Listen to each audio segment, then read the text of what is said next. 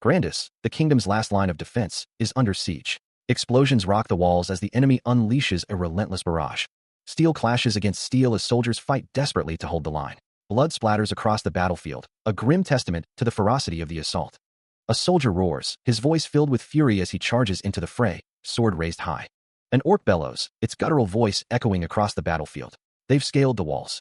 The defenders stand shoulder to shoulder, a wall of steel and determination against the encroaching horde. A commander shouts, his voice ringing with desperate resolve. Fight with all you have, endeavor soldiers. Another soldier cries out, his voice a defiant challenge to the enemy. Keltu, Kamihado. The orcs surge forward, a tide of green flesh and brutal weaponry, eager to claim the city as their own. Explosions rip through the ranks of the attacking forces, the ground shaking with each blast. The air crackles with displaced energy as the siege intensifies. The horde of orcs surges forward, their numbers seemingly endless as they advance towards the stronghold walls. A relentless tide of green flesh and crude weaponry crashes against the defenses.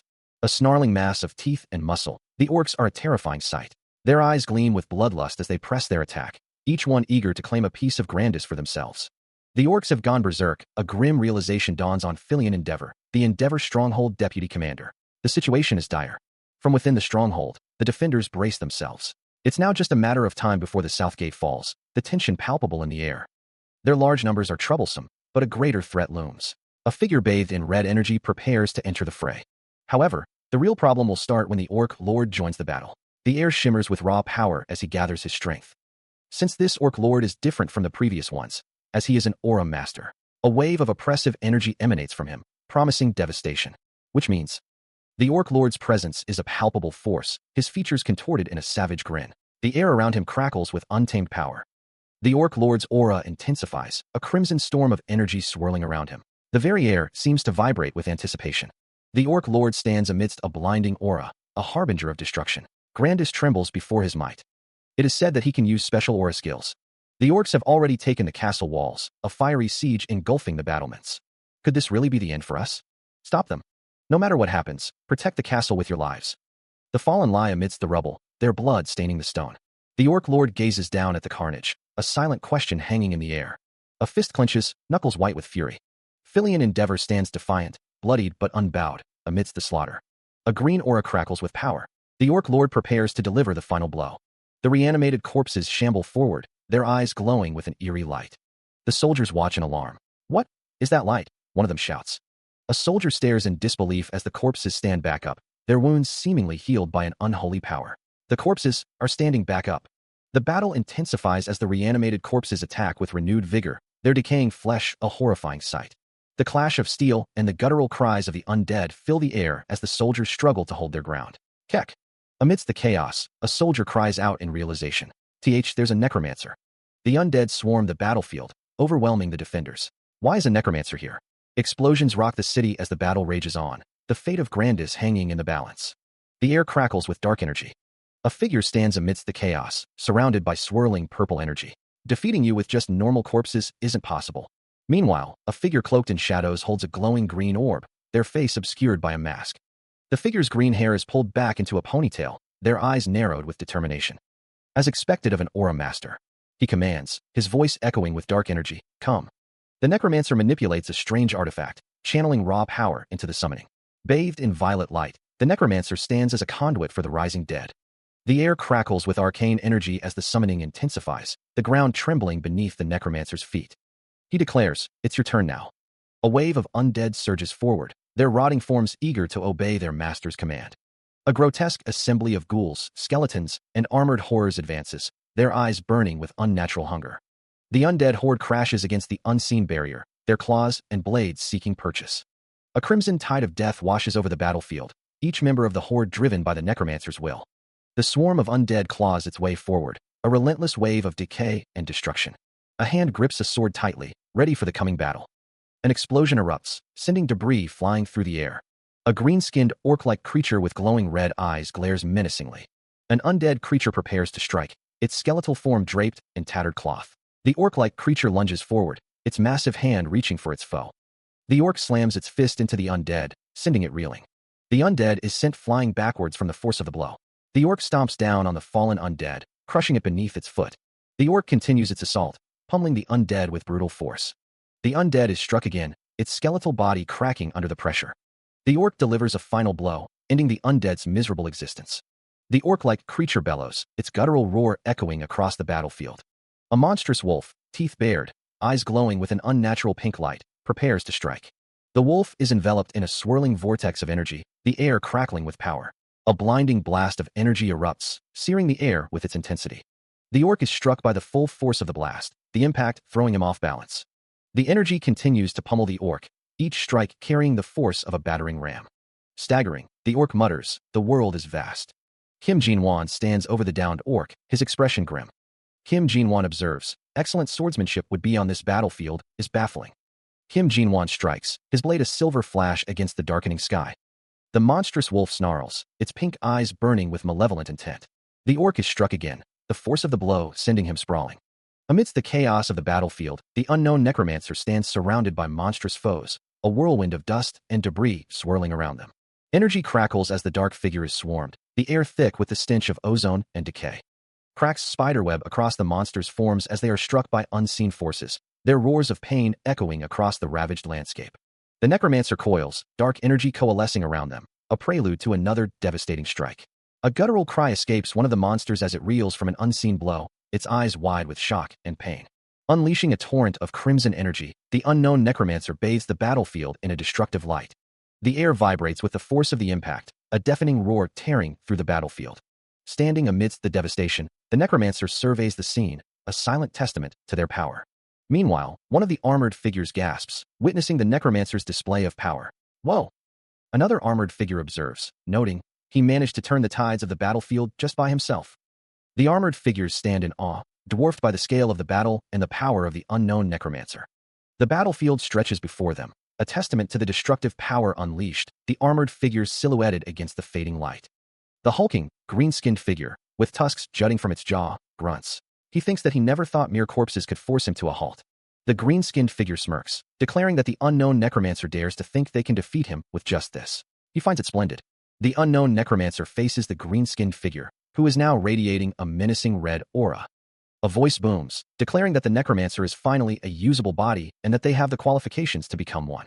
With a burst of speed, the unknown necromancer closes the distance. The unknown necromancer leaps into the air, dark energy swirling around their blade as they strike. The green-skinned figure braces for the attack. The unknown necromancer continues their assault, blade flashing. The green-skinned figure glows with intense red energy, preparing to retaliate.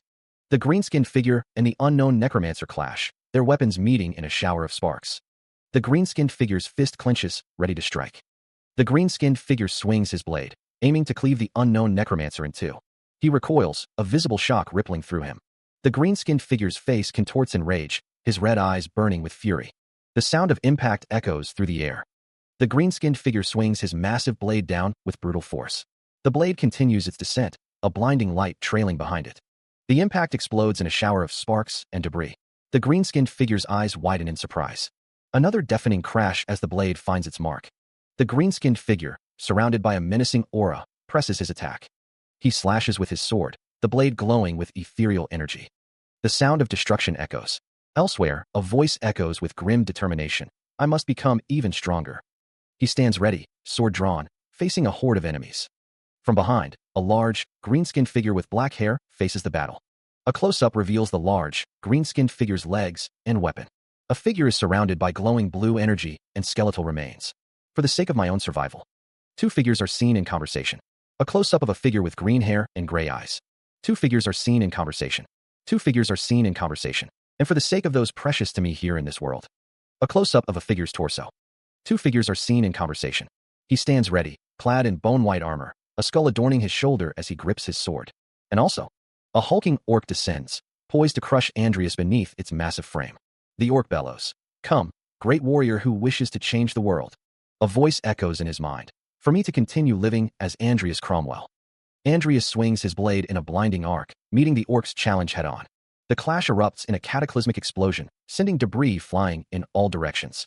Amidst the chaos, two figures watch from a distance, their expressions unreadable. A feline beast and a zombified figure observe the battle from afar.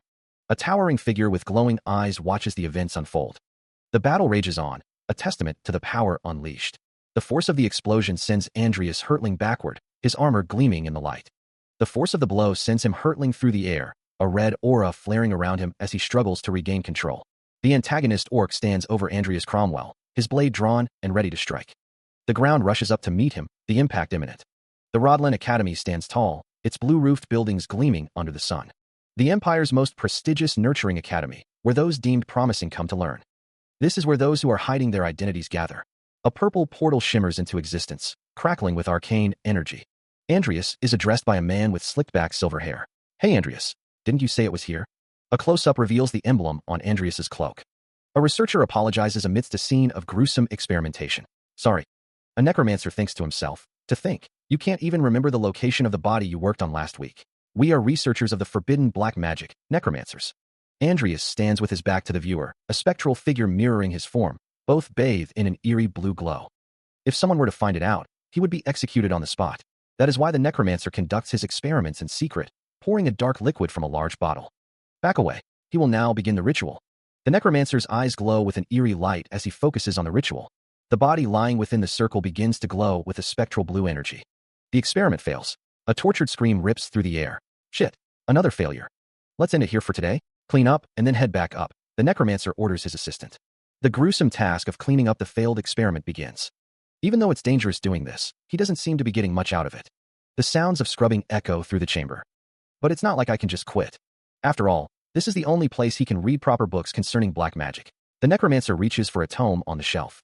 He arrives, apologizing for his tardiness. Filian Endeavor sits at his desk, retorting that if it takes him half a day just to clean up, when will he be able to do the full job himself? The necromancer states that it is because he is not taught anything and has to learn by himself. Filian Endeavor says that he entrusted a simple job to him, and he is already that nervous. Filian Endeavor declares that he won't tolerate another failure. The necromancer's expression hardens. Filian Endeavor instructs him to go to the Binhalez National Graveyard and bring him another body, adding that he doesn't know if he can count on him, but he will give him another chance. Filian Endeavor reminds him to not forget that he is the one who took him in despite him being an orphan.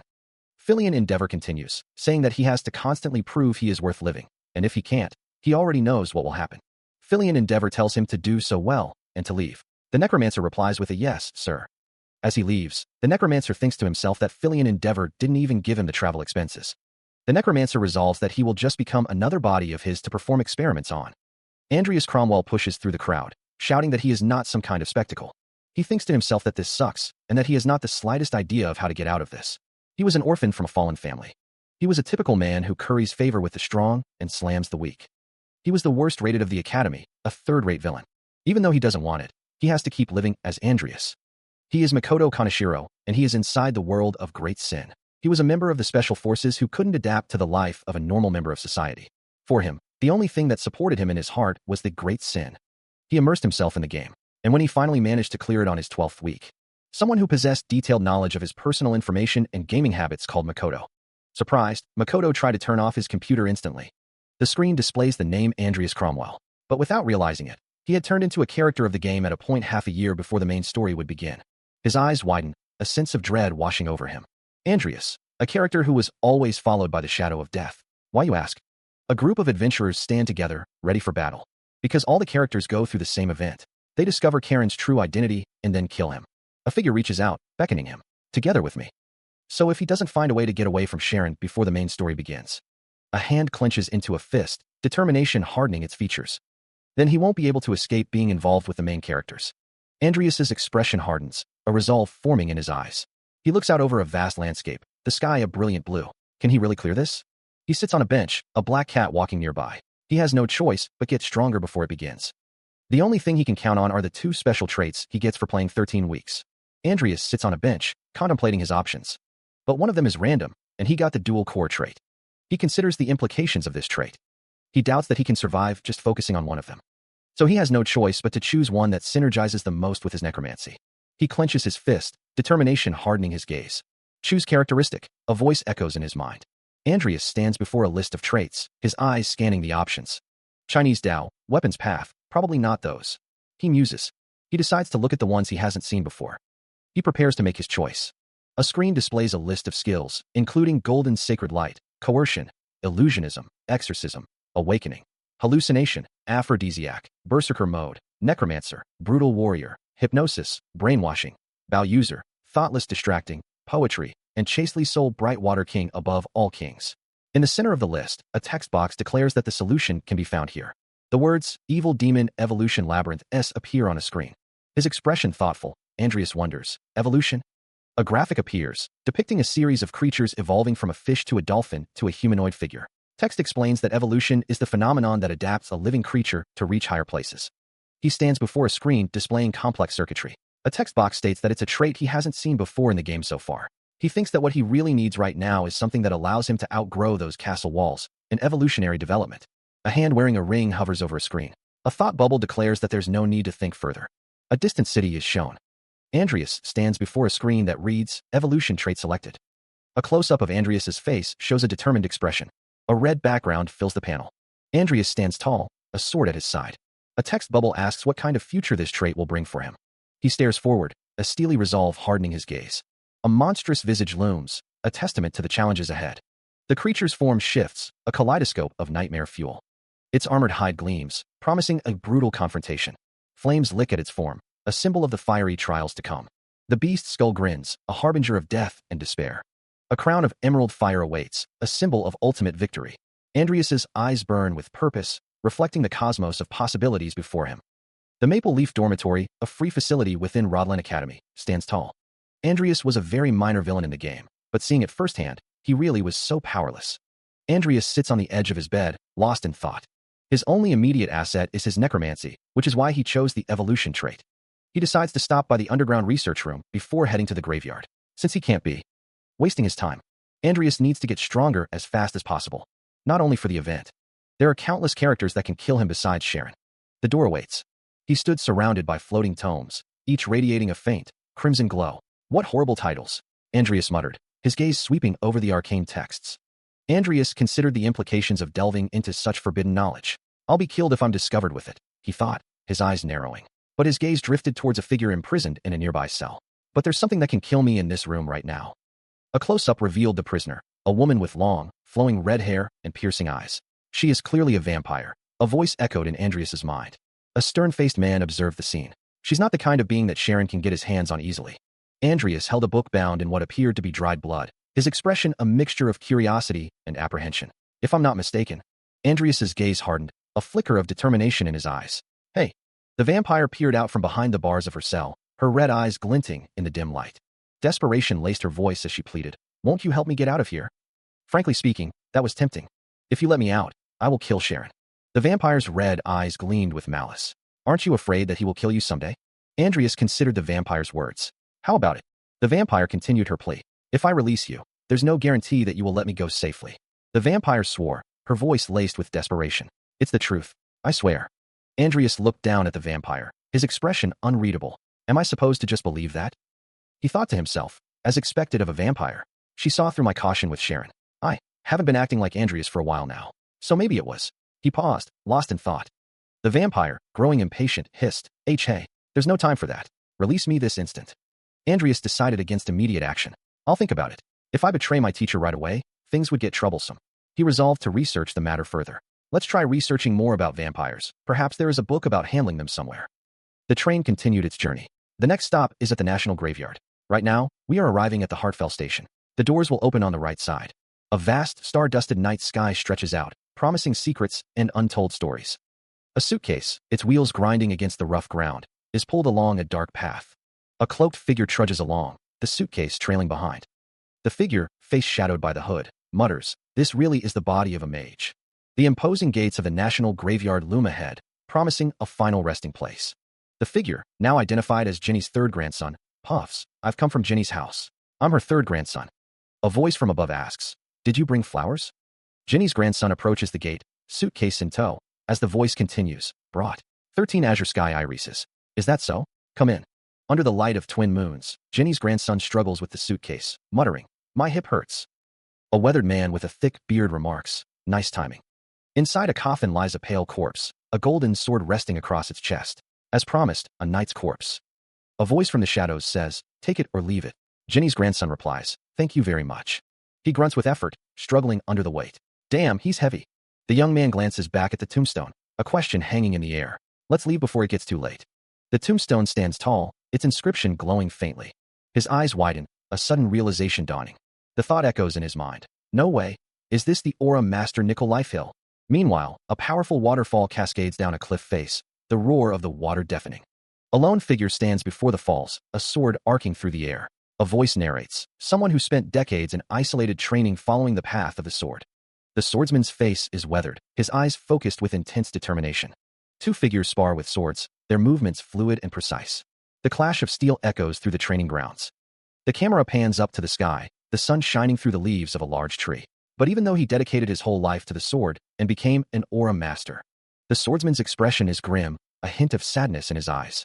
Sunlight filters through the canopy of a lush tree. A lone figure walks away across a rocky landscape. The hooded figure muses, I still wonder why they added that in. But here, nobody knows that Nickel became an aura master at the end. A dark thought echoes, if I create a Death Knight with this body.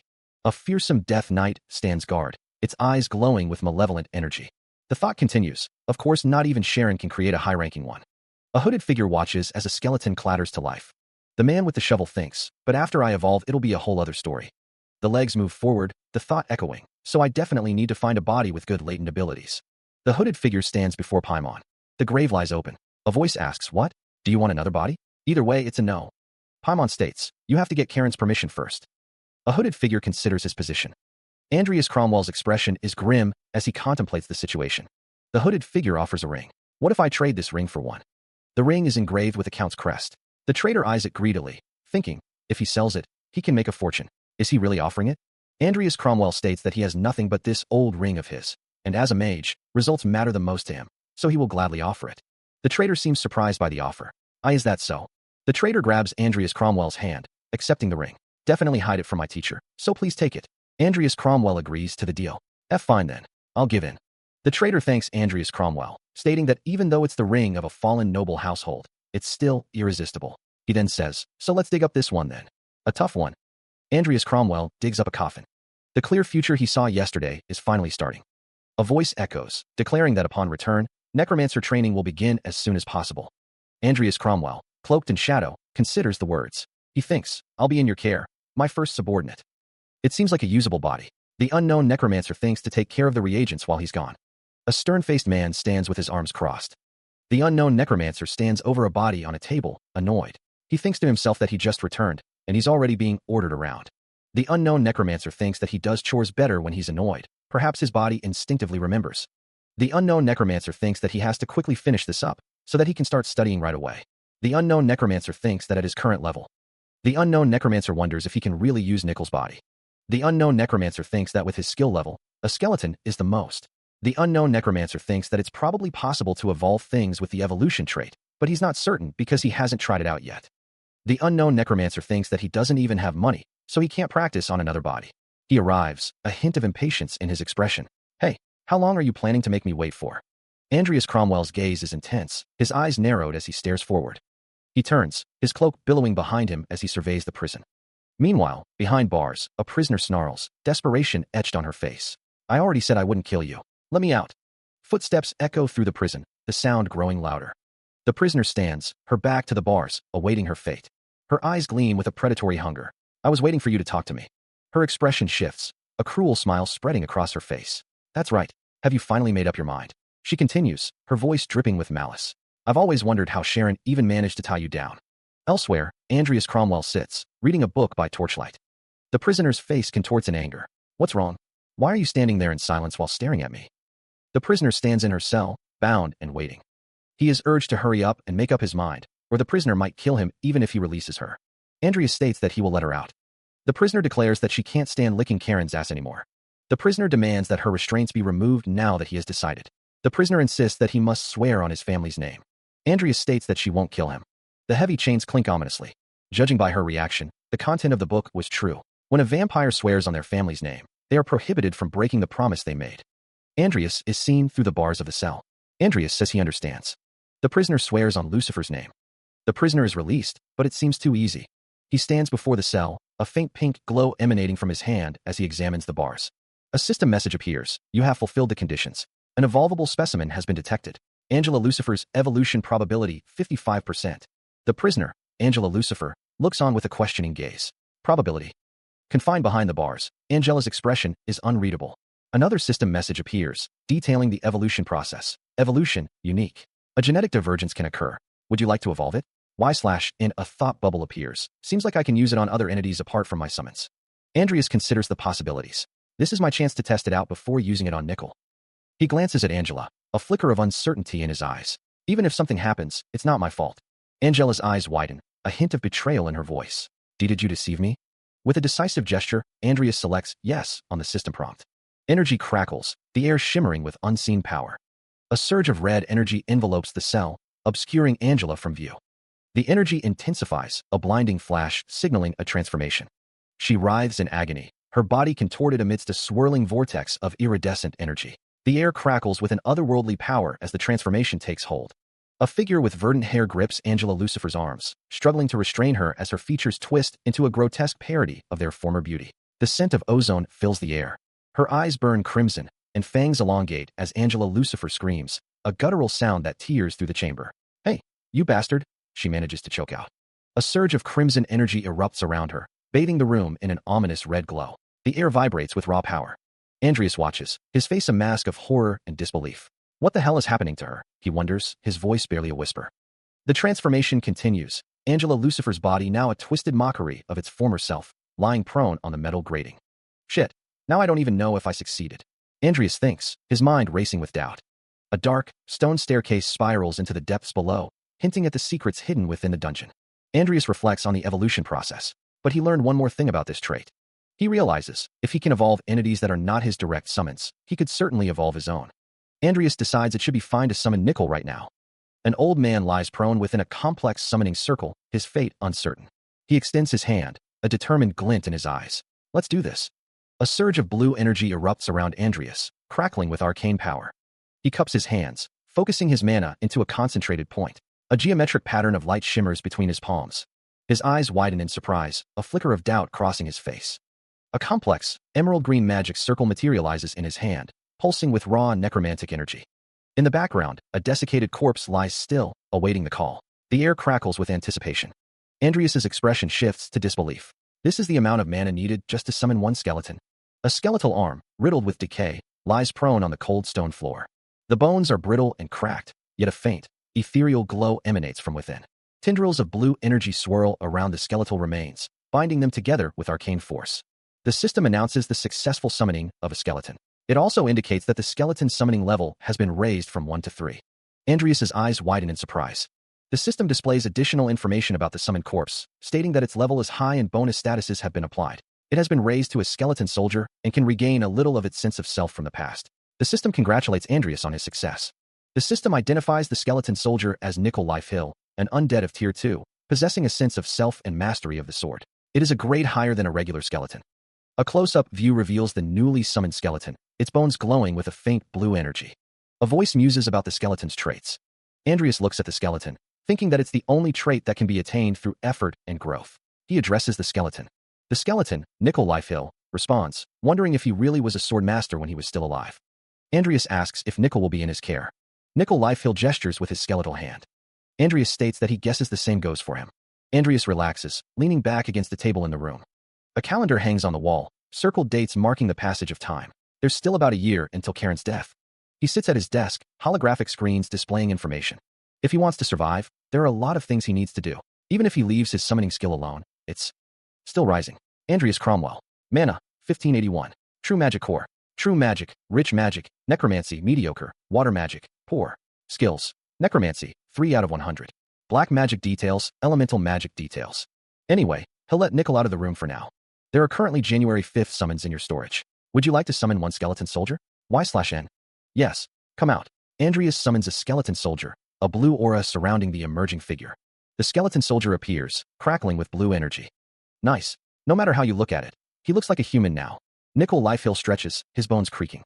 Andreas watches him, a thoughtful expression on his face. He stands in the training room, the air thick with anticipation. It seems the Easter egg description was true. He died while training, and he's still training even though he's dead? It's good for me, anyways, since I've finally found a way to cultivate this shit trait of mine. Nickel. The undead figure stands before Andreas. Won't you teach me swordsmanship? The skeleton asks what Audrey's Cromwell did so suddenly. Audrey's Cromwell wonders how the skeleton's grip can be so strong when he's just a pile of bones. The skeleton creaks. Fillion Endeavor thinks that physical training is a breeze for him. He'll teach Adria's Cromwell a lesson or two about guts. A voice yells at the skeleton, saying that if he pinches him, he's a fucking skeleton. Since he skipped class today and let Nickel life ill out, Adria's Cromwell wonders how much his necromancy level went up. About 2 points in 5 hours. Black Magic. Beginner Necromancy Skeleton Summoning. 22 out of 100, LV3. Adria's Cromwell thinks that Sharon hasn't called him for a while, has he? The vampire looks the same, so she probably did not find out. Angela Lucifer sleeps. It's taking a lot of time for the evolution to finish, so nothing probably went wrong, Adria's Cromwell muses. For fuck's sake, he thinks, frustration evident on his face. The unknown necromancer stands in the doorway, a silent observer. Adria's Cromwell runs a hand through his hair, lost in thought. He is surrounded by crackling electricity, a testament to his training. Images of healing and regenerating potions float in his mind. If he made them himself, he could probably spend less on the cost of making them, but it's not as easy as in the game, Adria's Cromwell thinks. He knows the necessary ingredients, but doesn't know the specific ratio. Adria's Cromwell looks towards the light, a decision forming in his mind. So it's better for him to attend some of the classes to fill up his knowledge, he decides. The academy looms in the distance, a beacon of knowledge. Adria's Cromwell walks into the academy, ready to learn. Why did he come to potion class? Probably to pick up girls, the students whisper. He walks into the lecture hall, the murmurs of other students filling the air. The rows of seats stretch before him, a sea of faces turned towards the front. Adrias thinks to himself that he must endure and not stand out. The students sit in anticipation, waiting for the lecture to begin. A student rests her chin on her hand, listening intently. The lecture hall is grand and ornate, with high ceilings and stained glass windows.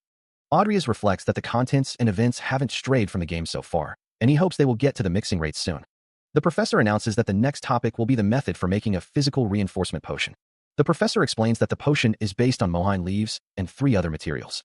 Even though, Adrias raises his hand, thinking that it's an intermediary potion with too many side effects. The professor tells Adrias to ask away. Adrias asks why they don't add Hong Pishi extract and Matarata root bark. The professor is confused, thinking that the contents of the lecture and his game knowledge aren't matching. Another student is also confused. He wonders why he should add those ingredients. The professor seems to be thinking the same thing. The professor tells the class that if they want to add those ingredients, they can go ahead and make a soup. The professor wonders what's with those reactions, referring to the ingredients to make a physical reinforcement potion. Adrias thinks that maybe this recipe hasn't been discovered yet. Even though he went through the trouble of going to the class, Adrias believes his knowledge is way better than the professor's. Adrias thinks that maybe it's better for him to study alone, after all, and that he was an idiot for expecting anything in the first place. Adrias leaves the classroom. A close-up of a girl's eyes. Another close-up of a girl's face as she says, Adrias walks through the Academy Grounds Research Department. Adrias is in the research department, experimenting with potions. He stares at the sign declaring potion brewing failed, the words mocking his efforts. Frustration etched on his face, Adrias runs a hand through his spiky hair, the acrid smell of burnt herbs filling the air. Shit, not again, he exclaims, the cost of the materials weighing heavily on his mind.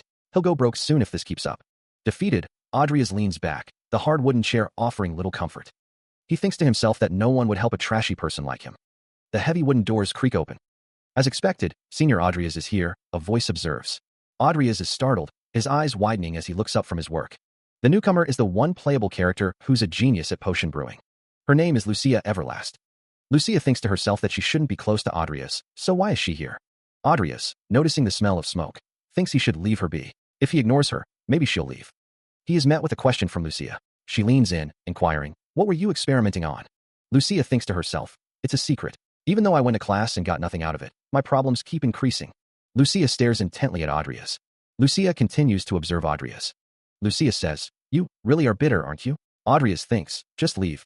Adrias thinks, "Fine. It's not like I thought someone like you would propose something first." A hand rests on the table. A voice calls out, "Senior." Lucia stands near Adrias, who is seated at a table filled with alchemical equipment. Lucia asks, "Won't you study with me?" The necromancer asks if Adrias doesn't think it's a good idea. A smirk plays on the necromancer's lips as he looks down. A single tear rolls down Adrias's cheek as he looks up, stating there's no need for him to refuse. Adrias sits at a table, looking up at the necromancer. He asks what the necromancer wants. The necromancer asks if it's weird for him to want a research partner. The necromancer looks at Adrias, who says that he doesn't gain anything out of this. The necromancer smiles, stating that he demands gratitude, nothing less. The necromancer continues, saying that Adrias seems to have some kind of talent and could create some amazing things. He looks forward to medicines that don't yet exist in this world. The necromancer points a finger, his expression serious. Adrias looks up, his expression unreadable. The reason Lucia is so well-versed in potions isn't just because she has talent for it. It's because if she doesn't find a way to heal the disease she has, then she'll eventually die because of it. Since even famous doctors and pharmacists couldn't heal her, Lucia had no choice but to study it herself. This disease is a grave one that was granted by the system itself. Lucia's feet dangle off the side of the bed. But if you're not like someone like Lucia, who played the game a ton, you wouldn't be able to find a cure. And not even I know the exact ratio. But for me to meet someone as intelligent as her. As Lucia said, the last thing she needs is someone finding her real identity. She thinks to herself, die. Lucia thinks, class and met me because of it. Audrey asks, why do you have this irritated expression? Lucia thinks, if I just carelessly get myself tangled up with her, my life will just get shorter. Lucia says, I'm not interested. Leave. She thinks, peona mushroom. You didn't say it in class, but don't you need to add that, too? Lucia thinks, the main material that nobody but I should know of? She gestures towards the bubbling concoction, a faint smile playing on her lips. A voice echoes, seemingly from nowhere, offering assistance and potential financial gain. I knew intuitively. If you wish, I can help you, and perhaps even make you some money. Lucia retorts, her tone laced with suspicion. You're saying this just because you're rich. She continues, her voice firm. Once you've completed what you came to do, leave. A defiant voice declares, I won't give up my life just because of your attractive proposal. Lucia, standing near a doorway, concedes, fine. I'll give you some time to think about it. Audrey, framed by a Gothic archway, replies with conviction, I don't need to think about it. The young man grips a wooden staff, his knuckles white with the force. He practices his strikes, the staff whistling through the air. The staff casts a long shadow as Audrey continues his training, a determined set to his jaw. As I thought, I need a way to make money first. Audrey looks up, a question forming in his mind. Is there any good idea that comes to mind? The staff blurs as he continues to train, his resolve hardening with each swing. He sits at his desk, the glow of the laptop screen illuminating his face as he works. Audrey's brow furrows, a flicker of concern crossing his features. You really know when I'm not focusing. After the training ends, he thinks, he'll have more time to think about it carefully, his fingers tightening around his staff. His gaze drifts to the alchemy equipment on the desk, a letter lying amongst the beakers and vials. Is there really no viable way for him to get money? Audrey rests his chin on his hand, his expression troubled, after she sent that letter saying that she misses him. He reflects, isn't this the exact same thing that the previous Audrey did? Audrey walks through the park, a sleek black cat trotting beside him. No matter how much of a scumbag you are, this is not the way to make money. I swear this will be the last time. A woman with long, dark hair watches him from a distance, her expression unreadable. Huh? The woman's eyes narrow, her gaze fixed on Audrey Cromwell. Audrey continues his walk, a book clutched in his hand. Did he finally manage to get the determination to do something? For him to be walking around while carrying a book. Even if he changed, she thinks, there's no way to fix his trashy personality. The woman watches as Audrey walks away, disappearing into the distance. He walked, lost in thought. He had forgotten about Diane Alvin, the genius magician and young lady of the Alvin family. Another character appeared, holding a glowing book and a strange drink. A voice echoed in his mind, a reminder of someone who could easily kill him in the academy. He remembered a time when they were so cute back then, building blocks together. Audrey thought to himself that he did some pretty bad things since then, so she would probably kill him just by him talking to her. Either way, him dying wouldn't be weird at all. He glanced at another character in the distance. As he thought, asking his younger sister for money is the best option right now. The sign read, Capital Rodland. It should be around here, he mused, walking through the city. He continued his stroll through the city. A voice called out, You've come, Audrey. A man lamented, I sent so many letters, but you didn't answer any of them. What happened? Audrey spoke to Amy. I'm sorry for making you have to work, Amy. Even though you're a lady of accounts household. Amy looks at Audrey, who says it's not like her to say something like this, and that it's not her fault anyway. The sign on her apron reads, Amy Cromwell. The sign above her reads, Andrea's younger sister. Amy looks down at her drink. Amy asks why he is making such a serious face, and if he needs more money again. Amy slides a letter across the table, saying she thought about it and prepared some for him. She tells him he can't spend it carelessly, okay? Amy says thank you, and that she'll definitely pay him back. Audrey asks where her ring is. Amy holds up the letter and says she took the engraved ring off so she wouldn't lose it. She asks if he's taking good care of it. Audrey thinks to himself that he can't say the truth to her. He asks if she didn't do it. Audrey says that no matter what, she shouldn't have. Audrey says he's sorry. He is told to leave, the shopkeeper's words cutting like a knife. Get out. I don't want to see you anymore. Audrey cries out, wait. His face contorted in disbelief. The shopkeeper's voice rises, filled with anger. Don't come here. You don't have to pay me back anymore. His eyes narrow, a fierce determination hardening his features. Audrey vows, I'll get it back. The sound of his resolve echoes in the air. He thinks, it must have been a really important item for her. The memory of the ring flashes in his mind. It's my. The thought of Amy's anger stings him. Amy's so angry. A wave of misery washes over him. What's this miserable feeling? He clenches his fist, his resolve hardening. I have to get that ring back as soon as possible. A somber memory surfaces, a graveyard bathed in the light of a setting sun. What meaning is there in life when you're simply existing? An unknown man with a weathered face and tired eyes resolves, I'll have to make it with what I got. Adrias stares ahead, his expression unreadable, a storm brewing within.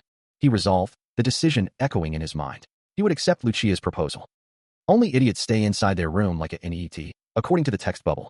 Adrias Cromwell runs outside while Lucia Everlast is lazing around. Adrias and Lucia work on experiments. Using your spare time to train and do experiments is pretty tiresome, according to the text bubble. Adrias and Lucia work on experiments. Adrias asks where Lucia is.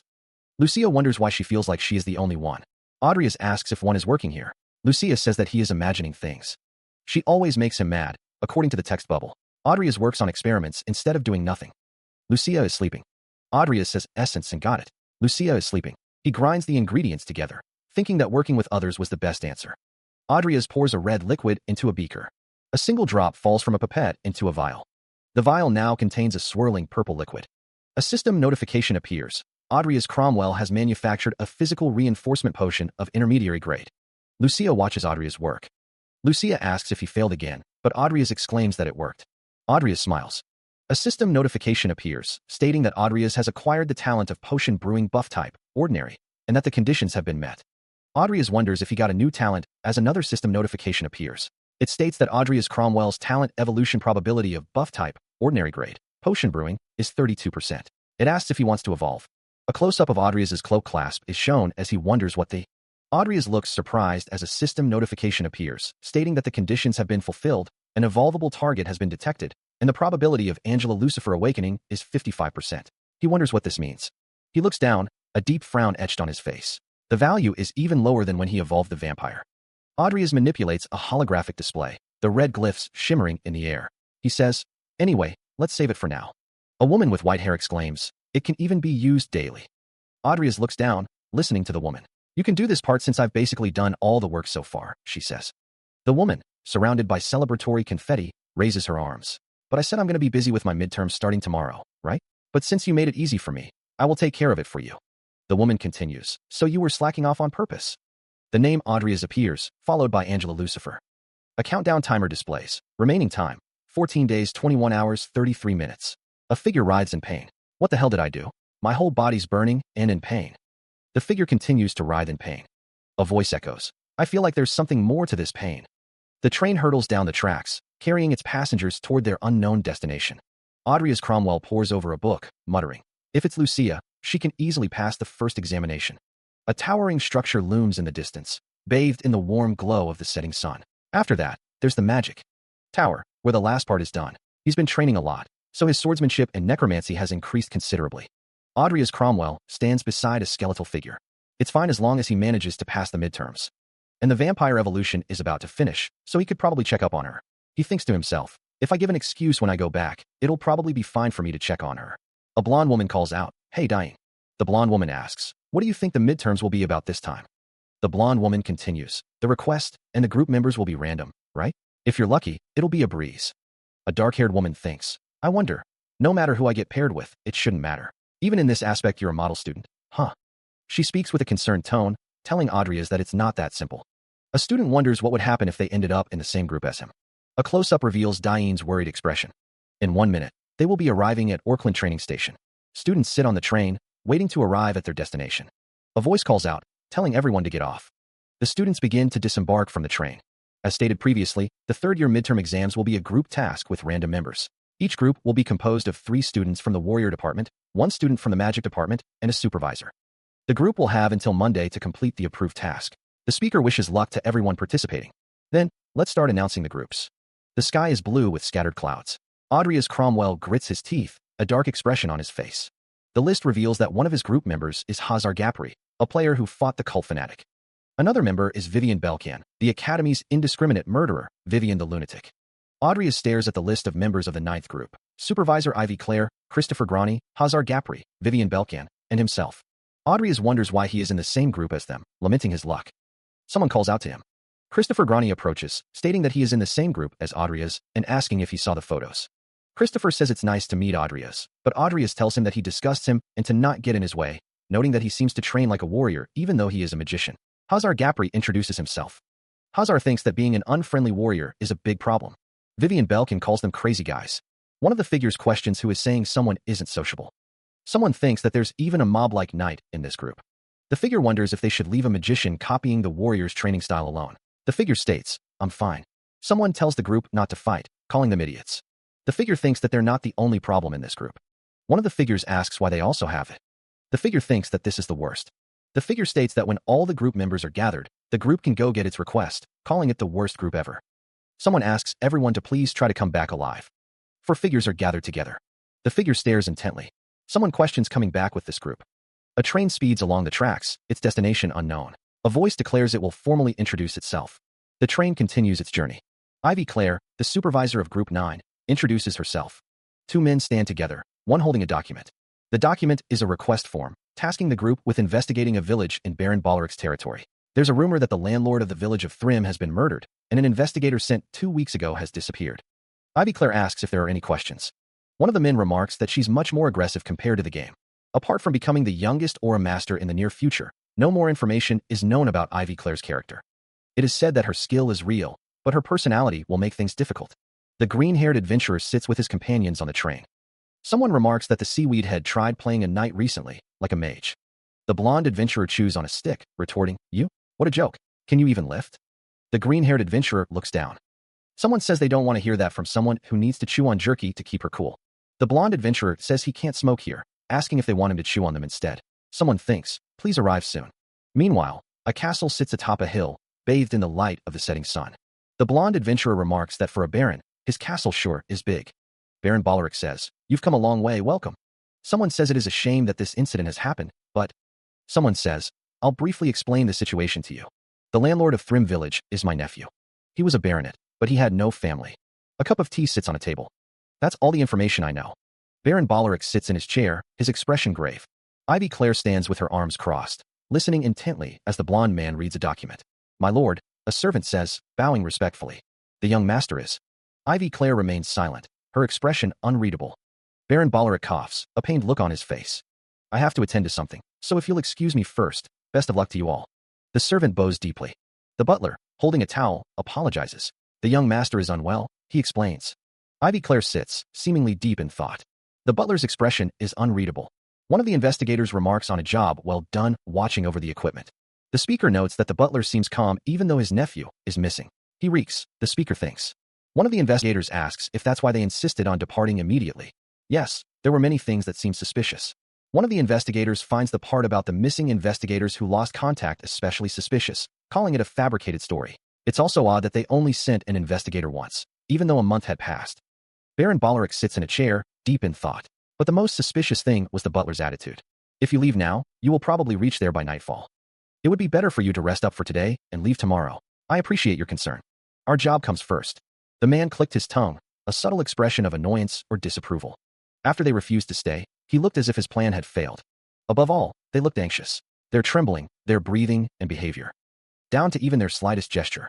It's clearly how someone would behave if they were hiding something. All right, let's head for Thrym village right away. The carriage speeds through the forest, the horses kicking up dust and leaves. Should we get a place to stay first when we arrive? Inside the carriage, the group discusses their plans. Balric leans forward, listening intently. Ivy Claire states, No, the investigation takes precedence. Let's start by investigating the landlord's castle first. The whole thing is suspicious, but all we can do for now is to check it out directly. Ivy Claire examines a small, ornate object in her hand. A sudden shift in mana. What could the reason be? It's getting stronger the closer they get to the village. What's going on? The group exchanges worried glances, a shared sense of unease settling over them. The blonde-haired man looks up, his expression unreadable. One of the men calls out, Hey, coach. The blue-haired man shouts, Move. A close-up reveals a character's widened eye and a whip being cracked. The horse-drawn carriage speeds forward, the horse's hooves pounding against the dirt road. From above, the carriage hurtles down the road, a desperate escape in motion. Hazar Gapri shouts, Hazar, something's wrong with the coach. The blonde-haired man asks, What's wrong? Inside the carriage, the group braces for impact, their faces etched with fear. The coach rattles violently, its wheels struggling against the uneven terrain. Inside, Audria's Cromwell shouts a warning. Everyone brace for impact. The others brace themselves as Audria's Cromwell yells, We're going to crash into the main gate. The coach slams into the gate with a deafening crash, splintering wood and sending debris flying. The air fills with dust, and the scent of shattered wood as the wreckage settles. The once grand coach is now a mangled heap of wood and metal, its journey abruptly ended. Silence descends, broken only by the creaking of the ruined coach. Elsewhere, a woman dances gracefully under the moonlight, seemingly oblivious to the chaos nearby. Her movements are fluid and hypnotic, drawing the eye and captivating the senses. Around her, zombies collapse, their unholy animation ceasing as if by her command. Hazar Gapri surveys the wreckage, a grim expression on his face. Ivy Claire and the others gather around, their faces etched with concern as they take in the scene.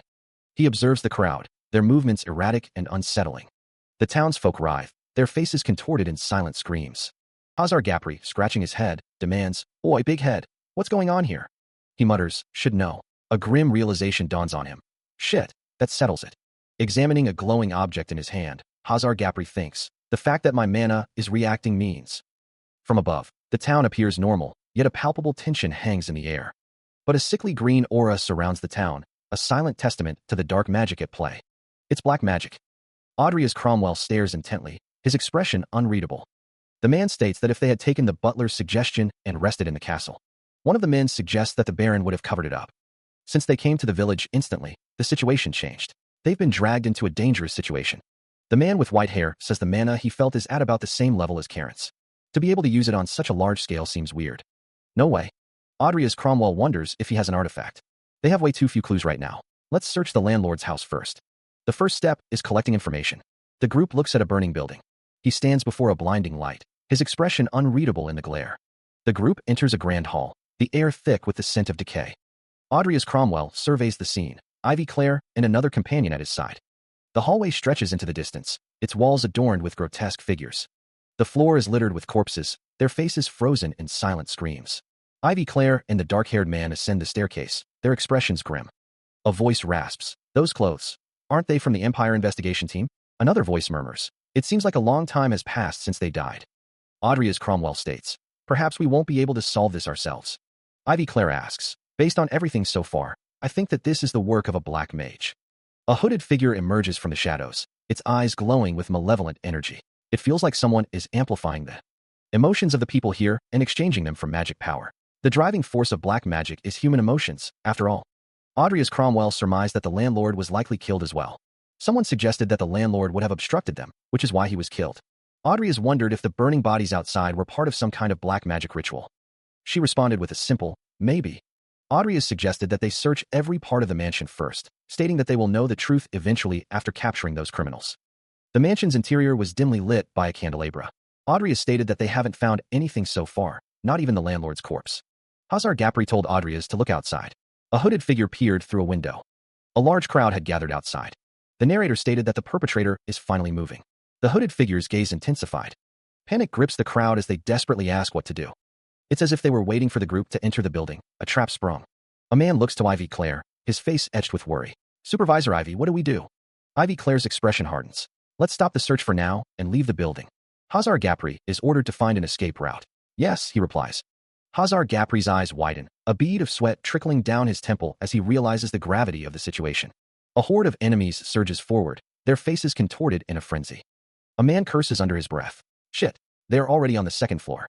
Hazar Gapri is called out, his name echoing through the chaos. A group of soldiers sprint through the mansion, their faces grim with determination. A desperate order rings out. "Go protect the mage at the back." A soldier's face is a mask of grim resolve, knowing the dangers that lie ahead. A figure is blasted backward by an unseen force. The force of the blast leaves Audrey's Cromwell with cuts on his face. He looks up at the source of the attack. An inverted figure stands above. Another figure is struck. The ground is littered with debris. Christopher Grani is called out. Someone is panting. A man shouts, "Hey, seaweed head, what are you doing?" Vivian Belkin says, "Let's get out of here." Someone shouts about the window. A figure jumps out of a window.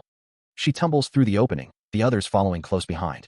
A device sits on a table, its purpose unknown. Christopher Grani shouts for everyone to run, frustration evident in his voice. The group sprints away, a horde of enemies hot on their heels. Audrey's Cromwell recalls a flashback from his last operation, a surge of power building in his hand. "Grease," he exclaims. A swirling vortex of magical energy erupts, its purpose unclear.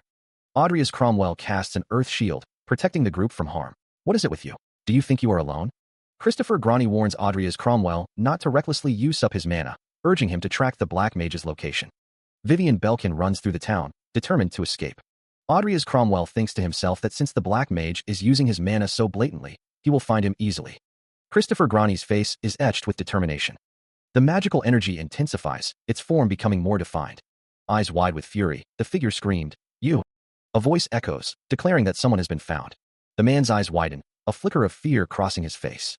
Someone reports that they're at the house at their 9 o'clock, about 100 meters away. A figure unleashes a blast of energy, the force of it shattering the air. The man is seized, held in a tight grip. A figure peers through a window, observing the scene below. A masked figure scoffs.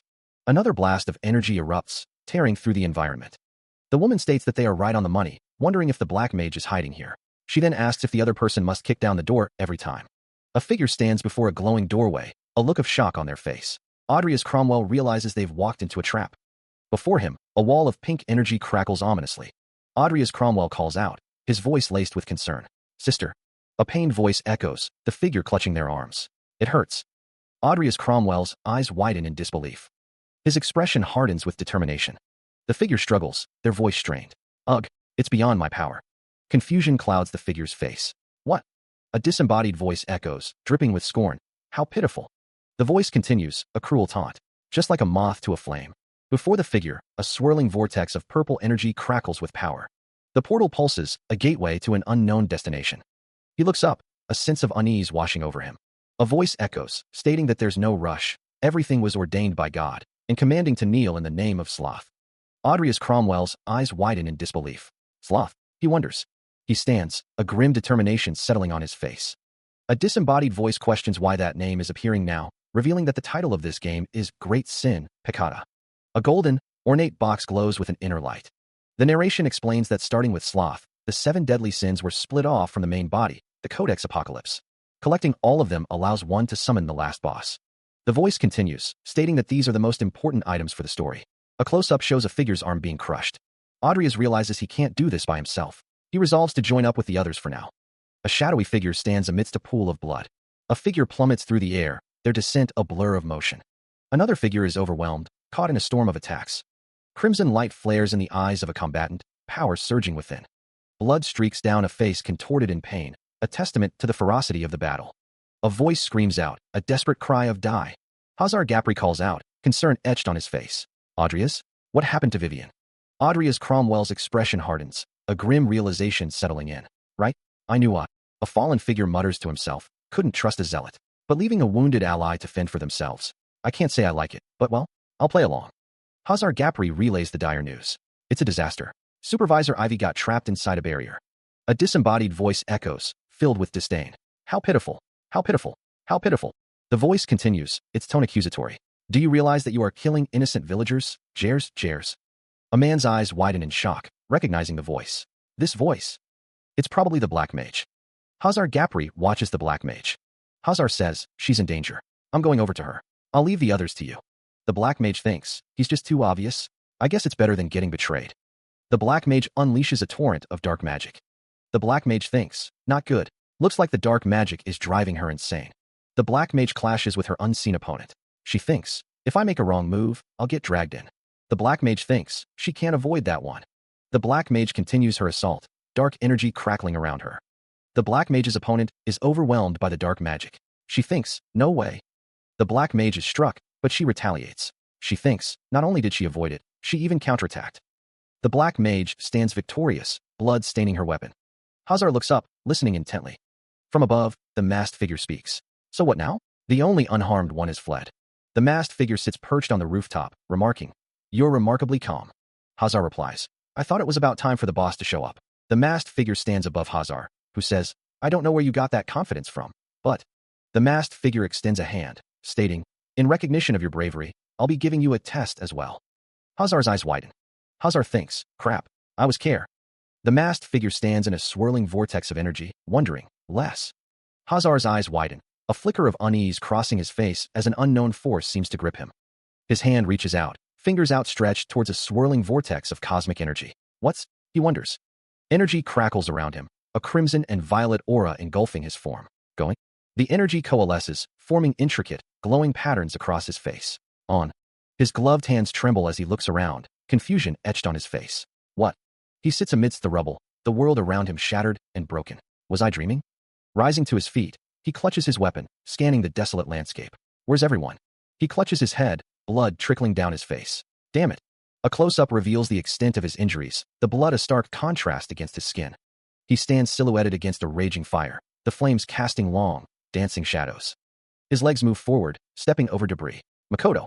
A figure, silhouetted against a fiery backdrop, rasps, Ru, and Shohei. A bloodied face, contorted in pain and desperation, shouts, "On!" A soldier sprints through the ravaged landscape, weapon raised. The bloodied man, struggling to sit up, calls out, "Oi, Shohei." The same bloodied man cries out again. A figure with green hair, cradling the bloodied man, asks, "Shohei?" A figure wonders. The bloodied man, looking up at the green-haired figure, whispers, "Father." The story is to be continued. A hand extends, offering Adria's Cromwell a golden ring. The voice echoes, stating that Adria's will be recognized as the true lord of the Cromwell household, no longer burdened by his father. Adria's Cromwell, lying prone, whispers a plea to be happy together with Amy. Adria's expression is one of shock. As long as he has it, he'll be. The ring glows. Adria's is surprised. An unknown figure is surprised. The unknown figure is surrounded by energy. He stood on the stone steps, the air crackling with unseen energy. A figure materialized, wreathed in a blinding aura that shattered the ground beneath it. The energy intensified, a chaotic dance of light and force. The aura began to dissipate, leaving behind a trail of shimmering particles. The last vestiges of power faded into the air. Adria's Cromwell felt a surge of new power coursing through him, the debris around him floating in response. A voice echoed, laced with disbelief. "You? How did you?" The voice continued, questioning how he could escape the curse of sloth. A heavy silence hung in the air as Adria's processed the new power. He stood, the weight of the acquired talent settling upon him. Adria's eyes narrowed, a new determination hardening his gaze. A system notification appeared. Makoto Kanashiro's talent had been acquired, granting Adria's Cromwell a 100% synchronization rate and exceptional combat abilities. The curse of sloth was revealed to be nothing more than a game to stimulate one's own. The unknown necromancer speaks, wondering if the caster's abilities are lacking. The necromancer questions what was just said. Dark magic crackles around the necromancer. Adria's Cromwell thinks to himself, questioning what the necromancer is going to do, stating that there's no way this will work on someone like him, who has received training from the special forces. The necromancer shouts at Adria's. The necromancer yells at Adria's to shut up. Adria's retaliates, striking the necromancer. Continuing his assault, Adria's Cromwell leaps towards the necromancer. Adria's thinks to himself that the necromancer is not that strong, but he can't end this without using his necromancy. Adria's stands over the fallen necromancer. Adria's Cromwell thinks to himself that it should be fine. Adria's stands over the necromancer, who thinks that no one's watching. He watches as a figure descends from above, landing lightly on the ground. The newcomer is cloaked and hooded, their features obscured by shadow. The hooded figure speaks, their voice distorted and echoing. "Who the hell are you?" The necromancer prepares a spell, a blue energy coalescing in their hand. A system message appears, beginner necromancy, skeleton summoning. The necromancer's eye glows with an eerie light, a silent question hanging in the air. A system message appears, detailing the necromantic power at play. 23 corpses have been detected. The skill level is insufficient. 9 corpses will be activated. The necromancer successfully summons skeletons, the air filling with a chilling blue light. A system message confirms, beginner necromancy, skeleton summoning has been successful. The necromancer is surrounded by the newly summoned skeletons. "Hey, a necromancer?" The necromancer's face is partially visible, a sinister smirk playing on their lips. The congregation already knew?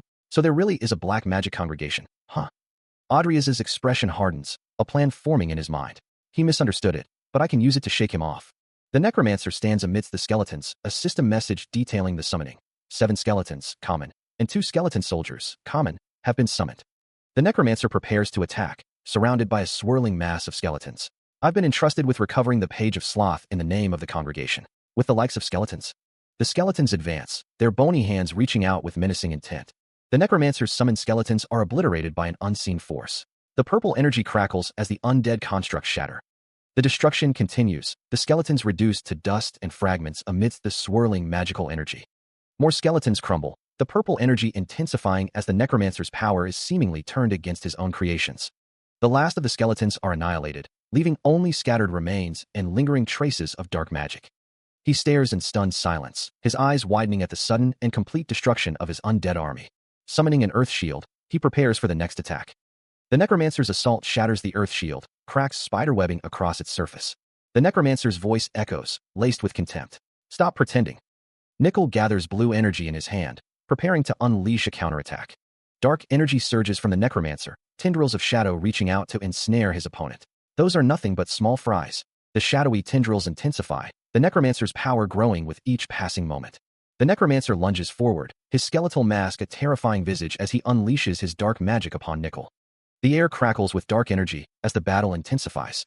The unknown necromancer's skeletal face contorts in disbelief. I can't believe it. A golden aura flares around the necromancer's hand as he prepares another attack. This guy. Audrius Cromwell's eyes widen in alarm as he braces for the next onslaught. A wave of dark energy surges forward, propelled by the necromancer's will. The necromancer unleashes a torrent of magical power. The necromancer summons a glowing artifact, the Page of Sloth, channeling its power.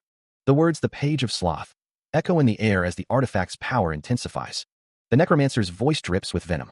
To think that the likes of you is making me use my precious collected sloth power. The necromancer continues his relentless assault, unleashing a barrage of magical attacks. The necromancer's eyes burn with hatred. You will pay with your life for disrupting my plans. Audrius is struck by the necromancer's attack, the force of the blow sending him reeling. The clash of powers sends shockwaves through the battlefield. He lunges forward, intent on pressing his advantage. The unknown necromancer smirks, thinking, I can react if it's only this fast. The necromancer unleashes a barrage of attacks, each strike carrying the weight of the Page of Sloth. The force of the blows sends Audrius reeling, struggling to maintain his footing. The unknown necromancer's masked visage looms over him, the skull-like faceplate a chilling omen as he commands, die quietly. Another strike connects, sending Audrius hurtling through the air amidst a cloud of dust and debris. Wincing, Nickel realizes he's having trouble controlling his strength. The necromancer's form flickers with dark energy as he continues to master the power of sloth. The necromancer moves with unnatural speed, aiming for Nickel's blind spot, intent on ending the fight. The impact echoes through the ruined landscape. Gasping, Audrius sees the necromancer's power surge, but realizes that means he still didn't fully master it. The unknown necromancer's gaze pierces through the chaos. The unknown necromancer observes Audrius, remarking on his persistence.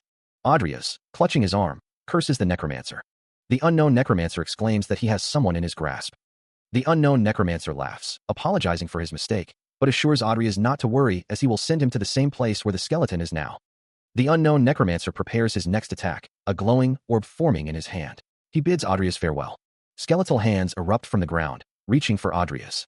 Audrius grits his teeth, his eyes narrowed with determination. A skeletal figure rises, its eyes burning with an eerie blue light. The unknown necromancer's expression remains cold and calculating. The unknown necromancer now wears a mask, obscuring his features. Audrius prepares to face the oncoming onslaught. He stood partially hidden behind a lattice of dark branches, the threat of the skeletal figures still looming. The city lay in ruins, the sky above illuminated by 3 moons.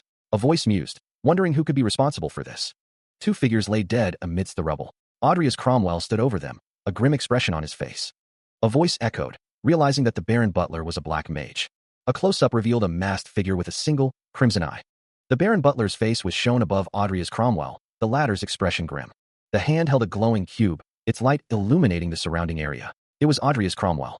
Audrius Cromwell held the cube, a status window appearing beside him. He wondered what he should do with it, as it wasn't like. Audrius Cromwell thought he could just walk around with it. A voice declared that there was also Nickel. A skeleton wearing a scarf held the cube, thinking to take care of it for now. Audrius Cromwell watched as the skeleton held the cube, a strange energy swirling around them. Even though the caster died, why isn't the barrier disappearing? The barrier shimmers ominously. The black mage reaches out, her expression a mix of curiosity and apprehension. She thinks it's fine for her if they don't manage to come out. But then she'd have to explain how she managed to survive if she came back alone. And she can't say she used black magic, either. The black mage observes the barrier closely, noting that this barrier is different from the one she was in. A sudden, sharp intake of breath betrays her surprise. The black mage cries out in alarm as the barrier begins to pull her in. She realizes it's sucking her in. Her eyes widen in terror as the force intensifies. The chair scrapes against the floor as she is dragged toward the swirling portal. With a final, desperate cry, the black mage vanishes, leaving only an empty chair behind. A voice calls out, wondering if this little one is Vivian Belkin. A ghostly figure sits in a chair, observing Vivian. She wonders if it's a ghost or a demon. The chair exclaims in surprise, "WH. The chair is talking." Vivian looks up at the chair, startled by its sudden outburst. The chair declares that it is a fairy who came to rescue her. Vivian stares at the chair, speechless. The chair thinks to itself that it's nice it came here, but wonders what it's doing. It tells itself to be patient, that this is all an act, and it's a fairy. Elsewhere, the first thing Vivian saw when she came here was the young Vivian being slapped in the face by some noble woman. Because nobody can see her, investigating was really easy. She found out that woman was Count Belkin's second wife. As well as this household's background. The Belkin household is famous for its swordsmanship, so the Lord wanted a son that could become its successor. However, because Vivian's mother didn't give birth to a male heir, a tragedy began. Why did I have you? I should have never given birth to you. A top-down view shows a person's feet standing on a patterned floor. Since even her own mother had abandoned her, there wasn't a single person left to protect Vivian. Vivian stands over a pile of bodies, her back to the viewer. Because of the loneliness and mistreatment she was suffering, a seed of insanity was planted. And as time passed, the more she succumbed to the insanity. A man screams in terror, blood splattered across his face. Vivian's eyes glow with an eerie light. To the point she killed all of the teachers and assistant teachers in the 5th year meeting by herself. Mr. Fairy, I can't make you forget your past. A man states that he can give a hand in trying to overcome it. A young Vivian Belkin, tears streaming down her face, asks if he really came to help her. Vivian sobs, and someone asks why she is crying. A voice says that they haven't had anyone try to help them before. The man says he really doesn't know how to deal with kids, as Vivian cries. Someone tells Vivian that she has a special talent.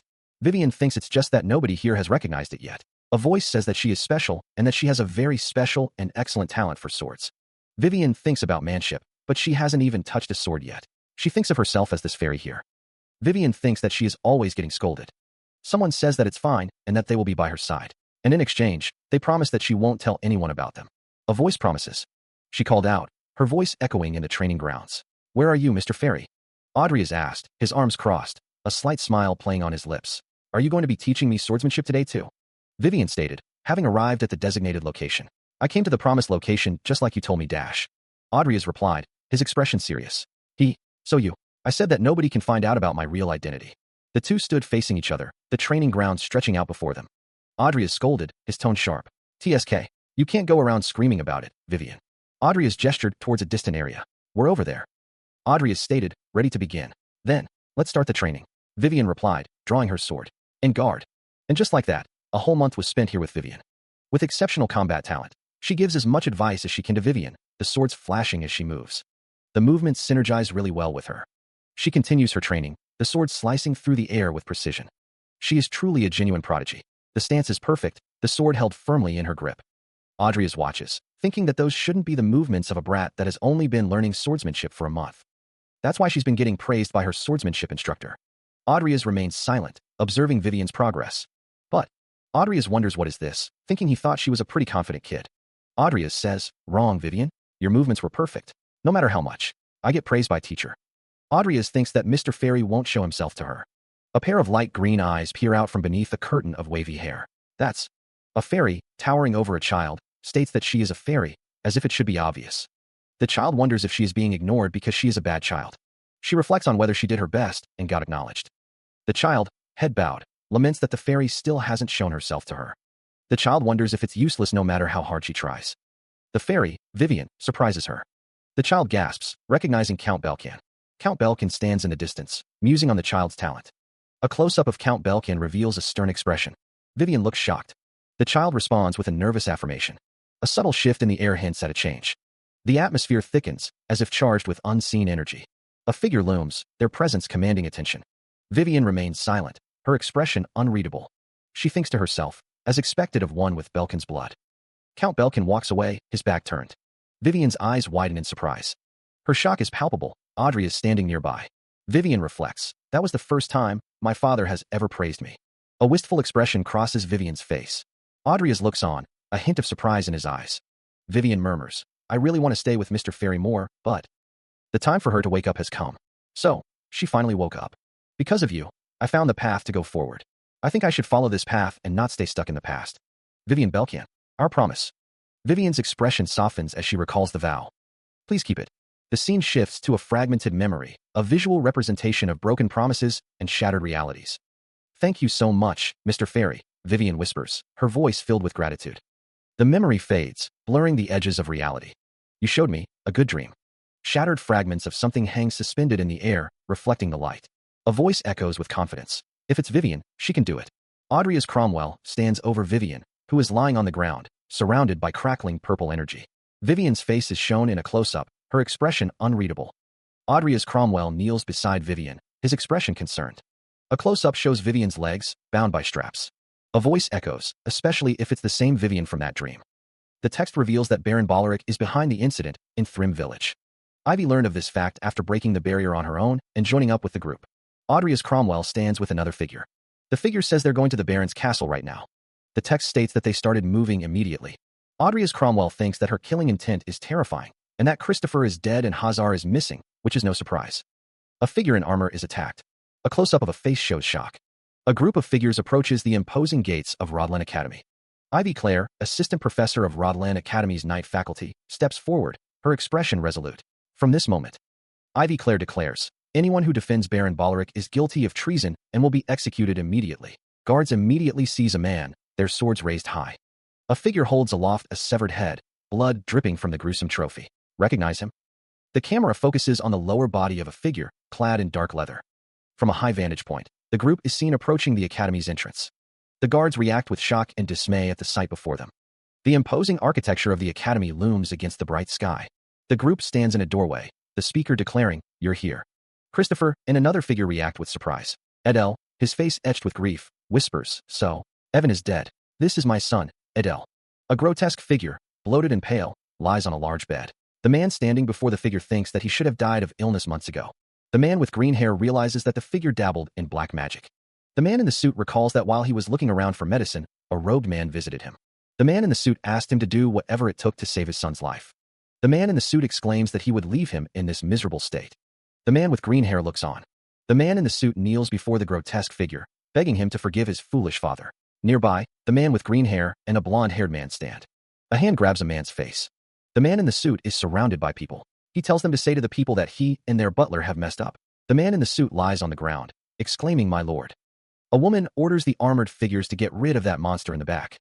A hand clenches around a shard of dark, jagged material, splinters of wood scattering around it. Reaching out, a younger Baron Boleric extends his hand, a determined look etched on his face. The grotesque figure lies prone, defeated. A woman with green hair watches over him. The grotesque figure emits a guttural, pained groan. Count Belkin's face is grim as he speaks, the words hanging heavy in the air. Ida. Soldiers stand guard, their expressions stoic and unreadable. The grotesque figure is escorted through a grand hall, surrounded by guards. Audrey Cromwell and another figure watch from a distance. Audrey Cromwell stands beside another figure, their faces etched with concern. A voice declares, a creature born of black magic should be dealt with immediately, before it makes any sudden moves. The younger Baron Boleric's expression is troubled as he asks, "Am I wrong?" The narration states, afterwards, the Baron was arrested and immediately taken away by the Imperial investigation team. The grotesque figure is transported on a wagon, bound and restrained. When they returned to the academy, Vivian and Audrey were called in to give their testimony. An older man sits at the table with them. It was clear that Baron Boleric was colluding with a black mage. Audrey states that they will bring the Baron in and hold another hearing. Vivian thanks the man for his time. The older man dismisses them, saying they can go home now. Baron Boleric's consequences of getting involved with black magic will surely be severe. The consequences are severe. Audrey says that Vivian should be thanking him. If he hadn't killed the Baron's son, the Baron would have suffered the hell of being experimented on by a bunch of insane wizards. Audrey asks if Mr. Fairy must have figured it all out, right? Vivian thinks about the Baron's son. Vivian thinks that Audrey didn't want to let him live to suffer, did he? Vivian asks what Audrey is talking about, calling him fairy. Audrey says he almost spoke like a fairy. The air hangs heavy with unspoken words as Audrey Cromwell stands beside Vivian Belkin, their expressions unreadable. A voice calls out, "Senior Audrey's." A figure rushes toward them. The approaching figure asks if they are done with their business. Vivian replies that the hearing is over. Vivian holds out a phone. The phone displays an image. A voice exclaims, "Senior, you're famous."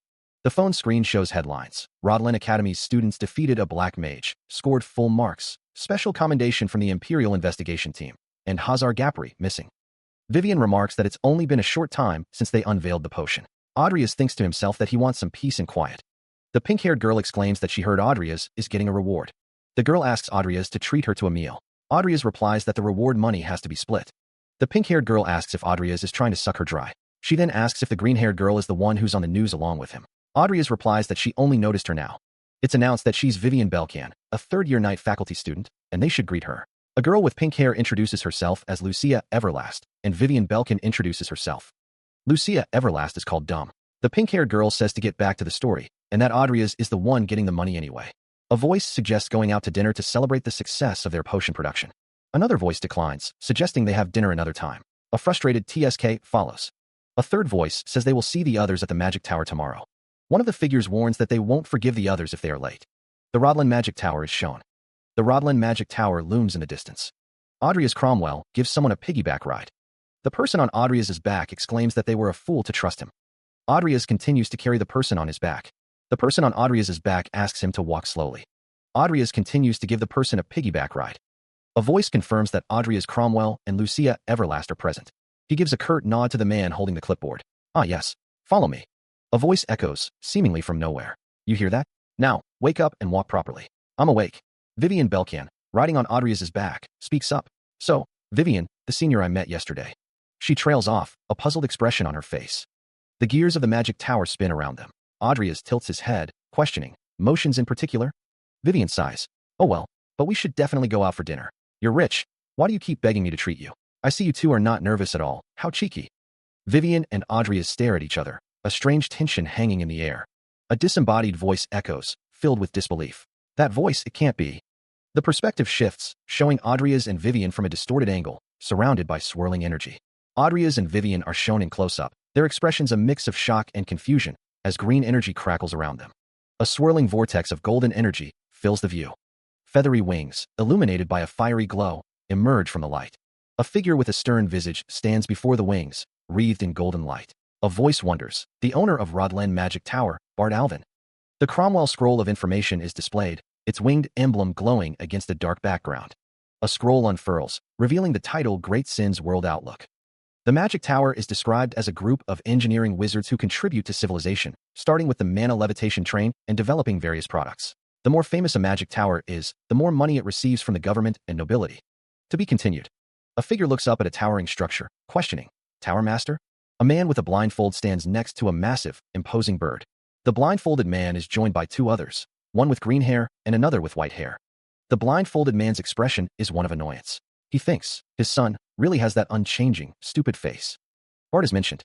Dai Alvin is revealed, surrounded by golden energy. The head of the Alvin household and the current master of the Rodland Magic Tower is shown. The green-haired man thinks, isn't the Tower Master blowing things out of proportion by appearing personally? Even though it was a common insult, I still feel irritated somehow. A man asks, and you are Viscount Hollington's daughter, I presume? A woman responds, yes, my name is Lucia Everlast. If you want people. A man with a blindfold states that to remember your name, you have to build a reputation to match. Someone shouts that they heard him. A figure responds affirmatively to the man with the blindfold. A young man wonders what this could be. A cloaked figure stands silently. One of the figures states that the Tower Master is a monster, being able to use such difficult and complex space magic, but it feels like he's exaggerating on purpose. The man with the blindfold says he can also hear the whippersnappers. Magical energy crackles in the air. The group is surprised. Characters exclaim about the Tower Master. A character asks if the potion examination is still going on. One of the figures confirms that they have just finished the efficacy examination. The other figure responds that all that's left is to ask some questions about the production method. A figure is shown drinking a potion from a large glass container. One of the figures lists the ingredients: Moheim leaves, Tador tree essence, Jahaz fruit, and Peona mushroom. The man with the blindfold asks if there is anything else in there. The woman states that it contains Hong Pishi extract and Matarata root bark. The woman finds something interesting. Someone mentions hearing the rumors, but they didn't think she could make such potions at her age. The two figures stand together, observing the scene. Since the examination is now over, the group approves it. But one of the figures questions why is Cromwell's son here. A close-up of a figure's face reveals a look of concern. Audria's Cromwell's expression is unreadable. Audria's, blindfolded, listens as the woman speaks. But he just got carried, didn't he? On paper this was reported as a joint effort. The woman stares at Audria's, awaiting his response. The woman continues, without him, I wouldn't have been able to create the potion. Audria's stands with the woman, listening intently. Audria's, still blindfolded, responds, fine. I will verify this now. A hand snaps its fingers, a spark of magic igniting the air. The woman observes, it seems like he can't use this magic outside of the magic tower. The woman thinks, she's analyzing it even now. A large room bustles with activity, people gathered around tables. Make the potion, right here. The ingredients are in the storage. A voice responds, understood.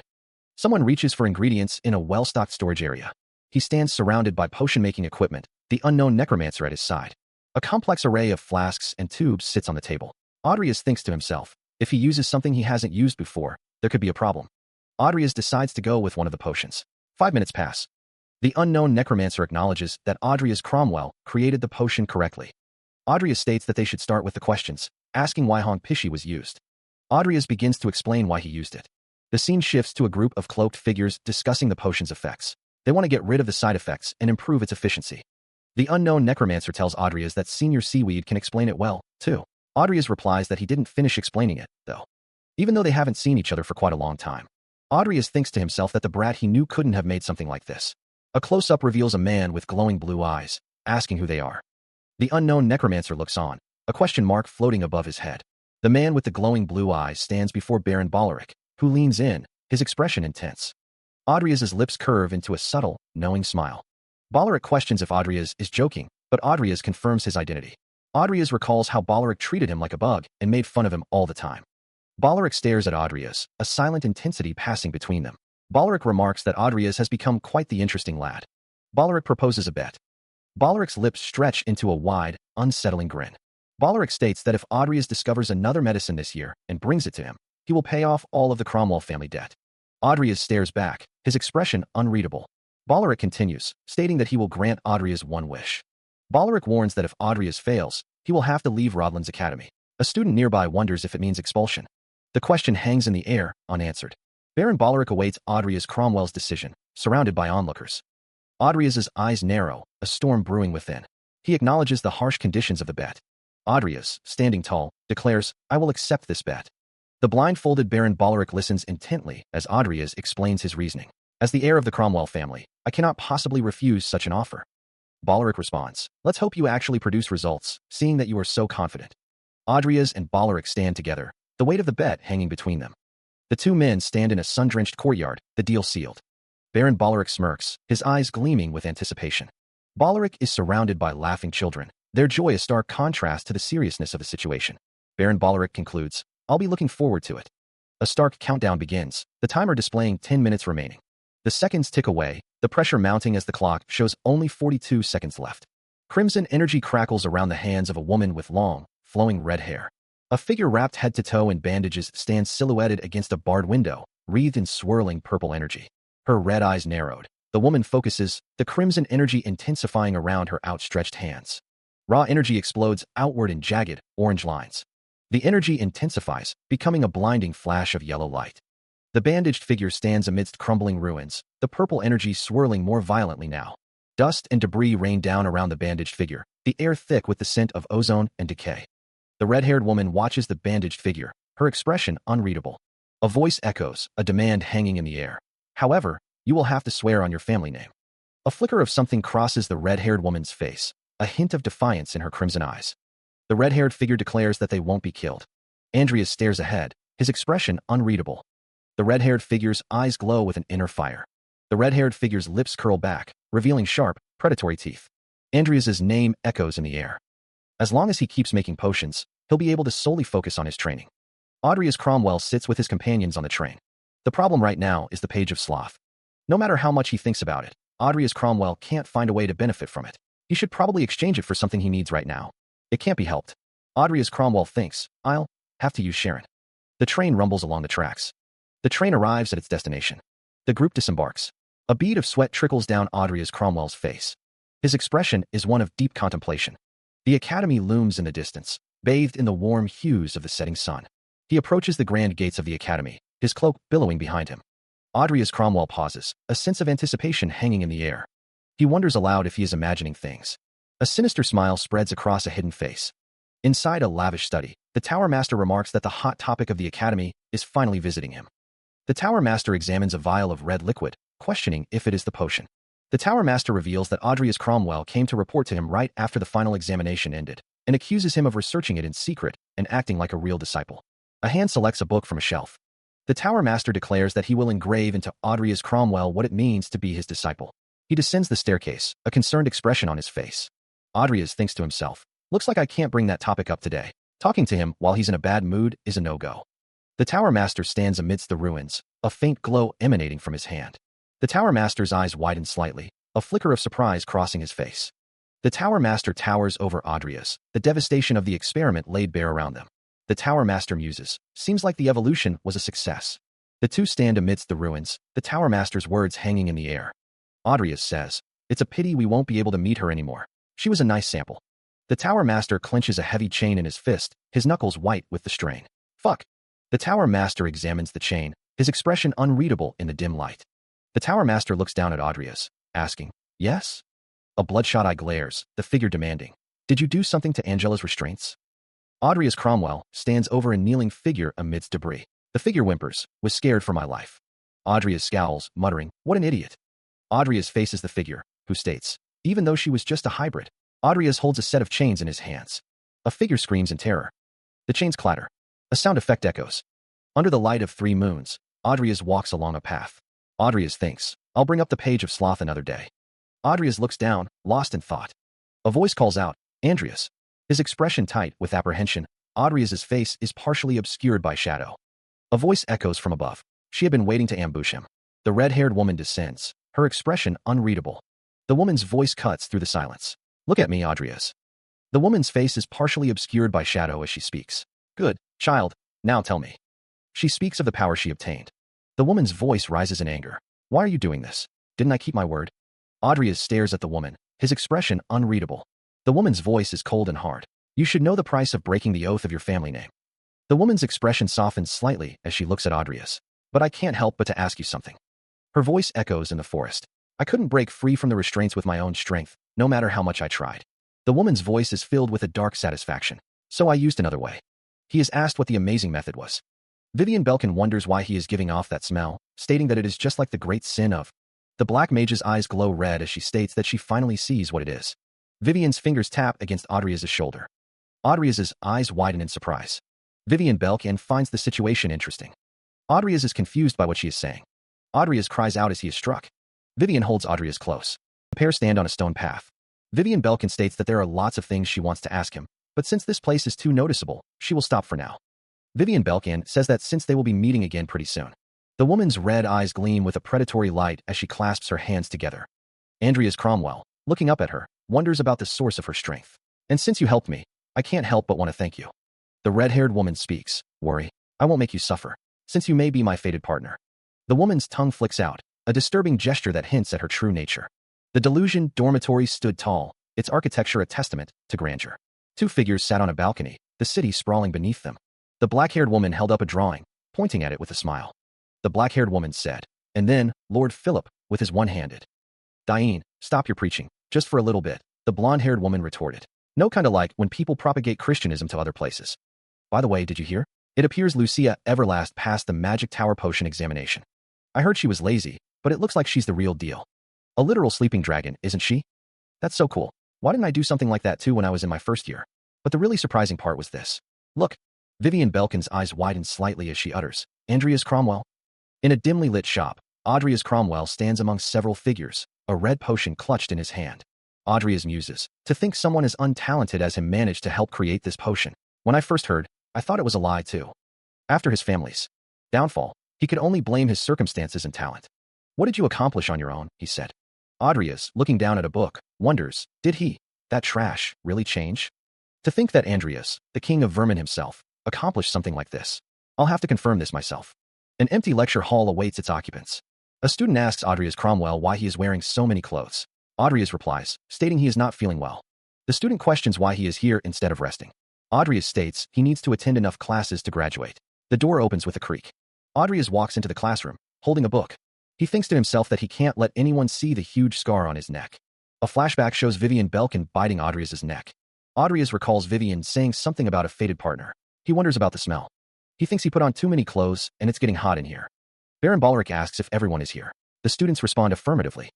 Balleric states to start the lecture right away. Adrias sits in the classroom, looking concerned. Balleric looks at photos of Adrias, a thoughtful expression on his face. Someone asks Adrias Cromwell why he is wearing so many clothes, and if he is sick. Adrias sits in the classroom. A voice tells Adrias that he seems tired because of his potion research, and that he is marked as present, so he may leave. Adrias thanks the speaker. Adrias stands, bundled in layers of clothing. The professor says that Adrias even asked him, a professor of medicinal botany, for advice. Adrias wonders if it was too difficult to include his name, muttering to himself. Someone thinks that Adrias didn't contribute anything and wants a piece of it. The professor is grateful for the advice Adrias gave him. The professor mentions the advice regarding the Hong Pishi extract and the Matarata tree bark, wondering if Adrias is listening. Vivian is picking. Vivian wonders if there will be a fight, saying that if she added those, she'd be making soup instead of a potion, but as you can see, the soup was just.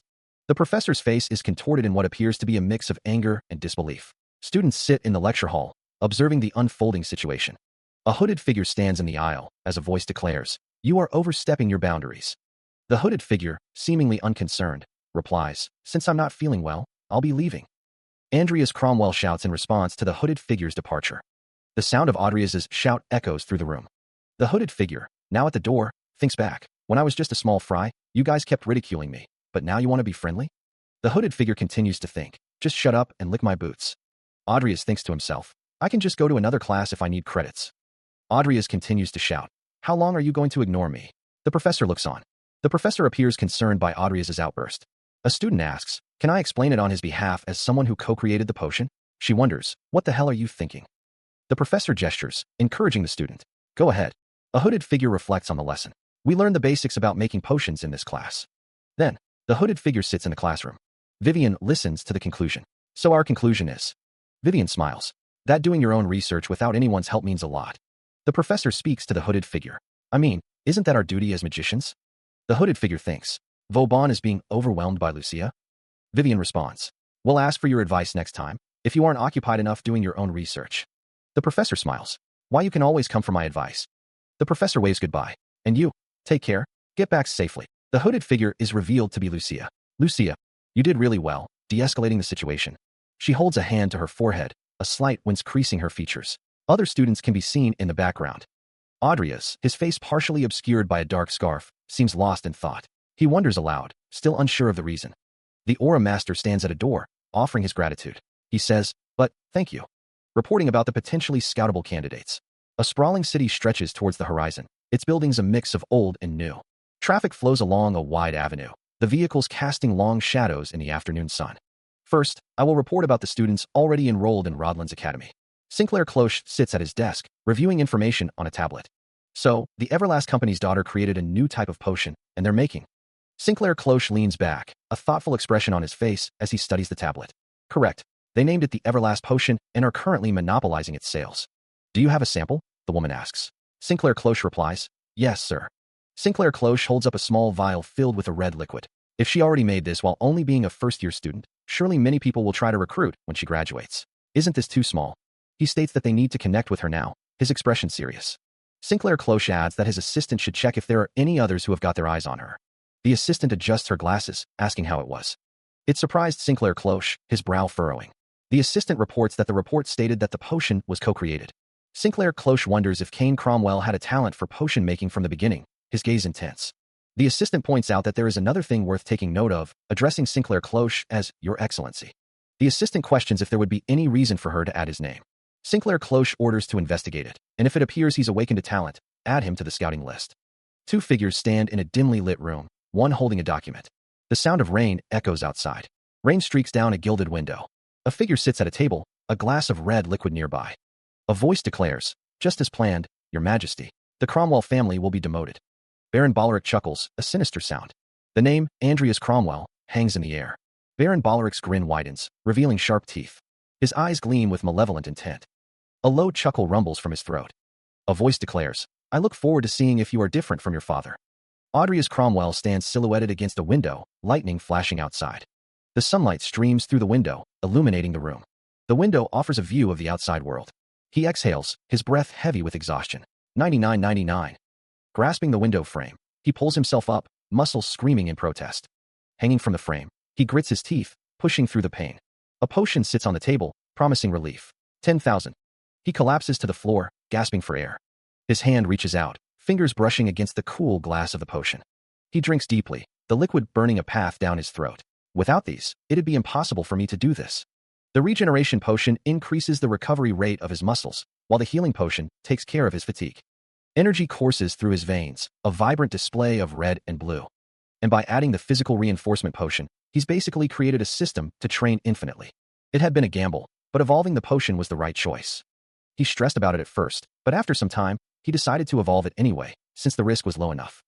Andreas Cromwell successfully evolved the potion creation buff type. The talent, Potion Creation Buff Type, Ordinary, has evolved into Potion Creation Buff Type, Extraordinary. The results were so amazing that he felt like an idiot for even worrying about it. He has created an invigorating potion, low grade. He can create way more potions now. The success rate and creation speed increase substantially as well. As long as everything keeps going this way and he does his best, he'll be able to grow well. And, since Sharon is always away, he can't sell the page of sloth to him right away, and some items, he won't need to worry about his fighting strength. Away due to an urgent business trip. Sharon Dipperin. Is he in such a bad mood that he went traveling and couldn't even let his disciple know? Why is he so petty? HAAA. He has medicinal botany classes tomorrow morning, so let's stop worrying and go to sleep. And if he can get a good corpse. For the reasons mentioned above, today's class will be taught outdoors, as was notified via your tablets. Vauban. Shit, that Vauban bastard. Audrey's Cromwell wonders how the professor plans to get to him. Someone wonders what the professor is thinking of doing with the students. The scene shifts to the Rodland Academy garden. Students are gathered in the garden, seated at desks. Audrey's realizes that everyone is hurrying and that it looks like an exam. Sinclair Cloche informs Audrey's Cromwell that he is late. Sinclair remarks that Audrey's seemed too busy with his own research to notice the announcement. He wonders how immature he can be. Someone is grabbed. Sinclair tells Audrey's to come with him, promising to explain everything. Someone tells Audrey's to just buy a tablet, since he has money now. A tablet displays a picture of the professor and an awakening potion. It's revealed that the professor came up with the idea to make an exam to analyze the potion, feeling the need to brag about it. He stands before the table, the air thick with the scent of herbs and arcane ingredients. The professor leans in, his gaze sharp and probing. For someone of your caliber, figuring out the ingredients and proportions of this potion must be a breeze, right? Audrey's remains silent, his expression unreadable. The professor's smile tightens, a hint of menace in his voice. I'll finally expose you for what you are. The professor's thoughts swirl with suspicion. Someone who just took advantage of Miss Everlast, the rising star of the potion world. His voice rises, laced with contempt. You are nothing more than a trash student. The professor continues to watch Audrey's, Lucia standing nearby with a clipboard.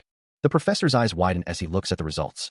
The professor's expression shifts to surprise as he sees the test results. Lucia Everlast at 100% in 1 hour, 22 minutes, 16 seconds. Audrey's Cromwell also at 100% in 2 hours, 4 minutes, 33 seconds. And Talon Bugman at 96% in 3 hours, 23 minutes, 1 second. A student with brown hair thinks to herself that she would lose to someone like Audrey's. Lucia smiles at Audrey's. Good job, Senior Seaweed. Audrey's and Lucia react with surprise to something off-panel. A man with gray hair, surrounded by others, demands, Why did you do this to me? The man continues, his voice rising in anger. You are. A man with glasses looks on, his expression a mix of surprise and concern. Elsewhere, a man with green hair shouts, Why did you claim the potion I made as your own? A voice cries out, filled with anguish. Why? The man in the gray suit demands to know how he could be betrayed like this, emphasizing the effort he put into the project. Elsewhere, a group of students look on with expressions of shock and concern. Audrey's Cromwell asks what the other thinks about the situation. The other person agrees, suspecting Professor Vauban. Audrey's Cromwell, looking surprised, calls out to the other person, asking where they are going. The other person expresses their anger, stating they won't care anymore, even after saving him yesterday. Professor, I have a question related to the ingredients of the potion, Audrey's Cromwell says, but the other person replies that this isn't a good time. Audrey's Cromwell looks concerned, stating that it's related to this situation. The man with glasses says that if this is his own work, he should be able to prove that he made it right here, right now. The other person says that they won't care about him anymore. Proving he made it, one of the students asks if that means he made it like the Magic Tower examination. Another student questions if he truly made the potion. He should be able to explain why he used which materials easily. Or, perhaps, he's not confident enough. The professor adjusts his glasses, a smirk playing on his lips. Not confident, you say? How cheeky. The professor states that he is a professor at the prestigious Rodland Academy, then asks why he changed the upriver resin to cytomine petals. Then, answer this question. The professor's face is shadowed as he thinks to himself that he was so distracted by the presentation day that he forgot to check that part. Shit. One of the students asks why he isn't answering right away. The professor thinks to himself that if they were the one developing it, they would have known. Because, by using the petals, they can cut costs. He sees, now, about the proportions. What the hell do you think you're doing? Only the magic towers can perform potion examinations. Last question. Why did you use the more expensive jelly beetle instead of papina powder? The students stand behind the professor. The students are whispering to each other. Why isn't the professor answering? The professor thinks to himself that he would claim. That's because his hand clenches into a fist, knuckles white against the dark fabric of his suit. A student shouts, voice cracking with indignation. Paprika powder has a hallucinogenic effect. The professor counters, explaining that he used beetles instead, even though they are more costly. The student stares, unconvinced. The professor continues, stating that the hallucinogenic effect is not why he didn't use the powder. The student retorts, voice rising in pitch. You are wrong. It's definitely because of the hallucinogenic effect. About that, the professor suddenly remembers something. Another student interjects, reminding the professor that he did tell them the powder had side effects. The first student presses the attack, voice laced with accusation. But you didn't tell me it was a hallucinogen. So could you please explain how you came up with that answer? Have you got no shame as a scientist? To think that you would go as far as to steal credits from your disciple. Resign right now. Thief. A voice booms out, accusing someone of being a scammer. The professor, face contorted in rage, shouts that they are the scammers. He points an accusing finger at someone in the distance.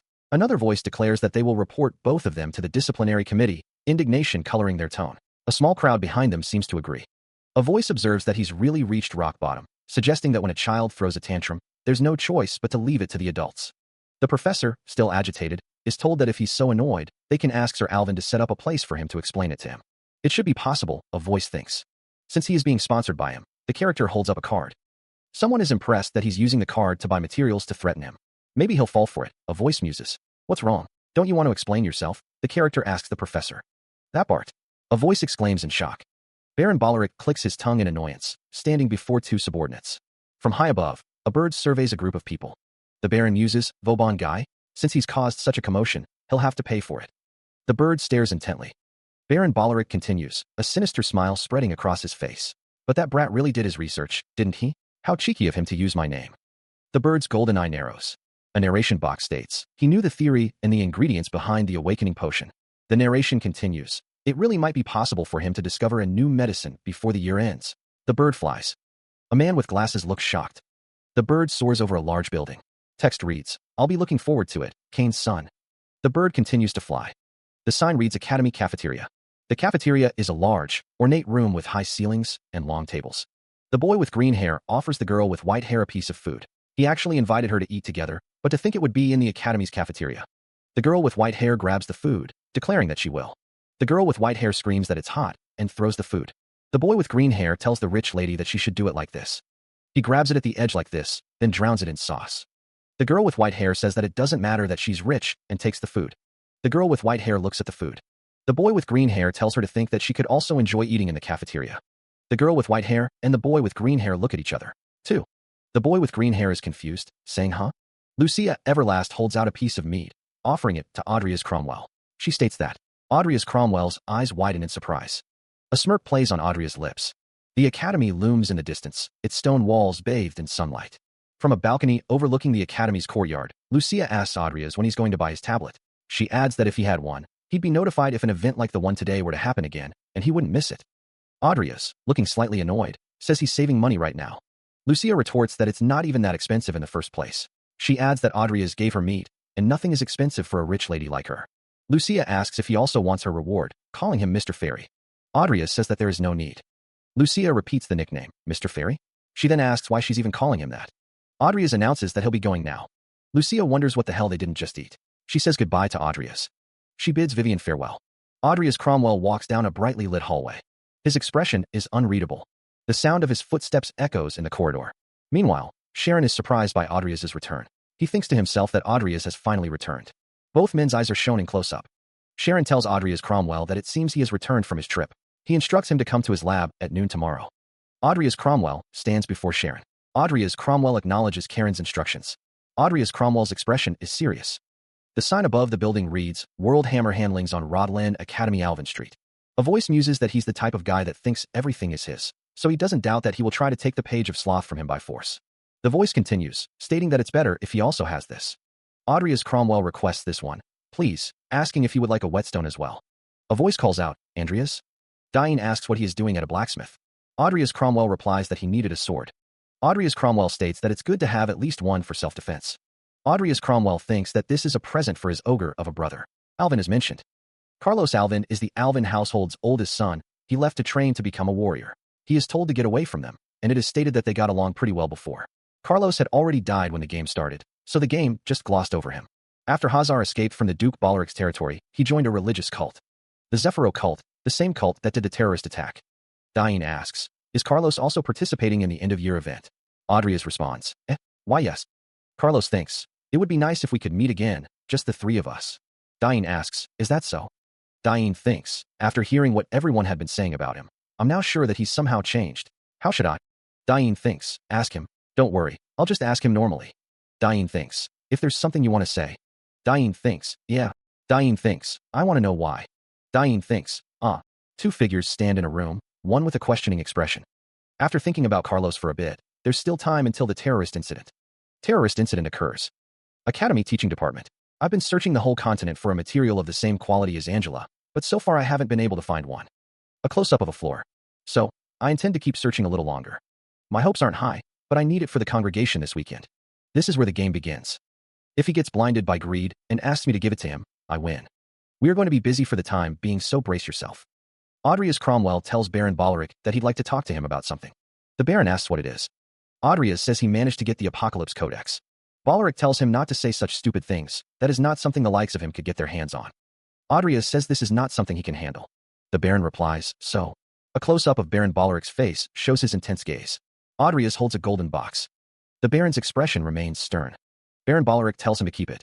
The Baron continues, explaining that the item is highly sought after, so keeping it would only spell trouble. He instructs Audrias to take it to the congregation, so they can exchange it for another item.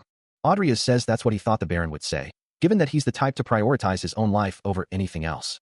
Sinclair Cloche states that since they have to go to the congregation this weekend, Audrias Cromwell should clear his schedule and prepare himself. Audrias replies that he understands, Master. The horse-drawn carriage travels through the forest at night. The carriage continues its journey.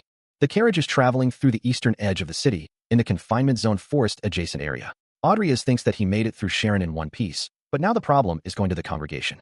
Audrias thinks that there are many dangerous individuals there, and words won't get through to them, so he'll have to negotiate as safely as possible. He thinks that he'll be able to trade the Page of Sloth for items that will help him grow. Audrias thinks that he will take anything he can get for it. He's completely sure that the Page of Sloth is already his. Audrias is surprised. Someone is trying to calm down. The carriage continues its journey as a skeletal figure with glowing red eyes appears. The figure with glowing red eyes is watching the carriage. The carriage rumbles along the road. Baron Boleric smiles, a predatory glint in his eyes. You guys.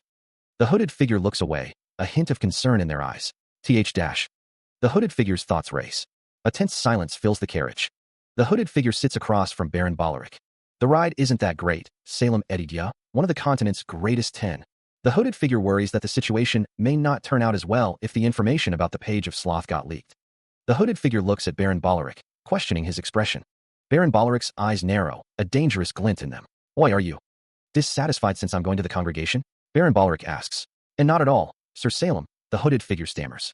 Baron Boleric throws his head back and laughs. Ha ha, don't worry, boy.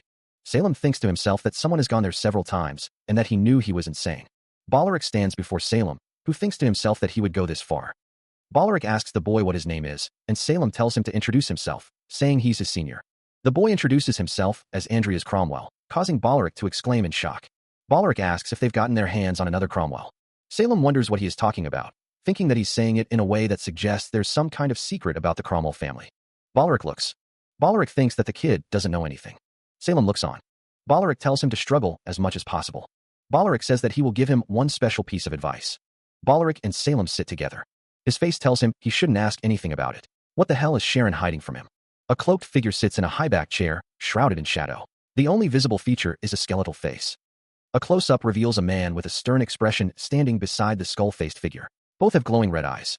A large, quadrupedal creature runs through a dark forest, its paws kicking up dust and debris. Someone speaks from a high vantage point, addressing Dragon. What do you want? If you have something to talk about, do it in person, Dragon. A shadowy figure coalesces from a pool of darkness, its form vaguely humanoid and topped with a wide-brimmed hat. A dense forest stretches into the distance, shrouded in mist and shadow. The air hangs heavy with an unspoken tension. The cloaked figure stands motionless in the mist, its skeletal face a stark contrast to the surrounding gloom. A man with a scarred face and a monocle offers an apology. Sorry about that. The cloaked figure speaks, its voice echoing through the mist. It's been a long time, Sharon Diprin. A man in a dark suit and wide-brimmed hat stands with a stern expression. Sweat beads on his brow, his gaze intense. The man in the suit is accompanied by two others as they travel by carriage. He thinks to himself, to think that you would be together with Senior Salem. One of the figures snaps. Can you shut up? Your breath stinks. Dragon thinks to himself. Deep sea Dragon. Dragon reflects. He was probably trying to steal the Page of Sloth, but didn't expect us to be with Salem. One of the figures points ahead, saying, look over there. A voice explains, Sir Morshi has noticed that we have arrived and is showing us the path to the congregation. The speaker wonders, why did he have to pick a place so high up? Dragon smiles, thinking, it's just as I expected. A pair of legs descends from the sky. Someone observes, it seems there are some pretty greedy black mages here. They approach the floating structure, its silhouette stark against the sky. The air crackled with an unseen energy. A voice echoed, laced with disbelief. Trying to steal the codex while Salem is here?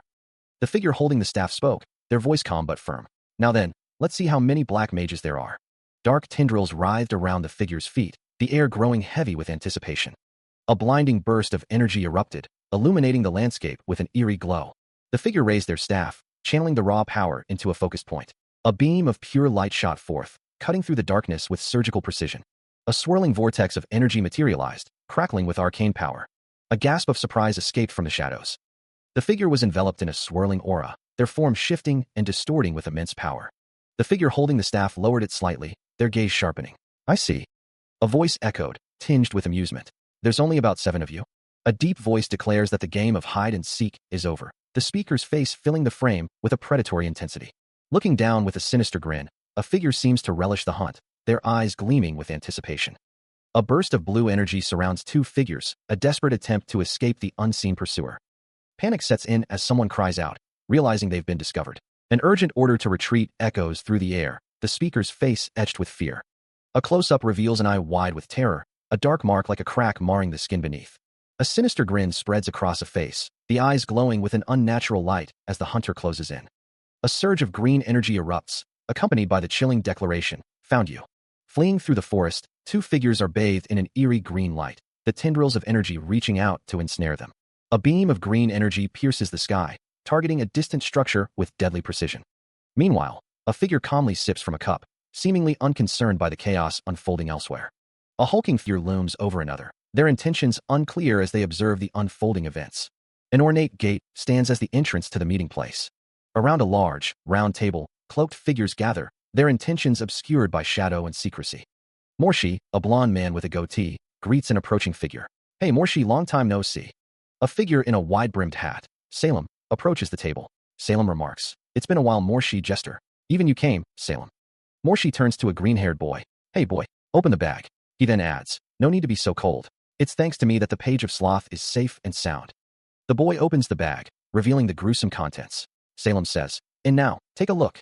2 figures look on, one with purple hair and the other with blonde, both seemingly surprised. Salem is confronted about the unnecessary murder. "This is an emergency meeting where there's not many of us, and you still committed such an unnecessary murder?" A grotesque creature peers over the table, observing the scene. Salem reflects on the victims. Those were all intermediary and up black mages who were pretty annoying to deal with in the game, and he managed to deal with them by just releasing his magic power. Morshi declares, "Salem Edija is truly a force to be reckoned with." Salem responds, "What? Without me here, you wouldn't even be able to get a glimpse of the sloth. Anyway, enough about the small fry." A figure in a wide-brimmed hat with a skull emblem demands haste in revealing the Page of Sloth. Audrius Cromwell, surrounded by others, holds a glowing orb in his hand. He is deemed quite interesting. It's noted that he didn't even flinch after witnessing that massacre. And he didn't hesitate when told to cut off their necks. Audrius Cromwell stands over a fallen figure, sword in hand, as another man looks on. It is observed that he has a dual core, just like another. A group of figures watches Audrius Cromwell. Someone exclaims in disbelief at what is happening, while another says he's taken a liking to it. A disembodied voice calls someone boy. Salem is questioned about what he thinks he's doing. A figure demands that the joke stop. Someone says they'll definitely help out someday, but just once, seeing it as a favor. Audrius Cromwell notes some affinity with the Cromwell family. He promised? Salem is someone who never breaks his promises. There were numerous times in the game where he kept his promise, no matter what. If I have his help, shouldn't I? Change my plans a little? It truly is the real diligent sloth, there's no doubt about it. Yes, you entrusted the codex to a skeleton? When did Audrius summon a? It must be pretty durable then, huh? Calm down. The hooded figures stand and wait, their glowing eyes piercing the darkness. They don't want to take any chances with those monsters. Audrius Cromwell's eyes narrow with determination. He can't hesitate, not even once. The group stands on a precipice, the moon hanging high above them as they prepare for what lies ahead. The skeletal figure commands Audrius Cromwell to go back, calling him Nickel.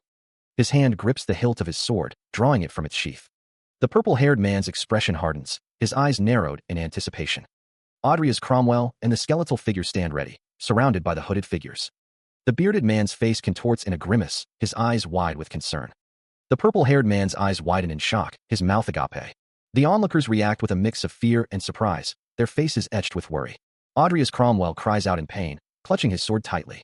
The hooded figure questions the purple-haired man's actions, referring to him as Karen's disciple. A sword pierces through a body, the blade stained crimson. The figure declares he was the one who found the Page of Sloth. The figure with green hair, eyes narrowed, states that he wants his efforts to be recognized.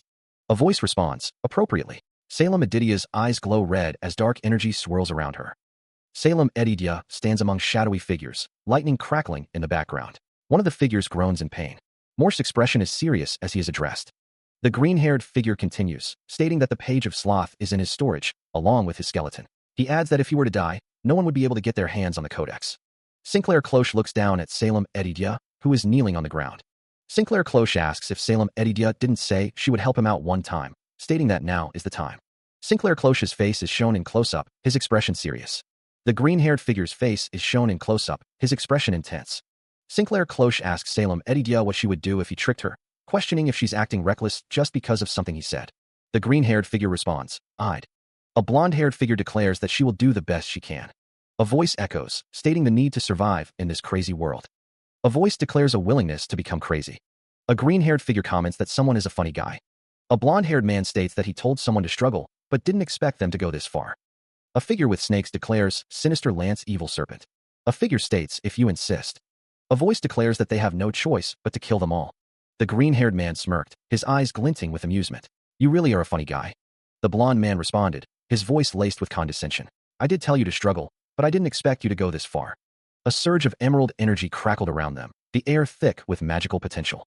The green energy intensified, swirling around the figures like a protective aura. The green-haired man's eyes narrowed as he summoned his power. "Sinister Lance, evil serpent. If you insist." Serpents of pure energy materialized, their scales shimmering with an eerie green glow. The blonde man's expression hardened, his eyes filled with a cold resolve. "Then I have no choice but to kill them all."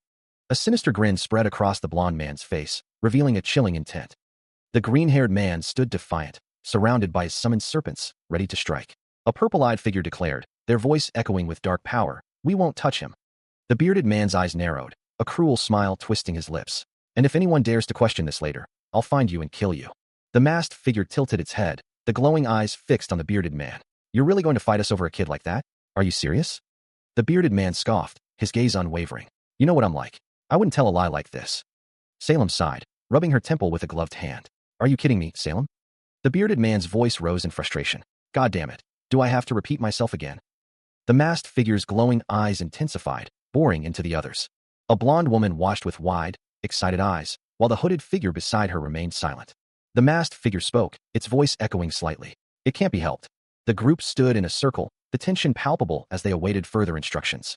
A small, round object landed softly on the wooden floor.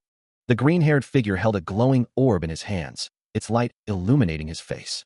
The masked figure turned towards the green-haired figure, its glowing eyes piercing. "What is it you want, Karen's disciple? Tell us what you want." He wonders what he can get for it.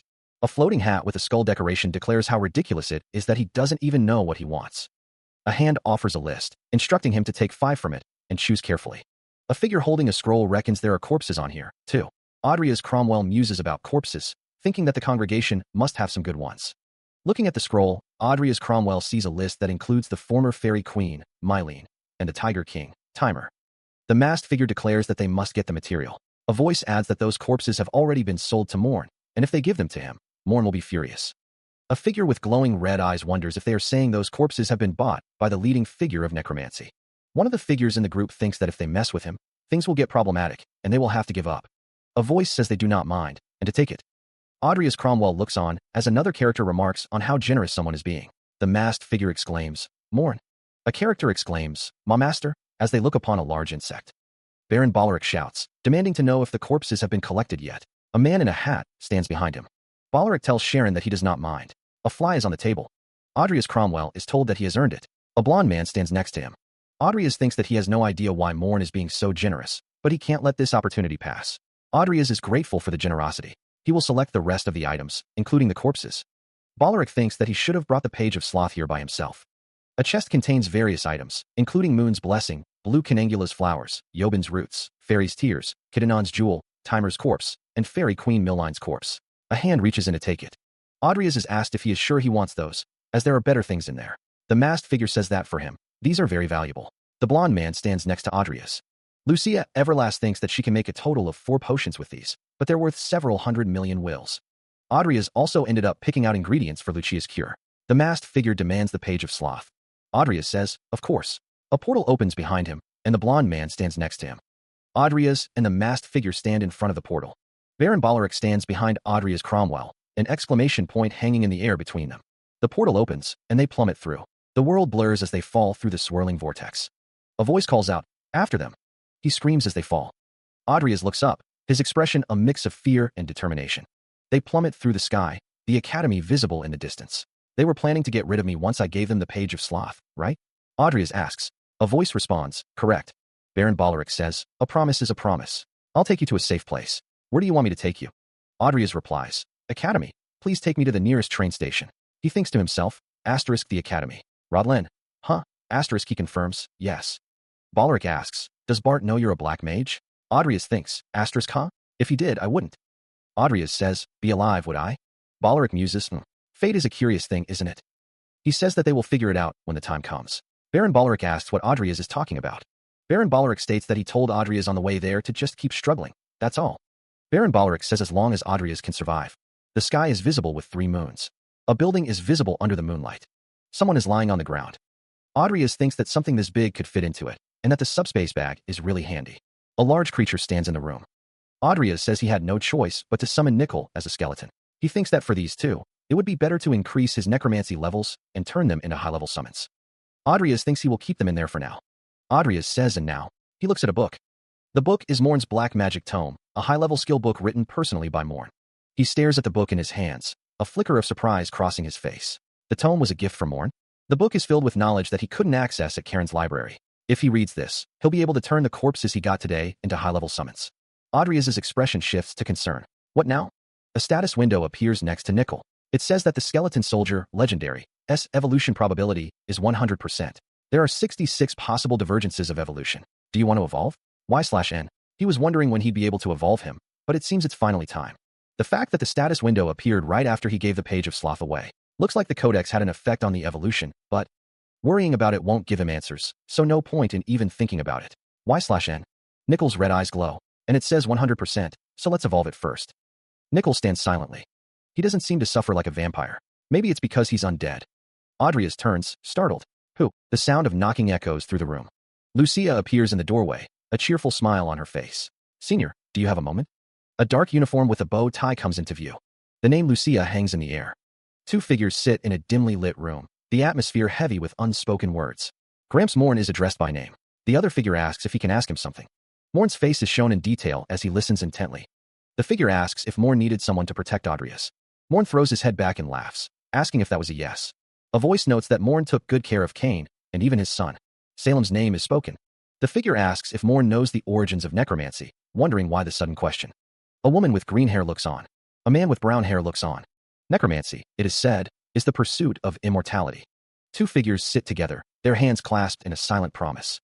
No, more precisely, a figure lies still, draped in fabric, the scene heavy with unspoken sorrow. Necromancy is the pursuit of immortality for those you love. Morse's expression is unreadable, his gaze distant as he considers the implications. It was born of the obsession to keep the loved ones with you forever. Now an old man's tale?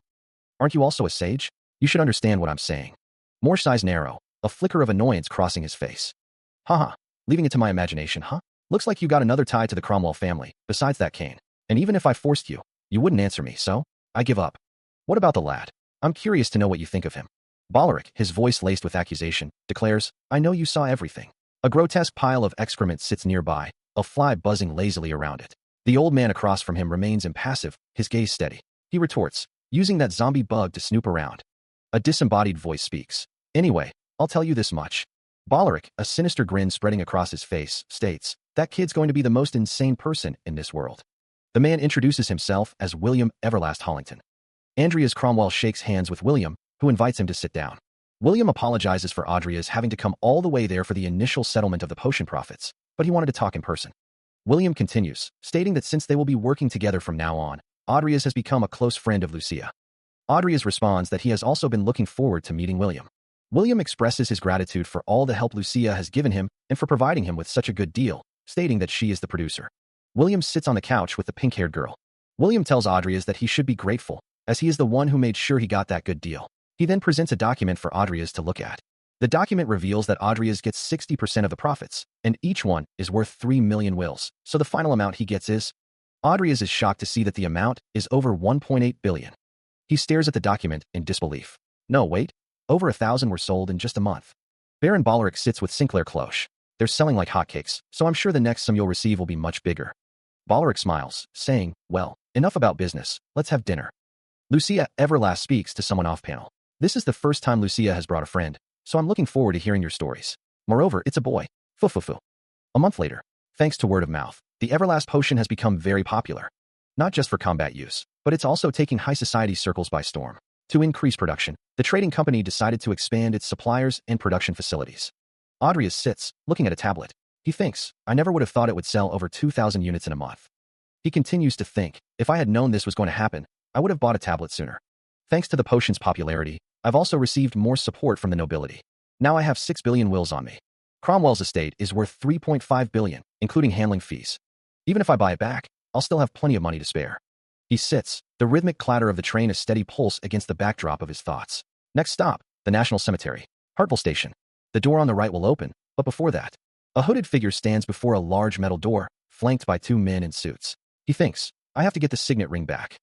The hooded figure's gaze is intense, his expression unreadable beneath the shadow of his cowl. Elsewhere, Adrias walks along a cobblestone path, the silhouette of a quaint house growing larger with each step. Adrias stands before the house, a man in simple brown robes regarding him with a curious expression. Huh. The man wonders, who's that next to him? The man gestures towards the door, welcoming Adrias. Welcome. Let's go inside and have some tea, yeah? The man eyes Adrias, a hint of suspicion in his tone. And who's next to you? Ah, this guy. The masked figure thinks to himself that he invited him to be the guarantor. The man in the brown cloak says, come, let's get inside first. A deer head is mounted on the wall. Adrias and the masked figure stand in a room. Adrias thinks to himself, a guarantor holding a sword and hiding his face. What a blatant lie. Adrias thinks to himself, I know Paimon has been practicing necromancy here for a long time, but he's no better than Sharon back in the game. Just a small fry. A character sheet for Adrias Cromwell is shown. Evolved Nickel can also use aura, so unless it's against someone at the aura master level, he can't be beaten. The masked figure thinks to himself, the only issue is how strong this masked guy is.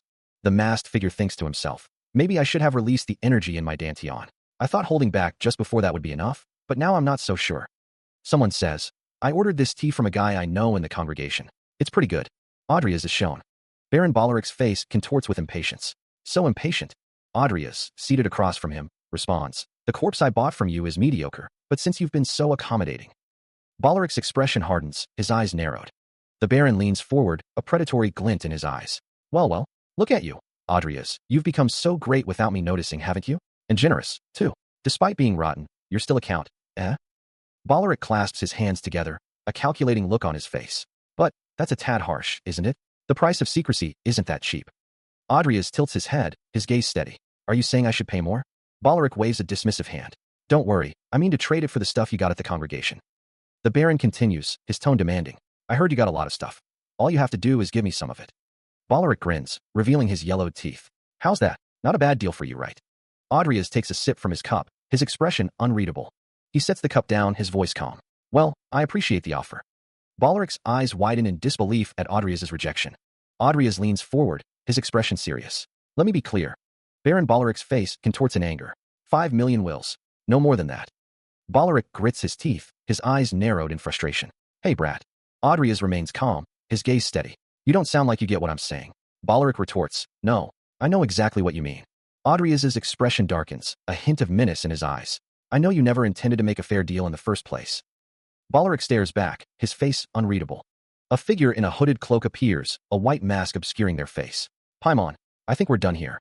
Paimon's form flickers, revealing a skeletal visage wreathed in purple energy. Sure, I was getting a little tired of all this charade. Adrias watches the scene unfold, his expression thoughtful. Ballaric stares in horror at Paimon's transformation. Paimon's skeletal face is illuminated by glowing red eyes and crackling purple energy. A close-up of Paimon's skull reveals rows of sharp teeth and an aura of malevolent power. A status screen appears, detailing the transformation into Sloth Phantom Legendary Nickel Life Hill, an undead of Tier 5. Traits include self-awareness, mastery of the sword, spectral form, and sloth. Baron Ballaric's face contorts in anger, his eyes narrowed and his teeth bared. The masked figure sits across from Ballaric, who says he'll throw in extra money on top of what he promised. Ballaric's mouth is shown in a close-up, as he shouts to cut that little shit up right now. The masked figure's eye is visible through the mask's opening, revealing a cold, calculating gaze. Above, a spectral skull floats behind the masked figure. Below, Ballaric's expression is one of intense anger. The sound of metal clashing echoes. The masked figure clashes swords with an unseen opponent, sparks flying from the impact. The masked figure continues the fight, their opponent now visible and bloodied. The masked figure stands amidst falling snow, their gaze fixed on something unseen. A close-up of the masked figure's face, followed by a to-be-continued message. A skull with glowing red eyes floats against a backdrop of swirling purple energy. A man with a weathered face and a neatly trimmed mustache stares intently, his expression a mix of anger and determination. A sword is swung with incredible speed, sparks flying as it cuts through the air. A figure lies prone on the ground, defeated, amidst a scene of chaos and destruction. The skull with glowing red eyes looms over the face of the man, a silent threat hanging in the air. Audrius Cromwell sits pensively at a table, his expression unreadable as he contemplates the scene before him. Audrius Cromwell's gaze is intense, his eyes narrowed as he focuses on something in the distance. Audrius Cromwell eyes the bombs, a hint of curiosity in his expression. Bombs, huh? He grips the hilt of his sword, a familiar comfort in his hand. I used to use those a lot in the game. The aftermath of the explosion is visible, broken bombs scattered across the ground. Not only did he stop Nickel, but he also kept me in check. The swordsman is no ordinary man, his blade flashing as he attacks. The masked figure remains stoic, a silent observer in the chaos. The swordsman advances, his weapon a blur of motion. The skeletal figure watches, its red eyes glowing with an eerie light. The swordsman descends, bringing his blade down with tremendous force. The target blocks the attack with a sword now imbued with a vibrant blue aura. The force of the clash reverberates through the air. Sparks fly as the two blades meet, locked in a deadly struggle. Nickel imbued his sword with an aura. The skeletal figure muses that after evolving and gaining a Danteon, it's not surprising to see that Nickel can use aura. The aura-imbued sword glows with an otherworldly light. Audrius Cromwell wonders if the enemy is really that tough. He stares at the masked figure, wondering who they are. Audrius Cromwell's expression is unreadable. A masked figure clashes swords with another figure with dreadlocks. A close-up reveals the masked figure's helmet. Blood trickles down the masked figure's armor. The masked figure and the figure with dreadlocks continue their fight. The figure with dreadlocks now faces a skeleton warrior. The masked figure's wound continues to bleed. The skeleton warrior stands tall, its eyes glowing with an eerie green light. The figure with dreadlocks looks surprised. The skeleton warrior lunges forward, sword raised. The masked figure stands, ready to fight. A window shatters, the sound echoing through the room. He peers through the broken window, spotting a skeleton warrior standing guard. Below, a woman with long, dark hair sighs heavily. Baron Ballaric stands beside a swirling purple portal, his face etched with determination. Dan, his dreadlocks swaying slightly, asks, "What are you doing, Dan?" Ballaric, his hand glowing with crimson energy, retorts, "If you want the money, start pushing yourself harder." Audrius Cromwell realizes, that bastard. He summoned the undead while I was distracted. Ballaric glares, his expression filled with malice. The skeleton warrior stands beside Ballaric as he continues his incantation. Dan observes, "That guy must be a phantom, huh?" Ballaric, his eyes narrowed, remarks, "Looks like you managed to get a nice corpse from the congregation." A voice booms, "But let's see how long you can last against my finest." Ballaric stands before the swirling purple portal, surrounded by a horde of undead creatures. And a graveyard lies silent, the ground littered with debris. A massive wave of undead creatures surges forward, their forms silhouetted against the stormy sky. Audrius Cromwell and a nearby skeleton are surrounded. The skeleton's red eyes glow ominously. Nickel says they should split up for now, and when the moment is right, they'll take Paimon back. With a burst of speed, Audrius Cromwell leaps into the air, sword raised high, ready to strike the encroaching undead. The hunter continues his assault, a whirlwind of steel against a tide of bone and decay. The undead claw and bite, a cacophony of guttural snarls filling the air as they try to overwhelm Audrius Cromwell. "Earth Shield," Audrius Cromwell shouts, conjuring a protective barrier of stone to repel the undead onslaught. He weaves through the undead, a blur of motion as he seeks an opening in their ranks. Audrius Cromwell realizes there's no end to them. "Stone spears," Audrius Cromwell cries out, summoning a volley of sharpened stone projectiles. The stone spears rip through the undead ranks, shattering bone and scattering dust. The Aura Master continues to fight, his cloak billowing behind him as he presses forward. Undead archers take aim, their skeletal fingers drawing back bowstrings, preparing to unleash a deadly hail of arrows. He narrows his eyes, preparing to strike the horde of undead. Audrius Cromwell slashes through the undead, his movements swift and deadly.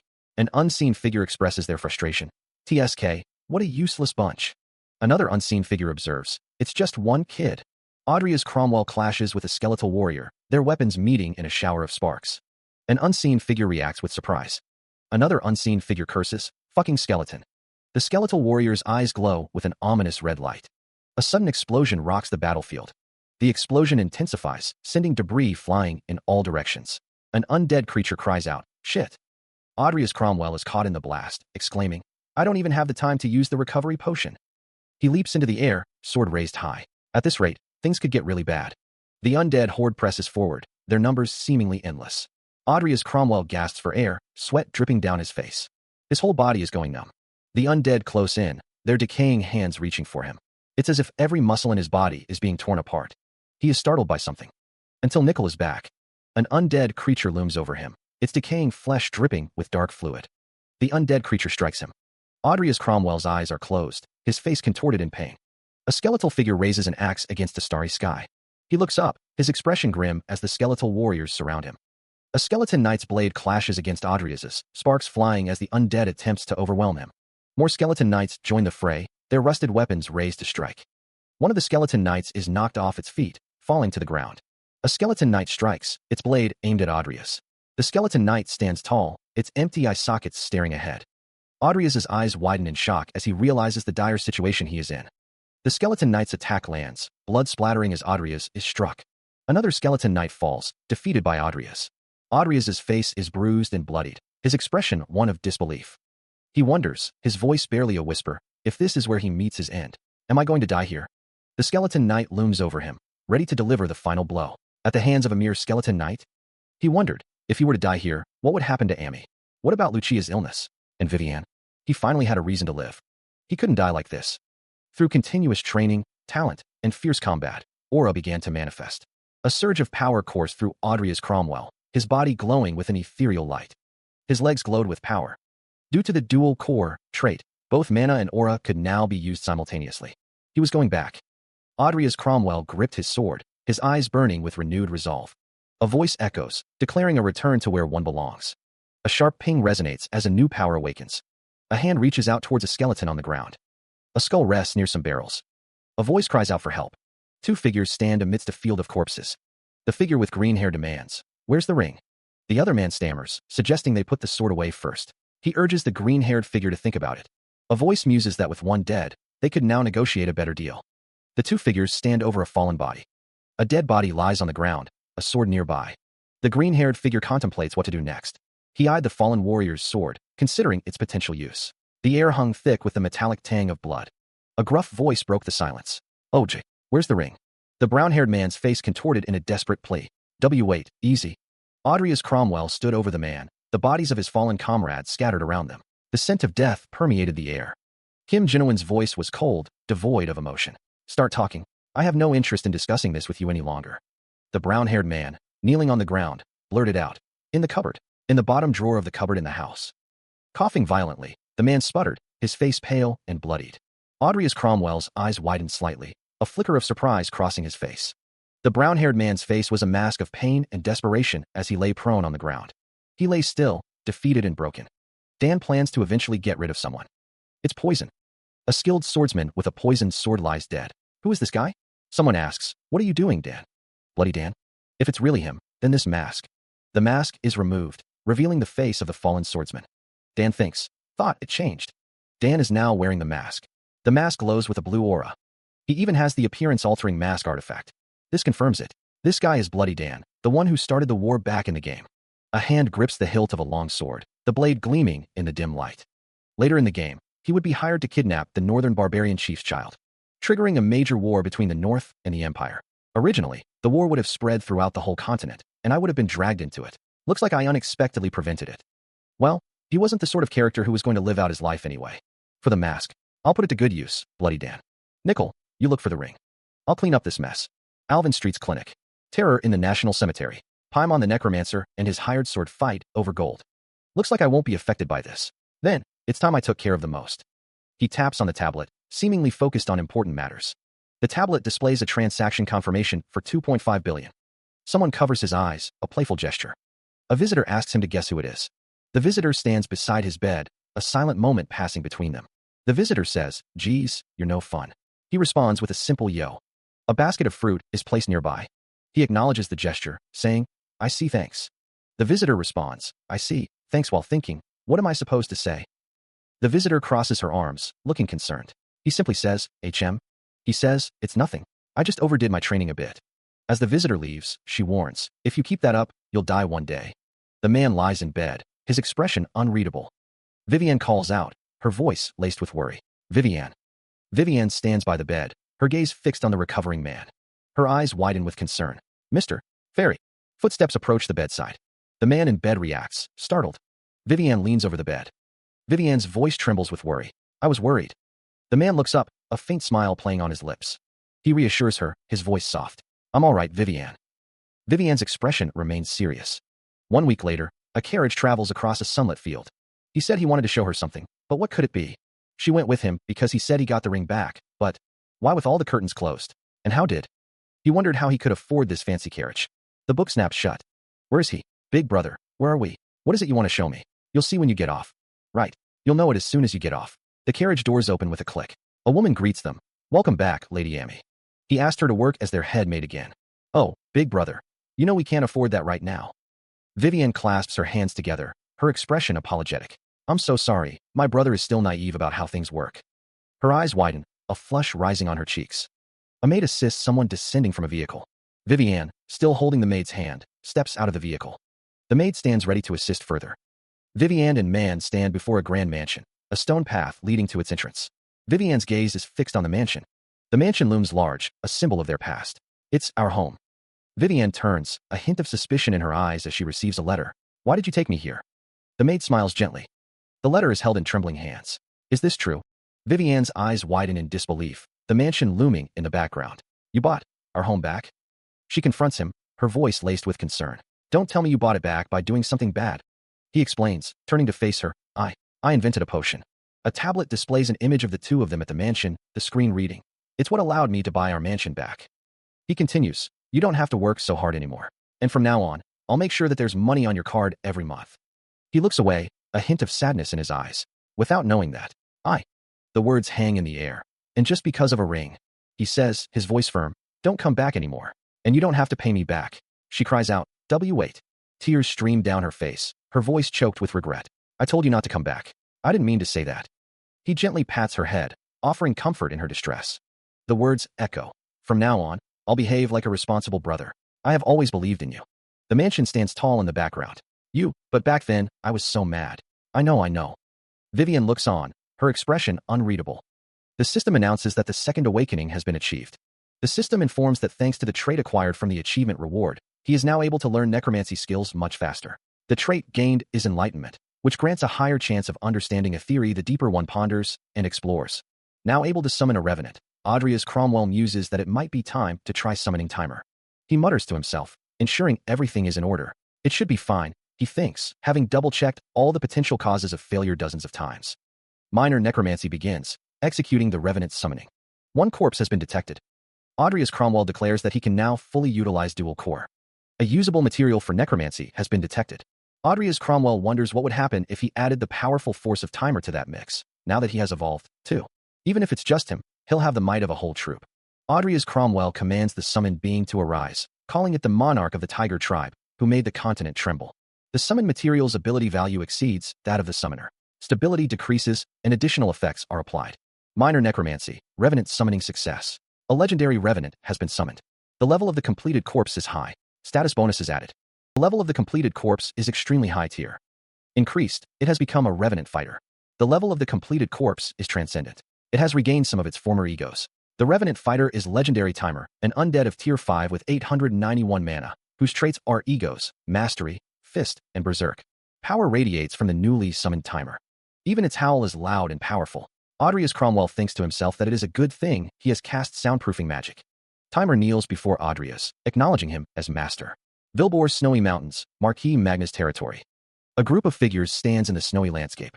A man with his hair in a ponytail states that he will now explain the end-of-term exam. The man continues, stating that all of them will spend 72 hours on this mountain.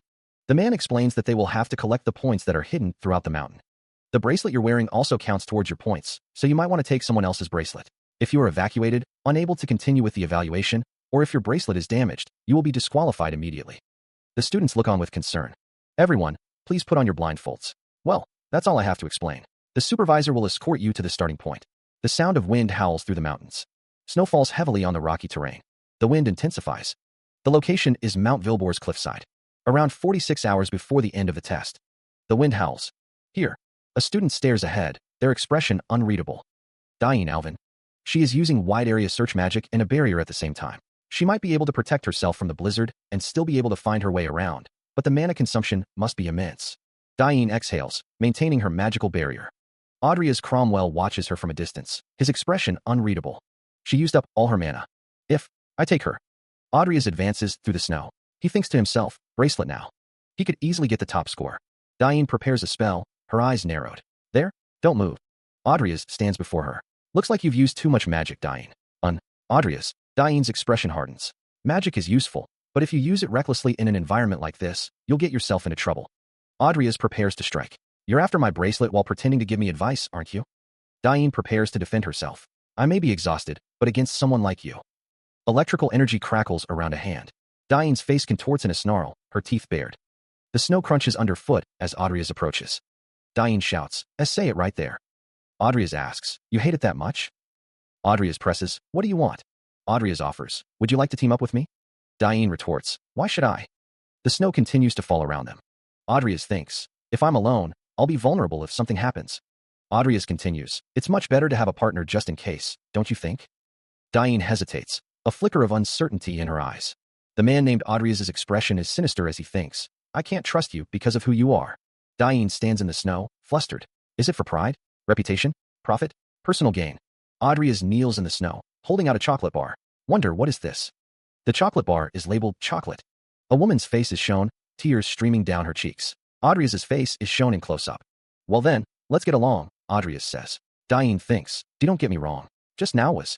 Audrey asks, you don't want it? Someone thinks, is this wrong too? A man's face is shown in close-up, covered in blood and wounds. A goblin says, that's not even close, you doofus. A goblin says, my eyes are bad. Another goblin says, how many times do I have to tell you? It's green hair. A goblin says, weather's shit, and I'm stuck doing this shitty job. One of the goblins grumbles about their payment, stating they have no choice but to continue. Another goblin curses, calling the person who gave them the job an asshole, and demands they find him. The larger humanoid startles one of the goblins. The humanoid expresses his displeasure at having to use fools like them. One of the goblins mentions the target's name, Kidwell. The humanoid states that they have done a little research on the target. One of the goblins questions why they were sent to deal with a mere student, adding that he heard someone else was coming too. The humanoid tells them to mind their own business. The group continues their pursuit through the snowy landscape. One of the goblins expresses anger, calling someone an asshole. The humanoid expresses that his mood is ruined and suggests they get some rest before continuing. One of the goblins suggests tracking the target by smell. The human scent, one of the figures muses, could be coming from either the students or the supervisors. Two figures stand in the snowy landscape, their expressions unreadable. A voice declares that if they only kill the students, they'll hit the target eventually. Another voice adds that those students will become their enemies sooner or later, so they should take this chance to kill a lot of them. A raspy voice agrees, stating damn right. A figure scoffs, calling the others fools and saying they have nothing to expect from them, urging them to go ahead and draw attention to themselves. In the meantime, a voice states, they'll plant a bomb formation on top of the mountain. A voice declares that they are very close to burying Master Jester's target. That makes 6. Let us down. Based on the circumstances, they must have been a top group. The blood is rushing to my head. Where on earth did he learn to track and capture like this? On top of that, he even managed to move swiftly over rugged mountain paths. Not very wizard-like. Audrey's Cromwell climbs through the snow. It's as if he's a completely different person. Audrey's Cromwell walks through the snow with the woman. The woman looks at Audrey's Cromwell. Frankly, up until now, you've been an absolute scumbag. What happened to you? As always, she doesn't mince her words. I would have lost everything. Just like you said, Diane, I've been an absolute scumbag. I never paid any attention to my sister, Amy. Even though she's the only family I have left. When I realized that, I made up my mind to do better. And as I worked towards it, I discovered that I, too, had a gift. Diane, I'm sorry for all the horrible things I've done. It's okay. Well, shall we go then? Let's aim for the top. But there can only be one winner, you know? And it will be me. During the Balleric case. He was a scumbag, but recently he changed for the better? Audrey's Cromwell. What an interesting lad. How can someone who's been living like a fool become like that just because he had? How long until we reach the point location? Probably about 3 minutes. You can collect points by taking the bracelets of other students. Or you can collect them by capturing the point objects marked on the map. Diane shouts, warning someone to get ready for an attack. An enemy attack is imminent, the air crackling with unseen energy. A sword flashes through the air, a silver blur against the snowy backdrop. The attack lands, the sound of steel on flesh echoing through the frozen landscape. Kiki, a green-skinned goblin, looks on in disbelief. Kiki, seriously, he asks. A hulking figure towers over Kiki, his voice a low growl. More brats showed up. I missed. Your eyes sure are shit. Kiki. Audrey's Cromwell's expression hardens. His eyes narrowed in grim determination. There. A shimmering barrier erupts around Audrey's Cromwell, deflecting an unseen blow. Andreas, are you alright? A voice calls out. He replies, his voice strained. I'm fine, but... The hulking figure stands over a fallen form, his expression grim. Things don't look good here. Diane's eyes widen in horror. What happened here?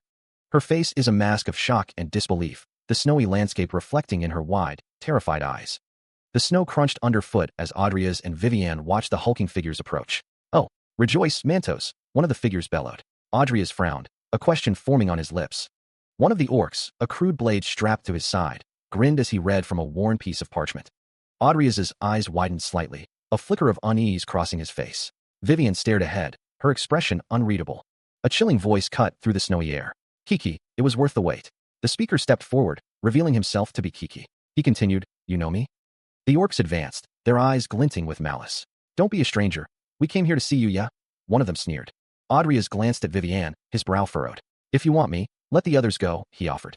Vivienne's expression hardened. Let's talk somewhere more private. Audrey's voice was low, laced with concern. Some of them are still alive. Vivienne met his gaze, her red eyes filled with resolve. Please take care of them until the overseers arrive. Audrey's expression hardened, a steely glint in his eyes. But, Vivienne's hands clasped together, her knuckles white. It's okay. I'm confident I can win. The orcs brandished their crude weapons, their faces contorted in savage glee. Against us? One of them roared. Kiki cackled, his eyes gleaming with malice. Gee, what are you, stupid? One of the orcs grinned. Sure, come. Suits us just fine. Vivienne watched as the orcs advanced, her expression a mask of grim determination. The snow swirled around them, a silent witness to the coming battle. Andrea's name echoes in the frigid air. Two figures stand in the distance, the snow swirling around them. One asks if the location is good enough. An orc towers over a smaller figure, who assures him that no one will notice if they make a loud noise here. The smaller figure suggests that all they have to do is cut off his head, so he can be recognized. The orc grips his axe tightly, eager to get this over with and cut ties with that guy. The smaller figure taunts, wanting to see how good Audrey's is. Suddenly ambushed, the smaller figure attacks Audrey's with a dagger. The smaller figure shouts not to forget about him as he clashes with Audrey's. Audrey's eyes narrow, a glint of determination in his gaze. The orc swings his axe down with brutal force. The sound of impact echoes through the mountains. The force of the blow sends shards of ice and snow flying. The orc grunts in surprise, while the smaller figure beside him questions what is happening. Kidwell, agile and swift, leaps forward, sword in hand. He declares that he is not a wizard. An axe flies through the air, aimed at Kidwell. Kidwell, with a smirk, asks if they are Mantos and Glau.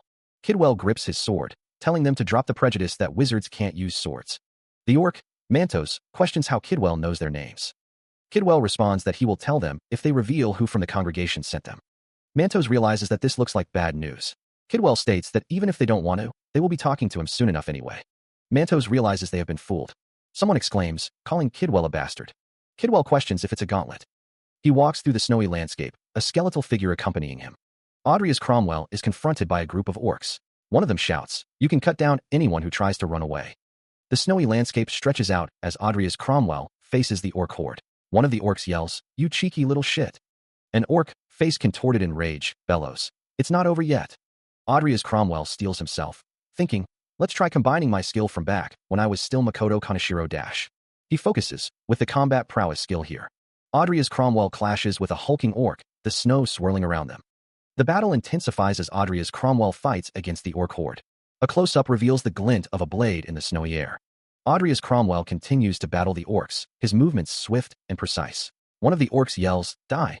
He strikes with a knife, the blade finding its mark. An orc cries out, Gwei. The orc's face contorts in pain as Audrey's Cromwell declares, let me teach you how to use a dagger. He slashes with his blade, the steel glinting in the snowy light.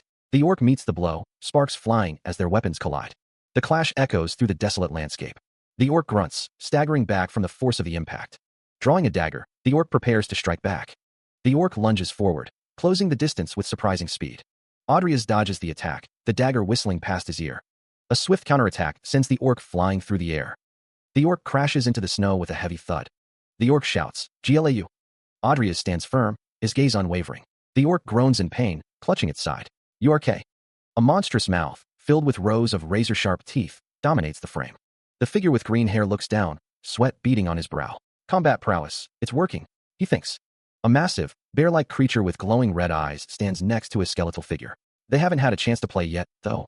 The group trudged through the snow, their breaths misting in the frigid air. One of them spoke. Well then, I'll leave them all in your care. Another member of the group responded. We're all well aware of your abilities and standing at the academy, but... A figure with green hair listened intently, his expression unreadable. Some of them are still alive. Please take care of them until the overseers arrive. The woman with long black hair stared ahead, her eyes filled with determination. I can't just stand by and let any more casualties happen. One of the men spoke, his voice firm. All right, we'll follow you as soon as we can. Her eyes widened, a flicker of fear crossing her face. The monstrous figure lay prone in the snow, gasping for breath. The green-haired man stood over the fallen creature, his gaze intense. Who is it? Who sent you to? I suggest you start talking now. The creature looked up at him, its eyes filled with despair. Kiki, just kill me already. The man's expression remained unchanged, his eyes cold and unwavering. He calls out for his sword. A hulking, bald figure stands beside Nickel in the snowy landscape. The bald figure raises a massive sword, ready to strike. Nickel states that he has other ways to find out what he needs to know, so there's no need to waste his breath. The bald figure swings the sword. Nickel realizes that Jester Roybin sent them. The bald figure shouts as he attacks Nickel. A goblin-like creature declares that they don't owe a damn thing to anyone who treats them like animals, Mantos. Nickel says he'll tell them another thing. Jester sent more than just the two of them. A flashback shows figures in a dark room, suggesting someone from the congregation is behind this. Nickel looks concerned. Expect it to be Jester. A menacing figure declares that if anyone dares to question this later, he'll find them and kill them. The flashback continues, suggesting that if Jester acted despite Salem's threats, he's confident he won't be found out if he eliminates the speaker. He observes that the ruckus is likely due to Salem and Rodlan. One of the figures asks where the other is. Another figure speculates that even they wouldn't want to make an enemy of Rodlan. Audrius thinks that Jester looks like he wants to eliminate him by making it look like an accident. Mantos suggests getting the hell out of there, fearing they'll get dragged into it. He notes that Jester is trying to create an alibi to avoid being hounded by Salem and Rodlan. Audrius asks if Mantos thinks they can leave just like that after killing all those students. Audrius states that he won't let them two live. Elsewhere, the wind howls through the snowy mountains. A vast, snow-covered landscape stretches out under a pale sky. A woman thinks she's almost reached the summit, but wonders where on earth Audrius is. She is startled by something. A red magical barrier flares into existence. She is immediately met with a barrage of energy. The air crackles as an unseen force unleashes a wave of power, the snow swirling around her in a chaotic dance. From the swirling snow, multiple figures emerge, each launching their own assault. Blasts of energy streak towards her, illuminating the landscape with flashes of icy light. Caught in the crossfire, the woman's voice cuts through the storm. Who are you people? They're not the ones from before. A hooded figure watches from a distance, his red eyes gleaming in the dim light. He muses, I wondered what kind of little rat scuttled into our ritual place. Guess you're no run-of-the-mill brat, huh?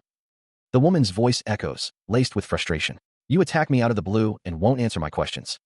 One of the attackers prepares another spell, the air around him shimmering with arcane energy. A vortex of power begins to form, crackling with icy intent. He unleashes the spell, a concentrated beam of pure energy hurtling towards the woman.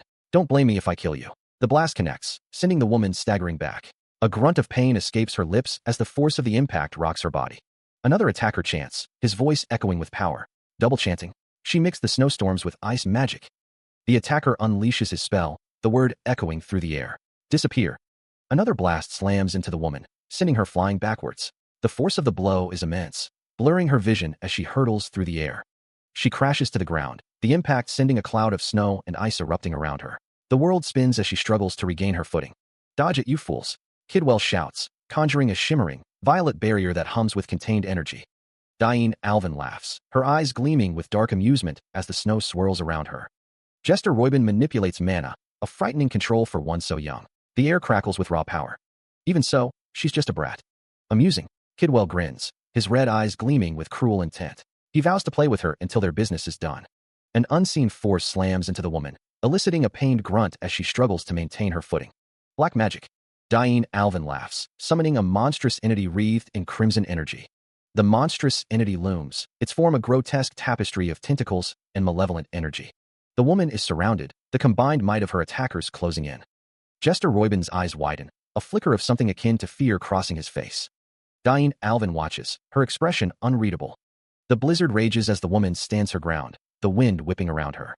A voice echoes, laced with curiosity and caution. What is this presence? She is engulfed in a blinding flash of white energy as the assault intensifies. Her expression tightens with strain. At this rate, her mana is going. Multiple energy beams slam into her, the force of the impacts threatening to overwhelm her defenses. A hexagonal barrier flickers into existence, struggling to contain the onslaught. The woman grits her teeth, her eyes burning with determination as she fights to maintain her defenses. The barrier shatters in a violent explosion of orange and white energy. A monstrous entity descends, its tentacles writhing as it joins the fray. Dying Alvin watches with a cruel smile playing on her lips. She cackles, her voice echoing across the battlefield. Gah! Behold! The creature looms, its many eyes gleaming with malevolent intent. This is what I call a difference in experience. She clenches her fist, a ball of crackling blue energy coalescing in her palm. All she's doing is adding an extra head on top. The summoned creature recoils, its many eyes widening in surprise. What? The creature's grotesque face contorts in rage. It snarls, "You little! I'm going to rip you to pieces." Dying Alvin watches the exchange with a cold amusement. "Threatening me like that only makes you more ridiculous, old man." The summoned creature roars. "Playtime's over." The creature unleashes a flurry of attacks, its tentacle-like appendages lashing out from all directions. A shimmering blue barrier erupts around the woman, deflecting the onslaught. The summoned creature redoubles its efforts, its tentacles thrashing against the protective shield. The woman's eyes widen, a flicker of surprise crossing her face. The summoned creature pauses, momentarily confused. Who? A new figure appears, a mercenary hired by Rodlan, his face partially obscured by a mask. The Rodlan mercenary declares, "I'll take it from here." Dying looks off to the side, concern etched on her face. "Mercenary?" she wonders. A voice booms, questioning their sudden appearance and ability to take on their enemies alone. "You show up out of the blue and think you can take on these guys by yourself? Are you out of your mind?" The mercenary stands tall, his mask reflecting the harsh light. He retorts, "Isn't to get rid of you or me." Dying thinks to herself, "I can't call Nickel and Timer out now." The mercenary faces a monstrous creature. Dying exclaims, "Huh." A voice declares that the creature wants to start a landslide in the whole area, urging them to hurry up and go. The creature roars, demanding to know who the mercenary is. "Bastard, who are you?" The mercenary remains silent, a speech bubble indicating he won't reveal his intentions to someone about to die. Why would I tell that to someone who's about to die? The mercenary's masked face is highlighted by the falling snow, his expression unreadable. The creature, enraged, calls the mercenary an insolent fool. You insolent fool." The mercenary launches himself forward, a blur of motion against the snowy backdrop. He continues his charge, closing the distance between himself and the monstrous creature. The creature recoils, as two robed figures stand behind it. Coup! A burst of blue energy erupts, targeting the mercenary as the robed figures unleash a magical attack. The blade sings as it cuts through the air, a crimson flash accompanying its descent. The figure is clad in dark, tactical gear, a sword strapped to their side. Elsewhere, a chaotic battle unfolds on a snow-swept field. Robed figures clash with a monstrous, tentacled creature. A lone warrior leaps into the fray, a whirlwind of motion against the snowy backdrop. Her eyes widen in disbelief. It's too fast. A crimson sphere of energy pulsates with raw power. A woman's scream pierces the air. "Watch out." The helmeted figure remains silent, an ominous presence amidst the chaos. The figure is consumed by a surge of red energy, their form shifting and distorting. Crimson energy crackles from a hand, ready to unleash its destructive force. A crimson orb pulsates with raw energy, a silent question hanging in the air. A desperate cry pierces the air, a warning against unseen danger. The air crackles with unseen power, a prelude to devastation. With a surge of power, a figure raises their hand, channeling arcane energies. A monstrous form erupts from the earth, its presence a cataclysmic force. Panic sets in as the cry of Master Kidwell echoes through the chaos. A wave of shock washes over her face, the horror of the situation becoming clear. The monster's roar of agony tears through the battlefield, a testament to the power unleashed against it. The crimson orb glows with renewed intensity, a focal point of the unfolding conflict. A gurgling sound emanates from the orb, a sign of its impending demise. Kidwell, his face obscured by a stark white mask, stands firm amidst the swirling snow. The air crackles with unseen energy. A sudden, violent force slams into someone, the impact blurring the air around them. A grotesque tentacle, thick with muscle and pulsing with dark energy, lashes out. With a guttural cry, a figure leaps into the fray, sword flashing in the dim light. A voice calls out, laced with concern. "Are you all right?" Another voice commands, "Stay back." The host should be. The masked figure, Kidwell, remains still, almost lifeless. But something is amiss. Dead already, but it's still moving. The monstrous entity writhes, its form shifting and contorting. A guttural thought echoes. Did the monster take over his body? A desperate cry pierces the air. Nah. The monster's maw opens wide, revealing rows of jagged teeth and a cavernous throat. Tendrils erupt from the ground, ensnaring a lone figure in their grasp. The air vibrates with raw power. Standing defiant against the storm, a lone warrior raises their sword, ready to face the encroaching darkness. Kidwell's monstrous form roars, the sound echoing through the desolate landscape. A masked figure dashes forward, sword at the ready. The blade strikes true, impacting the monster's form. With a swift motion, the masked figure flips away, creating distance. The monster shrieks, its many tentacles flailing wildly. The masked figure charges again, a blur of motion. The masked figure continues the assault, striking with precision as the monster reels. The masked figure presses the attack, but the other character watches, conflicted. Tears welling in her eyes, she thinks, I don't know who he is, but he saved my life. Clenching her fist, she resolves, I can't just abandon him and run away. Gathering her resolve, she thinks, I need to do whatever I can to help. The masked figure continues to strike as she steels herself, thinking, take it slow and be as steady as possible. Kidwell focuses, drawing power inward. Condense the energy. The energy crackles around him, coalescing into a visible form. Make it thinner and sharper.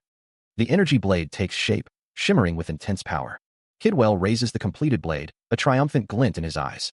I did it. He grips the blade tightly, frustration evident in his expression. If only I could summon Nickel or Timer. I could easily beat it, damn it. Kidwell prepares to strike. The energy blade crashes against the monster. Another character watches the battle unfold. That stubborn girl, why hasn't she run away yet? She really doesn't listen to anyone. Kidwell grits his teeth, focusing his energy. Now, the energy blade glows brighter as he channels more power. Kidwell unleashes a flurry of attacks against the monstrous foe. The monster recoils from the onslaught. A beam of pure energy rips through the air. The masked figure stands ready, a determined look in their eyes. The monstrous entity writhes, its form shifting and pulsating with raw power. The monster lashes out with a tentacle. A voice echoes, questioning the nature of the glowing object. A manicore? The masked figure thinks, their resolve hardening. If I can destroy it. The masked figure slashes with a blade. The masked figure narrowly avoids a counterattack, a bead of sweat trickling down their mask. That was close. I was too hasty. The monster lunges forward, a blur of crimson and fury. The masked figure's eyes widen in shock. The monster's attack lands, and the masked figure cries out in pain. The monster continues its assault. A voice cries out, Master Kid we dash? The monster unleashes a guttural roar, its tentacles thrashing wildly. A voice wonders why it's attacking its own kind, questioning if it's absorbing their mana. The creature continues its assault, a silent consumption of energy. Crimson energy flows into the monster's grotesque form. A wet, gurgling sound emanates from the beast as it continues to feed. The monster grows larger, its form shifting and pulsating with stolen power. Kidwell's expression hardens, a storm brewing behind his eyes. He is taken aback, a surge of blue energy coursing through him. Drawing his sword, Kidwell prepares to strike. This is... A shimmering barrier of ice magic erupts around Kidwell's legs, a protective shield against the encroaching darkness. On top of that, his blade gains a sharpness buff, glowing with a deadly pink light. Even a haste buff, too, increasing his speed. The figure stands before Kidwell, panting heavily in the snowy landscape. She struggles to catch her breath, realizing she's using all her remaining mana. The figure urges Kidwell not to push himself any further, telling him to just run. Kidwell feels his body is light, a surge of power coursing through him. The monstrous creature looms, its single red eye glaring. Kidwell prepares to strike, his resolve hardening. A burst of energy erupts, a blinding flash of light. Kidwell grunts, struck by an unseen force. He falls, realizing there's no end to this battle. Plummeting downwards, Kidwell knows he has to find its core. Kidwell lunges towards the monster, a desperate attack. The monster roars, its form shifting and pulsating. A figure plummets towards the gaping maw of a monstrous beast, muttering about being too shallow. The monster's maw, a cavern of teeth and crimson flesh, awaits its prey. The figure is engulfed, a red glow emanating from within the beast's gullet. A figure with long gray hair and a mask marked with red crosses stands silently, an exclamation point hovering above his head. The masked figure's hand grips the hilt of a weapon, his knuckles white with tension. You, he begins. A young man with tousled blonde hair stares intently, his expression unreadable. Are you, he exclaims. The masked figure curses, realizing it's Ivy. Two figures stand in the snowy expanse, the wind whipping around them. The figure's boots crunch in the snow, each step deliberate. The man threatens to kill if he doesn't get an answer, promising to rip the mask off. The blonde-haired figure pauses, the wind swirling around him. Ivy warns that black mages have planted a large explosive magic circle, endangering the students. The man scoffs, telling someone to quit bluffing. The figure stands firm against the wind, the snow swirling around him. He declares that he'll leave it to someone soon. The figure curses, staggering slightly in the snow. He curses his situation. Audria's Cromwell barely dodges a blast of energy, narrowly avoiding a direct hit. Phew, that was close. A powerful explosion erupts, sending shockwaves through the snowy landscape.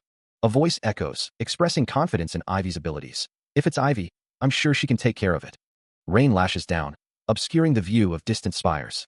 The narration speaks of Tenera Strait, a certain ancient castle nearby. Below, a mermaid-like figure lies on a patterned floor, surrounded by glowing orbs. A figure shrouded in shadow raises their hands, conjuring orbs of crimson energy. A figure in a wide-brimmed hat stands in a dimly lit room, their face obscured by shadow. The figure in the hat stands over the mermaid-like figure, intoning, "This is my private retreat, Salem." Shadows dance across the floor, cast by the light filtering through stained glass windows.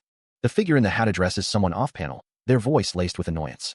"It's common manners to inform me before you visit." The man with the blonde goatee stands in the rain-streaked room, his expression unreadable. He speaks with a dismissive tone, his words laced with sarcasm. Jester Roybin stands before a figure cloaked in shadow, the masked face illuminated by glowing eyes. He questions the other's intentions, his voice dripping with disdain. The masked figure, adorned with a skull on his hat, denies any knowledge of what Jester Roybin is talking about, his glowing eyes fixed. Jester Roybin's expression hardens, a sinister smile playing on his lips. He accuses the masked figure of playing dumb. Green energy crackles around the masked figure, a silent display of power. Jester Roybin, standing in the rain, asks if the masked figure is tired of living, suggesting cremation. The masked figure stands silently. The masked figure's glowing eyes pierce through the darkness, his voice a low growl as he demands to know what Jester Roybin wants. A close-up reveals Jester Roybin's face, his expression a mix of amusement and calculation.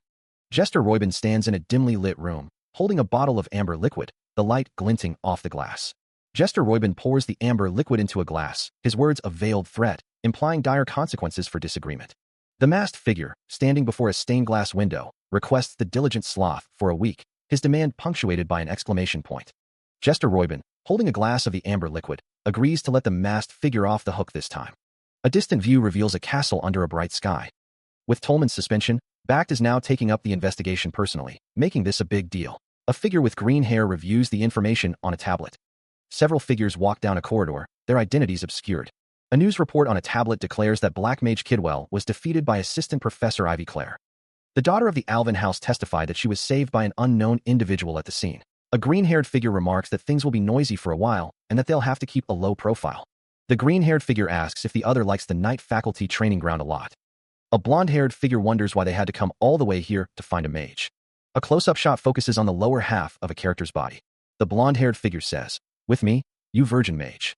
A detailed view of the castle's architecture is shown. Two figures stand in the distance, one thinking, "Don't tell me." Ivy wonders if she has been discovered. A woman's legs are shown, clad in dark stockings and heels, a sword hanging at her side. Ivy remains silent, lost in thought. Kidwell responds, "Yes, somewhat." Kidwell smirks, finding the situation awfully straightforward. Ivy threatens, "I'll bloody kill you." Kidwell mentions that Diane told him about the demi-human duo who had killed the students, wondering what happened to them. Kidwell explains that he doesn't know, stating he managed to escape when they were distracted, as he told the investigation bureau. In a flashback, Ivy thinks to herself that she's glad Diane didn't mention that they were after her. Ivy accuses Kidwell of lying, not believing his story. Kidwell insists it's the truth and excuses himself. A foot slides across the ground. A figure brings their sword down with force. The figure's stance is wide, ready for the next attack. The blonde-haired figure continues their assault, clashing against their opponent. Sparks fly as the swords meet. The green-haired figure blocks the attack. The green-haired figure is knocked to the ground. The blonde-haired figure kicks out. The blonde-haired figure says, "A scrawny mage like you managed to block me, an assistant professor of the night faculty, eh?" The blonde-haired figure smirks. The green-haired figure is shocked. The green-haired figure says, "All I did was block her sword." The blonde-haired figure says, "Yeah, that's fishy." Ivy Clare asks if Audria's Cromwell is implying that she is one of the black mages. The two stand facing away, the tension palpable between them. Ivy wonders if Audria's is a black mage. Ivy states that it's only logical that she would be suspicious whenever there's a case involving the black mages. She reminds Audria's that she even took down the mage who trapped him in the Balleric case. A flashback shows Vivienne, her voice different, but with the same body type. Someone wonders if he did it. Audria says that's right, and there's one more thing. Another flashback shows Vivienne, with someone thinking that ever since that midterm exam, Vivienne's changed. Ivy demands to know what Audria's did to her. Ivy stares intently at Audria's. Ivy states that all she did was save her. Audria's asks what Ivy did. The accusation hangs in the air. Audria's was Mr. Fairy. He insists that he only went inside the barrier and rescued her. That's all. His hand clenches into a fist. Ivy's eyes narrow. She snaps, demanding that he quit bullshitting her. Ivy turns away, her expression unreadable. She continues, questioning how a failure like him can waltz in and out of a black mage barrier freely. Audrias looks back at her, a question mark floating above his head. It's true, he thinks. Vivienne interjects, stating that Audrias saved her life that day. She looks at Audrias, calling his name. Ivy glances back at Vivienne. Ivy's expression hardens. Adrius stares back at Ivy, his expression unreadable. Ivy scoffs. Ivy declares that she'll be watching Adrius Cromwell. The two figures stood in the courtyard, the silence hanging heavy between them. Adrius Cromwell says, "Thank you for helping me." Ivy Claire responds, "Don't worry about it, Mr. Fairy." Ivy's eyes widened, a blush rising on her cheeks as the realization settled in. A voice confirms, that confirms it. The mansion stands tall, its many windows reflecting the daylight. Lady Amy sits at her desk, a mountain of paperwork before her, as she diligently writes. A voice calls out, informing Lady Amy that the cleaning of the mansion is complete. Amy's expression is one of mild surprise. A maid approaches, carrying a tray. She thanks Amy for her hard work, acknowledging how long the mansion had been abandoned. The tray holds a delicate assortment of pastries and tea. The maid suggests that Lady Amy inspect the study first. Amy agrees, stating that she will check it now. The camera pans to a view of the clean study. Amy stands, holding a folder, ready to inspect the study. Amy's footsteps echo as she walks. She stood before the ornate door, its carvings intricate and aged. The air hung heavy with the scent of dust and forgotten things. "Father's study," Amy murmured, a whisper lost in the silence. Her expression hardened, a flicker of determination in her eyes. "A place to play hide-and-seek with my brother," she thought, the memory bittersweet. A gloved hand reached out, the cool metal of the handle a stark contrast against the warm wood. It felt like ages ago, the touch bringing back a flood of memories. The door creaked open, revealing a room shrouded in shadows. Amy stepped inside, the air growing colder with each step. Dust motes danced in the faint light filtering through the grimy windows, illuminating the chaos within. The room was a mausoleum of forgotten knowledge, a testament to a life interrupted. An overturned desk lay amidst scattered books and papers, the remnants of a once organized space. "Wow, what a—" Amy breathed, the scene a stark contrast to her memories. Amy surveyed the scene, her gaze sweeping over the disarray. Well, there was no one here to look after it. She muttered, a hint of sadness in her voice. Her eyes narrowed, a flicker of suspicion crossing her face. Something was amiss, a subtle dissonance that pricked at her senses. A hand reached down, fingers brushing against the cold, shattered glass of a broken picture frame. The edges were sharp, a silent testament to a violent act. Kneeling amidst the debris, Amy carefully lifted the broken frame, her fingers tracing the jagged edges. The photograph within was torn, the faces obscured by the damage. Elsewhere, a train snaked its way through a verdant landscape, its polished exterior gleaming in the sunlight. The rhythmic chugging of the engine echoed through the hills, a symbol of relentless progress. Territory. The figure's eyes were closed, a serene expression on their face. "Aren't you being a bit indiscreet, Master Salem?" The man with braided blonde hair asks. "What?" Salem sits with arms crossed, a determined look on her face. A voice booms, "Greatest black magician to turn up in a public place like this." Salem continues, "You brat. I'm giving you an extracurricular lesson in person, and you're complaining? All sorts of people are after you." Adrius Cromwell says, "Anyway, let's get to it."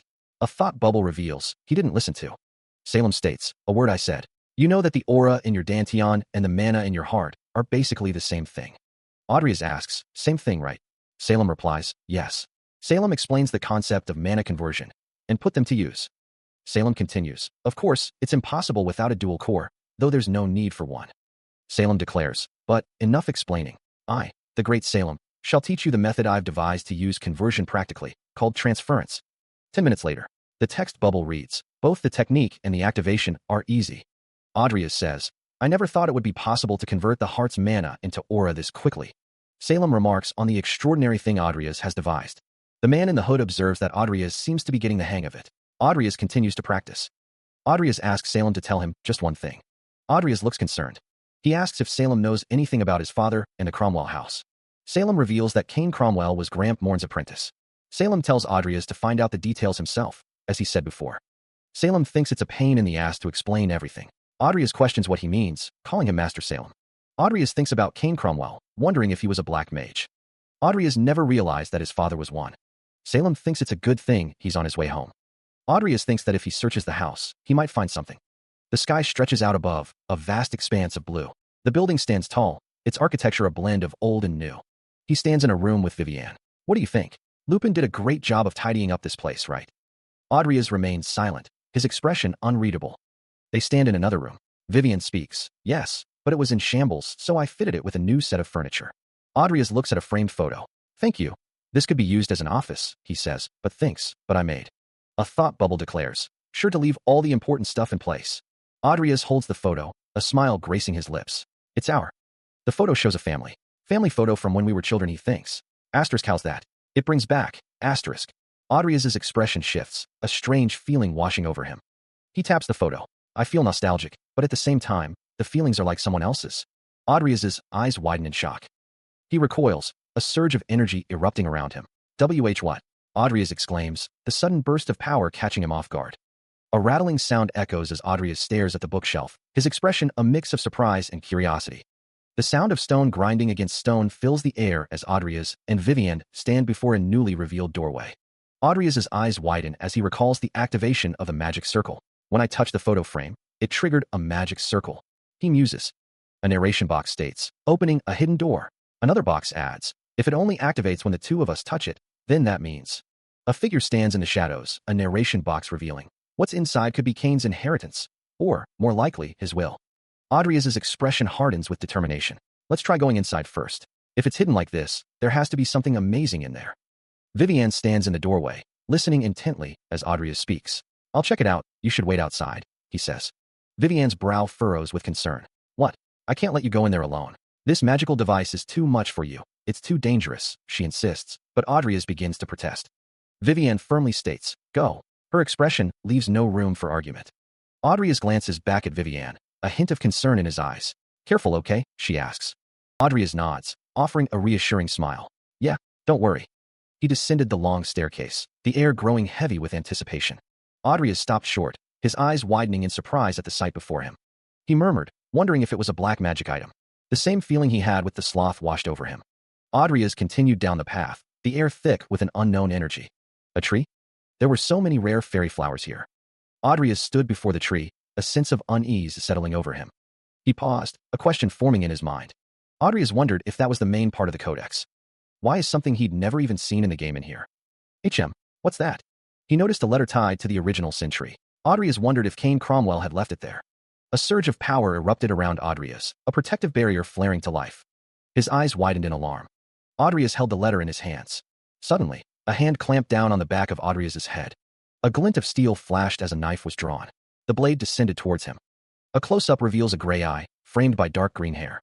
A hand holds a small, brown seed, bathed in a soft, golden light. Kane Cromwell stands before an older man with white hair, their faces illuminated by the warm glow of the room. The seed rests in a bed of dark soil, nestled within a simple, gray pot. From the seed, a small sprout emerges, reaching towards the light. Kane Cromwell stands before the older man, who is now surrounded by swirling red energy, as if performing a ritual. The older man's face is etched with intensity, his eyes narrowed in concentration. The older man grins, revealing a set of teeth that seem too large for his mouth, as a younger man with a mustache looks on. Kane Cromwell cradles a blonde woman in his arms, her body limp and lifeless.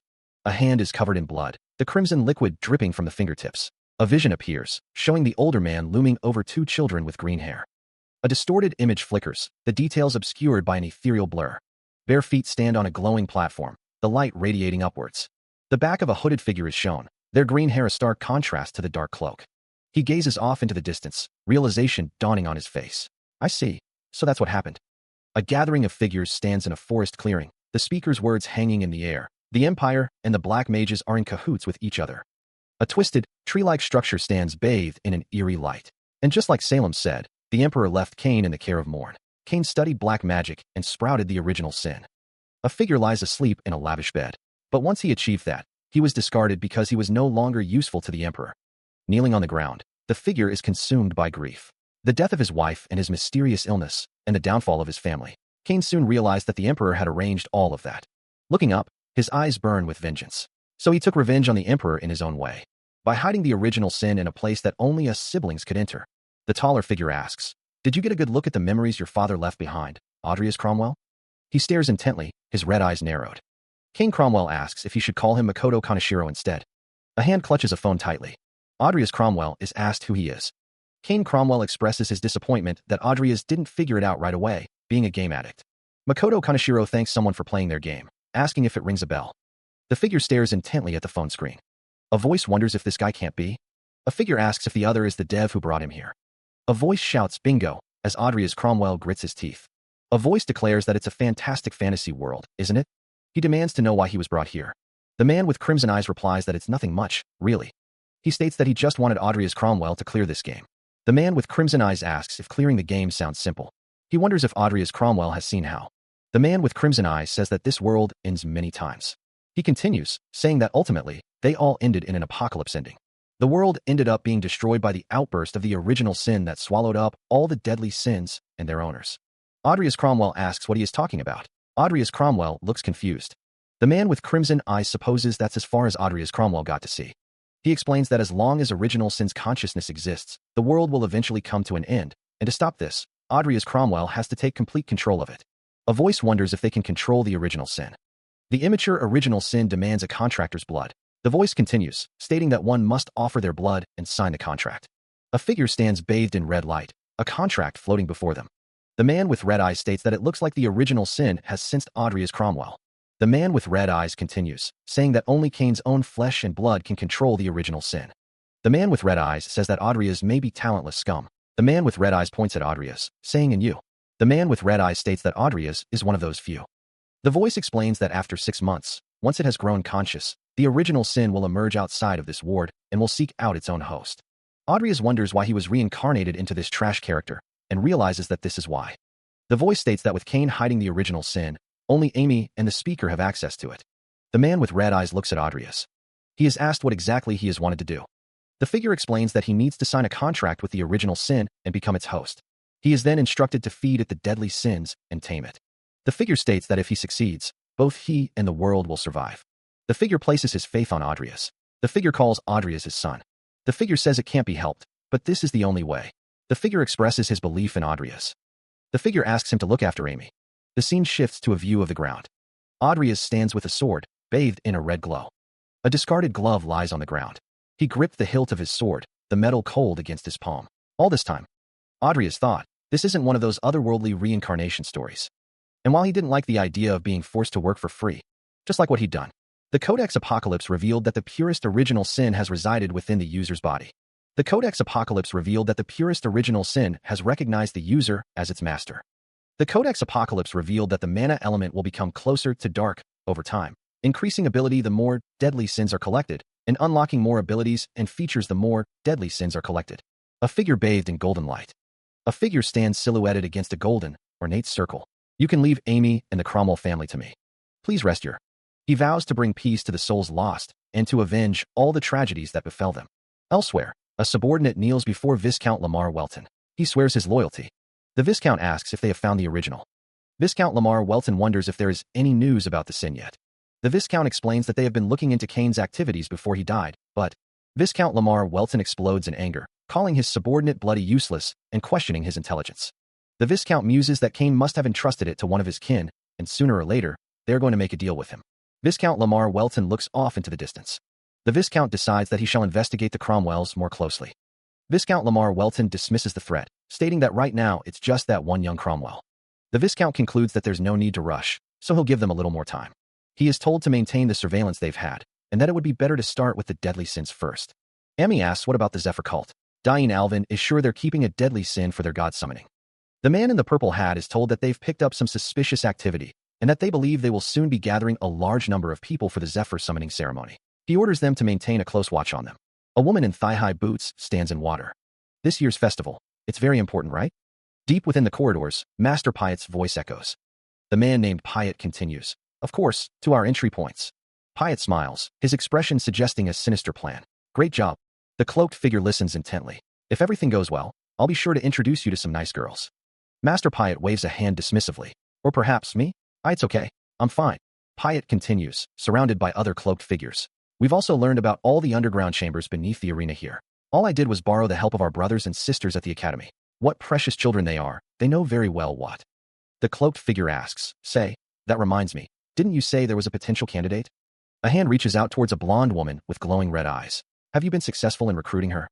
The cloaked figure thinks, it must be about Vivienne. Master Piatt responds, I spoke to her directly, but she didn't seem particularly interested. She said she has found her spiritual foundation. The figure in the pink hat muses that it's a pity, but it can't be helped. They hope to be well without someone. A week after returning from the Cromwell mansion, Audrius Cromwell worried that the original sin absorbed might cause problems. Fortunately, nothing has. So far, this has happened. If it weren't for what's about to happen at the academy, Audrius Cromwell could have stayed by Amy's side. Now that Audrius Cromwell knows Cromwells. On the last day of the academy's festival, at the arena, the Zepar cult will carry out a terrorist attack. Who knows how many people will be killed in their ridiculous attempts to summon an evil god. I have to get rid of them before they get anyone else involved. He gazes out the window, contemplating the need to protect the playable characters if he wants to clear this game. Andreas doesn't expect much, but it is possible that the Zepar cult has other codexes with them. So he'll look into that as well. There are so many things to do since he got the original sin. Adria states that they should resume their training. Nickel. The skeleton stands tall, ready for training. A sudden alert flashes. Adrias looks surprised. A system message appears. Codex Apocalypse. Chapter 0. The purest original sin has detected diligent sloth. The system message continues. Codex Apocalypse. Chapter 0. The purest original sin has been linked to diligent sloth, generating additional features, abilities, and enhancing base capabilities. Adrias wonders what this sensation is as the skeleton thinks about the sloth. The original sin seems to recognize Nickel as the sloth. Is it because he carried it for a prolonged time? Codex Apocalypse. Chapter 0. The purest original sin has finished growing. Codex Apocalypse. Chapter 0. The purest original sin and diligent sloth are no longer linked. Sloth Phantom, legendary, sharing the effects of diligent sloth. Nickel Life Hill, Undead, Tier 5, Mana, 2113, Traits, Self-Awareness, Mastery. Chapter 0. The purest original sin. Mana recovery increased by 188%, Sloth. Mana sensitivity increased by 66%, Sloth. Once every 6 days, a special skill can be used. Currently stored skills, Sloth. His appearance didn't really change, but his specs have definitely gone up. So, Nickel, to celebrate your power-up, how about canceling today's training session? Nickel shakes his head. Elsewhere, Adrias, cloaked and masked, surveys the city. Adrias thinks, I remember there should be some cultists here looking for new members. Is it because it was so long ago that I am misremembering? Adrias wonders, why don't I see any familiar faces? A group of figures, cloaked and hooded, moved through the city streets, their faces obscured by shadow. One of them paused, his thoughts surfacing. Hazard? If that guy who went missing reappeared. A voice, barely a whisper, cut through the air. Good, let's follow him. One of the cloaked figures descended into the depths, climbing down a rickety ladder into the darkness below. The figure peered down, the air thick with the smell of mildew and decay. A figure with reddish-brown hair and small tusks looked up, a question forming on their lips. A hulking figure with glowing red eyes loomed in the shadows, its presence radiating menace. The figure with reddish-brown hair lay sprawled on the ground, defeated. Hazard, surrounded by a swirling magical aura, declared, as I thought, Hazard and the rest of the cult are preparing a terrorist attack. Hazard commands Nickel to stay with him, while ordering Timer to stay behind and watch. A cloaked figure with a skull-like face moves forward, sword in hand. Let's get moving. Elsewhere, a figure with green hair advances, drawing a sword. The hulking beast lumbers through the dungeon. Deep within the dungeon, figures stand amongst crates and hanging bodies. Hazard surveys the scene, his back to the viewer. The man muses, bringing in the explosives was a challenge, but setting them up should take no more than a day. Looks like there won't be any problems for tomorrow's ceremony. He thinks, hopefully, they'll promote me to a higher rank for my efforts. Chaos erupts as the group is ambushed. We're under attack. A man's face contorts in a feral snarl, fangs bared. Masked figures brandishing knives charge forward, a woman with blonde hair leading the assault. A figure is brutally attacked, blood splattering across the scene. He stood amidst the carnage, the aftermath of a brutal ambush painting the stone floor crimson. Hazard grimaced, his expression a mix of disgust and impatience. What useless bunches, he spat. His eyes narrowed, a flicker of annoyance crossing his face. It's only one man. He surveyed the scene, his gaze cold and calculating. Huh. Hazard's eyes narrowed as he took in the scene. Phew. His swordsmanship is impressive as always. He turned away from the carnage, his expression hardening. All right, I think we're almost done. A figure cloaked in shadow spoke, his voice muffled. Let's collect all the explosives. The cloaked figure glanced upwards, a massive, grotesque form looming above him. The figure moved with sudden speed, a blur of motion against the dark stone. The cloaked figure called out, Timer. Let's call Timer back. Hazard appeared, his expression one of mild surprise. My, just when I thought I'd drop by since I finished my business early. Hazard looked at the cloaked figure. My boy Hazard. The masked figure's eyes narrowed beneath the dark fabric. When did he? A large man, wearing a wide-brimmed purple hat, gripped a smaller figure by the neck. Was it you, he demanded. The large man's grip tightened. The one who killed this child? Adria's Cromwell lunges forward, a blur of motion as he closes the distance. Hazard activates an earth shield, a shimmering barrier of rock and force erupting before him. The earth shield slams into Adria's. Hazard's face contorts into a wide, menacing grin, his red eyes gleaming with cruel amusement. The force of the impact sends Adrias flying backward, tumbling through the air. He is sent hurtling through the air. Hazard's massive hand closes around Adrias' throat, cutting off his escape. Hazard delivers a brutal punch, the force of the blow echoing through the chamber. Adrias' face is a mask of pain, blood trickling from his lips as he struggles to breathe. Hazard's grin widens, a predatory glint in his eyes. Oh my. He hoists Adrias into the air, his grip tightening on his throat. Hazard prepares to deliver another devastating blow. He is gripped tightly by the throat, Hazard's massive hand cutting off his air supply. In a rapid flashback, Hazard is seen effortlessly dispatching multiple opponents, his raw power overwhelming them. Another foe falls before Hazard's relentless assault, their skull crushed beneath his fist. A desperate grab for purchase proves futile as Hazard effortlessly breaks the hold and delivers a crushing blow.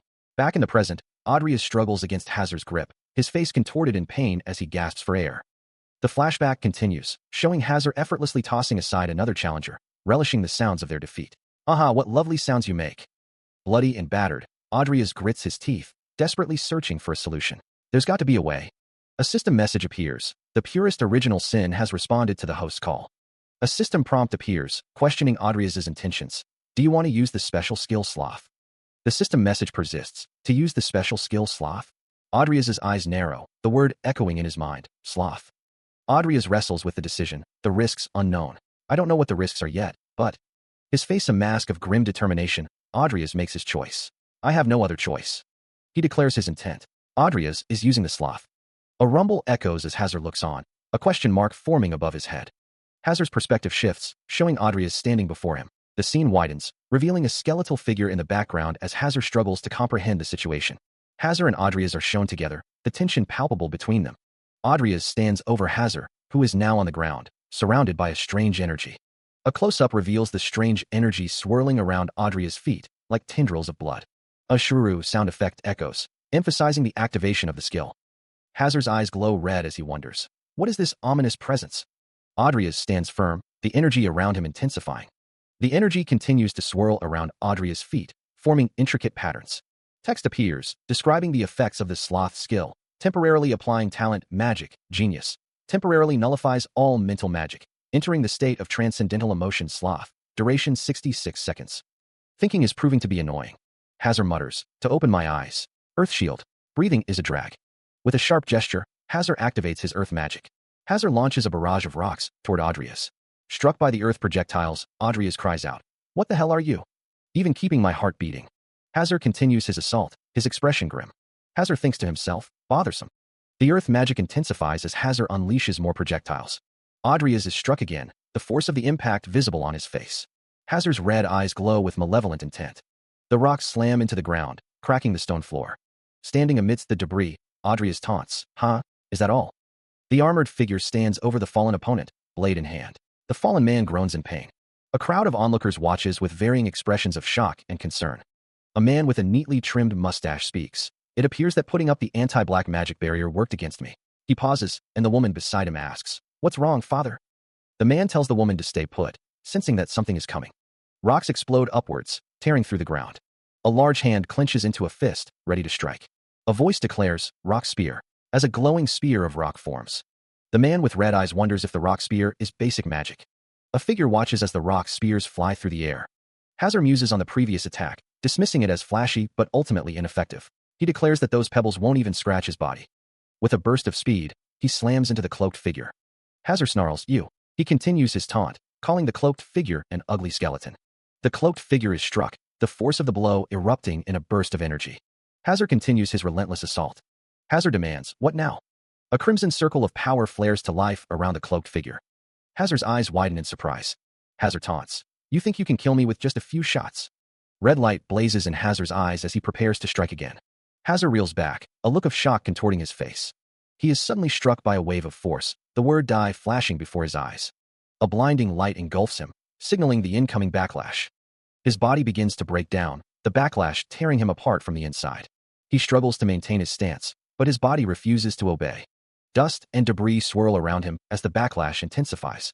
A grimace of pain contorts his face as the effects of the backlash take hold. The duration of the special skill sloth has expired, and the incoming backlash is now in full effect. He is assaulted by unseen forces, each blow weakening him further. His mind screams in agony. It feels like his body has been torn to shreds.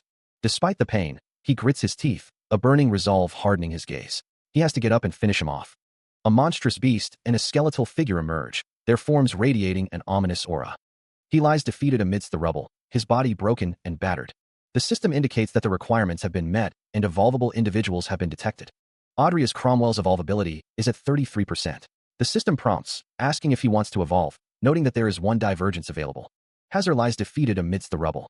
Hazar struggles to speak, offering a sarcastic remark about giving a souvenir to take to the grave.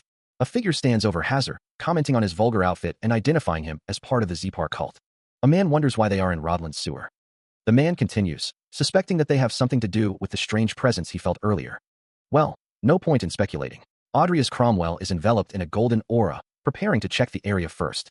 From within the golden light, Audrius Cromwell prepares to move. The man exclaims, "There!" The aftermath of a battle is visible, with bodies strewn across the sewer floor. The man stands next to a large, shadowy figure. The air hangs thick with the acrid stench of gunpowder. If such a large amount of gunpowder had exploded beneath the stadium, many people would have died, including my children. A sinister smile curls across his lips. The man's eyes widen in shock. Is that Audrius Cromwell? What's that boy doing here? The scene is a panorama of devastation. It's here. This is where the trace of black magic is the strongest. Audrius Cromwell lies still, a dark cloak shrouding his form. It can't be. A disembodied voice wonders if he inherited the original sin from Cain. The system announces that Audrius Cromwell has evolved, and his transformation is complete. The system indicates that the trait, dual core, epic, has disappeared, and the trait, vessel, unique, has been generated. Audrius's eyes flutter open, and he wonders if he said he would accept. Audrius Cromwell lies in bed, recovering. A voice notes that his wounds were so severe that he should have been dead. The man with the blindfold remarks that in just 2 weeks, Audrius has almost made a full recovery.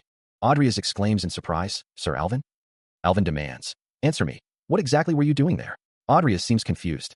Alvin clarifies, "I'm talking about what happened in the sewers." The scene shifts to a wider view of the bedroom. Audrius is lying in bed, while Alvin sits in a chair nearby. Audrius thinks to himself, "I should keep it under wraps for now."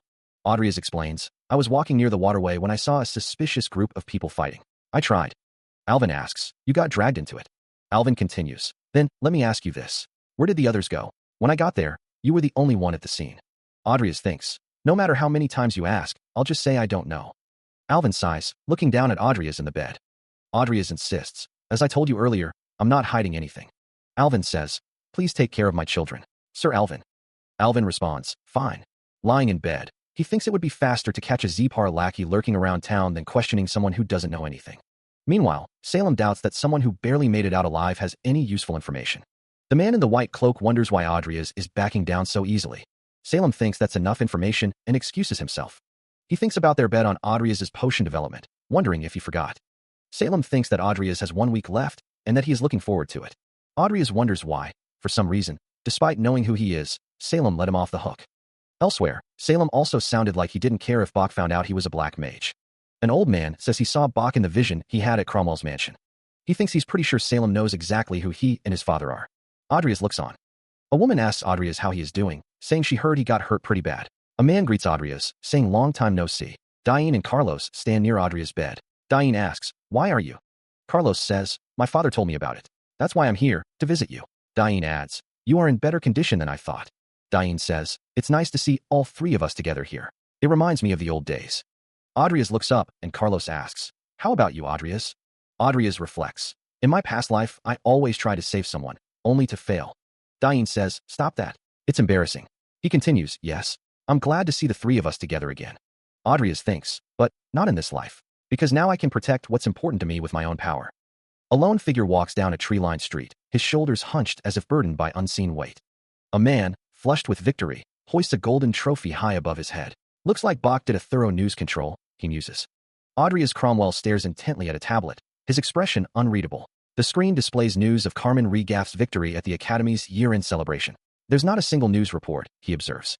Standing outside, Audrius considers the implications. About the Zepar cult's terrorist attacks. Not surprising, given that an external threat has infiltrated the heart of the Academy. A disembodied voice echoes. "The original sin in the basement was quiet as well. Guess I shouldn't be worried about this issue anymore." "You're..." The man with blonde hair speaks. "Early." Audrius replies, "Ah yes." The blonde-haired man faces Audrius, waiting for a response. Massive gears turn in the background as the 2 figures stand on a high walkway. The blonde man states, "Tower Master. Audrius Cromwell is here." He arrives right on time. "Well, then, show me the potion," Bach says. Audrius thinks that Bach is acting as if the sewer incident never happened. He wonders whose side Bach Alvin is on, the Emperor's or his father's. A cork is popped from a potion. Bach drinks the potion. Audrius watches Bach. "An emit potion, huh?" Bach wonders. "Yes, I expected you would figure it out," Bach says. How cheeky of you, trying to test me, Bach thinks. And here's another. Another potion is held. What? The unknown man asks. You made two? Bach wonders, in such a short. He looks down at a small, rectangular device, its screen glowing with arcane symbols. Thanks to your material and moral support, sir, he says. The unnamed man smiles, a hint of amusement in his eyes. Very well, you win this bet. The man gestures towards a grand archway. Let's go to the warehouse. I'll reward you as promised. Bach's eyes widen as he feels the surge of magical energy. The spell, he mutters, sensing something powerful at work. The word visible appears in a text bubble.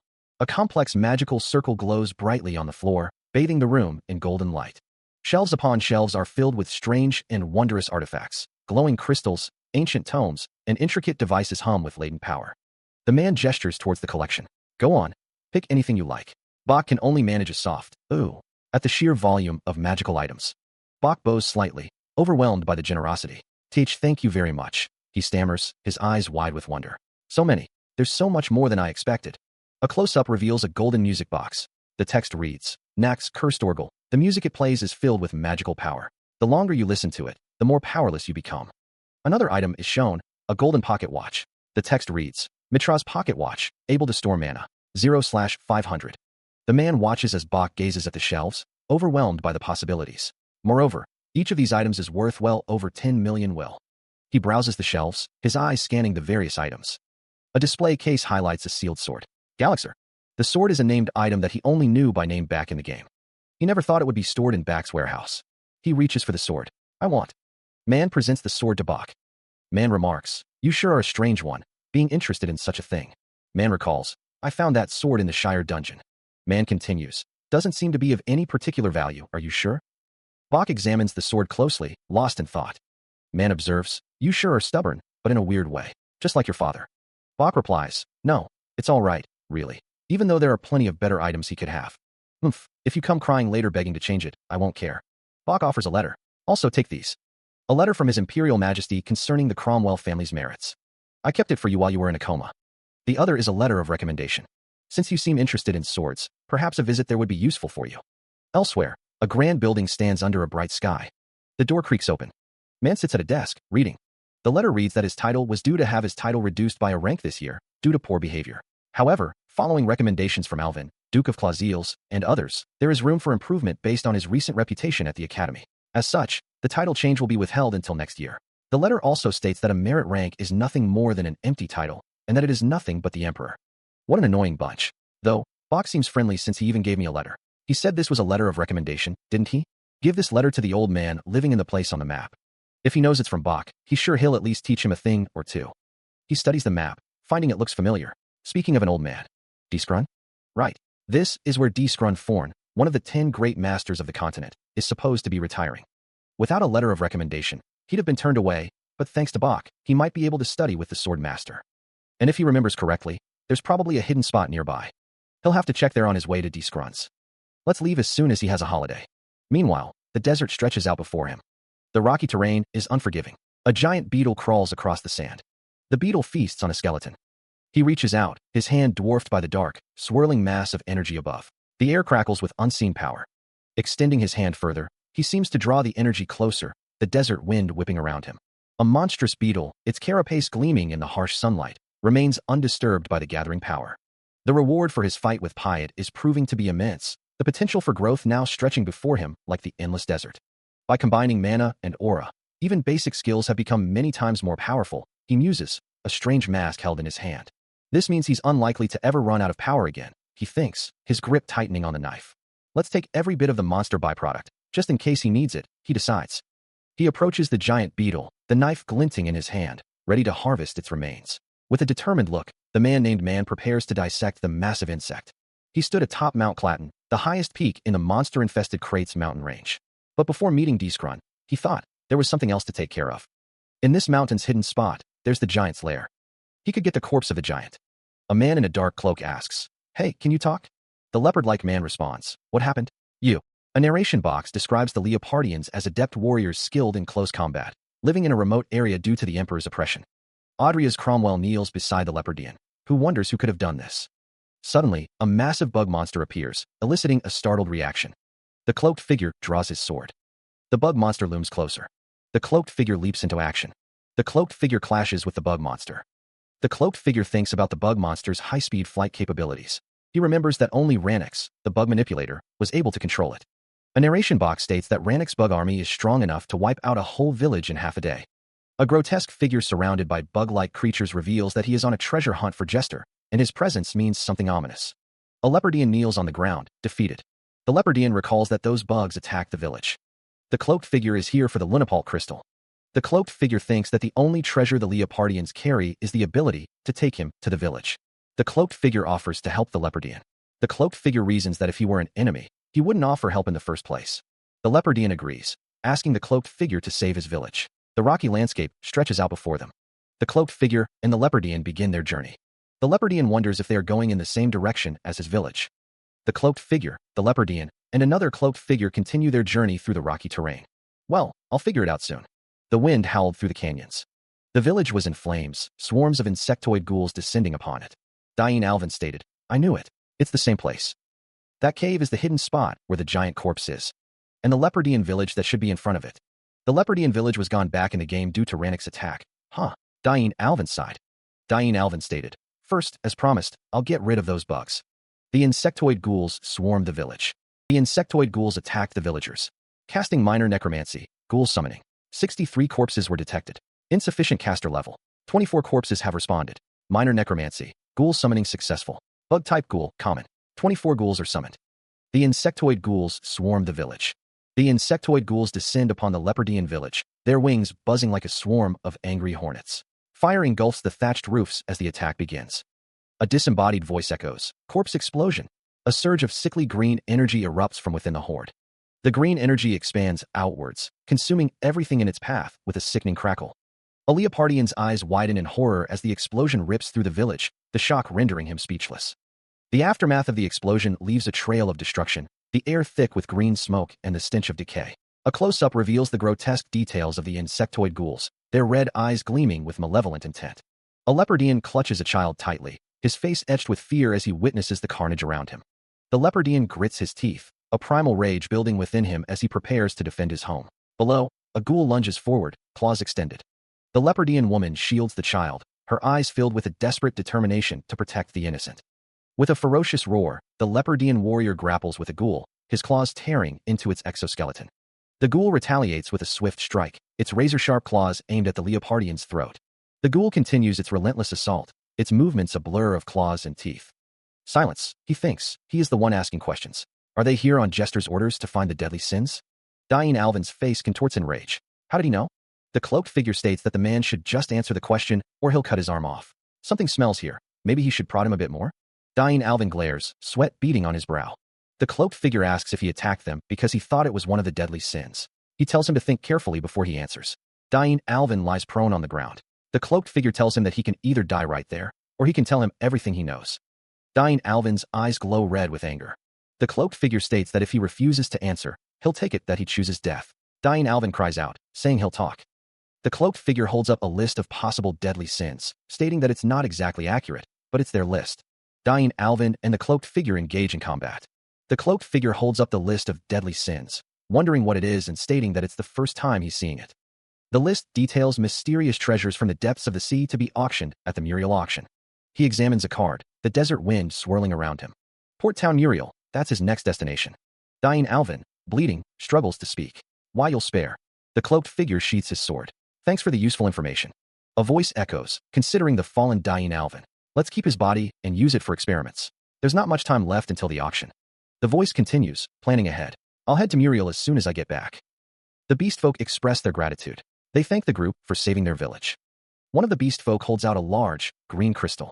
As they are unable to repay them properly right now, they ask that they at least accept this Lunapal crystal. The cloaked figure stands before the beast folk. The beast folk says, huh? Then, the cloaked figure asks if they can be let in. The beast folk are surprised. One of the beast folk exclaims that the cloaked figure is also aiming for the mine. Another says that, as expected, humans can't be trusted. The beast folk pauses, considering the request. The beast folk responds that they may come in. The cloaked figure is surrounded by the beast folk.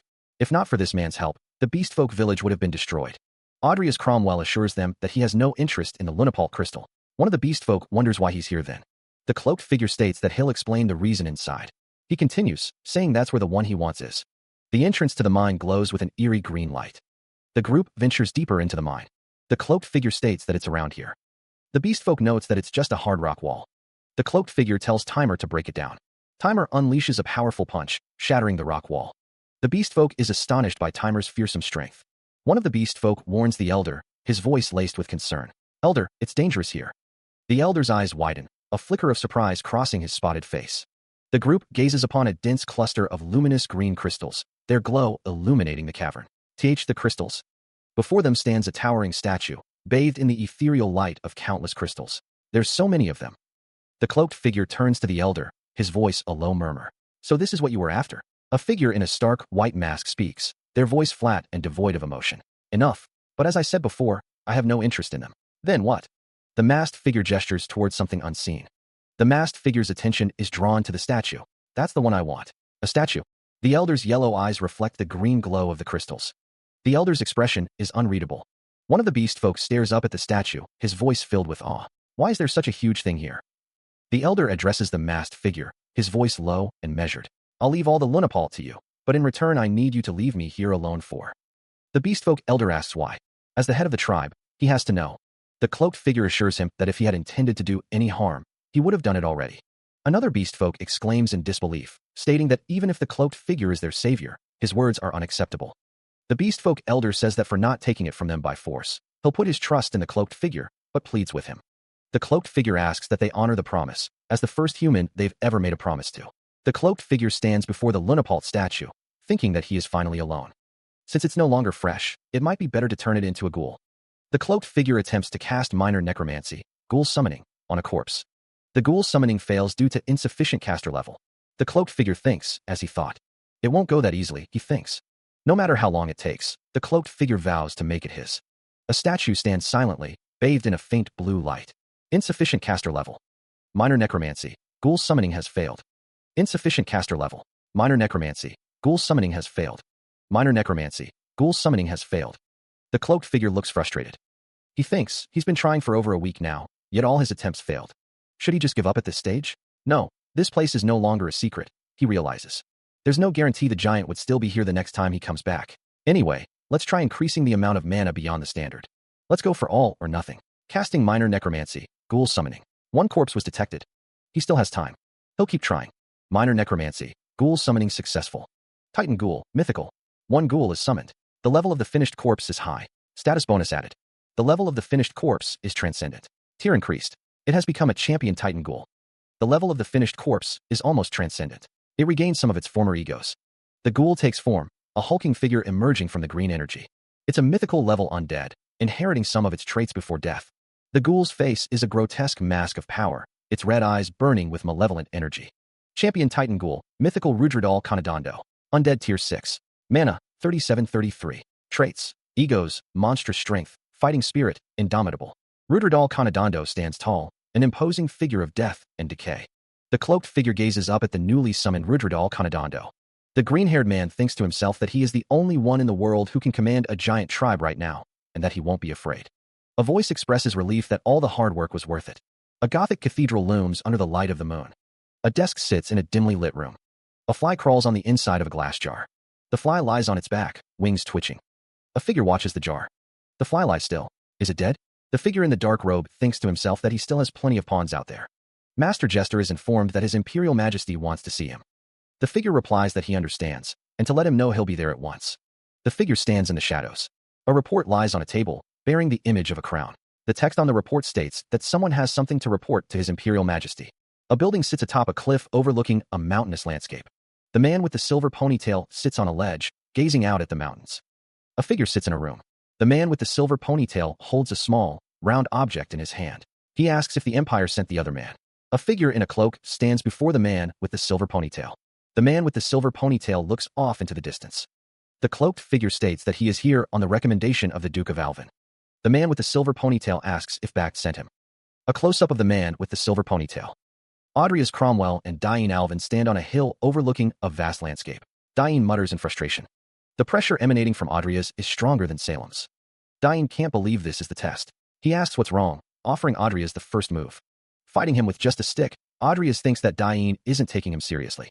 Audria's declares that he'll definitely defeat him. Closing the distance, Adrias attacks Diane with his stick. Adrias' expression hardens. Diane remarks that Adrias has gotten a rough grasp of his abilities as he grabs him. Diane states that it is not Adrias' swordsmanship he should be training now, as he draws his sword. Adrias is sent flying into the air. Diane stands with his sword drawn. The older man states that Adrias' movement is too obvious and overly reliant on speed, and that he has an inability to see through. Adrias falls to the ground, the older man stating that it's his lack of experience. The older man tells him not to worry. Adrias lies on the ground, defeated, as the older man stands over him. The older man tells Adrias that he'll naturally get better at it as he plays around with him. Training at Mount Clatane, Day 1, Adrias spars with the older man. Adrias eats potatoes. Adrias trains with a sword, striking at hanging logs. A sword lies on the ground. Adrias is choked by the older man, begging him for time out. He gripped the hilt of his sword, preparing to swing. Day 27. Day 33. The blade flashed through the air. Ranix observed, his movements are getting a bit better. However, the sword continued its deadly dance. The air crackled with each swing. Adrias' muscles strained with each movement. The sword cut through the air with precision. Each swing was faster than the last. The blade blurred as it moved. Ranix thought, thinking in the middle, still, I'll recognize your fighting will for not whining even once. Ranix is struck, the force of the blow snapping his head back. Adrias Cromwell moves with speed, his sword a blur of motion. Even a sword master can let his guard down, huh? Adrias Cromwell smirks, blood trickling from his lip. Next time, I won't be so easy. Ranix observes Adrias Cromwell, a thoughtful expression on his face. It's rough, but did he just gather his aura and send it flying? Ranix's eyes narrow, impressed. Did he just use it instinctively? What a talent. A brown-haired man stands behind Adrias Cromwell, a sinister smile on his face. That reminds me, Luis also said he will enroll at Rodland soon. A voice muses, it would be interesting to see if I can get him in a match with this kid. Adrias Cromwell's eyes widen in surprise. Huh. Ranix sits calmly, observing Adrias Cromwell. Finally awake? Ranix states that Adrias used sword arts before passing out. He asks if Adrias can do it again. Adrias recalls the sword arts he used when he was beaten to a pulp. Ranix says that was just Adrias being desperate. He decides to take this opportunity to teach him how to use sword arts. Ranix adds that they will also work on some basic aura control. Adrias thanks him very much. When you use sword arts, Ranix explains to Adrias to think of it as wrapping the sword like a scabbard, and then just send that scabbard. Ranix demonstrates the technique. He prepares to unleash a sharp slash, his muscles coiled and ready. Ranix explains that the sword art can be used in a variety of ways, from explosions to shockwaves, depending on how it's used. He adds that the big tree is a good example. Ranix continues, explaining that if Adrias uses his aura to stimulate his body instead of a sword. The instructor demonstrates, stating that one can move at super speeds this way. Adrias prepares to perform a sharp slash. Ranix laughs, surprised by Adrias' progress. Since when? Ranix explains that Adrias should wrap his aura around his body or sword and adjust the strength accordingly. Ranix watches Adrias intently. Ranix instructs him to use the sword arts for now. Ranix encourages Adrias to keep it up and move a little further away once he's used to it. Good, keep it up. Adrias continues his training, sweat glistening on his skin. A system message appears, conditions met, evolvable entities detected. He thinks to himself that he trained hard to think his genius tier combat skills would reach an evolvable level. Adrias continues his sword training, swinging the blade with practiced ease. He thinks to himself that it's a good thing. The blade cuts through the air, Adrias finding it more enjoyable to use his body. The sound of the blade slicing through the air echoes through the training grounds. The sharp sound of the sword cutting through the air continues. Ranix watches Adrias' training with a look of astonishment. The sound of the blade continues to cut through the air. Ranix thinks to himself that Adrias is even more of a monster than he imagined. Ranix thinks to himself that he never thought such talent could exist. A memory surfaces. Woog, Luis, and even him were never as good as this. Ranix thinks to himself that as long as Adrias is given a clear direction, he'll probably thrive on his own. In that case, all he can do is. Adrias continues his sword practice. Ranix tells him to go home first, dig up the potatoes and boil them, referring to him as his disciple. Adrias thinks to himself that it's all potatoes every meal, and he feels like they're going to start sprouting out of his body. His expression is one of shock. Ranix states that he just called Adrias a disciple. Ranix asks if he doesn't like it. The two sit at a table. Adrias wonders why Discrun took him on as his disciple. Adrias seems to be in thought. Adrias thinks that he has been with him for more than a month. Ranix offers him a book and tells him to take it. Adrias asks why Ranix is giving him this. The book is titled Egoless Sword and contains extensive knowledge of Discrun Forn's swordsmanship.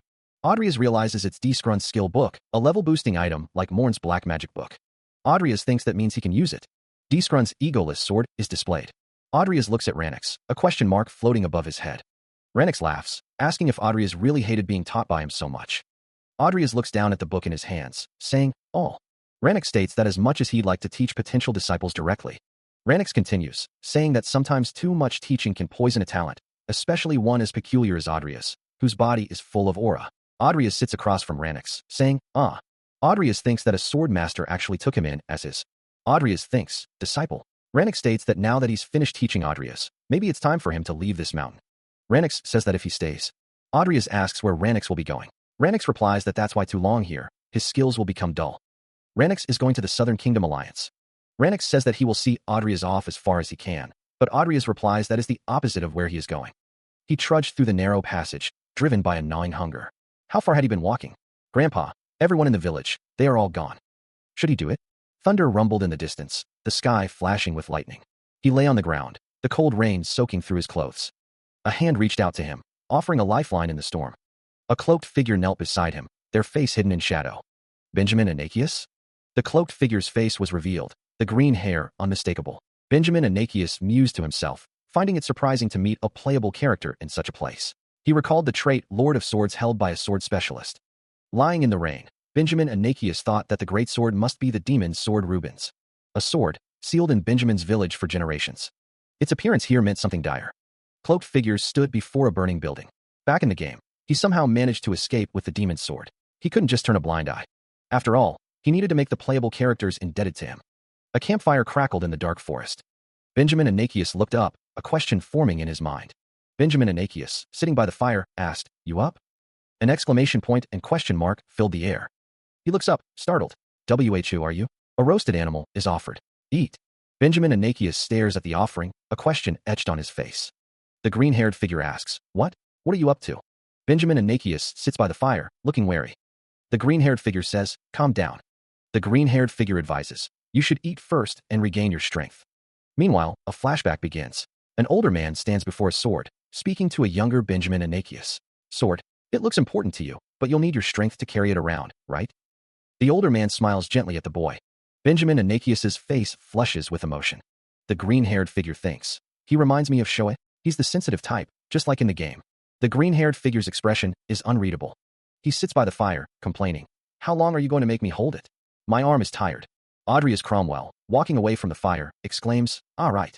Audrius returns, holding a roasted bird and a potion. "You sure can eat. Drink some potion too while you regain your strength." Benjamin Anakius grimaces, taking the offering. Ugh, thank you very." Audrius watches him eat. Audrius's expression hardens. Audrius says, "You're not a beggar.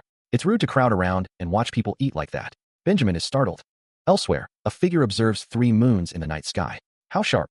The figure, standing on a cliff, looks down at a group of people. "Why, you bastards."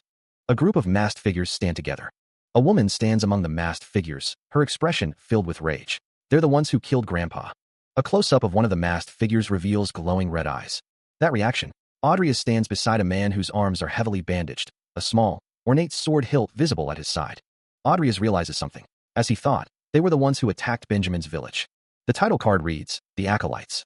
A group of orphans raised by Jester as his personal assassination squad. Somehow, they remind him of his previous life. All-round soldiers, trained to a special forces level and even capable of basic magic. Once they are able to manipulate aura, they are given special masks by Jester as a sign of their ability. Audrius, looking away from the bandaged man, thinks to himself that they're pitiable, but they're not the kind of people you can negotiate with. He'll take care of it. He pauses, then says, "Wait." The bandaged man asks Audrius to please stand back. The bandaged man's eyes glow with a fierce red light. The masked figures appear, one of them saying that the one they have business with is him. Another tells him not to jest, calling him a brat, and demanding he behave and hand it over. Over the sword. The bandaged man prepares to draw his sword, a golden light emanating from the blade. An explosion rocks the area. Another explosion follows. He stands ready, facing a figure in a mask. The mask bears a simple cross. The bandaged man grips his sword tightly. The masked figure seems surprised.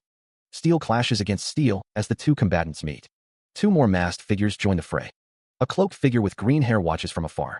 The green-haired figure thinks to himself, "I'd like to say as expected from the youngest playable character." The bandaged man continues to fight. In the original story, the bandaged man faces the masked figures. His red eye twitches, pupils dilated with adrenaline. The masked figure groans, defeated.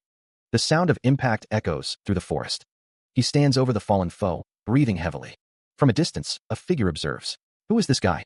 The green-haired man surveys the scene. "Looks like that's all of them." The observer remains silent. The green-haired man wonders, would I have been able to protect the village if I was as strong as him? The gray-haired man is startled by the voice. Audrey as Cromwell calls out, "Hey, are you all right?"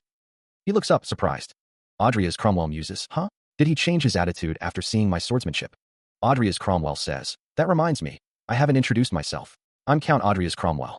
Stumbling, the young man introduces himself as Benjamin Anakius.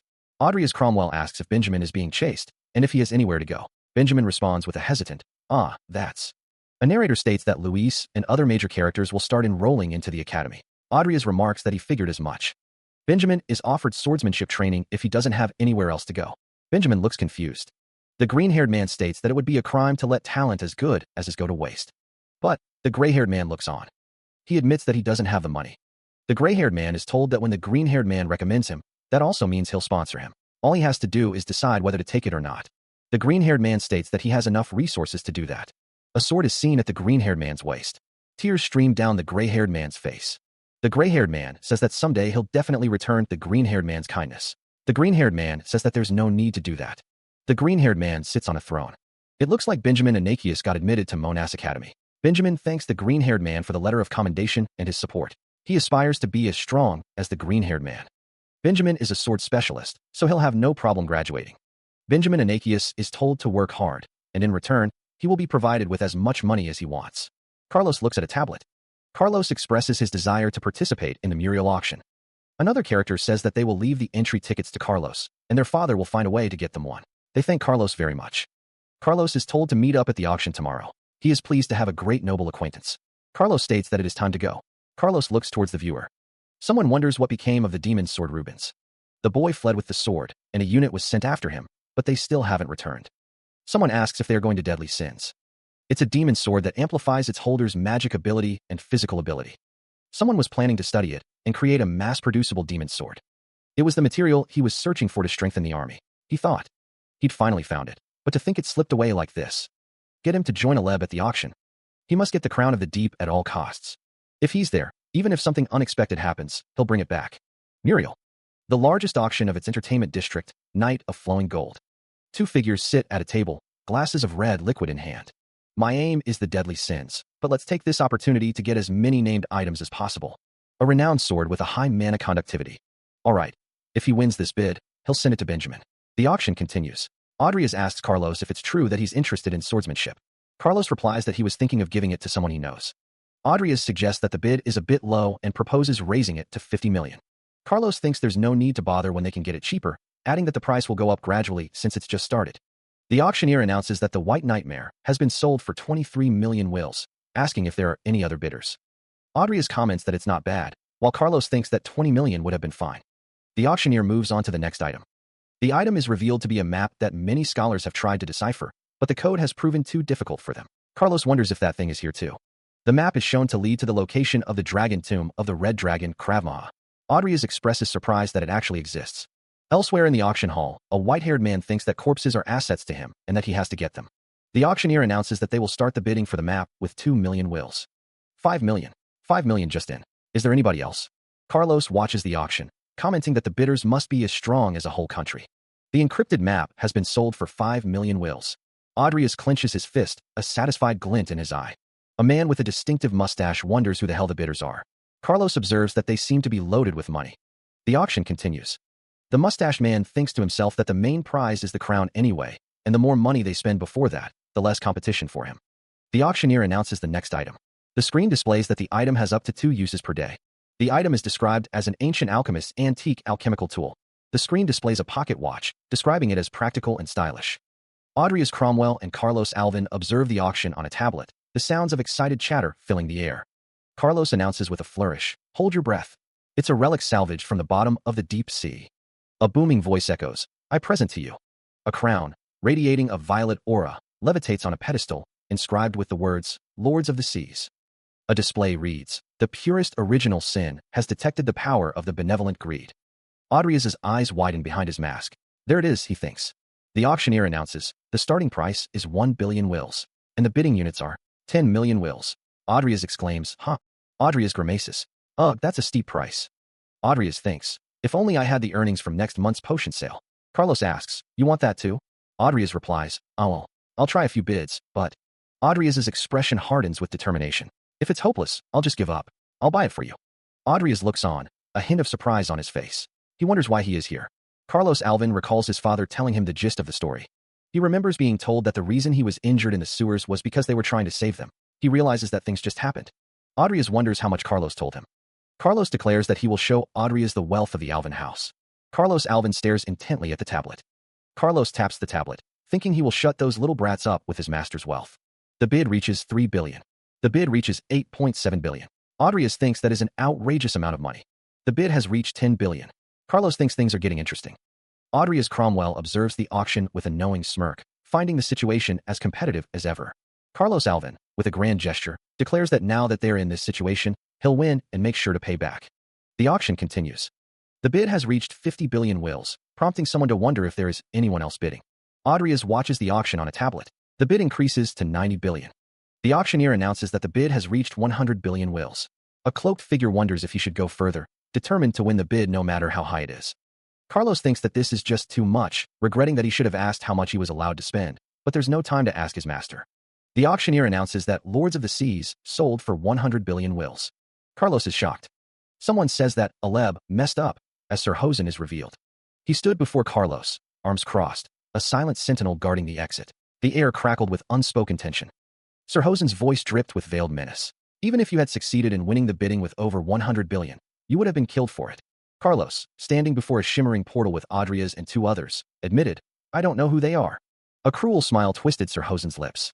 Let them enjoy a taste of victory before they die. Carlos sighed, his shoulders slumping. I guess I'm going to get a scolding when I get back. I'm starving. Let's go out and get something to eat. The grand building stood bathed in the pale light of the moon. Audria's Cromwell's expression tightened with concern. Carlos Alvin complimented. That looks very good on you, Your Highness Audria's. A voice mused, treating the codex like a toy. I guess that's his privilege since he bought it. Anyway, let's have. The pair sat at a table laden with food and drink. A toast to celebrate, a voice declared. The clink of glasses echoed as Carlos thanked Audria's. Thank you as always, Carlos. Audria's thought. Thanks to him, I've managed to get greed safely. And it seems the congregation hasn't made a move yet, since it seems we can walk away with it now. Audria's took a sip of the crimson liquid. Suddenly, Carlos barked, Hey, who are you people? You aren't allowed here. An explosion ripped through the room. Through the shattered doorway, a figure questioned, Whoops, did I interrupt your dinner time? Another voice asked, Who are you? A voice speaks of the devil as 2 figures stand in a dining room. Boots step forward. A man demands the crown, threatening to kill without pain. The man's torso is shown, revealing a weapon at his hip. Of all people, it's Jester's dog, Hosen the Devil's Sword. Although Hosen can't use secret arts yet, he's still as strong as an aura master. Arrogant of his own talent, he constantly clashes with his mentor, Discron. Eventually, he parted ways with him and fell into the criminal underworld. He was then recruited by Jester, who saw his talent. Here I thought I could safely retrieve greed and get away with. Things look bad here. Let's run. I won't let you. Hosen the Devil's Sword's face twists into a cruel smile, his eyes glinting with malice. He orders his masked subordinates to attack. Elsewhere, a figure leaps across rooftops, fleeing through the city. They continue their escape through the forest. Back with Hosen, he muses that his prey shouldn't make things too easy, or he'll get bored. It's hunting time. Meanwhile, a dry laugh echoes through the trees. A small boat bobs gently near a wooden dock. They move quickly through the undergrowth. One remarks that their pursuers won't be able to catch them if they cross the river. The pair reach the dock. The speaker continues, stating that Muriel is a lawless area beyond the Empire's power, and once they get out of here, their pursuers are nothing. He tells Carlos to go on first and call for help. He questions the decision. Huh? What are you saying? Carlos explains his reasoning. Those guys aren't something we can outrun easily. It's too dangerous for us to move together, and it's easier for me to escape if. The cloaked figure states, I'm alone, so. Carlos thinks to himself, good grief, blockhead as always. I understand. I'll try to bring help to you as fast as I can. The cloaked figure says his farewell. Thanks, I'll see you later. Meanwhile, the cloaked figure walks towards a dock, a distant city visible across the water. Hosen's men have found him. Found him. Hosen declares, it's time for me to go all out. The pursuers demand, where's the other guy? The cloaked figure stands on the dock, ready to face his pursuers. The crown is probably with this guy? Sure, come and take it. Hosen draws his sword, his eyes narrowed. The pursuers mock him. How dare you mock us? Surrounded by masked figures, he hears one of them declare, we'll shred you to pieces. The air crackles with unseen energy. He parries a blow, his cloak swirling around him as he moves to counter. Another masked figure leaps forward, dagger raised, screaming, die. His eyes blazing with power, he shouts, Rudradal. One of the masked figures observes, a summoning spell? Is it undead? A massive, grotesque arm erupts from the ground, scattering debris. Two masked figures watch in stunned silence. He stares in disbelief as his own arm swells, crackling with purple energy. What's that big arm? A masked figure prepares to strike with twin daggers. He braces himself, his newly enlarged arm ready to strike. To get distracted, the masked figures charge forward, blades glinting in the moonlight. He stood, the back of his hooded cloak facing forward. The man with a sinister smile mused. Not only is he skilled in black magic, he is even skilled with the sword. Hi, what an interesting boy. On top of that, that's swordsmanship. The cloaked figure slashed his sword. The cloaked figure's eyes widened. The swords clashed. The swords continued to clash. The man with a sinister smile wondered, I wonder who you really are. The cloaked figure responded, who knows? Try guessing. The man with a sinister smile exclaimed, cheeky brat. The swords continued to clash. The cloaked figure slashed his sword again. The man with a sinister smile stated, that sword feels like I saw it in a book somewhere. A named sword like that is wasted on you. The cloaked figure thought, then pie it. I might be able to win if I use sloth here, but the aftermath would be a problem. A cacophony of guttural screeches fills the air as the sinister man unleashes a horde of undead creatures. The man's lips curl into a cruel smile, confident in his impending victory. He sneers, dismissing his opponent's chances with such trash. The undead swarm, their decaying limbs reaching for the cloaked figure. His eyes narrowed. The cloaked figure prepares to unleash a counterattack. Emerald energy coalesces in his outstretched hand, crackling with raw power. A hulking undead brute lunges forward, claws extended, eager to tear flesh. The sinister man smirks, confident. Undead are easy enemies, because they're dumb. The undead closes in, its skeletal hand poised to strike. The creature's decaying fist hurtles towards its target. For a bunch of corpses, the sinister man thinks, they sure can move. The cloaked figure prepares to unleash his power. How about this? Dan's face contorts in a menacing snarl, his red eyes burning with malice. The sinister man's arm tenses, ready to strike. Below, the cloaked figure prepares for the incoming attack. The cloaked figure stands firm, his expression unreadable. A towering figure, muscles bulging, wields a sword of impossible size. Swirling energy crackles around him as he faces Audrius Cromwell. The giant figure grins, a predatory glint in his crimson eyes. Audrius Cromwell stares at the magic sword, realizing its power. A sword that gives its wielder a temporary buff. The giant figure raises the massive blade, preparing to strike. Opponent's strength. The sword slams into Audrius Cromwell. The giant figure laughs maniacally. Audrius Cromwell is sent flying. He thinks, shit, he's going to absorb Rudall's massive strength. Audrius Cromwell grits his teeth, realizing the situation is dire. Damn it, he's a bad match for me. Audrius Cromwell is surrounded by his allies, ready to face the giant figure. The man remarks that his opponent was just a corpse of the giant tribe, thanking them for the offering. Cloaked figures move with blinding speed. An unseen force strikes one of the figures, drawing blood. The man expresses his gratitude for the use of these fighters. A figure is sent flying through the air. The man states that if Timer and Nickel are hit by Ganos, things will be bad. Audrius Cromwell thinks that with the annoying bunches now gone, it's time to get to the fun part. Another figure is struck, the impact sending dust flying. The man declares that they should start with the most interesting part, the skeleton. A sword glows with red energy. The man says it's been a while since he used the sword breaker, asking the skeleton to let him have some fun. Audrius Cromwell exclaims in a panic that the man is changing swords too fast, warning Nickel not to take that sword hit. An attack lands directly. The force of the blow sends bodies flying, the impact echoing through the battlefield. The world explodes in a blinding flash of light, the air crackling with raw energy. Amidst the chaos, figures clash, blades singing a deadly song. One warrior wields a crimson sword, cutting through the fray. A towering figure looms, muscles straining, a silent promise of devastation. Eyes burning with intensity, a gaze that could shatter stone. A surge of power erupts, tearing through the battlefield with unstoppable force. The landscape buckles and breaks, the earth itself unable to withstand the cataclysm. A skeletal figure stands alongside Nickel, a silent guardian amidst the destruction. A sinister grin spreads across a face, a chilling prelude to further chaos. Hi. The white beast looms, its red eyes burning with primal rage. What a shame. Nickel's expression hardens, a flicker of relief in his eyes. That was close. The skeletal figure speaks, its voice a dry rasp. If Timer hadn't been here, either Nickel or I would have been cut in two. He notices the undead warrior's condition. His left hand is gone, and even his sword is broken. The man states that it's about time he ends this. Audrius Cromwell thinks to himself that it was fun fighting the or using undead. He wonders if he has any choice but to use sloth here. The man commands Nickel to go back for now. Audrius Cromwell continues to observe the undead warrior. The man repeats his command, telling someone to go back. Someone remarks that he's got more backbone than his master, questioning if he's not turning his back on his enemy. A system message appears, stating that Sloth Phantom, Legendary, wishes to use the sloth. The system asks if Sloth Phantom, Legendary, and the sloth will be sharing cooldowns, and if he accepts. Audrey as Cromwell realizes that Nickel can also use the sloth. A visual representation of the sloth. Audrey as Cromwell recalls the pain he felt at the time, which felt like his whole body was being torn apart. The thought crosses someone's mind that it might be better if Nickel, who can't feel pain, used it. The man draws his sword, a sinister glint in his eye. Seems like you're out of tricks, he snarls. Let's end this. The man's expression is one of cruel anticipation. The sword flashes, a deadly arc of steel. A figure with a skull-like face looms, a silent specter of death. The man's grin widens, revealing sharp teeth. What are you planning this time? He demands. A figure with flowing green hair interjects, sword drawn. Don't you dare interfere with him. The man's eyes narrow, his focus unwavering. Steel clashes against steel, sparks flying as the two figures engage in a furious sword fight. The man parries a blow, a smirk playing on his lips. Pretty impressive swordplay for a mage, but the green-haired figure retorts, too sloppy. The green-haired figure prepares to strike, their sword a blur of motion. Later, he clashes with a massive, white beast, the force of their blows kicking up dust and debris. The cloaked figure snarls, what an annoying cat. I'll take care. The camera focuses on the intricate details of his dark clothing. A surge of blue aura erupts around him, crackling with power.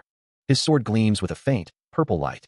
A horrifying skeleton with glowing pink eyes appears, an ominous presence in the forest. The cloaked figure's eyes widen in disbelief. What the hell? For an undead, that's a tremendous aura. The skeleton lunges forward with surprising speed. He plants his feet, preparing to meet the attack head-on. What? Just a single stroke. After all that aura he gathered. Audrey as Cromwell watches with a knowing smirk.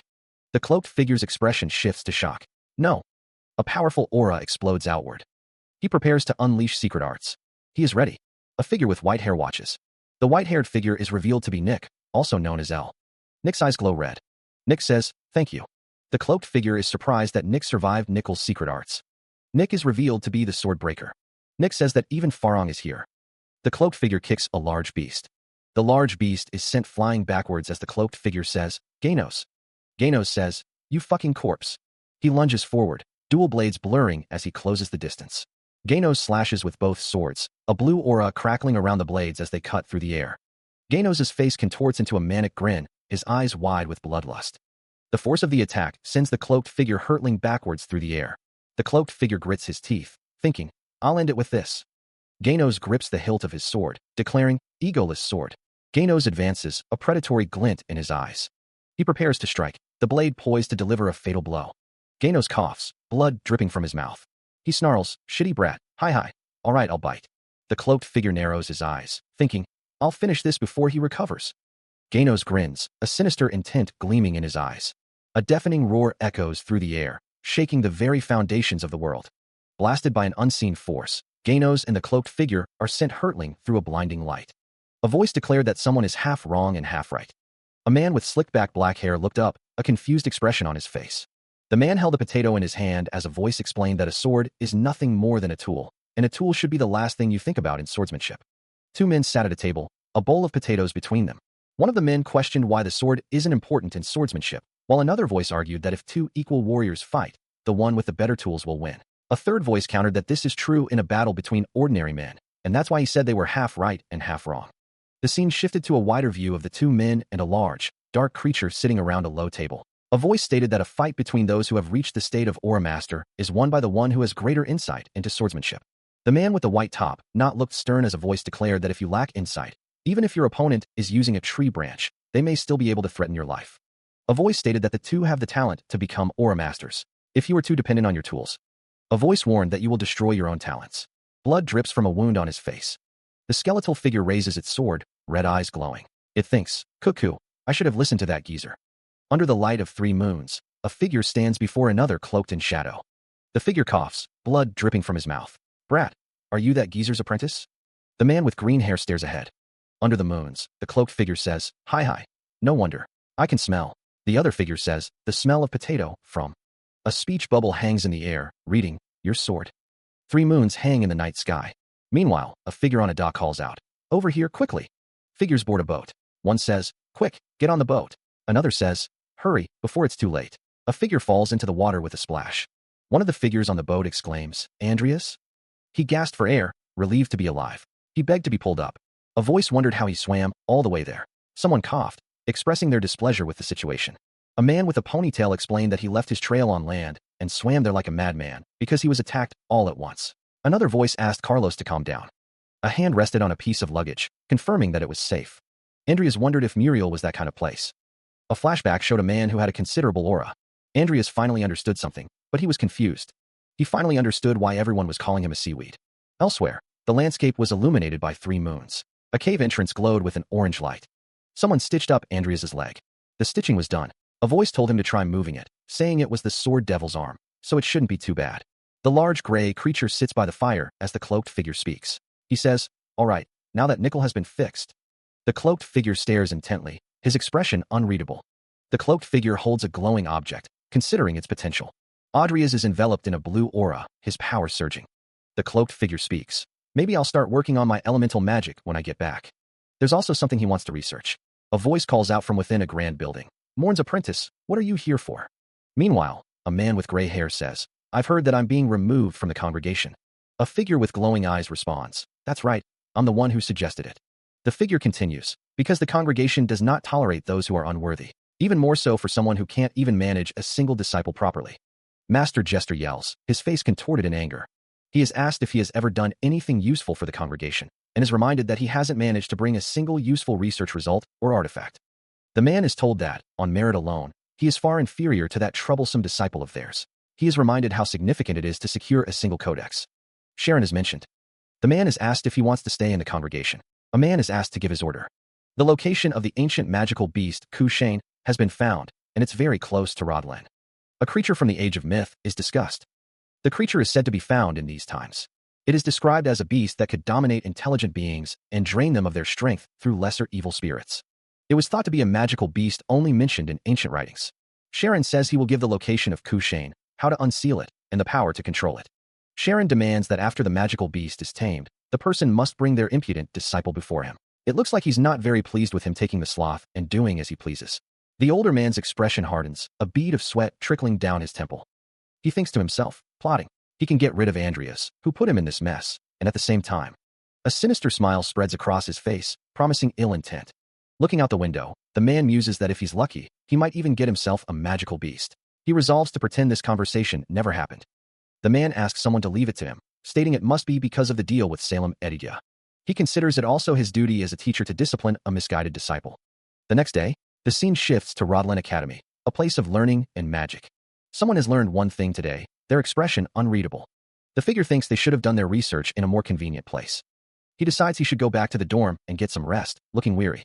Someone calls out, yelling, "Senior Andreas." Another student demands to know why Andreas is ignoring her calls, questioning if his tablet is just a decoration. Andreas Cromwell apologizes, explaining he was going out with an acquaintance. A student remarks on how well they managed to get along. She then asks if he has seen the warning notice that was posted. The student presents a tablet displaying the notice.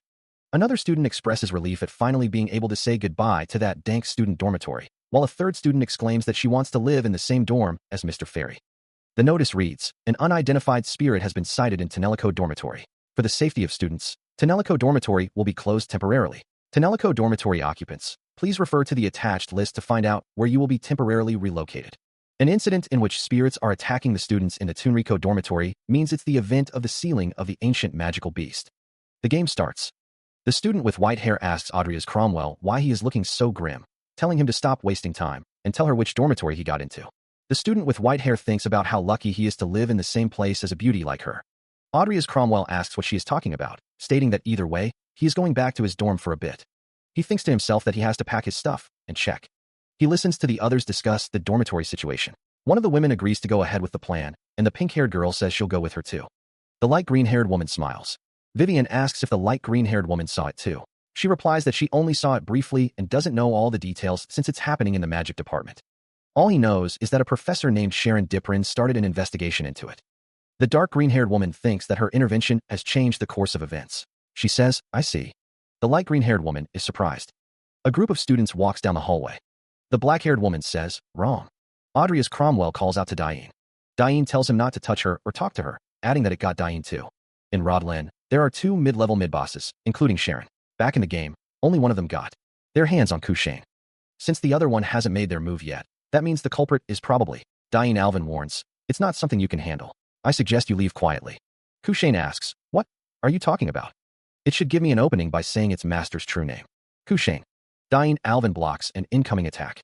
Dying Alvin embraces Kushane protectively. Dying Alvin and Kushane stand together. Dying Alvin asks, "Have you returned to your senses?" Kushane replies, "Where am I?" Kushane covers their face with a gloved hand. Dying Alvin asks, "Do you know who I am?" Kushane responds, "Huh." She questions Andreas, asking why he's asking such a silly question. Andreas is the one who saved Diane, as it was a dangerous situation where she was possessed by a spirit. Diane has a faint memory of seeing him. They should leave the building for now. Diane apologizes for causing trouble. Diane is asked if she volunteered to be an assistant investigator, but she is asked not to mind it. Diane explains that she was curious, and that's when Professor Sharon asked her to join him. That explains it. Andreas thinks that his offers are just bait. He lured Diane to be possessed by the spirit. Sharon is letting a spirit summon to possess her. That coward, he's getting bolder. If he's not wrong. He said he's going to look for the main body. They have arrived at the ceiling place. A massive explosion of magical energy erupts in the distance. A voice echoes, filled with urgency. "I've got to hurry." A ritual unfolds, pulsating with arcane power. Standing before a towering structure, a figure surveys the scene, bodies strewn at their feet. A triumphant declaration rings out. "I did it." A monstrous entity materializes, wreathed in dark energy. The figure, eyes narrowed, vows, "All that's left is to get rid of you." Andreas' name is called out in alarm. Andreas runs through the forest. Dying Alvin thanks Andreas for coming with her. He tells her not to mind it, and that he is glad he could help. Dying wonders if her judgment has slipped after being up all night. She thinks that maybe she should make up an excuse and send him back now. Sharon thinks that she might find out about his connection to Sharon. Diane and Sharon stand together. Diane thinks that at this rate, not only will she be unable to use her summon, but if she screws up, Andreas and Diane stand together. Diane thinks that it's not the other students, too. One of the students asks if this is also Professor Karen's doing. Another student asks why a professor would do this. Diane thinks that yes, these were all students who took his class. Vivian is called, and she responds yes. One of the figures wonders if they got from the congregation. Sharon Diprin thinks to himself that he can control high-rank undead already, but as long as he has the Peldarine crystal with him. Audrius Cromwell is reminded to remember who his master is. He thinks that he didn't learn anything from him, but as the saying goes, Kushane laughs, calling someone an insolent brat as he buffs all his summons. The undead army stands ready. The undead stand ready. The undead army stands ready. Kushane is buffing all his summons. Audrius Cromwell draws his sword. Sharon Diprin says that he has had enough and is cutting his ties with someone here and now. Audrius Cromwell stands ready with his sword. Sharon Diprin says to see if someone can. A voice declares, filled with malice, that they intend to kill and take Cain's legacy. The same voice continues, promising to reanimate their victim's corpse to be their slave. A close-up reveals the speaker to be Vivian, her expression cold and determined. The sound of a heavy impact echoes. Someone lunges forward, their form blurred with speed. A sword descends, poised to strike. Vivian, breathing heavily, thinks to herself that she needs to catch up with Audrius. Under the light of the moon, Vivian observes that they keep backing up. A man, bloodied and battered, cries out that there will be no end to this. Maybe, a voice thinks as a hand grips a sword.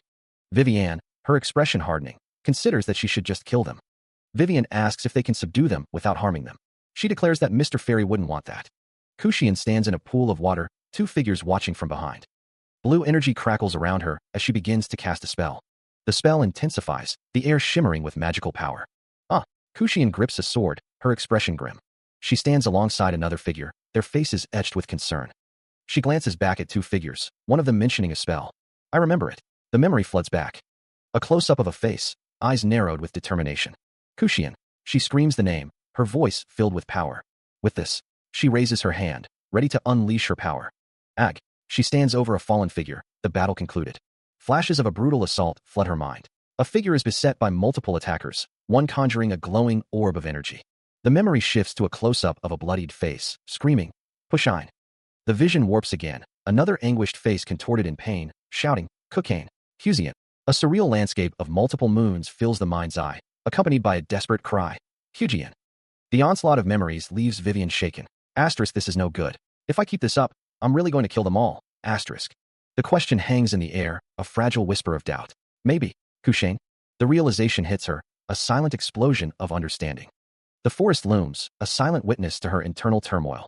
The moonlight bathes the scene as Vivian steels her resolve. In that case, the words echo in her mind, a declaration of intent. All I have to do now is beat them up. Vivian clenches her fist, a spark of determination igniting in her eyes. The fight is on. A shadowy figure with glowing eyes appears, its presence radiating an unsettling aura. Two cloaked figures look up in fear, their expressions mirroring the dread that fills the air. Before they can react, something moves with incredible speed across the ground, kicking up dust in its wake. Vivienne, her green hair swaying, pauses mid-stride, a flicker of unease crossing her face. "Anything weird?" she mutters, her voice barely a whisper. The shadowy figure reappears, looming closer, its presence a suffocating weight. A sword flashes downwards, a desperate attempt to ward off the encroaching darkness. Vivienne's eyes widen, her body tensing as she prepares for the inevitable confrontation. Blood streaks across Vivienne's face, a grim testament to the battle that has begun. Driven by a surge of adrenaline, Vivienne sprints away, her boots pounding against the earth. The shadowy figure towers over her, its voice a chilling echo. "What are you hiding, Vivienne?" Her eyes wide with fear, Vivienne's thoughts race. "Either way, you'll be thrown out, no?" "Huh." A shadowy figure looms, its glowing eyes piercing the darkness. "After all, it's your fate to be thrown away again." Trying to cling on to life, how unsightly. Vivienne's eyes widen in fear. "And no, you put your trust in a stranger when even your own mother threw you away? I wish I had never given birth to you." Chained and helpless, Vivienne is trapped in her memories. "Your very existence is a misfortune, and everyone around you will die because of you. Why don't you just quietly die off alone? If I disappear, will Mr. Fairy be safe? I promise." Vivienne's face is filled with determination. A pinky promise seals the vow. "Please, keep that promise." She remembers a promise.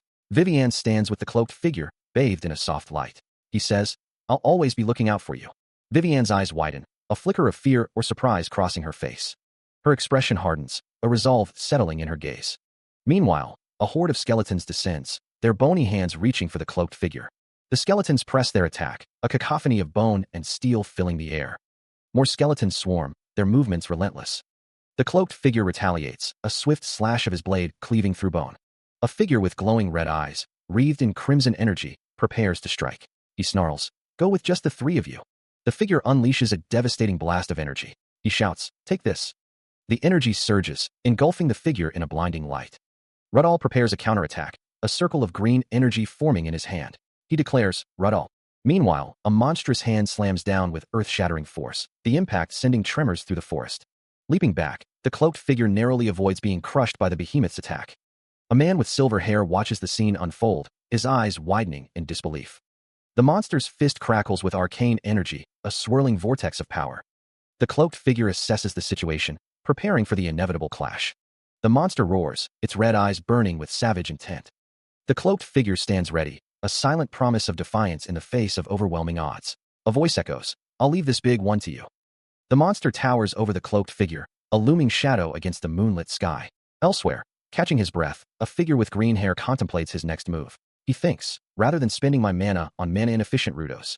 The green-haired figure resolves, "I'm going straight for Sharon and will steal his Peldarine crystal." The figure thinks, "I have to finish this fight before anyone notices." The monster throws a punch, its massive fist hurtling towards an unseen target. The beast unleashes a deafening roar, its massive form radiating a menacing aura. A red glow emanates from its core as the cloaked figure braces for the onslaught, ready to meet the ancient magical beast head-on. Evading the beast's initial assault, the cloaked figure narrowly avoids a crushing blow. The force of the attack sends gusts of wind in all directions. A man with gray hair watches the battle unfold, his expression a mix of surprise and concern. The sound of impact echoes through the air. Countering with a burst of energy, the cloaked figure strikes the beast with a blinding flash. The battle intensifies, the cloaked figure and the beast locked in a fierce struggle. Dust and debris fill the air as they exchange blows. The man with gray hair laughs, taunting, "Ha, ha, do you really think you're a match for an ancient magical beast?" Another man with green hair observes, thinking, "Using the deadly sins here might make it easier, but greed has its backlash, and sloth is still in its cool-down period." The cloaked figure stands his ground, facing the ancient magical beast. "Seems you like antiques," he says. The man with gray hair recalls a previous attack. "If it's an ancient magical beast, I also have one. Remember that big arm from earlier?" The beast attacks again as the man with gray hair wonders, could it be that it was a giant? Where did he get something like that? The man with green hair smirks, thinking, "Next time, I'll have it crush your head. I've got to taunt him as much as I can." The sinister man sneers, confident in his impending victory. If you can, that is. He stands amidst a swirling pool of blood, seemingly unfazed by the ominous display of power. A torrent of crimson energy erupts, the air thick with the coppery tang of blood magic. The sinister man throws his head back, a maniacal laugh escaping his lips as the blood magic intensifies. His grin widens, relishing the apparent devastation he has wrought. But the cloaked figure remains standing, untouched by the high-rank blood magic. The sinister man's expression shifts to disbelief. The man stammers, his voice laced with shock. "How?" The cloaked figure stands firm, the crimson energy swirling harmlessly around him. Audrey's Cromwell watches with narrowed eyes, a question forming on his lips. Vampire's blood magic? Audrey's eyes widen as he pieces together the puzzle. I see now. Sharon was. He muses, probably studying Angela's blood. How did you survive that high-rank blood magic? Audrey's smirks, a hint of intrigue in his voice. Who knows? Maybe thanks to Angela Lucifer's gift. A large foot descends, crushing a red crystal beneath its weight. A skeletal warrior, clad in tattered robes, lets out a guttural scream. A man's face contorts in a silent scream, his mouth agape in anguish. A man with green hair and a determined gaze stands ready, a sword at his side. A man cries out in pain, his body contorted as a monstrous figure looms over him. The man's eyes widen in horror as he stammers. Teach the crystal. The man's face is a mask of terror as he screams. A monstrous figure towers over the landscape, its form radiating an ominous power. The green-haired man grimaces, muttering, crap. Kushane's control is. The man's eyes blaze with desperation as he cries out, no, without the crystal. The man's face is etched with concern, his gaze fixed on something unseen. A sickening crunch echoes through the air. Audrey's Cromwell's expression hardens, a bead of sweat trickling down his temple. A monstrous figure looms, its red eyes burning with malevolent intent. The beast stands triumphant over a fallen form, its shadow casting a pall over the scene. Blood drips from the monster's maw, a gruesome testament to its power. Nickel says, please grab its attention. We've got to recover that crystal. A hand crushes a crystal, sending shards of red energy scattering through the air. The monster stands amidst the chaos, its form radiating a sinister energy as Nickel and another figure look on. A guttural growl rumbles from the monster's throat. The monster is engulfed in a crimson aura, its power reaching a fever pitch. Not good, a voice cries out. The monster's eyes burn with an unholy light, a harbinger of destruction. The monster's attack continues as Audrey's Cromwell shouts a warning, urging everyone to dodge. A fiery explosion erupts, bathing the area in intense heat and light. Audrey's Cromwell, sword in hand, prepares to strike, his face grim with determination. His eyes widen in surprise as he witnesses the unfolding chaos. The monster unleashes a deafening roar, shaking the very ground beneath their feet. Alongside the monster, a skeletal figure prepares to join the fray, its red eyes burning with malevolent intent. Another explosion rocks the battlefield, sending debris flying in all directions. Vivienne looks up, her expression a mixture of concern and determination. Audrey's Cromwell calls out, his voice laced with worry, Vivienne. Vivienne cries out in response, Andreas, her voice filled with urgency. She reaches out, her hand outstretched as if trying to grasp something just beyond her reach. Vivienne's face contorts in disbelief, her voice barely a whisper, no. The scream tears through the air, a raw expression of terror. A hulking monster, eyes glowing with malevolent intent, swings a massive blade. The attack detonates in a blinding explosion of force. Debris rains down, scattered remnants of the devastating blow. Andreas coughs, blood trickling from his mouth, the taste of iron sharp on his tongue. The monster clutches Vivienne in its massive hand. Vivienne. Vivienne is trapped within the monster's grasp, her expression a mask of fear. Andreas exhales, a shaky breath escaping his lips. Phew. The monster looms over Andreas, a silent threat. Andreas steals his resolve. There's no time to be worrying. He clutches a glowing orb, swirling with arcane energy. Wish I could do a bit more research before I use it, but a golden crown adorns Andreas's head, a symbol of his hidden power. The system detects the original sin, greed, and prompts a choice. The figure, looking down, mutters that it's better than ending up dead here, urging someone to use it. A close-up reveals the figure's conflicted expression. Her blue eye reflects a deep inner struggle. A voice calls out, simply saying Mr. The figure is engulfed in a swirling vortex of red and blue energy, a transformation beginning. The green-haired woman's eyes widen in shock as she utters, Fairy? Her eyes now glow with a menacing red light, a sinister grin spreading across her face. A massive explosion of red energy erupts. The transformed figure, now adorned with a golden crown, sneers, calling someone a filthy ancient beast. The transformed figure unleashes a devastating attack, declaring they will turn someone into an undead slave. A close-up of the transformed figure's face reveals pure malice in her glowing red eyes and sharp teeth. A guttural cry echoes as the figure in dark clothing lunges forward, a blur of motion against the night. A monstrous visage fills the view, its red eyes burning with malevolent intent, teeth bared in a silent snarl. Emerald hair frames a face of grim determination, red eyes narrowed as the figure grips a weapon, ready to strike. A burst of raw power explodes outward, the air crackling with unseen energy. Amidst the shattered earth and flying debris, a lone figure stands, silhouetted against the chaos. The cloaked figure faces a towering monstrosity, its form vaguely humanoid but undeniably alien. I see. A voice echoes. The green-haired figure is partially obscured, a faint glow emanating from them. The figure's red eyes gleam with manic glee. In other words, surprise attacks work. A skeletal figure stands beside Audria's Cromwell, the moon hanging large in the sky. Audria's is told, "Nickel, play the bait." The cloaked figure clashes with the monster, their weapons meeting in a shower of sparks. The green-haired figure watches as the cloaked figure battles the monster. The skeletal figure advances, blade gleaming. "That's an undead?" Audria's Cromwell stares up, her expression a mask of terror as a hulking figure looms over her. The creature, seemingly referred to as Mr. Cat, lunges forward with a roar. But before the beast can reach her, the cloaked figure intercedes, striking with a blade and declaring good. The sword flashes, leaving a trail of displaced air in its wake. The monster recoils, howling in pain as the blade finds its mark. Elsewhere, the sinister man grins, a dark promise in his eyes. "Now, I'll turn you into undead." The sword, Glaxer, has detected an ancient magical beast's blood, absorbing the magical beast Kushane's blood. The monster's eyes widen in disbelief. "What?" The cloaked figure grips the hilt of the glowing sword. A warning flashes, the greed active duration is ending. Incoming backlash. The sinister man's face is now smeared with blood, his eyes burning with dark intent. Audria's Cromwell cries out, "Andreas!" The monstrous figure looms over Audria's Cromwell, its form radiating a malevolent energy. The force of the unseen blow sends Audria's flying through the air. The monstrous figure remains standing, its crimson aura pulsing with power. The air crackles with unseen energy. A pained screech echoes through the air as Vivienne supports the injured Audrias. The monstrous figure muses, "I never thought the blood of an ancient magical beast would be the key to unsealing Galaxer." The monstrous figure looms over Audrias and Vivienne, its presence suffocating. Audrias coughs, apologizing to Vivienne. Vivienne reassures Audrias, saying it's okay as long as he's safe. A sword stands tall against a backdrop of a starry sky. Vivienne thinks, "It doesn't change that you're my Mr. Fairy. I wonder." Vivienne wonders if there was ever a time that someone put their complete trust in her like this. A bright sun shines in a clear blue sky.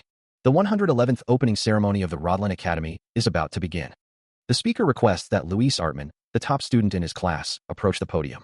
Luis Artman is recognized for demonstrating academic excellence and good conduct. Despite a lack of information, someone has managed to survive. Although the number of people someone has to protect has increased. At the same time, two figures stand side by side. It also gives me strength. From here on, many big events will be coming, but sure, I'll face them all. This war for the deadly sins. A word of oath was given by Luis Artman, the top of his class. Luis Artman held a determined gaze. Luis Artman, along with the new students of the 111th class, swore to stand shoulder to shoulder with his seniors at the proud Rodlin Academy. To strive to be the spear and shield that protects the Empire and its people. And to be heroes that bring glory to the Empire. This was Luis Artman, the first-year representative. Luis Artman walked forward. Luis Artman's eyes reflected determination. "Those guys over there are." Luis Artman wondered if they were his seniors, noting that all of them looked strong. A group of students stand on the steps of a building, their expressions curious. A student wonders why someone has a sword, thinking about Rodlin Academy. It seems there are lots of interesting people here. A random match, regardless of faculty, sounds interesting. Rodlin Academy stands tall against a bright sky. The spring tournament is about to begin. One student tells another not to be too excited because they don't have classes. The other student replies that precisely because they are first years, they can watch without worrying, and it will be a good lesson. Watching the matches should be good for you, because you'll get to see all kinds of skills and techniques. Not to mention, the magic faculty is joining in too. A student spills coffee on another student. Luis Artman apologizes, saying he wasn't paying attention, and asks where he was. A student yells to put your eyes. A student stands with their back to the viewer. He is sent sprawling from the table, crashing to the floor. A sinister man sneers, remarking on the punch and the first year's top status. A white-haired figure reacts with surprise. The figure rises to their feet. Luis Artman reflects on the punch, noting its unexpected weight. The sinister man offers to let him off the hook for 100,000 wills, revealing an extortion attempt. A figure at the table declares that it's outright extortion. The white-haired figure demands that he have a shred of dignity and not be a beggar. A black-haired woman remarks that it sounds like he's happy to be disqualified just to cause a fuss in the street. The woman calls out to Senior Tadlan. The sinister man retorts that, by that logic, Diane Alvin should be the one paying him 100,000 wills. The black-haired woman reacts with surprise and anger. The man scoffs, remarking that Diane is lucky. The group stands outside a building. The students are gathered. Luis Artman adjusts his hair, thanking Diane Alvin for saving him. Diane tells him not to mind it. Lucia Everlast introduces herself as a second-year student and the first-year representative. Luis responds. Luis Artman introduces himself as a fourth-year student, as does Diane Alvin. Lucia remarks on how unlucky it is to get in trouble so early in the school year, but notes that Luis is at the top of the night faculty. Diane announces that he is leaving. Lucia mentions that Audria's match is about to start. Luis says that Diane is a night faculty senior and that it is nice to meet him. She stands with Luis and another woman, discussing something. A hand clenches into a fist. Diane looks on with a neutral expression. A man asks, "You too, Lucia? I didn't think you'd be interested in this kind of thing." Vivian exclaims, "Don't say that. Even I sometimes get excited about it, too." Vivian asks, "But you're not going to participate, right?" Luis says, "Well, no. We are about to go soon. How about you, Luis?" A voice says, I was about to go and see the tournament myself. Let's go together then." A voice responds, "Yes."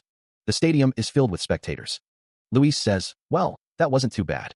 Diane says, "Well then, here come the competitors for the next match." Oh, it seems the next match is starting already. In the blue corner, the top of the night faculty, Tadlon Terry. And the competitor in the red corner who will fight against him is Magic faculty fourth-year student, Andreas Cromwell. He has attracted a lot of attention for his invention of a new potion. The crowd watches as Andreas stands ready. One of the spectators recognizes Andreas. He's the guy he saw at the entrance ceremony. Is he actually going to fight the top of the night faculty in a sword fight? The match will begin shortly. Tadlon Terry speaks to Andreas. "It's him, isn't it? The one from the magic faculty pretending to be a swordsman?" Andreas replies, "I wasn't pretending." Tadlon thinks, "Cocky bastard. Let the fight begin." Tadlon declares, "I'll teach you the true weight of the sword." Right off the bat, Tadlon took off with a burst of speed. A voice declares a ferocious assault. One of the students asks Diane if they know about something. The student with pale blonde hair asks, "Huh? About what?" A student in the crowd announces that there will be an exchange meeting with the Milko Academy after the tournament. The student with black hair explains that those with outstanding academic results should go if possible. She adds that she'll be forced to go. A man with a mustache says that if Diane joins, they will be able to show Milko the difference between them and us even more clearly, so she should just go. One of the students thinks that imagining it sounds like a pain. Another student mentions that if you place high enough in this tournament, you'll be able to join as well. It's mentioned that Vivian would be able to join too. Then, someone guesses that after beating Senior Aaron, yesterday's favorite, there's a good chance she'll be able to join. Dodging an attack, a voice yells, "Bastard! Stop dodging and fight me." Someone never thought they'd have to use their technique. The student with green hair thinks that they'd have to use their technique on someone like you. Someone is forced to do something. Andreas Cromwell grits his teeth, carrying someone on his back. A blade flashes through the air. A swordsman with green hair stands ready, his blade glinting. A fearsome onslaught comes from Tadlon Terry as multiple figures clash in a flurry of steel. Vivian's companion looks on with concern. Andreas Cromwell is in danger. Vivian observes, remembering something about the way he carries himself. She asks, "Is your sword just a decoration?" Andreas Cromwell's face is contorted in anger as he wields his sword. Andreas Cromwell from the magic faculty is too busy dodging. The green-haired swordsman stands beside Andreas Cromwell, ready to strike. Because a voice declares, "This is going to be the end." The crowd watches with shocked expressions. The green-haired swordsman stands over Andreas Cromwell, who lies defeated on the ground. He stands in silence over his defeated opponent, the ruined city stretching out behind him. The man says, "There's no need to use a sword or magic." Tadlon Terry, the favorite to win, was defeated by the fourth-year student of the magic faculty. The crowd murmurs in disbelief. The announcer prepares to reveal the victor. Andreas Cromwell arrives on the scene. Someone lies defeated on the ground. He defeated the top of the night faculty with his bare hands? The crowd is shocked. One of them says, "That's Mr. Fairy." That just now, a sorcerer used a knight's. The two women look on in disbelief. A dual core, huh? To think he used it here. So he no longer has to hide it, huh? Andreas Cromwell stands tall, his gaze unwavering. It looks like a storm is brewing. The last match of the day is over. The best of 16 matches will be held starting tomorrow. Please check your tablets to find out the latest list of matchups. Senior, you were amazing. Congrats. Why is everyone here? What kind of group is this? Who knows? It just sort of became like this. That said, why is Luis even here? My name is Luis Artman. Nice to meet you. Andreas is also present. Andreas Cromwell reflects, finding it quite moving and a bit unnerving to see the first main character he played in Deadly Sins alive like this. A woman with long black hair comments that Andreas' use of aura was quite a surprise. She admits she didn't know he could use an aura. The woman wonders if Andreas Cromwell has something like a special training method not taught at the academy. She notes that's why he recently started training using a sword. Andreas confirms that's about right, acknowledging that she analyzed everything he did. Andreas Cromwell stands with the woman and three other figures in what appears to be a training ground. A man with brown hair wonders if Luis has something like a special training method not taught at the academy. He observes that Luis came on strong, even though they've only just met. Andreas Cromwell tells the woman it's not much, he's just using aura to invigorate his body. He thinks to himself that he still couldn't achieve instantaneous movement like Master did. A flashback shows a man stating that after Hosen left, the only apprentice Diskrun took was him. As for Luis, he only gave him a little training because he was interested in his talent. An internal monologue suggests that maybe that's why Luis still doesn't know how to use Master's aura control method. The brown-haired man asks about using aura to invigorate the body. The woman with long black hair tells Audria's Cromwell that it's hard for her to grasp it from words alone. She thinks that she guesses his eagerness and excellent ability to learn are what drove his growth. Audria's Cromwell says he'd like to teach him, but it's not something that can be done in a day or two, perhaps next time. Besides, he'll grow up on his own anyway. He adds that he's busy with the match right now, perhaps later, when he has some free time. Audria's Cromwell chuckled, finding the other's eagerness impressive despite their recent enrollment. The white-haired character questioned why Audria's hadn't mentioned their potion research, despite spending half a year together on it. The white-haired character pressed, asking why Audria's was now doing things that stood out. Audria's admitted he thought joining the exchange meeting would help him rise to the top, as it was hard to do so with magic alone. He was also keeping his strength hidden, fearing assassination by other playable characters. Audria's mentioned he had been working on his fire magic lately. Audria's thanked the white-haired character for the pep talk. Audria's thought to himself that there was no need for him to go out of his way to join the exchange meeting, but there was someone at Milko Academy he'd like to meet. He also noted another playable character, Ketchlung Vialga. Audria's resolved to do his best and join the exchange meeting with Andreas. Another character mused that his seniors were ambitious. The dark-haired character wondered if aiming for the top would be a bad thing if they were going to join. A tournament bracket was displayed. The white-haired character stated that Vivienne and Diane would face each other, assuming they kept winning. The text explained that the top four, and whoever wins, will face Senior Audria's in the finals. She is confident in herself. One of the figures states that they won't lose either. The other responds that they'll do their best, too. One of the figures agrees, suggesting they do their best together. Two rookies have emerged as favorites to win the championship, along with one who was the original favorite. One of the figures remarks that all the championship favorites are here, finding it an amazing sight. A voice tells a newcomer that they should feel honored. 5 days later, it is the day of the tournament final. The final of Rodlin Academy's 58th spring tournament is about to begin. The announcer calls for both competitors to enter. There were many facing him. There have been upsets in this year's tournament, but the most spectacular of them was this person who made it to the finals. A magic faculty fourth-year student. Andreas Cromwell is announced. The one who stopped Vivian Belrican, the other unexpected protagonist on her way to becoming a champion, is facing him. A student of the magic faculty's fourth year, Diane Alvin, is introduced. This marks the first time in 12 years that a champion will emerge from the Faculty of Magic. One of the spectators encourages someone, calling them Mr. Fairy. She looks like a different person when she's fighting. With all the attention drawn by all the irregularities, it is time for the match to begin. Both competitors get ready as the crowd looks on. Andreas Cromwell apologizes, but declares he's not handing over the champion title. Diane Alvin responds that he'll have to go all out right from the start, then. Diane Alvin prepares to cast a spell, her hand glowing with magical energy. As you wish, then, she thinks. A torrent of fire erupts from her hand. The fireball explodes. Diane Alvin continues her assault, launching multiple fireballs at Andreas Cromwell. Andreas Cromwell prepares to defend himself. All right, here I go, he thinks. The air crackles as Diane Alvin prepares another volley of fire magic, eyes glowing with crimson intensity. A barrage of fireballs erupts from her hands, streaking towards Andreas Cromwell with explosive force. The fireballs detonate in a deafening roar, engulfing the arena in a blinding inferno. The force of the blast throws him backward, the heat searing his skin. He cries out as the flames lick at his cloak, the smell of burning fabric filling the air. Diane Alvin, eyes glowing brighter, prepares to unleash another attack. The air shimmers with magical energy as she focuses her power. Andreas Cromwell's eyes widen in disbelief, sweat beading on his brow. But then, a surge of spatial magic emanates from him, distorting the very air around them. Diane Alvin's eyes narrow, a flicker of surprise crossing her face. She thinks, The spatial magic intensifies, a shimmering barrier forming between them. Diane Alvin's eyes widen in shock as she realizes, can use spatial magic already? His grin widens, a predatory glint in his eyes. Diane thinks to himself that this is beyond his expectations. Audrias faces Diane, who wonders what's with his freakish speed. Diane says to Audrias to entertain him more. Audrias smirks. Vivian shudders, thinking that Audrias is enjoying the fight. Lucia, annoyed, wonders if Audrias is saying he's not afraid of her, and shouts at him. Diane finds Lucia annoying and tells Audrias not to underestimate him. The crowd comments on Diane's incredible mana power, noting that he is well beyond the level of a student. Lucia thinks to herself that she's never succeeded in using this move yet, but feels like she can do it. Diane prepares his attack, thinking it's now time. Fire magic crackles around Diane's legs. Diane launches a flaming spear with an explosion effect, thinking it's a great idea, but only if it's dodged. She prepares a magical attack, energy swirling around her hands. The mage launches a fire spear, combining it with attack magic and double chanting. Lucia watches with a concerned expression.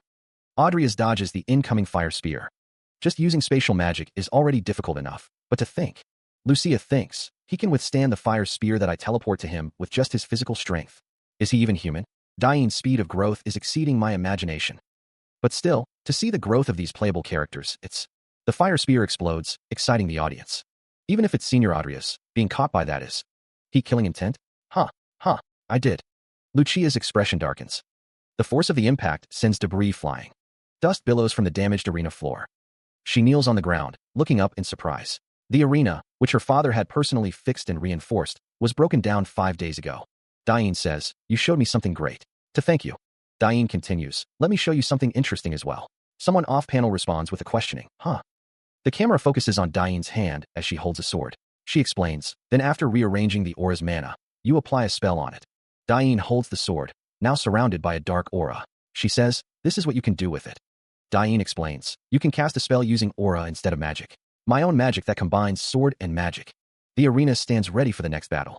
A dark mass of figures fills the stands. A figure blocks an incoming attack.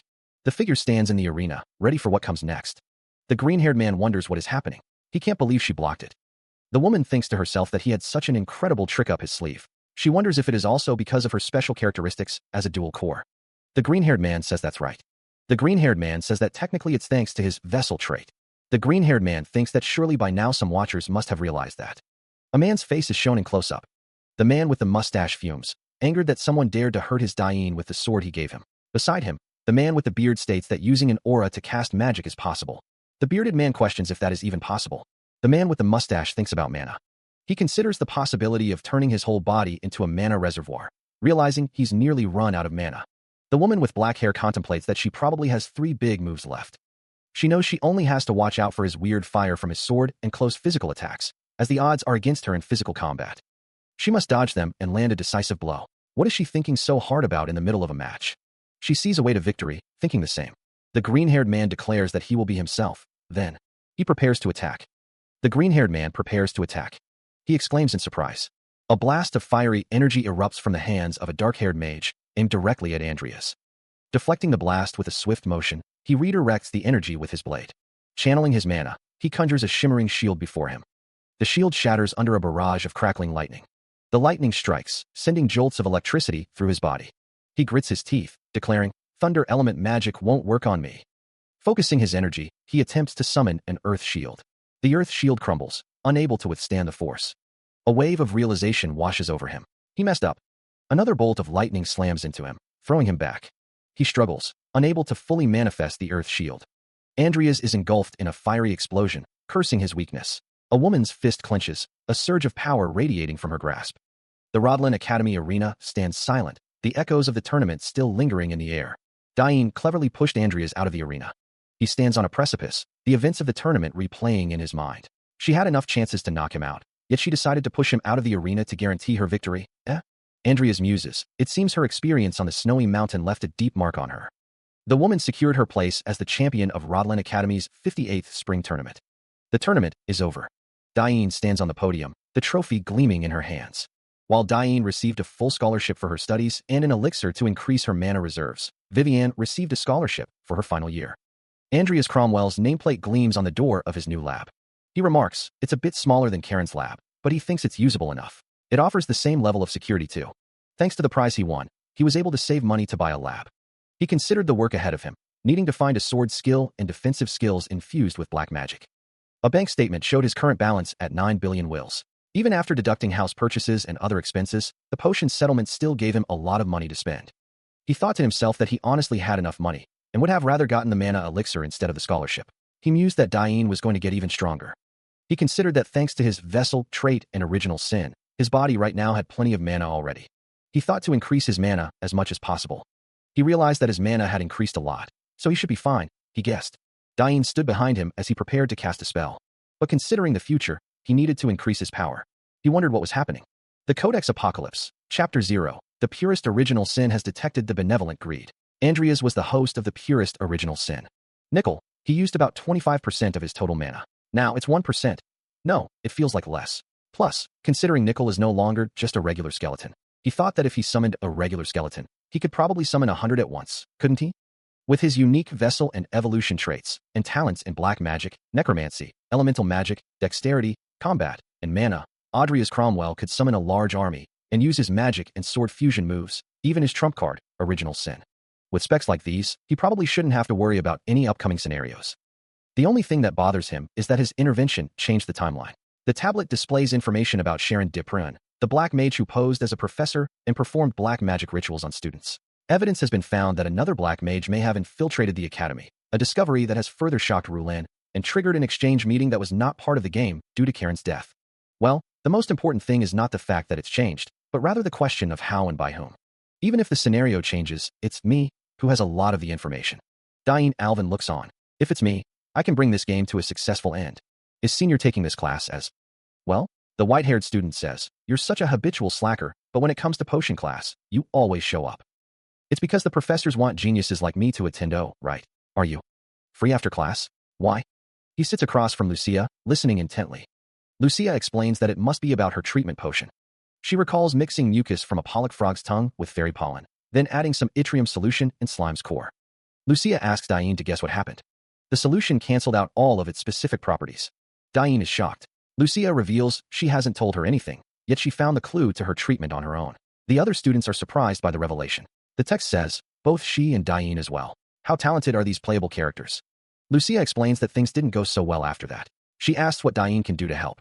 Diane says it's hard for him to make time at the moment, but he'll make time for her later on, promising. He thinks, TCH, even though your cute junior is asking you. Lucia apologizes, saying that right now, there are others out there who are in more danger. The panel shows Selena and Chris. A first scenario that begins during the midterm exam period. A voice echoes with the need to strengthen two individuals before it's too late. The speaker acknowledges the first scenario isn't too challenging, but if they don't grow up fast enough, they might die. Fortunately, Lucia won't be involved in that scenario thanks to her work on her treatment. Diane has already grown way beyond my expectations, and Luis will probably be fine since he'll get somewhat stronger on his own if left alone. Honestly, I'd like to skip class and meet those two right away, but I can't do that, because... Good day, everyone. I'll be in charge of the potion mixing and manufacturing class. I am Kyler Schutzman.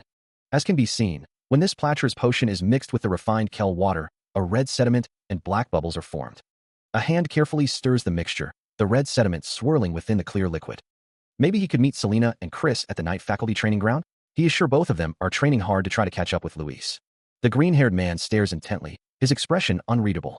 Still, he should already know that he's a black mage, thanks to the whole sloth mess. That concludes today's lesson. And yet he doesn't seem particularly interested in him. The man in the red vest remains silent, observing the students before him. He has a matter he wishes to discuss with someone. Master Jester. The Tower Master holds a small, ornate box in his hand. The Tower Master stands in a grand hall, addressing Kyler. What is it, Kyler? Backed Alvin is starting to be suspicious of Diane. He fears he'll have to step away from the academy soon. The crown is also missing. The figure in the large hat wonders if it is because of Karen's death. Yes, perhaps a lead on him was leaked from his private office. He's getting afraid. Ranix and Hosen are dead. On top of that, Karen's screw-up has forced Kyler to withdraw. Moreover, the Agalites have also suffered a great loss. Nothing is going as planned. When are you going to make your exit? Very soon. An exchange meeting between Milko Academy and Rodland is about to start. And how is that relevant? Before I leave, don't you think it would be better to crush these budding Empire youths before they start becoming trouble? I plan to make my exit in the confusion. Well then, I'll be reporting to you later, one voice stated. Another replied, understood. A dark hand presses a button on a wooden door. A cloaked figure walks away, muttering, all the people I've planted in the academy are now gone. Now that it comes down to. The cloaked figure continues to walk down a hallway. A cloaked figure with glowing blue eyes stands behind bars. A voice echoes over a view of a grand church. I have no choice but to drag that young man to the congregation. A building stands silhouetted against the sky. A woman with lavender hair stands outside, the sun shining behind her. The name Selena Erestial appears as she grips a sword.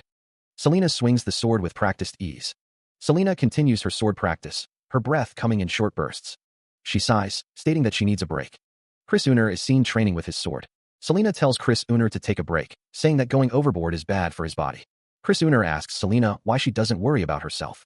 Chris Uner continues to train, stating that he was training, not taking a break. Selena recalls that there was this incredible guy who could use a sword and magic at the same time. Chris Uner finds that laughable, asking if she's telling him that a half-wit who can't even master one thing made it to the finals. Selena remarks that she guessed she was right not to watch it. Selena states that she heard that Luis also recognized that senior's ability. Chris Uner asks if she's saying that Luis recognized such a mongrel. Chris Uner thinks that the guy doesn't have an eye, and that for a freshman to trash-talk a senior he has never met before. Selena says that's not good, while another character looks surprised. The senior character stands with his arms crossed, a smirk playing on his lips as Selena looks on with concern. Chris stands beside her, his expression unreadable. Selena's face is flushed, her expression a mix of embarrassment and anxiety. She thinks to herself that she is a half-wit from the magic faculty with a sword dangling from his. The senior character bows slightly, a sarcastic apology dripping from his tone. He says he is so sorry, senior, adding that Chris has too much pride when it comes to swords. He can't help but misspeak. The senior character's expression hardens, his eyes narrowing as he mutters about pride. The senior character thinks to himself that he can't see any conviction in Chris's swordsmanship, adding that he's like one of those slobs who can't decide whether or not to press his girlfriend for cheating on him. Chris's face tightens with irritation. He wonders how the senior character can tell where the sore spot is just by looking, clearly irked. The senior character scoffs, questioning what a mage posing as a knight would know. He calls out Chris's name. Chris retorts, his voice low and dangerous, that he thinks he knows more than the senior character. Chris's expression is one of barely restrained fury, his teeth gritted. The senior character smirks, thinking to himself that Chris is a sore loser. He replies with a sarcastic sure. Selena, her face etched with worry, warns that they'll be suspended if they commit violence in the academy. Chris attempts to defuse the situation, telling Selena to come on, suggesting they just have a training match on the training ground. He demands that Selena quit with the smart talk. Someone grabs two swords, the sound echoing as Chris thinks that having a training match won't be a problem. Dying Alvin walks forward, guaranteeing it. Chris tells Selena that for a mage, she sure has a lot of nerve. Dying Alvin stands between Chris and Selena. Chris tells Dying Alvin that he hopes she won't regret this, son. Selena exclaims that she wants a match as well, thinking to be able to fight a mongrel who can use aura. Dying Alvin thinks that mana at the same time. I mean, to fight another person is such a rare opportunity. She tells Selena to get ready, because soon it'll be her turn. Selena's face shows concern. Chris apologizes to Selena, saying there won't be. A sound effect indicates movement or impact, with Dying Alvin saying a turn for you. Another sound effect indicates movement or impact. He clashes swords with Chris, the metallic ring echoing through the training grounds. Pressing the attack, Dying unleashes a flurry of strikes, each aimed with deadly precision. Chris grits his teeth, sweat beading on his brow as he parries the relentless assault. Dying continues the offensive, her movements fluid and deadly. The relentless strikes force Chris to take a defensive stance. A narration box explains that the Uner style is one of the 5 great swordsmanship styles of the continent. The swords clash once more, the impact sending vibrations up their arms. Selena watches intently, her expression unreadable. A narration box explains that Chris's style to advance the game is by specializing in swordsmanship. He attacks. Chris continues his attack, his movements becoming more fluid. A narration box explains that Chris is not using the Uner style at all. Chris attacks, and Selena shouts his name. A narration box explains that Chris seems to be trying to do too many things, and ended up making his movements strange in his hurry to beat Luis. Chris coughs. He grips the sword tightly, preparing to set his opponent on the right path.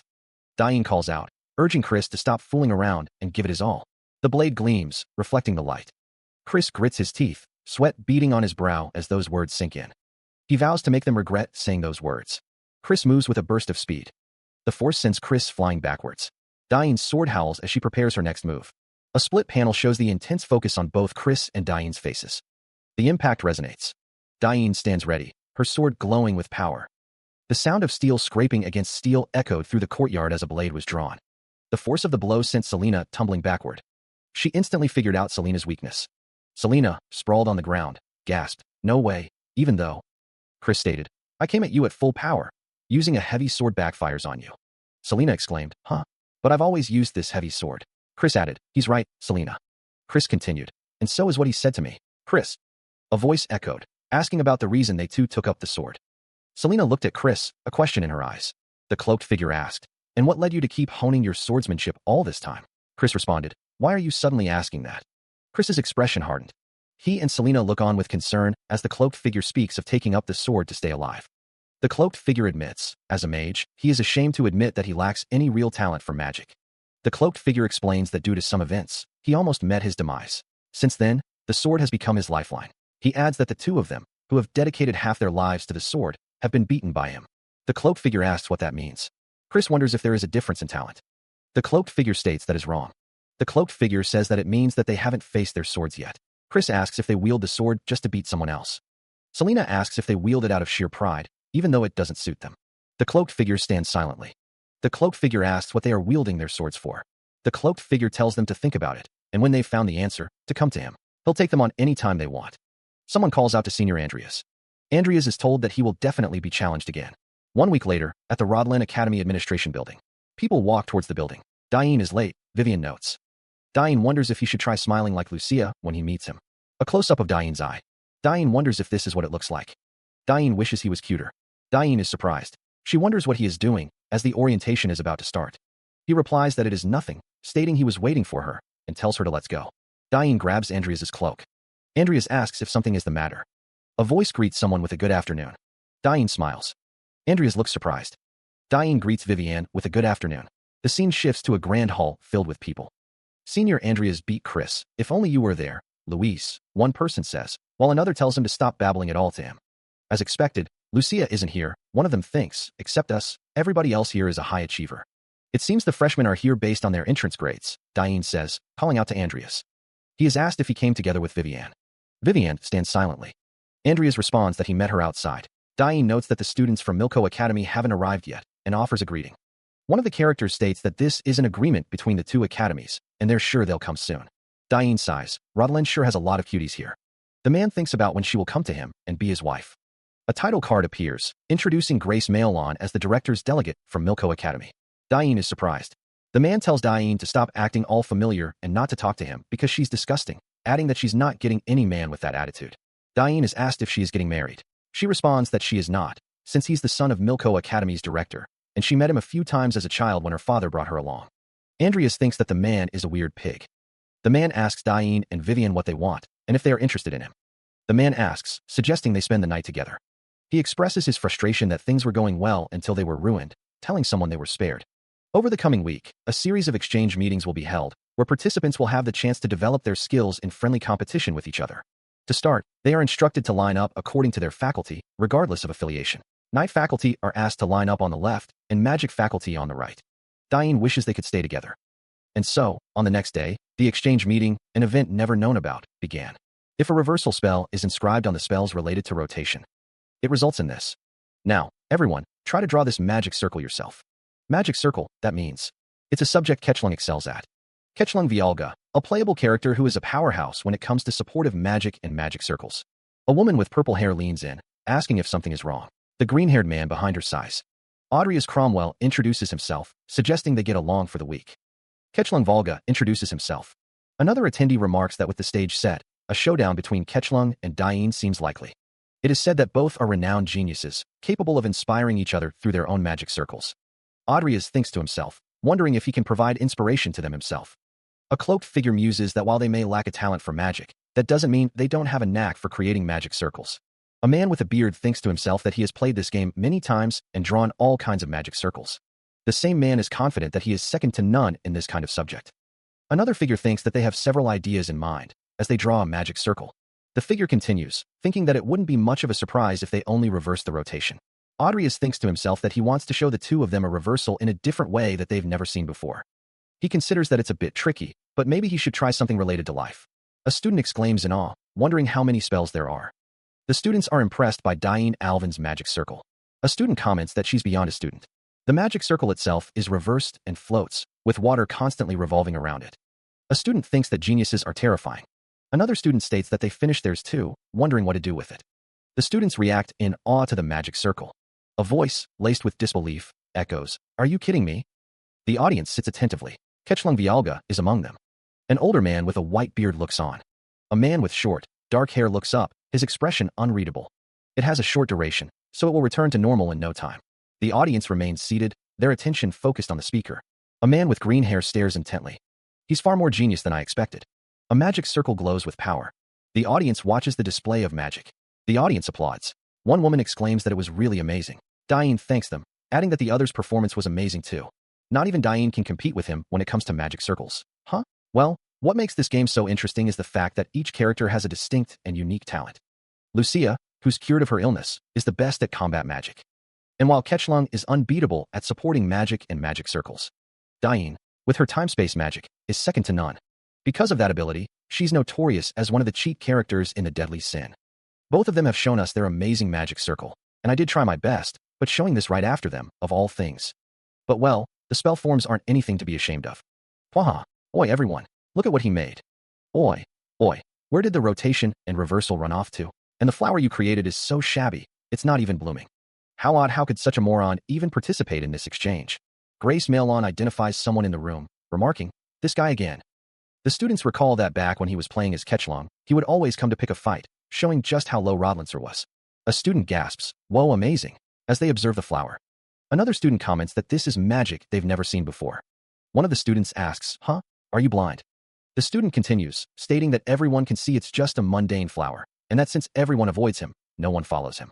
Diane Alvin states that they need to be at Diane and Ketchlun's level to understand how this magic circle works, and that they wouldn't understand the form or the kind of spell that is being used here anyway. Diane looks on. Andreas is asked if he minds if Diane explains this to everyone, and he responds, "No, go ahead."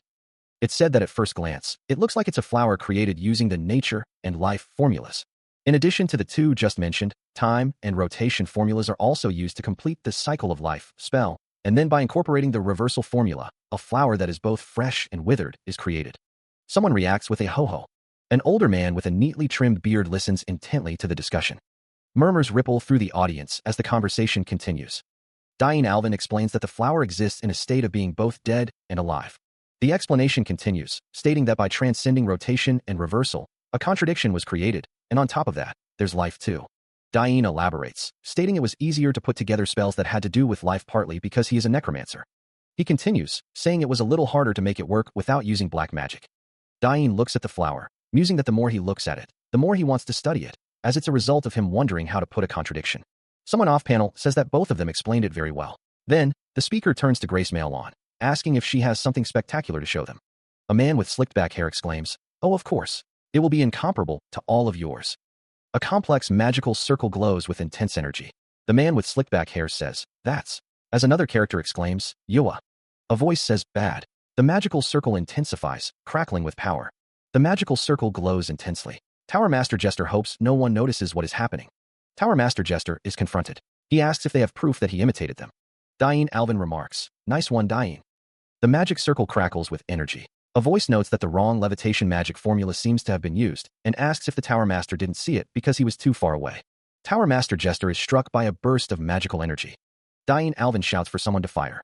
She thinks to herself that Tower Master Jester is a hopeless man. Grace Mailon stands near the magical circle. She thinks that Tower Master Jester is such a pain. Tower Master Jester looks distressed, sweat dripping down his face. An older man yells for them to be quiet. Tower Master Jester, enraged, shouts that they are making a fool of him. A magical attack is launched. Tower Master Jester's face contorts in pain as he is hit by the magic. Three individuals react with shock and concern to the unfolding events. A figure with glowing pink eyes commands someone to put their hand down. The figure warns that they will be cut if they don't comply. Two onlookers express their confusion and concern about the situation. A man, sweat beading on his brow, fears he will be killed. One of the figures in attendance orders others to stay out of trouble during the exchange. The man's face is contorted with fear and desperation. Someone exclaims in frustration, "Damn it." A stout man rushes forward, his expression determined. The courtroom is filled with tension as the situation escalates. The figure with the green ponytail declares that they'll have to do something. One of the onlookers says they'll check up on him and teach him a few pains later. He thinks to himself, observing someone in the distance. The man considers that the person looks familiar. Frustration boils over as he curses his situation. He blames everything on those two. They made a fool of him, and he swears he'll kill them. His anger intensifies, fueling his desire for revenge. He lets out a startled cry. The cloaked figure attempts to explain that it was a misunderstanding. The man questions who the cloaked figure is. Antonio Holt introduces himself as a final-year student at Rodland and a personal apprentice of Professor Kyler. The cloaked figure explains that he came to show something, having seen Antonio being embarrassed by his juniors. Antonio Holt demands to know what the cloaked figure just said. A professor has created a potion that temporarily improves physical strength and mana. The cloaked figure offers the potion to Antonio Holt. It hasn't been commercialized just because of that. The cloaked figure asks Antonio Holt to please give it a try. Antonio Holt thinks about overpowering those two. Antonio Holt drinks the potion, exclaiming in disgust. Holt spits the potion out. The cloaked figure asks how it is. A surge of power courses through Antonio Holt, his eyes glowing with purple energy. Holt feels his mana overflowing. His physical vigor is tremendous. Holt groans as the power surges through him. The potion's effects manifest as a burst of energy. The cloaked figure exclaims that with that, Holt will easily defeat. Empowered by the potion, Antonio Holt extends his hand, his purple eyes gleaming with newfound strength. He demands all the potions. His voice, imbued with a newfound authority, echoes with a simple, forceful command, "Give them to me." A cityscape stretches out before them. A voice wonders, "A flower?" Audria's Cromwell implores, "Yes, Andrea said he gave it to you. Could you give it to me?" Lucia Everlast hesitates. "But, aren't you a student of the night faculty? What do you need it for? Besides, I want to study this, so giving it to you is a bit." Lucia's expression hardens. Audria's relents. Hey, alright, I'll give it to you. Lucia explains, I can just draw a new one anyway. Ah, but to see the flower, you need to use mana like this. Audria's Cromwell channels mana, a faint blue glow emanating from his hands. Lucia gasps, ooh, is that the rumored flower? The flower glows with a soft, ethereal light as Audria's holds it out. Lucia yawns, asking, oh, Lucia, are you heading somewhere? She replies, classes are over, so I thought I'd go to the lab. Lucia examines the flower closely. But it seems like it's missing something. She tilts her head, confused. Over here, Audria's Cromwell points out that part of the magic circle seems out of shape. He thinks so too. Lucia Everlast sniffs the air, detecting something deliberately being hidden.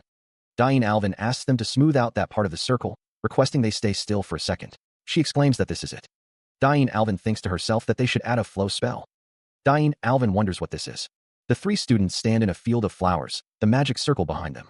Diane Alvin admits she didn't really believe it at first, but she knew it was a double magic circle. Lucia Everlast asks if Senior Seaweed had made this. Then she hums. Diane Alvin realizes that this is the rumored magic circle. The dean of the magic faculty, Belial Costello, holds a flower, thinking what a splendid innovation it is to express contradiction to this extent with just basic spells.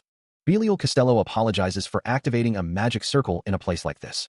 Diane Alvin wonders who the student who made this is and what his name is.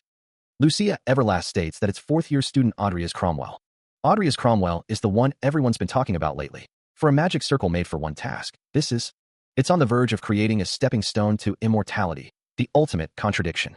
A muscular figure stands against a backdrop of swirling colors. Audria's Cromwell stands with Lucia Everlast and Diane Alvin. The group stands in a large building with arched windows. What's with him? He asked what he wanted and then just ignored us like that, one of the figures says. Another figure tells them to shush. Audria's Cromwell thinks that it is fascinating and that he never thought the day would come when a student's work would inspire him. Someone says that they'll keep an eye on him. A top-down view shows people fighting. The brown-haired man thanks Senior for sparring with him. The brown-haired man tells Senior that he is really strong. Senior replies that he is quite strong too. The brown-haired man looks surprised. The brown-haired man is told that he is second best in his year and that this is all he has got. The blue-haired swordsman swings his sword downwards. The purple-haired swordsman prepares to block the incoming strike. The swords clash. The blue-haired swordsman thinks that with his current flawed swordsmanship, it will be difficult to beat him. The green-haired woman thinks to keep following her path without any doubts. Audria's Cromwell thinks that as Senior Audria's. The purple-haired swordsman swings his sword upwards, thinking that the essence of the Uner style is already engraved in his body. Audria's Cromwell thinks that no matter what he does, it's all the same. Rudall lunges forward, his sword a blur of motion. Diane's eyes widen in surprise. A sword that confuses its opponents with its ever-changing sword strokes. Parrying the opponent's sword and breaking his posture. Diane grits his teeth, snarling, bastard, moving around like a worm. And aim for the decisive blow. The swords clash, a shower of sparks erupting from the point of impact. Diane curses, damn this. Rudall walks away from the group. Diane shouts, no, it's not a joke. A man exclaims, Senior's swordsmanship is great enough. Hey. Diane's face contorts in anger. You run your mouth. He stands, a sword at his side, as if ready for battle. A sword lies discarded on the ground. What could the reason be? One of the men questions if it's a real sword. The other tells him to shut up and take it, or he'll regret making fun of him. Diane thinks to himself that he should just get it over with, and wonders if he should use a potion. Rudall demands to know what they are doing. Diane's eyes narrow, a flicker of annoyance crossing his face. Diane growls, his frustration building. Toddlon Terry questions why a student like him would be here on this exchange. Someone shouts that it's a real sword and demands it be put back. Diane's expression hardens, his gaze fixed on the source of the interruption. Diane's eyes narrow, his face a mask of suppressed anger. Two onlookers react with shock and concern. A figure is struck down with a resounding crash, blood erupting from the wound. Another figure stands over the fallen one, their expression unreadable. The camera focuses on a sword, its blade stained with fresh blood. A sinister grin spreads across a man's face, his eyes gleaming with malice. Time for second round. Meanwhile, a voice calls out, Mr. Andreas. The call echoes again, Mr. Andreas. Andreas Cromwell chuckles, a hint of amusement in his voice. Just call me Andreas. The other man scoffs. I'm 2 years younger than you. You should talk to me casually, Mr. Andreas. Andreas asks, you sure? The man with the red cloak asks, isn't it more fun if there's a hidden element? A girl asks, that's your reason? It was discovered when he was looking at it with Senior Vivienne and Senior Diane. If they have time to do things like this, they should help him with his research, as he hasn't made any progress lately. He seriously tried to hide it, but in the hands of those two playables, they found it in just a day. But why was Vivienne together with them? That reminds him. He heard that Everlast Potion was also created by Audria's Cromwell. So what is he going to show them in the potion class today? He is planning to stay low-key. Can't show his tools of the trade to the class, now can they? And he doesn't want to stand out in front of Kyler. A sudden explosion rocks the room. The force of the blast sends a figure flying. Adrias looks on, his expression a mix of shock and concern. A hexagonal barrier flares to life, shielding the remaining figures from the lingering energy. Diane's eyes widen. It's a monster. The figure's hand contorts, becoming a grotesque claw. Adrias stares in disbelief. Mail on. That dimwit. A body begins to grow larger and larger, filling the cathedral-like space. The eyes sclerae turn black, the transformation taking hold. The man's face contorts in rage. He vows, I'll teach you what happens when you screw with me. It's definitely a side effect of Kyler's potion. The woman's voice rises in fury. Are you out of your mind? Do you think you can get away with doing this at another academy? The green-haired man narrows his eyes. To think an incident that was supposed to happen during the midterm exams would happen now. He reflects, I guess that's the downside of relying too much on information from the game. I should have been keeping an eye on him from the start of the school year. Kyler, that piece of shit. So it's begun. My farewell party. The large man, his face contorted in rage, raises a hand wreathed in fire. I'll blast that big mouth of yours, he bellows. With a roar, he hurls the fiery energy forward. Eat this. A figure intercepts the blast, a sword flashing as it deflects the inferno. The large man's eyes glow with a menacing purple light. He seems unfazed by the counterattack. A woman with long black hair watches with wide eyes. Oh, dimwit, she mutters, before calling out, Andreas? Andreas and a companion stand ready. There's no taking this back, remember?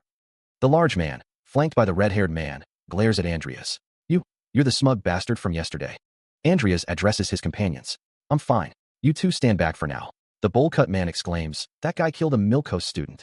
The large man prepares another attack. We'll leave the cleanup to the professors. I'll buy you some time. Diane, prepare some powerful magic. Something that can blow him away in one hit. The woman from before looks on, her expression a mix of shock and concern. Yes, how can he be so calm? The large man's body begins to swell. But his body, it's extremely tough. Andreas watches the transformation with narrowed eyes. The bowl-cut man behind him says, no problem. With Ketchlung's support, you should have enough firepower. Andreas responds, huh. Diane Alvin hears someone say, understood.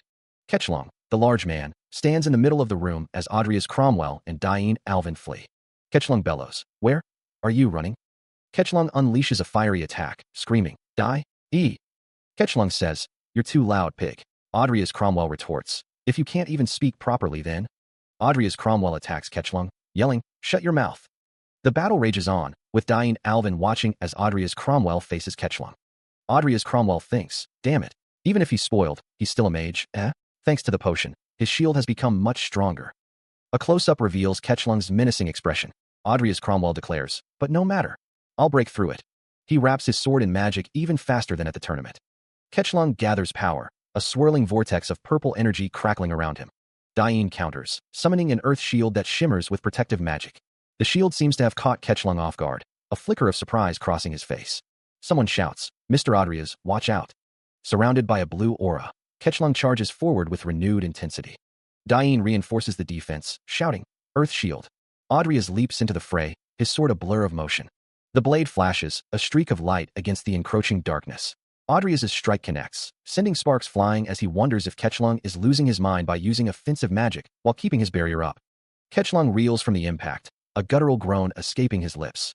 Diane watches with concern, realizing they need to stop him before he reaches the final stage. Andreas presses his advantage, continuing his relentless assault on Ketchlung. The monstrous Ketchlung, veins pulsing, roars his fury as Andreas stands defiantly before him. The air crackles with barely contained power. Damn it. Diane, seeing the danger, shouts a warning. He's as tough as Pyatt. Andreas, get away. Diane prepares her next attack, a complex magical circle forming beneath her feet. There it is. Ketchlung lunges forward, attempting to crush Andreas with his immense strength. Diane unleashes a torrent of magical energy, targeting Ketchlung's vulnerable points. The air vibrates as Diane casts her spell, Iron Impale. Massive spikes of pure energy erupt from the ground, piercing Ketchlung's flesh. Andreas watches in stunned silence as Ketchlung is impaled. The spikes continue to multiply, impaling Ketchlung from every angle. Advanced magic?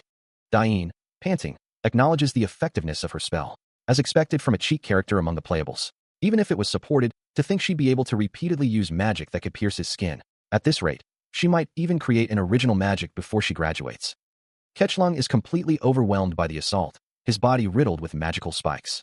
Still, turning the Andreas and Diane discuss the aftermath of the attack. Son of Milko's director into such a mess. This is going to cause a lot of trouble. Although he turned into a monster, this is definitely going to be a problem. Yeah, we overdid it for sure. It can't be helped. I'll help you testify as. She considers that with Diane involved, Bact will probably clean up behind the scenes. One of the figures tells the other that if someone comes, explain the situation to them. The other figure responds that he will fetch Professor Kyler. An explosion rocks the area. A voice shouts not to try to fight it, but to hurry up and get the professors. It is also noted that Kyler must have gone to his hiding place amidst all the commotion. Diane runs, thinking that he must be taken out now. Diane looks shocked. Antonio Holt runs, remembering him now. Antonio Holt is identified. One figure says that he will check up on Kyler's lackey. The other responds, sounding unsure. Antonio Holt runs, thinking that he must be the one who has been spreading the potion everywhere, and that if he follows him, he's sure to find Kyler. Diane yells to run, Lucia. Diane looks shocked. She stands within a glowing circle, energy crackling around her. Diane shouts, telling them to run away quickly. The person being protected asks what about her. Diane leaps into the air, her expression determined. The man yells out to Lucia. The light burns as Diane grits her teeth. Diane stands in the center of the glowing circle, preparing for what's to come. She thinks that she should have just lived without care. The man leaps forward, his eyes glowing red. His red eyes narrow with intense focus. Senior, seaweed. Someone cries out, clutching their arm in pain. They call out, demanding that the professors be summoned. A figure calls out, demanding to know if everyone managed to escape. One of the figures asks what about them. Someone declares that they are going back to help Senior Vivian, stating they have a bad feeling. A voice booms out, demanding to know what all the noise is about. A young man with spiky blonde hair stares intently. A woman's toned abdomen is shown. A fight breaks out between two figures. A figure with green hair thinks that if they don't stop him now, he'll definitely. The green-haired figure shouts to go after Andreas. A figure with glowing red eyes grits their teeth. He is struck hard, the force of the blow sending him reeling.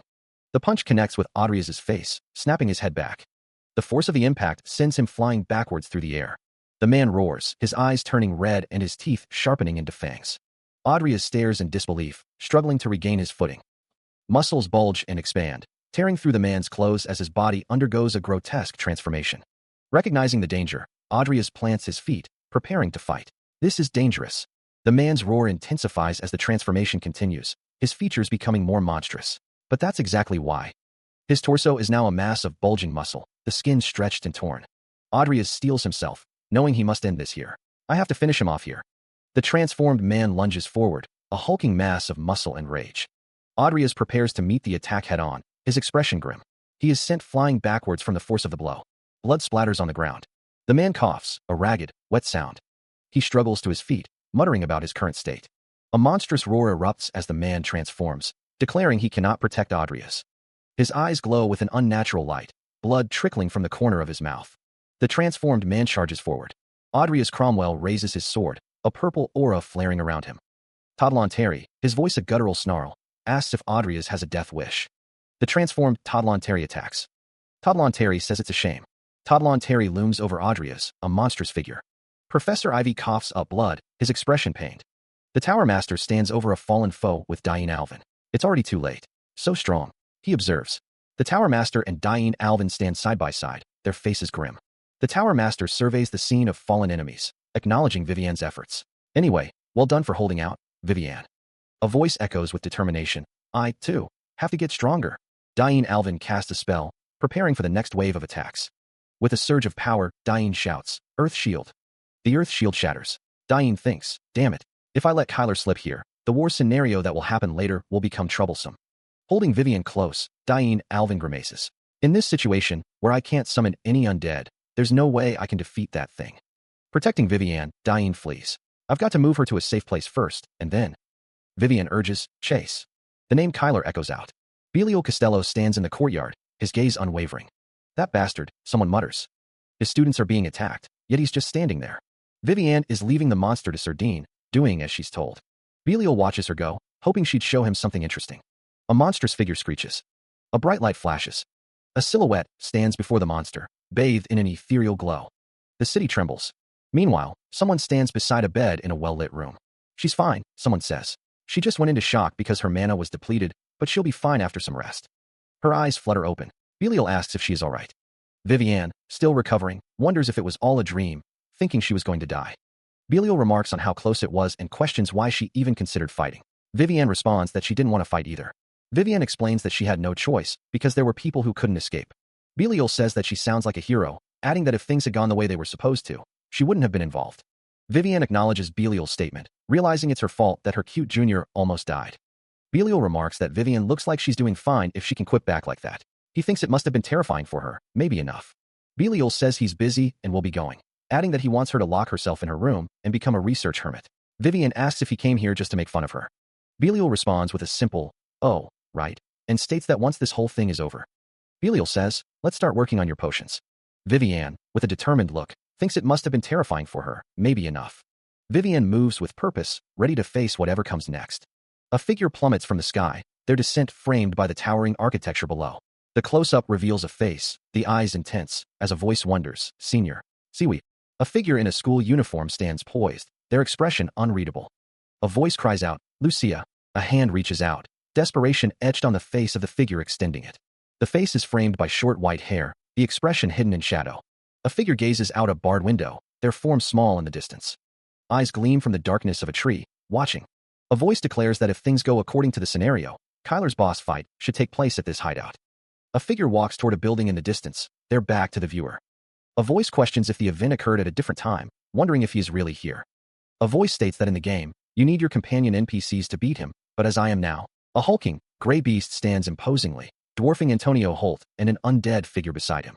The air crackles with an unseen energy. With a guttural roar, the beast surges forward, a blur of gray muscle and fury. The ground trembles as the creature barrels onward, its massive form a looming threat.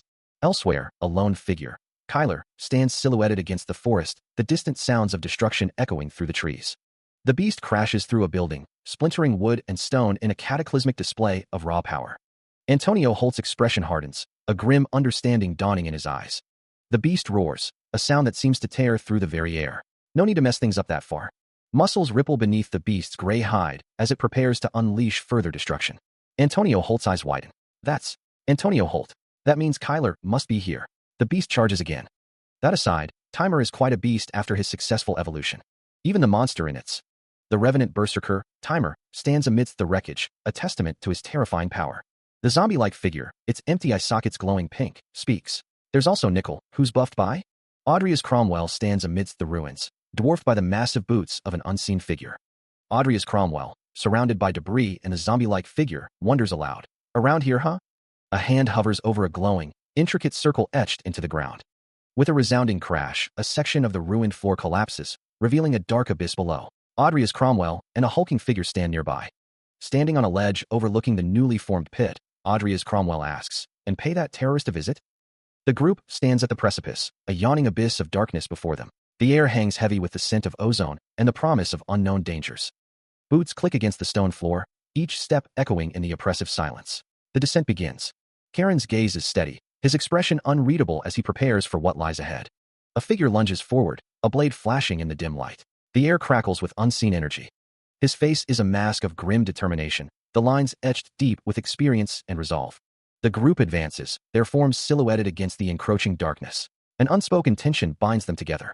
Deep within the abyss, a figure stands, shrouded in shadow. Karen's apprentice. The thought echoes in the darkness. Andrea's Cromwell. A colossal hand materializes, crackling with purple energy. The air vibrates with raw power. The hand slams down, pulverizing the earth and sending shockwaves through the abyss. The sound is deafening. The man recoils, dark energy swirling around him. What in the world was th dash? The dark energy intensifies, tendrils reaching out. His face contorts in rage. He lets out a guttural scream as the transformation begins. The cloaked figure smirks. "Whoops, my bad. That was supposed to be your neck." The man's eyes widen. "You brat. Now I get it." His body expands, morphing into a hulking, bestial form under the moonlight. "You are the one who killed Sharon." The beast lunges forward, claws extended. The cloaked figure stands his ground, energy crackling around him. The beast roars, its red eyes burning with fury. The cloaked figure unleashes a devastating attack, shattering the ground beneath them. The cloaked figure pauses, a flicker of surprise in his eyes as he hears a voice in his head. Exclamation point. A guttural roar tears through the air as Tadlon Terry's form contorts, his body swelling into a monstrous, beast-like shape. The transformation is violent, the air crackling with dark energy. Muscles bulge and bones crack as the transformation reaches its peak. Red eyes glare with primal fury, and razor-sharp teeth glint in the dim light. The transformed Tadlon Terry stands alongside a shadowy figure, an armor of darkness coalescing around it. Unfathomable. The shadow armor speaks, its voice a chilling echo. "However selfish we black mages may be, to think you would kill Sharon, the one who raised you." A figure with green hair observes the scene, muttering, "That's the final stage, shadow armor." The shadow armor's abilities are revealed. It has the ability to replace lost body parts as well. The protagonist, cloaked and ready, faces the transformed Tadlon Terry. Shadow armor, huh? The shadow armor's eyes glow with an eerie light. You, how did you know? The protagonist prepares for battle, knowing about this except Master Jest. The air crackles with energy as the transformed Tadlon Terry prepares to strike. The protagonist and the shadow armor clash with the transformed Tadlon Terry, the battle erupting in a flurry of blows and energy. The transformed Tadlon Terry is struck by a powerful blow, staggering back from the force. Audrius Cromwell states that he knows the shadow armor very well, describing it as a rare, high-end item with both offensive and defensive capabilities. The shadow armor looms, its glowing blue eyes piercing the darkness. Audrius Cromwell continues, saying that he understands that his opponent has no chance of winning. The shadow armor unleashes a fiery blast against a horde of undead creatures. A voice exclaims that it's weak against fire. A sword attack flashes, energy crackling around the blade. Audrius Cromwell stands with his sword drawn, ready for battle. The shadow armor strikes with immense power. A voice shouts, "So what if it is?" Audrius Cromwell faces the shadow armor, declaring that all he has to do is not give it any time to chant. The shadow armor stands tall, ready to fight. The shadow armor's glowing eyes pierce the darkness. The shadow armor unleashes a devastating punch. Audrius Cromwell stands beside the shadow armor, which growls menacingly. The shadow armor looms, its glowing eyes fixed on its enemies. It questions whether mere undead can buy them time. He stands, a hulking figure of shadow and steel, ready to face the encroaching darkness. The armor's form shifts, its edges blurring as it prepares to unleash its power. A grotesque zombie and a feral wolf-like creature emerge from the shadows, their eyes burning with malevolent intent. An explosion erupts in the distance, shaking the very ground beneath their feet. With a metallic screech, the shadow armor sheathes its blade, the sound echoing through the desolate landscape. Phew, it took more time than I thought. The zombie lunges forward, its decaying flesh barely clinging to its bones, as the shadow armor stands its ground. The shadow armor charges, a blur of motion against the backdrop of the haunted forest. The armor looms, a silent sentinel against the encroaching horde.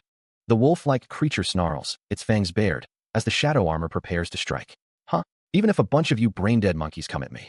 The shadow armor tenses, ready to unleash a devastating blow. The zombie raises its arms, its decaying hands reaching for the shadow armor. That one also? The shadow armor's eyes glow with an eerie light, its expression grim. No way. They're surrounded. A hulking undead brute swings a massive fist, prompting one of them to exclaim at the absurdity of the situation. Another wonders what in the world they are. A skeletal face, eyes burning with cold light, peers out from the shadows. Could it be? An explosion rips through the forest, scattering the undead. One of them declares that they're the corpses he. Fusion magic, bone whip. The shadow armor stands ready, sword gleaming. Is that a whip? The shadow armor deflects a bone whip attack with his sword. The shadow armor faces the undead. He leaps away, dodging another attack. The bone whip slashes through the air. An undead creature attacks with the bone whip. A close-up of the undead creature's face, a question hanging in the air. The figure taunted, reminding the other that they had claimed they would use a fire attack, but instead resorted to a physical one. Diane wielded bone whips, ready to strike. The bone whips lashed out, engaging a large, gray creature in a deadly dance. Diane's expression hardened, a storm brewing behind their gray eyes. A voice cackled, declaring that Diane's puny trick could cost them their life, revealing the technique as a bone explosion. Blood trickled from Diane's nose and mouth, a visible strain from the technique. A skeletal horror emerged, a testament to the power of the bone explosion. The bone explosion detonated, sending shockwaves through the battlefield.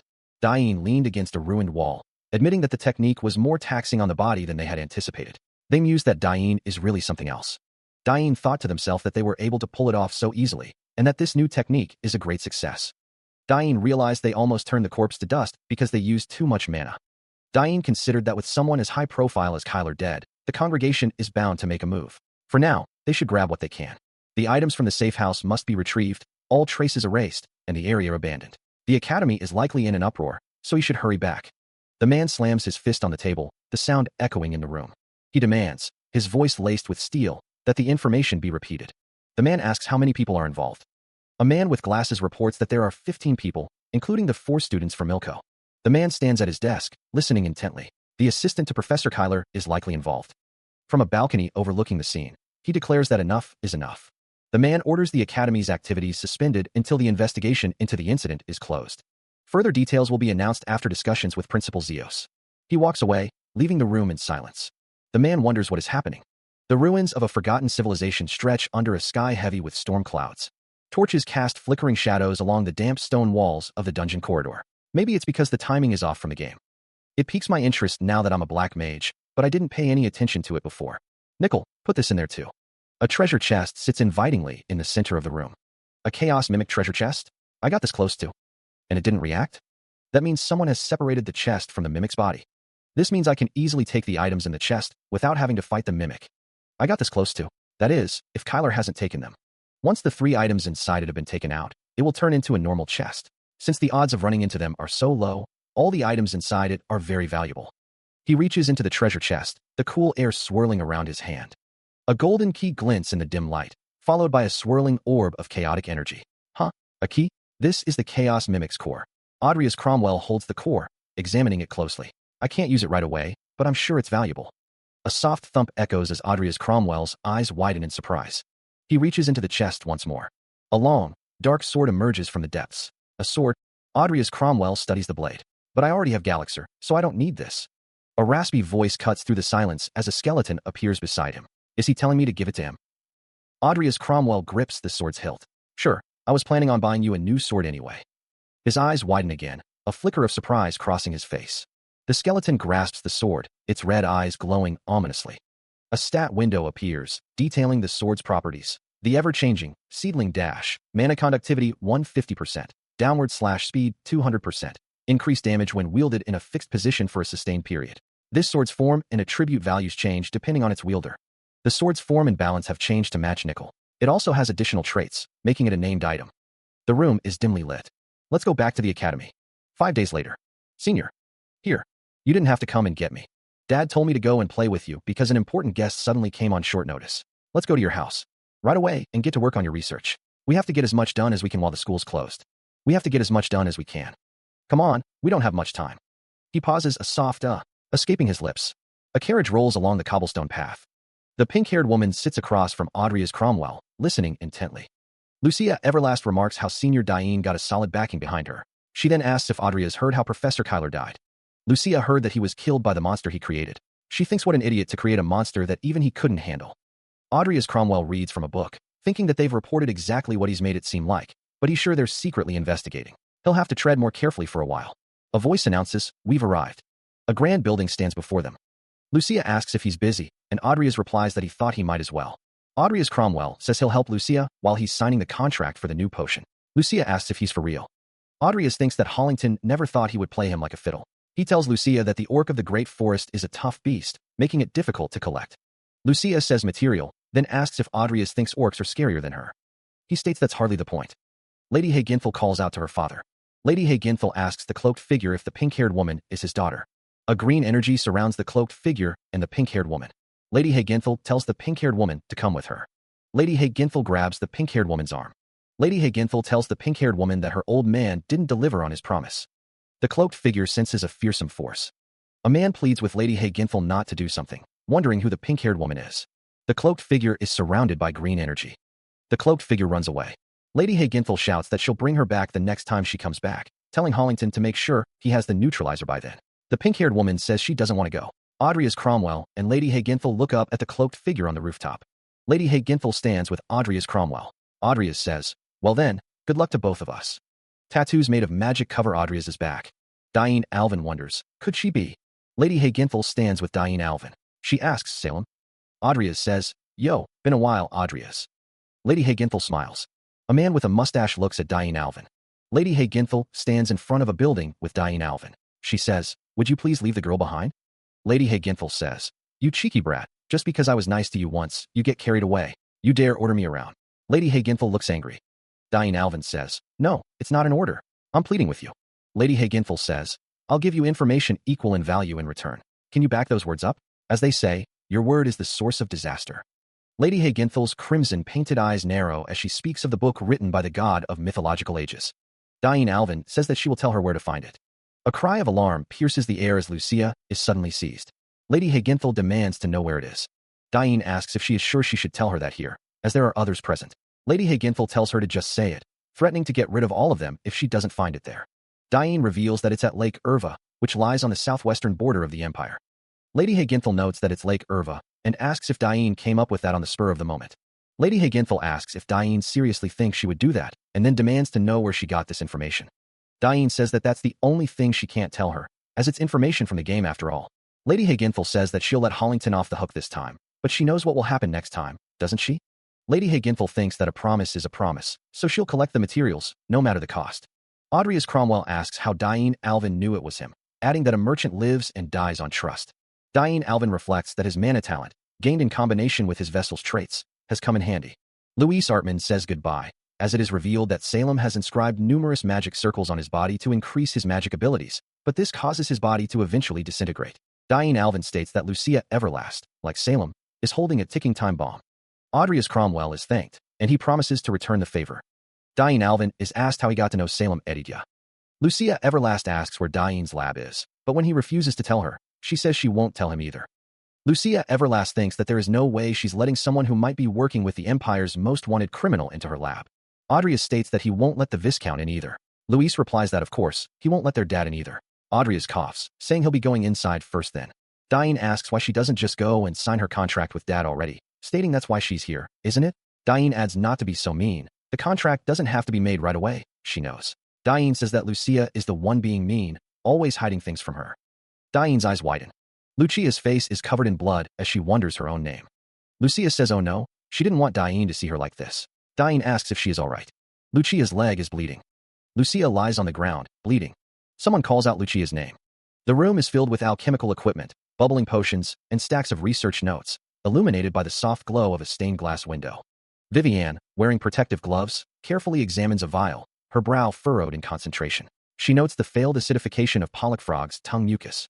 The quill scratches across the parchment, documenting another failed attempt to diversify the heating environment. The tongue mulus does not stop. The Grand Estate stands silent beneath a blanket of snow. The experiment, number 3160, has failed. A change came. Vivienne receives a suggestion from a colleague. Try using this Yoban root. It should help neutralize the polyphrog's mucus. Another dead end. The ingredients just weren't enough. It's hard for her to make time at all. The researcher promises Vivienne that he'll make time for her later on. She simply replies with a humph. The researcher continues to document the experiments. The researcher notes that he's only ever seen it through his screen, so it didn't really sink in. But right here, Audrey stands in a room filled with photographs and research equipment, the weight of his past actions pressing down on him. He closes his eyes, the memory sharp and painful. The young lady has woken up just now. Audrey is asked if he wants to see her, and if she has ever collapsed like this before. From what her doctor says, her condition has worsened due to her recent overuse of mana. Audrey thinks he is also partly to blame. Audrey thinks Lucia wouldn't have been involved if he had just stayed in line with the game. And now, time is really running out for her. Lucia lies in bed, her body feeling heavy. It seems like her mana has gone haywire. She thinks she is really going to die soon, even though at that time, Audrey yells Lucia's name. Lucia thinks about his panicked face. She is sure he'll remember her. A voice calls out, wondering if it's Lucia. A voice booms, reprimanding someone for entering a lady's room without permission, calling it bad manners. The woman in bed groans, remarking on how terrible she looks after just waking up. Diane retorts that it's her personality that's terrible, before asking if she is picking a fight. Diane instructs Lucia to meet her in the reception room once she's well enough to move. Lucia's eyes widen, a gasp escaping her lips. A seal is pressed onto a document. Diane states that as the head of a trading company, she doesn't want to pass on such a good product to other companies, hoping to continue having good relations. The older man agrees, thanking Diane for always giving him such good terms. He then asks about her deal with Lady Hagenfel, wondering what kind of deal she made. The man strokes his mustache, thinking that it must be a potion to delay his disintegration and that he never thought the Everlast Trading Group had a deal with Salem.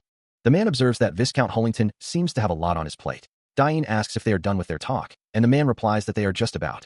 Diane announces that she is leaving. Diane asks to be excused, thanking the man for always looking after her daughter. They walk down the hallway, the rhythmic tap of their shoes echoing in the otherwise silent corridor. She stated that it was impossible for Lucia to make her own cure. Vivienne thought to herself that she needed ingredients. Vivienne realized that she had to figure out the mixing ratios herself, as the biggest problem was that the Yoban root she got from the congregation was almost gone. Vivienne asked what Diane was thinking about. Vivienne asked if she had all the ingredients. Vivienne told her not to be silly and to tell her how far she'd progressed, as she told her the other day there'd been no progress since she discovered the reaction, and the Yoban root she gave her was running out. Diane thought to herself that it was impressive she had progressed that far. The sound of footsteps echoed on the patterned rug. Diane wondered if this cure was for her. Originally, Vivienne was supposed to live another year or so, but she tells Donghoon that he is not going to die. Donghoon responds, stating that he is not joking. Senior says that there is no time to waste, so they should get started. A grand building stands tall, bathed in the moonlight. A voice echoes, yes. Senior and Donghoon are in a room. Senior says that he has already tried that. Donghoon says that if Senior says so, he will just skip ahead from here, then. Senior replies with a sure. Senior tells Donghoon that he has got it all sorted out to a point, and that he should sleep now. Donghoon says that he will stay with Senior a bit longer. Senior responds that he won't get any taller if he doesn't go to bed early. Senior asks Donghoon to go and have some fun tomorrow. Donghoon says that they don't have time for that. He thinks about how boring it is to be stuck in this life for years and that he is sick of it.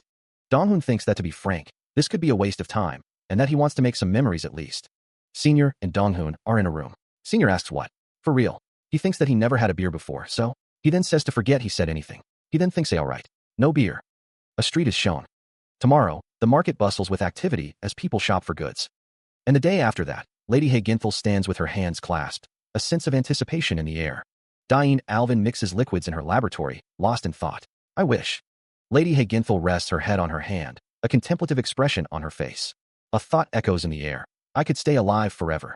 3 days later, Lucia Everlast stands with Diane Alvin. Lucia says, I'll be off then. Diane replies, you could have left together with me tomorrow. Diane Alvin looks back, saying, see you tomorrow at the academy, Lucia. Lady Hae-Ginthal thinks, even if I only have a little time left. Diane Alvin walks towards the academy gates. The text reads, these final days aren't so bad. The academy has reopened. The sound of grinding fills the air. The text reads, obviously, there are no more lectures from Kyler. Thanks to that, I have more time to spend in my personal laboratory. The sounds of bubbling and boiling can be heard. Diane Alvin uses a dropper to add a red liquid to a container. He holds up a vial, examining the liquid within. Adrias sighs, resting his head in his hand. He has been using black magic a lot lately, so he was able to evolve it, but his potion skill is nowhere close. Adrias assumes that it's impossible to evolve potion talent anytime soon, and so long as there's a deadline of 2 months. His only option is to find a new recipe and increase the chance of evolution. He curses under his breath.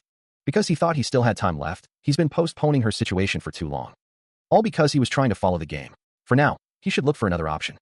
Adrias has also ordered the ingredients for the cure back at the Everlast house. The sound of a door opening echoes through the room. A man with slicked-back blonde hair states that he finally answered the door. Adrias didn't think it would take this long, having waited all afternoon. Andreas' name is called. A voice asks if the other can use black magic. The figure asks Adrias, can you use black magic? Adrias seems surprised by the question. The speaker turns away. The speaker asks, what are you talking about? The speaker continues, unless they're a lunatic, how could anyone at this academy use black magic? Adrias says, well, who knows? I mean, Professor Kyler was a sensible man underneath the facade. The speaker replies, I'm busy, so please excuse me if you have nothing else to. The speaker adds, for the record, I don't think all black magic users are bad people. The speaker says, I saw your magic circle, Adrias. A magic circle glows with blue energy. Adrias states, after all, the foundation of black magic is based on contradictions. He continues, whether you're a black mage or not is none of my business. The speaker says, on second thought. He says it might be more convenient for him if the other is one. The other asks what Adrias is trying to say. Adrias reveals he was thinking of giving the other a private lesson, leaving the other surprised. Adrias adds that the other will become a warlock before long. Becoming a warlock means you will be able to create your own unique magic. If you compare it to swordsmanship, it's like being an aura master. And Belial holds the title of youngest warlock among all those who have achieved this. He says he is honored by such a generous offer from the dean, but... So in other words, Adrias says, the other accepts. The other clarifies that's not what he meant. The other walks through a magical portal. Adrias thinks to himself about the other character. He realizes that he caught the eyes of someone troublesome. 6 weeks later, Adrias brought food and suggests taking a break. Lucia asks what it is. It's a sandwich. Lucia eats the sandwich. Adrias thinks to himself that she sure can eat.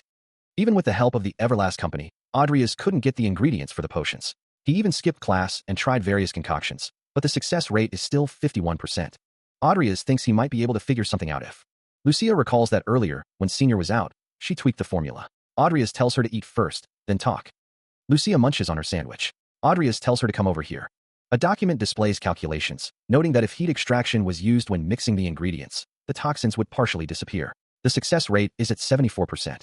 After some calculations, the success rate went up to 74%, Adrias Cromwell notes. Lucia Everlast wonders how they should try making this. Adrias states that at this rate, it might work. However, they are already on their very last ingredients, and that rate is too low to hang their life on. Adrias says they should find another formula with a slightly better rate. A sandwich is shown. Adrias has a better idea. Lucia asks what it is. Lucia chomps down on a sandwich. Lucia slurps from a cup. Lucia says that if she eats all the ingredients at once like this, they'll mix on their own. Adrias says that now is not the time for jokes. She declares that now is not the time for jokes. Adrias stands behind Lucia, observing her actions. Lucia's expression is serious, her eyes narrowed. She stands at the desk, her back to Adrias. Lucia remains at the desk, focused on her task. Lucia thinks to herself, calling herself dumb. Her hands are clasped tightly in her lap. A feeling of dread washes over her. It makes her even more scared. The way she's acting like she's. Meanwhile, Adrias lies on a bench, lost in thought. His expression is pensive, his eyes unfocused. He tells himself to think, not to stop thinking. Let's think back to the beginning in the private lab. In a worst-case scenario, the 74% probability formula Lucia suggested will have to be used. Adrias sits at a table, surrounded by vials and alchemical equipment. The sound of shattering glass echoes through the lab. Diane bursts into the room, her expression a mix of concern and urgency. Who is it? It's not Locke. Adrias? There you are? Diane? What is it? Adrias chuckles, a hint of nervousness in his voice. It's in case. Diane's eyes widen with alarm. She collapsed, coughing up blood. An incurable disease. Diane and Adrias stand over a woman lying in bed. Diane says, I didn't know she suffered from one. I've also notified the Everlast house, just in case. Diane says, they said she'd be fine for a few more weeks, but as it is, it's hard to believe them. Diane continues, she's in a terrible state. I'm asking Father to get Rodland's best team of doctors too. Adrias interrupts, Diane. Diane says, I have a favor to ask. Diane looks on, a question hanging in the air. The grand building stands tall under a bright sky. Adrias and the woman have done amazingly. The woman states that they were able to reach this far. Adrias says that's where they got stuck. Theoretically, there should be nothing left after the synthesis, but a lethal dose of toxin still remains. The woman asks if Adrias knows at which point the toxin is formed. Adrias says that because they don't have the exact ratio, they haven't been able to pinpoint it. He states that's a problem. The woman says that if they could convert the remaining toxins to water and expel them, things would be so much simpler. Convert it to water? Adrias wonders why he didn't think of that. If they could convert whatever was left at the end into water, then let's start with the heart of elemental magic, matter fusion. It's too late to learn it now. The woman asks Adrias if he can use matter fusion magic. Adrias replies that he can, sort of. Vivian gasps, her eyes wide with concern. She believes they might be able to do it. Vivian urges Adrias to start immediately. Yes. Adrias and Vivian focus their energy, a glowing orb forming between them, swirling with arcane symbols. While Vivian maintains the flow of magic, Adrias prepares a potion, carefully measuring ingredients. Meanwhile, a grand building stands bathed in the fading light of dusk. The night deepens, casting long shadows across the structure. Inside, someone shouts to stop the bleeding. A masked figure, blood splattered on their protective gear, barks to stabilize the patient's mana first. The patient writhes in agony, their mana refusing to stabilize. The flow of mana is stronger than expected. The woman with white hair sits on the bed, looking thoughtful. The man with green hair looks down, lost in thought.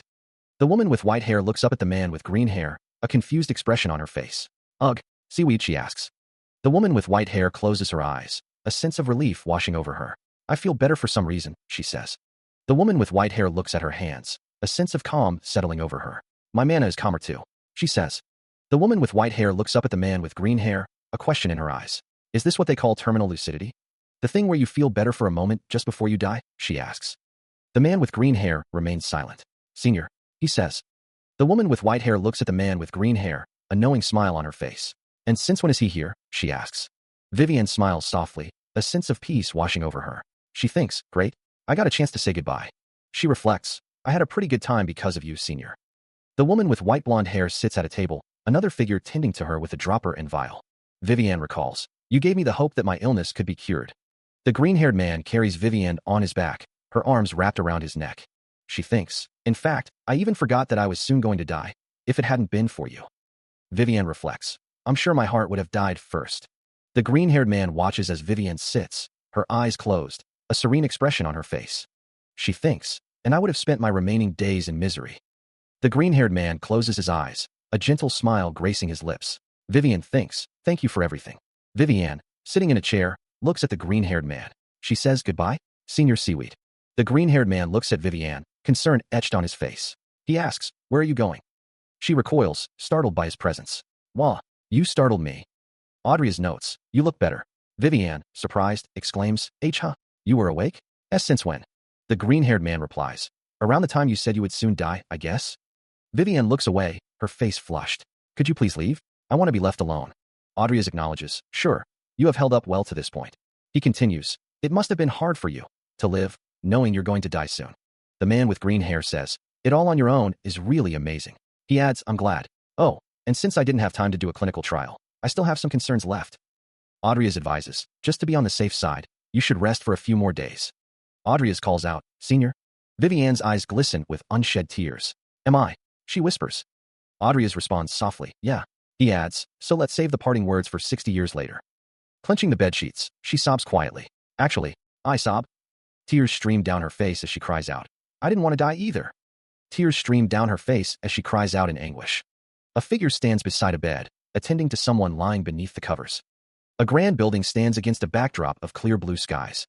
It was difficult for him to follow the lessons of Belial, the youngest warlock, and he's sure he wasn't thrilled by it. A student manipulates a glowing orb of energy. And so time went on, and soon the day of the midterm exams arrived. Now, start lining up, regardless if you are in the magic faculty or the night faculty. Andrea's is called out by name. Long time no see, Vivienne. I heard about it. All I did was help her. The woman with green hair remarks that someone became a fairy for Lucia, too. The man with green hair states that he'd rather be called seaweed instead of that. Dying Alvin calls for everyone's attention, stating that he will now explain the content of the exam. The grading criteria will be based on the number of floors climbed. Be aware that traps and monsters are lurking. Dying Alvin explains that on each floor, and the higher the floor, the harder they will get. The exam process will be shown live to the Academy and people outside the Academy. Madras Tower. A 30-floor tall dungeon built with magic by Madras Alvin, the first head of the House of Alvin. Due to its sheer difficulty, no student has ever made it to the top floor. Only students can challenge it, as it is enchanted to be inaccessible to anyone over the age of 25. As such, the results achieved in this tower will be the measure of who is the strongest student in Rodland. Originally, the exams were supposed to be suspended due to Kyler's involvement during the exams. But with that issue sorted out, Dying Alvin states that entry will be limited to 20 people at a time. In the event of a life-threatening situation, you will be automatically summoned outside, so he encourages. A disembodied voice encourages the students to do their best as an image of Madras Tower appears. The voice continues, stating that they will now be handing out the numbers. Dying Alvin holds up a card with the number 38 on it. Another student holds up a card with the number 16. Dying Alvin expresses a wish that they could go in together. The other student replies that even if they could go in together, the starting point would be random, so they would be split up anyway. Another student asks what number the two of them got. Vivienne states that her number is 16. Another student says that they got number 3, so they are in the same group as Vivienne.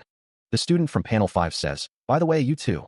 The student continues, saying that they always see the two of them together, and asks if they are in that kind of relationship. Dying Alvin's eyes widen in surprise. Dying Alvin thinks about their relationship with Vivienne. The student from panel 5 exclaims, surprised by Vivienne's reaction. Vivienne and Dying Alvin are shown together, with Vivienne thinking that they have a few secrets that they keep between them. She states that they are not exactly normal friends, as Dying Alvin keeps her close. Dying continues, clarifying that Vivienne is a friend he can trust deeply. Other students look on. Vivienne, taken aback, wonders if Dying is playing dumb or is actually an idiot. Another student chimes in, remarking that Vivienne and Dying suit each other. Dying asks someone to stop being rude to Vivienne, but she denies it. Another student insists that it's not rude at all. A student expresses disbelief at the idea of a one-sided love. Someone offers something to Vivienne, saying, for you. Another student remarks that Vivienne is big-hearted and doesn't get upset by rude jokes, but she denies it. Another student starts to explain something to Vivienne, saying, listen here, Vivienne, you see. A student tells someone, that's your cue.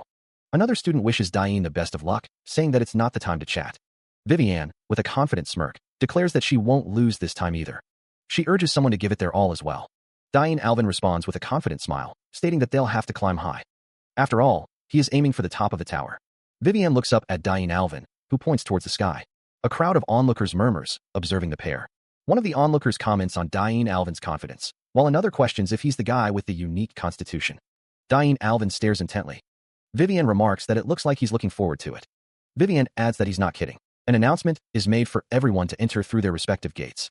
Dying Alvin, standing before a swirling portal, vows to prove that he's stronger than anyone else this time.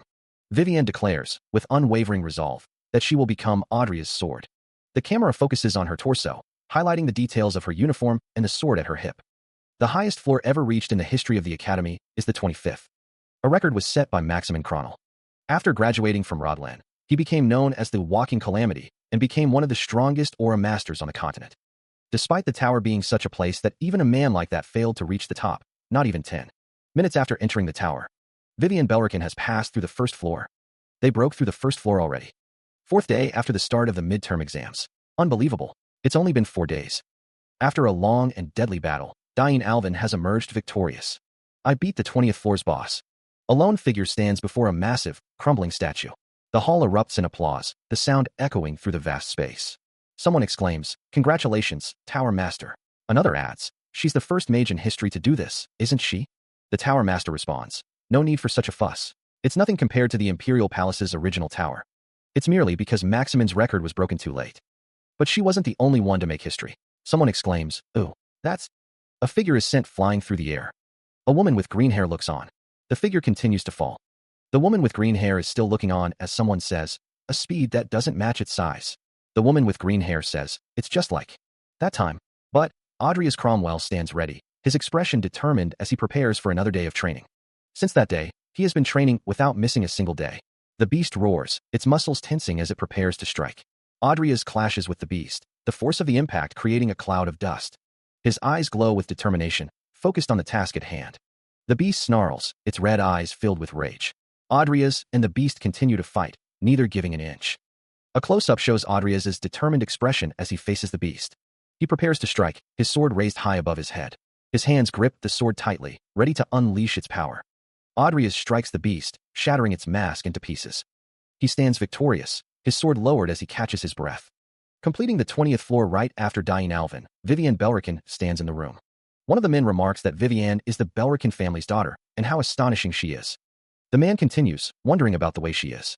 The man thinks it's like she's possessed by madness. Vivienne sits, and one of the men says that everything beautiful has its thorns. A thought bubble appears, wondering if she can tame the beast within her.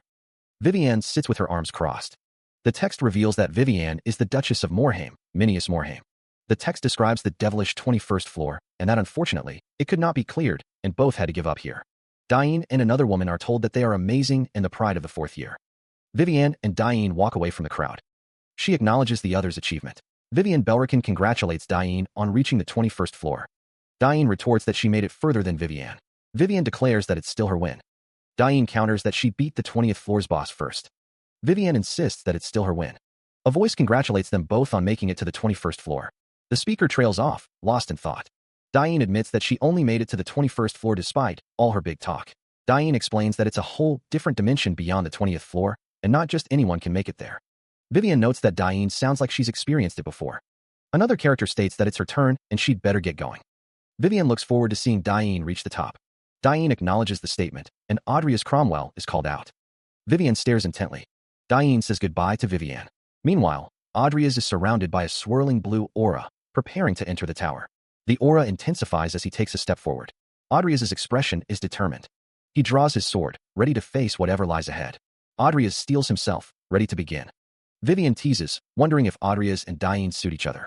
Diane asks her to stop, saying it's rude to Vivienne. Vivienne insists that it's not rude at all. Adria's seems confused.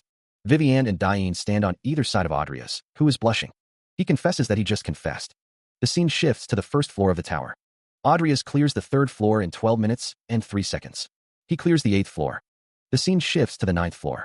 Adria's cleared the floor in 7 hours and 33 minutes. He says he's hungry and suggests they rest here. A status window appears. The window shows that his black magic talent has evolved into a talent for the whole black magic system, not just necromancy. His talents are black magic, extraordinary, potion creation, buff type, agility, and combat, all gifted, and element magic, mediocre. Thanks to the successful creation of Lucia's cure, his potion talent has also evolved.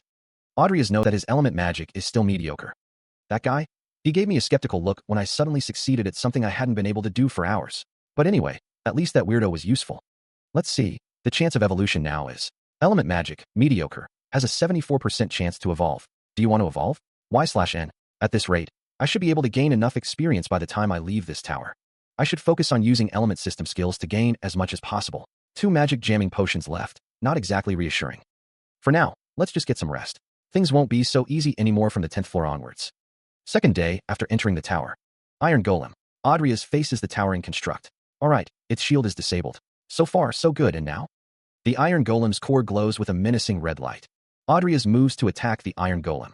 Leaping forward, Adria's prepares his next strike. Here it comes. Once its shields are down, it will start attacking while randomly changing the location of its magic core to 4 different locations, one of its arms, its head, or its chest. First, let's try its right arm. Adria's swings his sword with a mighty roar.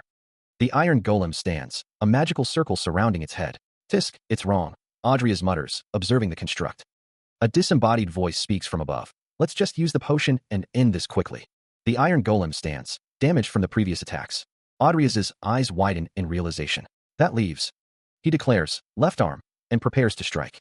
His blade connects with the Golem's arm, causing a burst of red energy. Adria's expression is grim as he continues his assault. The sword continues to strike, each blow infused with purple energy. The iron golem's left arm explodes in a shower of sparks and shattered metal. Standing amidst the wreckage, he surveys the damage. Adrias sheathes his sword, a determined glint in his eyes. Well, then, let's see how many floors I can climb today. The figure of Adrias Cromwell stands atop the rubble, having beaten Maximin's record by 7 minutes. One of the men comments on how amazing the boy is. He also defeated the 10th floor's iron golem in the fastest time in the Academy's history. The older man notes that Andreas not only plans and carries out strategies, but also uses his biggest strength, potions, in battle accordingly. He acts as if he's been through the tower before. The man with the mustache thinks to himself what a clever and bold student he is. If he keeps this up, he might actually surpass Maximin's record of 25 floors. The man with the mustache says he can't say if he'll get that far, but he can tell them this. Not only are they the most influential and wealthy people in the empire, but also the eyes and ears of the imperial court. The blonde man thinks to himself that so another monster exists. The man with the mustache is deep in thought. A woman in a green dress is present. Close attention to Andreas Cromwell. The 5th day of the exam dawns, the tower looming large against the sky. With splinters as something crashes through a barrier.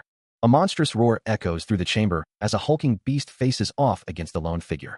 The beast's red eyes burn with savage intent, its fangs bared in a fearsome snarl. Andreas Cromwell, cloaked and determined, prepares to meet the challenge head-on. A blade flashes, cutting through the air with deadly precision. He strikes, the force of the blow landing squarely on the monster. Andreas catches his breath, the battle taking its toll. He thinks to himself that since floors 27 and above don't even exist in the game, this is quite tough. The 30th floor, the last one. He can't wait to see how strong the enemies are. He walks towards the final floor. At last, Andreas Cromwell reaches the final floor, a room for students who finish their exams. Vivienne observes, impressed. She thinks to herself that he actually made it. Diane thinks to herself that it is not. A woman remarks on Vivienne's far figure. Vivienne walks away with others. Another woman asks Vivienne where she is going. Vivienne replies that she is training, because Andreas will definitely win. The woman looks on. Meanwhile, Andreas walks through a rainy forest. He thinks that he has been walking for a while, but hasn't seen a single mob yet. The rain continues to fall. He wonders if he is just going to walk out of here without doing anything, thinking there's no way the 29th floor was the last one. Andreas looks up, surprised. He continues walking, stepping on branches. Andreas realizes he spoke too soon, as he encounters the boss of the 30th floor. He glances to his right, his expression unreadable. The tree monster, Grassel, stands tall amidst the downpour. Andreas faces the towering Grassel, his gaze narrowed. Interesting, he muses. Andreas's expression hardens, his eyes focused. Grassel looms over Andreas, the rain plastering its bark-like skin. A section of Grassel's hand splinters and breaks apart. Andreas draws his sword, thinking, although fire-based magic is effective against a tree-type enemy. In this rain, Grassel's glowing blue eyes pierce through the downpour. More of Grassel's hand shatters into fragments. Andreas watches as Grassel's wooden flesh crumbles. A close-up reveals the intricate, splintering structure of Grassel's hand. Andreas's brow furrows. What's with that regeneration speed? So it's not going to let me win this easily. The air crackles with anticipation as the battle intensifies. He inverts himself, drawing his swords as he prepares to unleash a devastating technique. Andreas shouts, "Wind Cutter," as he unleashes the attack. The Wind Cutter slices through the air. He leaps back, creating distance between himself and the tree monster. Grassel is hit by the Wind Cutter, but seems unfazed. Andreas narrows his eyes, realizing the Wind Cutter alone won't be enough. Grassel remains unharmed, the Wind Cutter having little effect.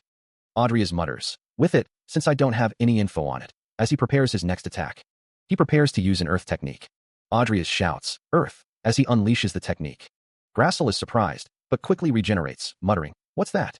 It's hard to deal with. He thinks to himself that he'll be screwed if he gets hit by those things. Roots erupt from the ground, targeting Andreas. Andreas leaps away, narrowly avoiding the attack. On one hand, there's its main body, which keeps regenerating, and on the other, its spore attacks. Andreas mutters how troublesome this is. Grassel thinks that there's no time to search for its core or its weak points, or to cast big magic. He's got no choice but to finish it in one shot. Andreas wonders if he can finish it in one shot. Meanwhile, a group of people watch the fight on a screen. One of the observers notes that he's been running around for 30 minutes, and another says that this is as far as he can go. Another observer thinks that just getting this far is already setting a new record, so he's sure he's satisfied with that. One of the observers thinks it's a shame, and that he really thought he'd make it to the top. Now that he's come this far, he wants to root for him. One of the observers says to look at him. He's so tired he's been dragging his sword around. The woman states that he's not just running around. A burst of speed distorts the air. A violent explosion of green energy erupts. Andreas Cromwell plummets downwards, his cloak billowing behind him. The man remarks on what an outrageous boy he is. The woman observes that something is stupidly big. A hand clenches tightly. The woman looks on with concern. Audrey's Cromwell lies prone on the ground. Two figures stand on a glowing magic circle. A monstrous figure stands amidst the rain, facing off against Audrey's Cromwell.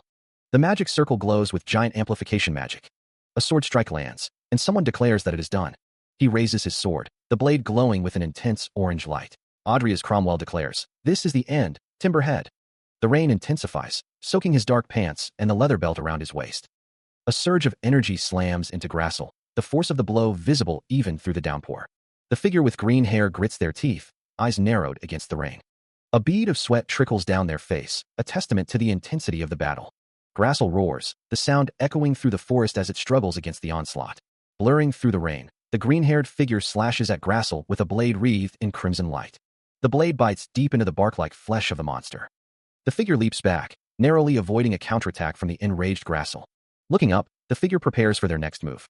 A fierce determination burns in their eyes as they channel power into their hands, a red glow emanating from their palms.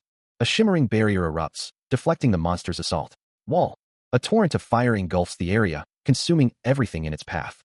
The figure in the large hat speaks, his voice echoing in the chamber. He states that it's a delight to meet the first and the last to meet him. The man reveals his name. He is Madras Alvin. The text declares Madras Alvin as the first head of the Alvin family. Audrius thinks to himself that it is only a psychic projection of a person who died hundreds of years ago. He did not expect that it would be Back's ancestor. Madras comments that Audrius is a rather taciturn young man, but since he has made it here, he is sure he is quite capable. He reflects that he had hoped one of his descendants would be the one to make it here, wondering if they did not inherit his magic talents.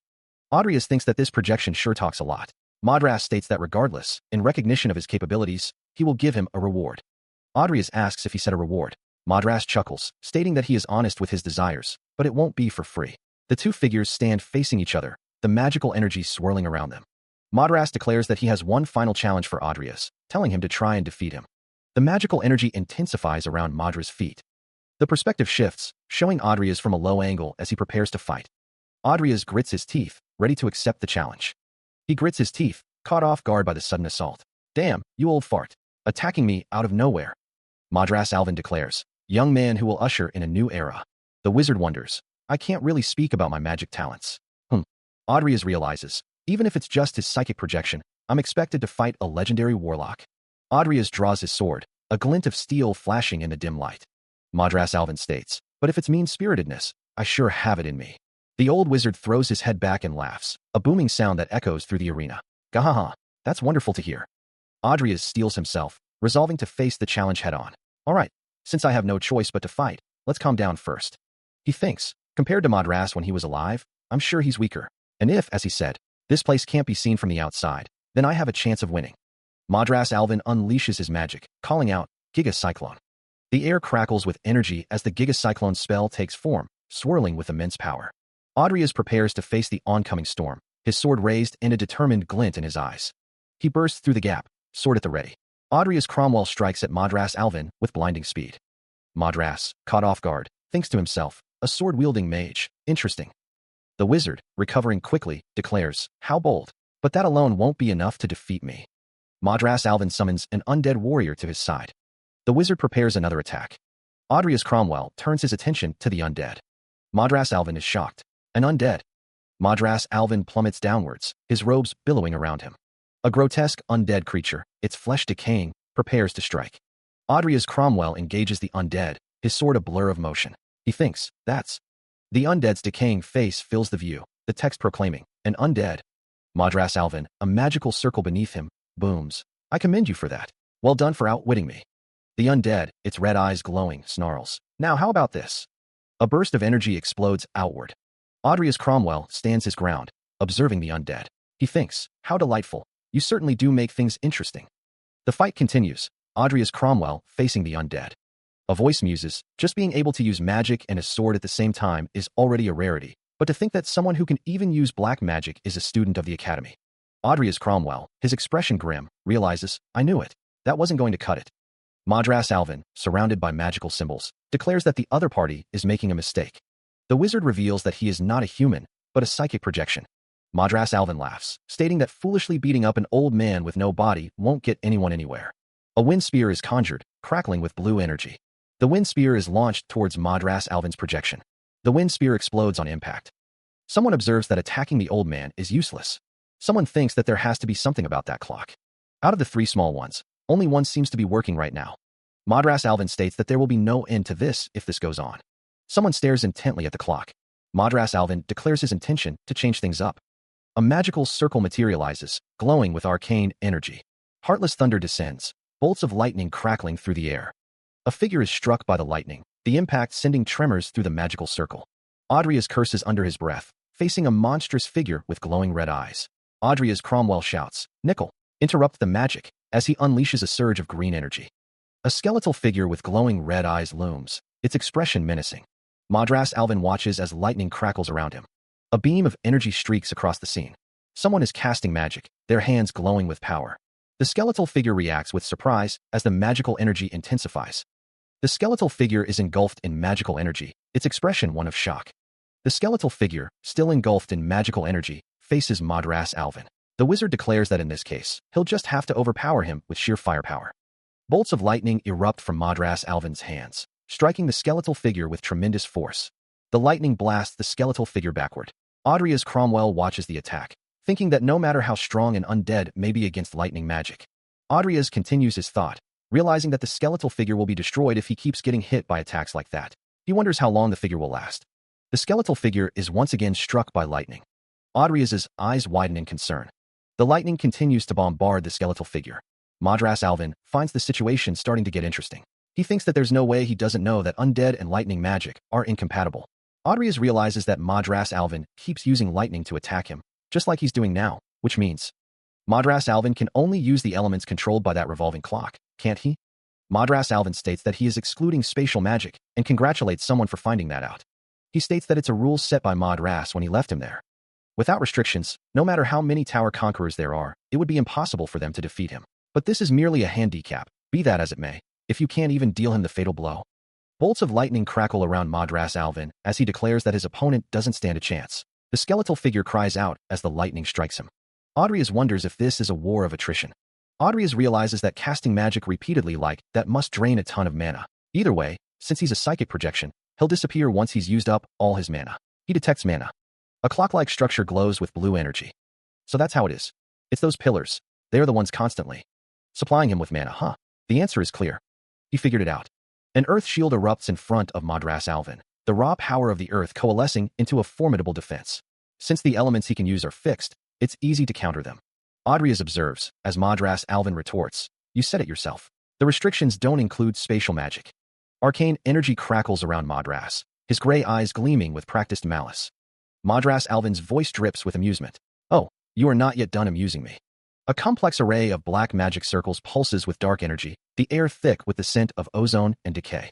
Adrias's expression hardens. "I thought you were the one with so much to hide." Madras chuckles, a dry, rasping sound. "Ho ho, that's what they call the virtue of age." A clock-like structure hums with power, its gears spinning in defiance of natural law. "Now then." Madras Alvin holds a sphere of crackling energy, his gaze intense. "Your elemental advantage is going to disappear." Adrias's eyes narrow, a spark of defiance igniting within them. With a surge of power, Adrias unleashes Aqua Field.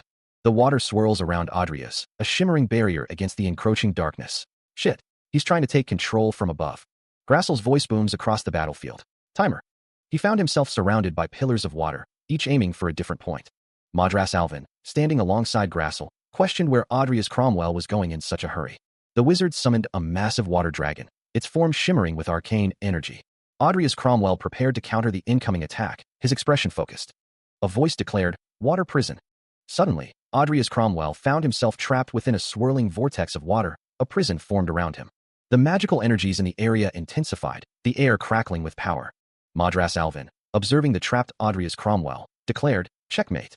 In a split second, Adrias Cromwell began to form a magical orb in his hand, preparing a counterspell. Madras Alvin smirked, finding the situation amusing. One after another, "You just never let me get bored." Grassel prepared to strike, his eyes glowing with a fierce intensity. Madras Alvin mused, "Even back in my era." Madras Alvin, his expression grim, mutters, "There were no giants." A torrent of water crashes down. The water surges with immense force. The magical space is filled with the rushing water. The water slams into Madras Alvin. Madras Alvin coughs violently, struggling to regain his composure. Grassel's voice booms. Good. It would be boring if things ended like that. Madras Alvin, a sinister smile playing on his lips, warns, "You'd better be careful, Master Madras. You've already." The crowd of nobles gathered before the towering structure, their expressions a mix of confusion and anticipation. What exactly was going on here? He hasn't come out for hours now. A palpable tension hung in the air as the nobles murmured amongst themselves, their voices hushed with concern. One of the nobles, her brow furrowed with worry, muttered, "Oh dear, father. What happened to Adrias? He is going to have a hard time explaining this to the nobles. He still hasn't come out." The noblewoman gasped, her eyes widening in surprise. The crowd parted as Vivienne, looking disheveled and exhausted, returned to the gathering. Vivienne, you were back." The noblewoman continued. "The professors are looking into it, but they have been at it for hours." Another noble observed, "By the way, why do you look so ragged? What has she been doing for the past few days to look like that?" Vivienne, her expression determined, replied, "Training." Another noble asked, "Vivienne, where are you going?" "Ah, has she been training since then? And from the looks of it, she's not even been sleeping?" One of the nobles, wrinkling her nose in disgust, thought, "And not even taking a bath." Diane is asked if her father is a mage tower master. Someone urges her to do something about it. This is no time to be worrying about father. Meanwhile, Timer observes the battlefield, noting that only 2 pillars remain. He acknowledges that there are 3 of them.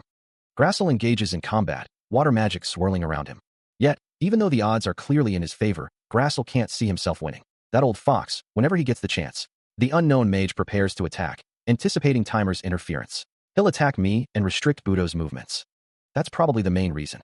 The unknown mage casts a water prison spell. The water prison spell takes effect. The mage prepares to break the pillar, his sword glowing with power. He declares he will break the pillar. With a mighty swing, he shatters the pillar. The pillar crumbles into dust. He summons a water shield, protecting himself from the debris. He wonders if it's a water shield. Adrias Cromwell looks on, thinking it's a shame. The old mage thinks to himself that he's a damn old fart. Adrias Cromwell calls out to Nickel, who responds with a who. A skeleton appears, ready to fight. Breaking the remaining pillars wouldn't be the end of this. Grassel falls from the sky. The beast folk continues to fall, as Adrias Cromwell thinks it's unexpected to summon back the undead he's withdrawn. Adrias Cromwell wonders how Nickel can be so relaxed. Nickel stands amidst the water, the battle still raging. Adrias Cromwell strokes his beard, a thoughtful expression on his face. He wonders if his opponent is giving up, noting that he had his chance. Grassel stands firm, knee-deep in the water. He declares that he's not worried about the pillar. Adrias Cromwell states that he is far more interested in the clock behind Grassel. Grassel swings his sword at Nickel. The blade ignites with blue flames. Nickel prepares to attack the clock, as Grassel shouts that he'll leave the clock to him. Adrias Cromwell smirks. Nickel continues his advance, thinking that Grassel isn't stopping him. The clock glows with magical energy. Grassel grits his teeth. Nickel moves towards the clock. Nickel attacks the clock, causing an explosion of energy. He recognizes the barrier before him, a powerful shield. The shield activates with a whooshing sound, energy rippling outwards. A deep, echoing chuckle resonates from an unseen source. Adrias Cromwell observes the scene. You think Madras would leave his magic weak spot unprotected? Adrias continues, I'm not going to interfere in any way. He finishes, feel free to do whatever you want. Nickel looks up, his expression unreadable. He thinks to himself, ho ho, only something at warlock level can damage. Adrias asks, all right. He seems to be pondering something. Suddenly, Nickel is sent plummeting downwards. The sudden shift leaves Adrias in shock. A partial view reveals a figure with dark hair and another with a long, gray beard. A menacing skull is shown, its eye sockets glowing with an eerie light. Hands clasp a dark, smooth object, its purpose unknown. A figure stands before a large, ornate object, a beam of light shining down upon it. A burst of energy explodes outward, scattering debris and light. A distant view reveals a large structure against a clear blue sky. A group of people gaze upwards at a towering structure, their expressions a mix of awe and confusion. One of them exclaims, whoa. A blonde woman, surrounded by others, wonders aloud. What was that just now? One of the women asks, is he still fighting? A close-up reveals a woman with green hair, her expression intense. A large, circular structure dominates the view. An ornate object shimmers with magical energy, its purpose unclear. He thought. The mage wondered if Adrias Cromwell wasn't going to interfere. The mage mused about the power he just felt. The mage chuckled, stating the tower is still going to be used for exams next year. The mage explained that if Adrias Cromwell destroyed the clock, the tower would collapse. Adrias Cromwell asked why then. The mage said he was going to let him pass if he destroyed the last pillar, but he was curious to see what he might show him after he'd figured out the ruse. The mage admitted he didn't think Adrias Cromwell would actually try to destroy it.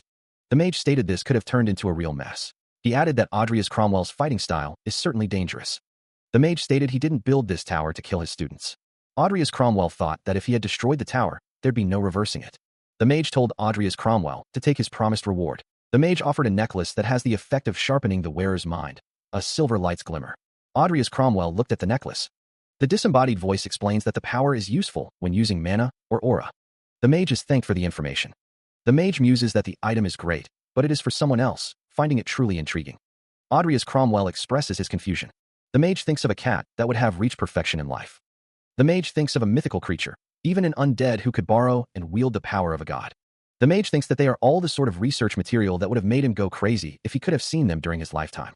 The mage finds the most intriguing of all is Audrius Cromwell's body.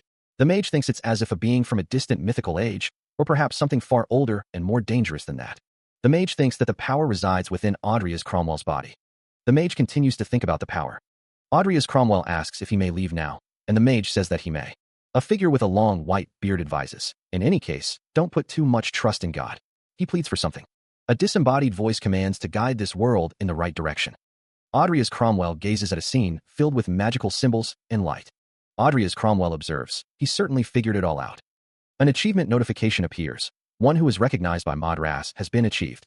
A close-up reveals a slight smile on Audrius Cromwell's face. It is announced that Madras Tower has been cleared. A towering structure pierces the sky, its ancient stones whispering tales of forgotten ages. Audrius Cromwell wonders aloud, his gaze distant.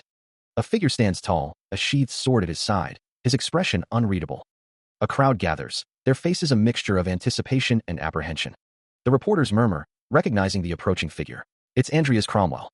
The crowd swells, a sea of faces eager to witness the unfolding events. A voice muses, such a huge crowd. Vivian pauses, then speaks politely. Pardon me, Your Imperial Highness. Audrius's eyes narrow, a hint of suspicion flickering across his face. A woman addresses the crowd, her voice carrying authority. As the head of the Morhaime house, I have a proposal for Count Audrius. Vivian asks, might you yield me the chance? She is answered with, sure, Lady Minius. The woman continues, and the others as well. A voice thinks, my liege. Be more graceful. How can anyone even object to that? She begins, inquiring what Audrius asks. Audrius responds, asking about this. Vivian pauses, her expression unreadable. Vivian proposes an alliance between the Morhaime and Cromwell houses. Audrius questions the proposal, wondering about an alliance. Vivian explains that if Audrius agrees, she will protect him from his political rivals and promise financial and military support until the Cromwell house is restored to its former glory. A murmur ripples through the assembled crowd. Audrius finds the offer too good to be true. Audrius asks what's in it for Vivian to give him such a generous offer. Vivian states that this won't be a mere alliance in words. Vivian reveals her true intention. She wants Audrius Cromwell to marry her. The assembled crowd reacts with shock and surprise. Vivian's eyes widen, a flicker of something unreadable in their depths. A tense silence hangs in the air. The surrounding onlookers remain still, their expressions unreadable. Audrius Cromwell raises an eyebrow, a hint of amusement playing on his lips. Why are you hesitating? It's a good offer, isn't it? Are you worried about our age difference? I thought I kept my body in check. Vivian's expression hardens slightly. Or do you find me unattractive as a woman? Audrius responds, no, you're attractive and beautiful. Audrius thinks to himself, who would be stupid enough to answer a sudden offer of a political marriage right away? The tension rises. The onlookers watch with bated breath. A woman with black hair exclaims, Vivian? The woman thinks, poor girl. Though, if she were in Audrius' position, it would be hard to say refuse, given the state of his house, Audrius says, my apologies, but it's not a decision I can make right away. Could you please give me some time to think about it? Vivian's eyes narrow. Oh, you're going to weigh me against them? Another man thinks, accepting your offer so carelessly in front of so many people may invite trouble, and I believe it is also customary at the academy to hear offers from other nobles, so, Vivian says, very well, I don't like it, but since it's customary. The woman in the green dress states that there is nothing better than her offer. Audrius Cromwell apologizes if he has been unintentionally disrespectful. Vivian says that she will forgive him if they have dinner together in the future. The green-haired man thanks her very much. The green-haired man is surprised. Meanwhile, a woman introduces herself as Michaela Rodlin, the third imperial princess. The woman places her hand over her chest. She also has an offer for him. The Knight Faculty building is shown. The green-haired man says that he doesn't want to be in the situation of going from one of the four great houses of the empire to a member of the imperial family ever again. The green-haired man looks on. Are you here to practice your swordsmanship? Selena asks. Having time, Audrius Cromwell asks if Vivian would mind training with him briefly. Vivian apologizes. If it's Senior Vivian. She's been at the training ground that was closed down after that incident a while ago since yesterday. The training ground. I took a quick peek, but the whole vibe was too scary. What's going on? Did she lose her mind? But why? Audrius Cromwell is shocked. Audrey's Cromwell looks concerned.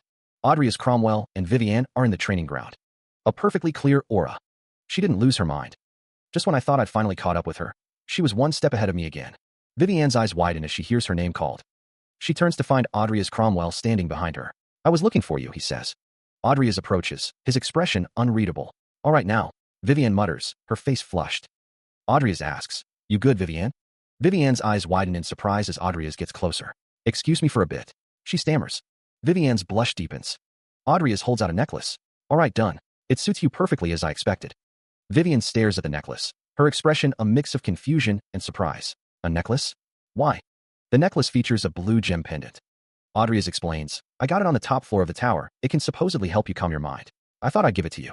Vivienne's eyes widen again as she hears her name. Audrey's asks, Vivienne. Vivienne stammers, why yes. Audrey's observes her closely. You don't look good. A voice instructs, requesting that someone drink a potion and get some rest.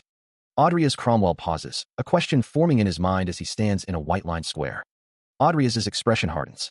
He thinks to himself that the old geezer, Madras, shouldn't tell him he was lying about it. The door to Audrey's Cromwell's personal laboratory displays a status notification. A system notification appears. Achievements, one who is recognized by Madras. It asks if he wishes to accept the rewards. Audrey's accepts, and the system announces that a random magic-related talent will be awarded. Another notification, unusual power detected. The system declares that the talent, magic firepower, light element, genius, has been acquired. Audrey's sits at his desk, a book open before him. He wonders if he's a genius.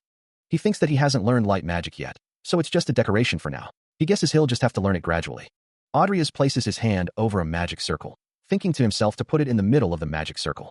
He had left a corpse lying around for half a year, thinking he'd be able to use it once he became more proficient in black magic. Audrey's Cromwell stands near the magic circle, ready to begin. In theory, at his current level of proficiency, Audrey's should be able to do it. He'll definitely awaken it.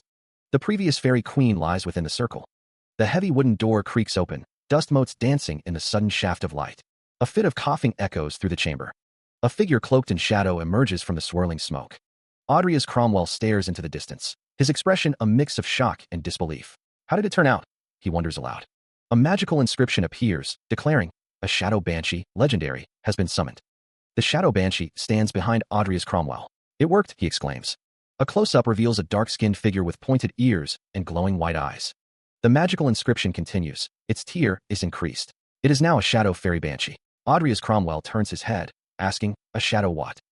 The inscription continues. The level of the finished corpse is transcendently high. It regains a certain amount of its ego before death. Audrey's Cromwell looks up, muttering, transcendently? The scene shifts to a view of Port City Muriel. The blessing of the sea, a shipboard restaurant, gleamed under the bright sky. Vivienne gestured towards the lavish spread. Eat as much as you like. She continued, swirling the wine in her glass. If there's anything you want to talk about, feel free to speak freely. Vivienne's expression hardened slightly. Even though I should be the one to invite you as an apology for my rudeness. Audrey's looked down, a shadow crossing his face. I'm very sorry you had to invite me here like this. Vivienne chuckled, raising her glass. You're my future husband. There's no need to apologize like that on our first date. Audrey's tilted his head, a flicker of confusion in his eyes. Pardon. Vivienne waved her hand dismissively. I'm joking. No need to be so bewildered. She thought to herself, a hint of calculation in her eyes. Sound like a joke at all, though? This person is someone who will stop at nothing to achieve her ambitions. Audrey's thoughts drifted to the past. I'm very sorry you had to invite me here like this.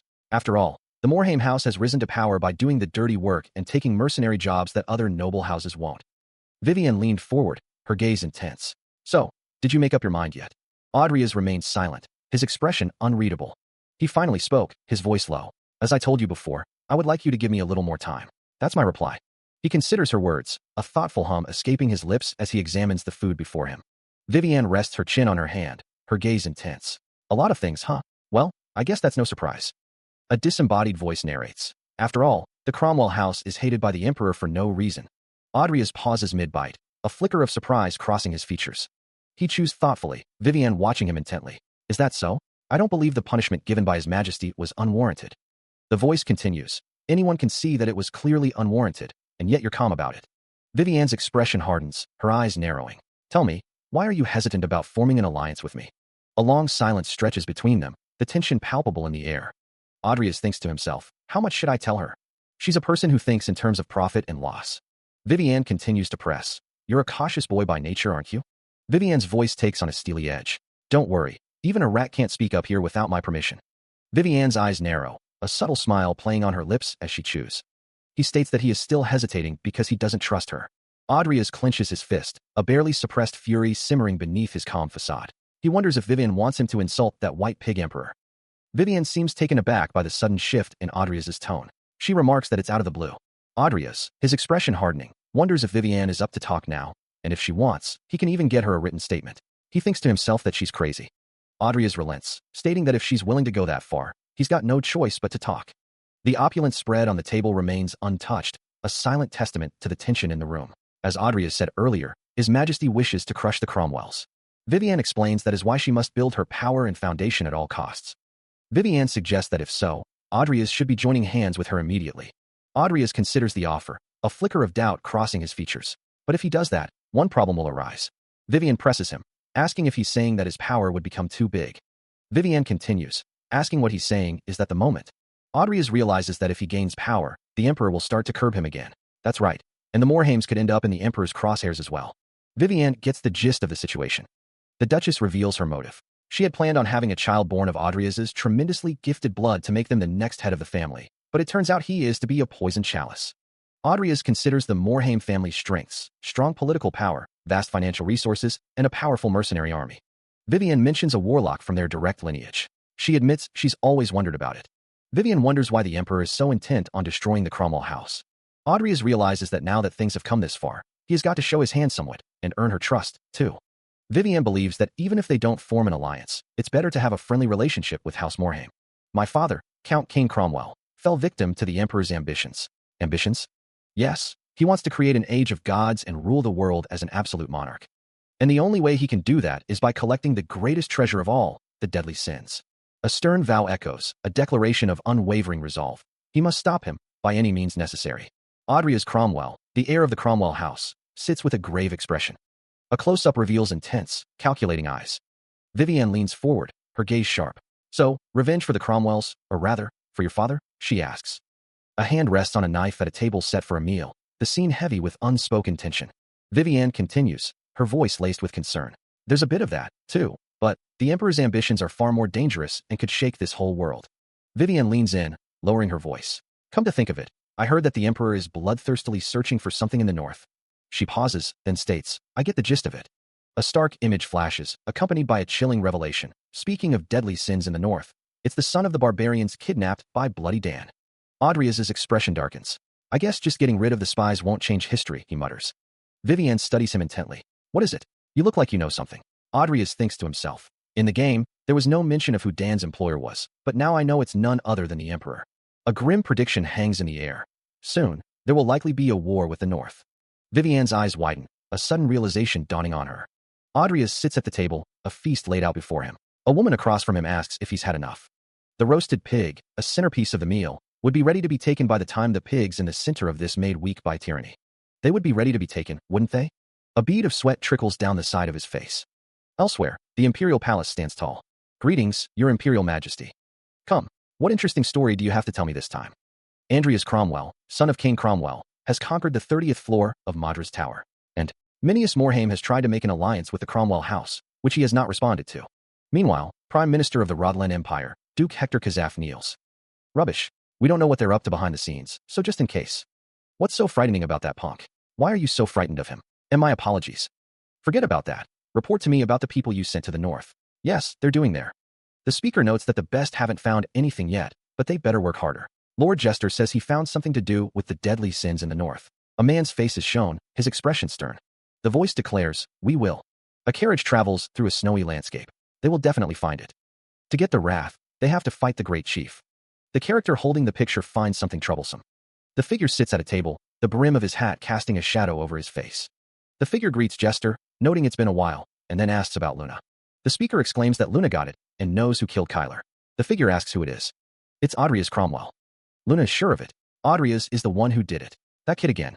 Someone speaks, beginning a thought. A hooded figure wonders if Luna can turn.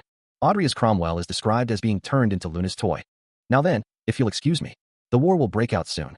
It'll be great if I can keep track of the Emperor's actions through Minius in the future. But in the meantime, I need to get stronger at all costs. With my black magic talent evolved, The first thing I'm going to do is to focus on studying Morn's and Kyler's black magic books. Then, once the academy holidays begin, I'll get my hands on the Red Dragon Krabma. A week later, the train bound for the Grandest Kingdom will depart in 10 minutes. Please make sure you don't miss your train. According to the map I got from the Muriel auction, Kravma's Dragon Tomb is located deep within the Biotra Great Forest. Fortunately, you can take a train up to the Grandest Kingdom, which sits right next to the forest. But beyond that, the only way to continue is on foot or horseback. On top of everything else, the forest is a completely foreign place, where the customs and laws of the Empire don't apply. He hopes things don't get out of hand. A hand points in Adria's direction. Vivian asks if he is alright. Vivian greets Adrias, noting that he is traveling out too. He confirms that he is going back to his hometown. Vivian questions why his hometown trip is so sudden. Adrias explains that his father told him to come home. Vivian asks if he will be alright, mentioning that he wasn't very comfortable at home. Adrias says that he doesn't want to go. Vivian says that she'd rather spend more time with Adrias. He is surprised by this. Vivian wonders what she should do, thinking it will be troublesome if she comes with him now, but that's all the more reason. Adrias states that he has to return to his hometown. A suitcase sits on the ground. Adrias says that he sees, wishing Vivian a safe trip. Vivian says alright then, that she will be going now, and will see him again after the holidays. She tells him to take care. The sun sets on the horizon. The streets of Grandest Kingdom's castle town bustle with activity. The castle town of Grandest Kingdom is bustling. Adrias remarks that it's his first time being here in person, yet it feels nostalgic. The town is hectic. Adrias wonders why it is so. Two men discuss the situation. One sighs, never thinking things would turn out like this in just a few days. The other says that the orcs are running amok in the forest. Adrias overhears the conversation and looks concerned, thinking, orcs? Vivian says she has a bad feeling about this and suggests they find out more about it. The sign reads, an inn in Grandis. The inn welcomes guests. Adrias pays for a room. Adrias requests a room and a meal. The innkeeper says he can have the last room on the second floor. The innkeeper asks if there is something going on, noting that it's pretty hectic in town. He listens as the woman behind the bar says, things are going badly near the border. She adds, oh, I suppose a traveler wouldn't know. Vivian's expression turns grave. For the first time in 40 years, an orc lord has appeared in the Great Forest, they say. The narration continues, that's bad news. The appearance of an orc lord means the unification of the tribes in the Great Forest. Adrias considers the implications. Just searching for the tomb in the forest is already difficult enough, but with a group of orcs appearing as well. Vivian slams her mug on the table, the sound echoing in the tavern. Could it be that the road leading to the Great Forest is blocked? The woman behind the bar replies, isn't it obvious? Civilians aren't allowed to go near the Endeavor anymore. Adrias asks, civilians? Are you saying there are other ways to get in? The woman replies, becoming a mercenary is one way, but you shouldn't do it. The woman continues, you're a man, you should put on more weight.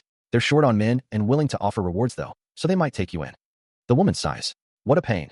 Although they're called mercenaries, they're still able-bodied soldiers bound to the army, so their movements are restricted. Vivian adds, seems there's no other way.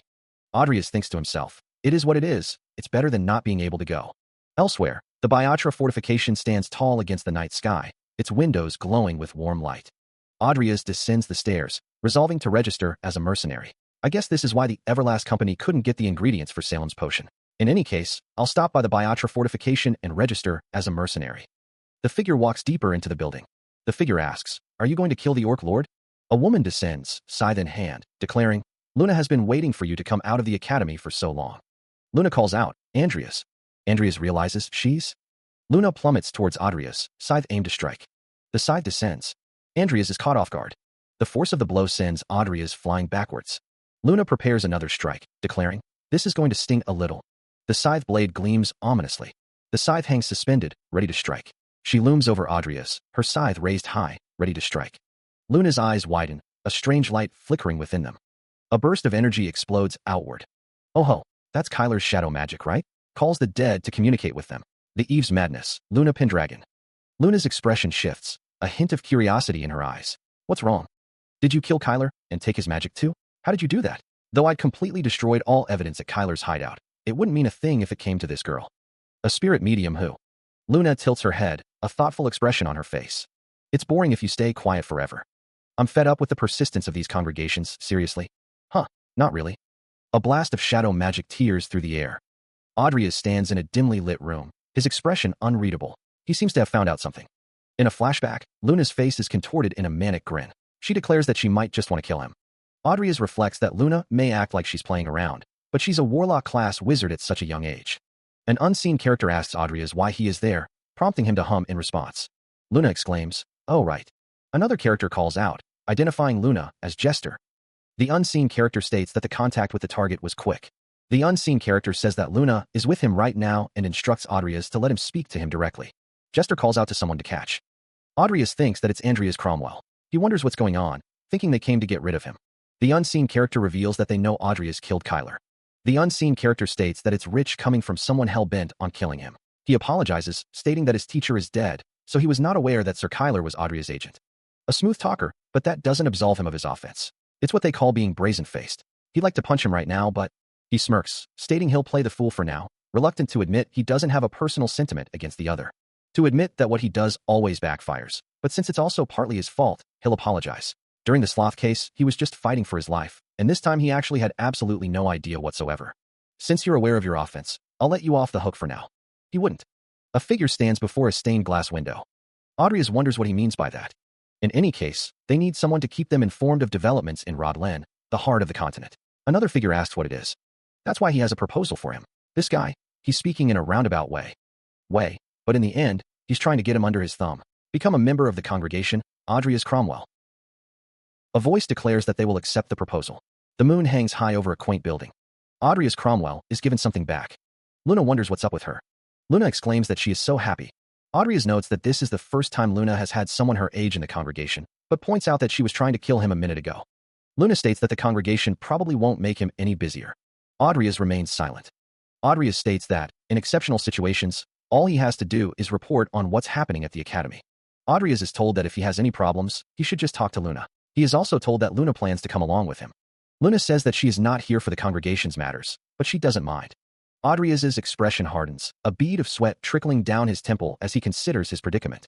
He thinks to himself that Luna's head is full of flowers, and this is the first time he's encountered such a situation. Audrias resolves to get Luna off his tail somehow, but Luna has no better things to do back home. Luna, wielding her scythe, asks if that's not really a reason though. Audrias thinks to himself that isn't reason enough. Luna exclaims that when she saw Audrias going nuts at the congregation before, it was awesome. Luna thinks it'll be a blast to stick around Audrias, then coughs, saying if he wants the sloth, he should give her all his treasures. Audrias wonders if she is picking a fight before he dies. Audrias says he'll just go by himself, walking away. Luna calls out for him to wait and let her come with him, saying she might be helpful to him in some way. Luna insists that she's crazy strong. Audrias thinks to himself that it's certainly tempting to have someone as strong as Luna around, especially with the impending battle with the orcs, and since there are no hostilities or laws against black mages in this region, it wouldn't be a problem for them to be together. He states that he has one condition for her. Luna wants him to do this soul engraving for her. The details of Luna's outfit are shown. Luna states that it's a real pain to do. Audrias thinks that Luna coming along with him is also a pain. Luna explains that in the Deadly Sins, soul engraving was a special skill that only she could use, and as long as she can get it, it's worth being around him, even if it's a pain. Luna also has a condition for Audrias Cromwell. Luna wants Audrias to become her friend. Audrias thinks that's some weird reasoning, and Luna would do the soul engraving for her friend, even if it's a huge pain. Audrias thinks that he'll gladly do it if it means she'll do the soul engraving for him. Audrias states very well, let's be friends. Luna is surprised. She exclaims with joy that Luna and Audrias have become friends. Audrias thinks to himself that although they are outside the Empire, it would be a problem if someone saw him with her. He then asks if Luna could call him Buddy instead. Audrias asks what Luna wants to call him from now on. Audrias wonders how he should trick her, thinking that calling him Buddy sounds closer. Luna agrees to call him Buddy. Audrias thinks to himself that it makes her happy, and that she's so simple. Orcs clash against armored soldiers on a dusty battlefield. The head of the Endeavor House, Dawson Endeavor, leads the charge. Count Belkin reacts to the news, a flicker of surprise crossing his face. A vast army stretches towards the horizon, a testament to the strength of Byatra's fortifications. The battle rages on, the armored soldiers holding their ground against the Orcish onslaught. Count Belkin clenches his fist, muttering, "Damned orcs. Are they trying to chip our strength away little by little?" A subordinate calls out, "Sir." The Count turns his attention to the messenger, who announces, "The reinforcements from Byatra's fortifications have arrived." Count Belkin responds, "That's good to hear. How many troops did they send?" The subordinate hesitates, about that." The subordinate reveals, "Only 2 people." Count Belkin's eyes widen in disbelief. "What?" Count Belkin stands among his men, his expression a mix of disbelief and frustration. Even 2,000 troops wouldn't be enough, yet they only sent 2. Is this a joke? One of the soldiers observes the moon, stating, "It seems that one of them is Luna Pendragon." Luna Pendragon stands beneath the moonlight, wielding a scythe. A voice narrates, "That black mage who is said to be on par with an Aura Master?" Count Belkin stands among his men, listening to the report. One of his subordinates says, "I don't have an answer to that." Another adds, "A shame, would be better if it was a necromancer." The Count considers the information. A soldier asks what about the other reinforcement. Count Belkin contemplates the situation. The Count orders preparations for dinner, intending to meet the reinforcements himself. The castle stands tall against the sky. The castle looms in the distance. Meanwhile, Barry Sanders' associate asks if he's going to wear that mask all the time. He replies that it won't be a problem here, but it will be if rumors spread that a noble of the Empire is a black mage. Barry Sanders says that's right. You can never be too careful, and tells her to go in. Barry Sanders announces that they came to kill the Orc Lord, introducing himself. Elsewhere, Dawson Endeavor greets the newcomers, thanking them for coming and saluting his lordship of Endeavor. He notes that it's an orc. Fillion Endeavor welcomes Barry Sanders, promising a suitable reward to the king, and asks them to have a seat. Fillion Endeavor asks how the situation is. Barry Sanders bluntly states that it's hopeless, as they don't even have enough men to hold them off, let alone mount a. If the Orc Lord and his chieftains, who have been sitting on the sidelines, enter the fray, it will be the end of this stronghold. Timer and Selena are seen eating, seemingly unconcerned by the gravity of the situation. Count Belkin states that the situation is more dire than he initially thought. What's really dire, he muses, is something else. Namely, the Orc Lord. The leader of the enemy, the Orc Lord, is an Aura Master. Timer exclaims that sounds fun, seemingly excited by the challenge. An Aura Master. Timer wonders if Luna can defeat it by herself. If he were to assist her, they might be able to do it. But then again, war isn't always that simple. Selena declares she's got to finish this meet first. And her unpredictable character is also a worrying factor. A messenger bursts in, shouting that it's an emergency. Count Belkin demands to know what the report is. A soldier reports that Luna will take on the Orc Lord below the walls. The Orc Lord has appeared. Count Belkin and Timer react with surprise. He stated that it was definitely a trap, and that there was no way those orcs had any honor. Another man agreed, suggesting they kill them while they still had the chance. He added that with their main forces far away, he was sure they could do it. The Count stated that they were dealing with an Aura Master.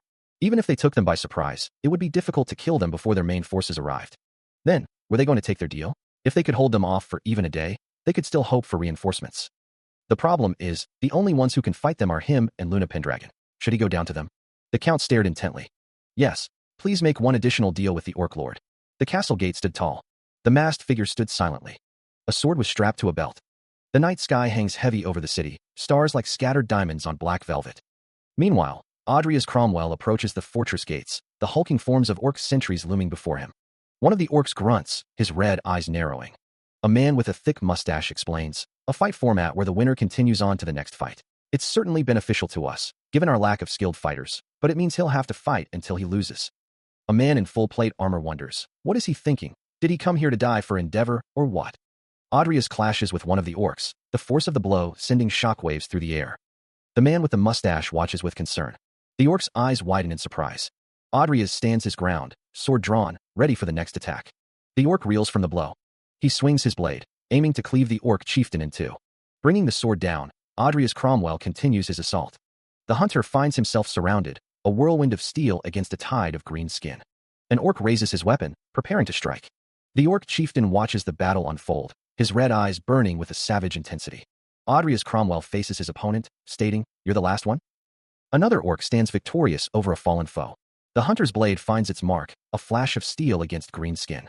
One of the observers wonders, who on earth is he to defeat those orc chieftains so easily, when they're like a knight captain to a human? Another replies, indeed, and I'm fairly certain the enemy has brought some of their strongest aura users as well. An orc faces Audrius Cromwell, while another wonders, Barry Sanders. Could he be an Aura Master? One of the observers thinks, I find it hard to believe that he might be one. Yet, for a man of which so little is known, he's simply. Audrius Cromwell stands victorious over another fallen orc. He appears formidable. The orcs are shocked that he defeated all 6 chieftains. Standing over the fallen orcs, he did it all by himself. He laughs, saying that they surprised him. The orc asks for the honorable warrior's name. He seems tough, even more so than expected. He is Barry Sanders. The orc tells his fearless orcs to remember the bravery of the human warrior, Barry Sanders. The orc says that he gave their warriors an honorable end and eternal repose. It scares him when he suddenly swings his sword downwards, but he seems much more chill than he thought. He doesn't think Barry Sanders will attack him to get revenge after that display. The orc says that they must also take a moment to honor the glorious deaths of their comrades. An orc addresses a masked figure, stating that he expects them to prepare to die with dignity. The masked figure stands with arms crossed, thinking that standing in the presence of an Aura Master on the battlefield feels like he could feel it on his skin. The masked figure thinks that if he wants to win against him, he needs to prepare. The masked figure thinks that there's no choice but to wait for the right moment. Someone exclaims that it is too outrageous and asks how they cannot send reinforcements. One of the armored figures thinks that all he can think is that Grandis has abandoned them. Someone states that they've dedicated their lives to defending the borders, and this is how they treat them, adding that it's just too much. A man yells, "Stop," and declares that he won't tolerate any further insults to the kingdom. A man states that they must protect the people of Endeavor and the kingdom from all threats from the Great Forest. Someone thinks that is all they need to think about. Barry Sanders offers his apologies. The masked figure reflects on the commander's ability to keep his men united and their morale high, despite Grandis' terrible treatment. The figure thinks it's such a waste of talent. The masked figure states that things inevitably happen when you least expect them in war. The figures discuss options, deciding that gaining the extra time was well worth it. Barry Sanders expresses his gratitude for the understanding, though it pains him to do so. Barry Sanders asks if the masked figure would do him a favor for tomorrow's battles. Barry Sanders says that they've lost many men at captain level to the guerrilla tactics of the orcs in the past few months. That's why he intends to concentrate. The plan is to send all their forces to the West Gate, where they can deal with the enemy head-on, but the North Gate, which will be thinly defended, is likely to be the target of a surprise attack by orc chieftains. It's stated that regular soldiers won't be able to deal with them.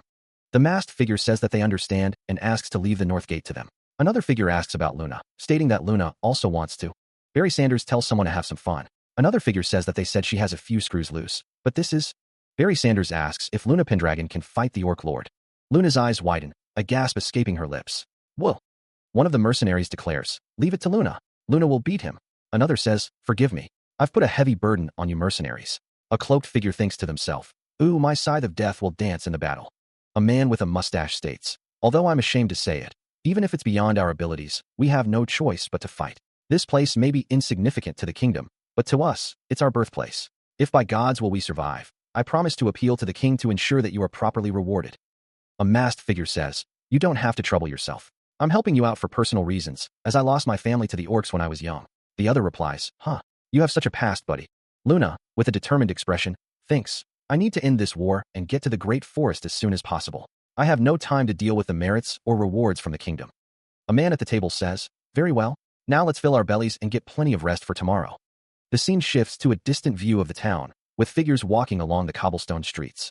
A figure standing atop a building asks, "Huh? You want Luna to do what?" He asks, "That's right. Can you do it?" Another responds, "Luna has never done it before, but Luna probably can." Luna asks, "Anyway, is he really that strong?" Grassel responds, "Yes. I was sure of it when I was up close to him."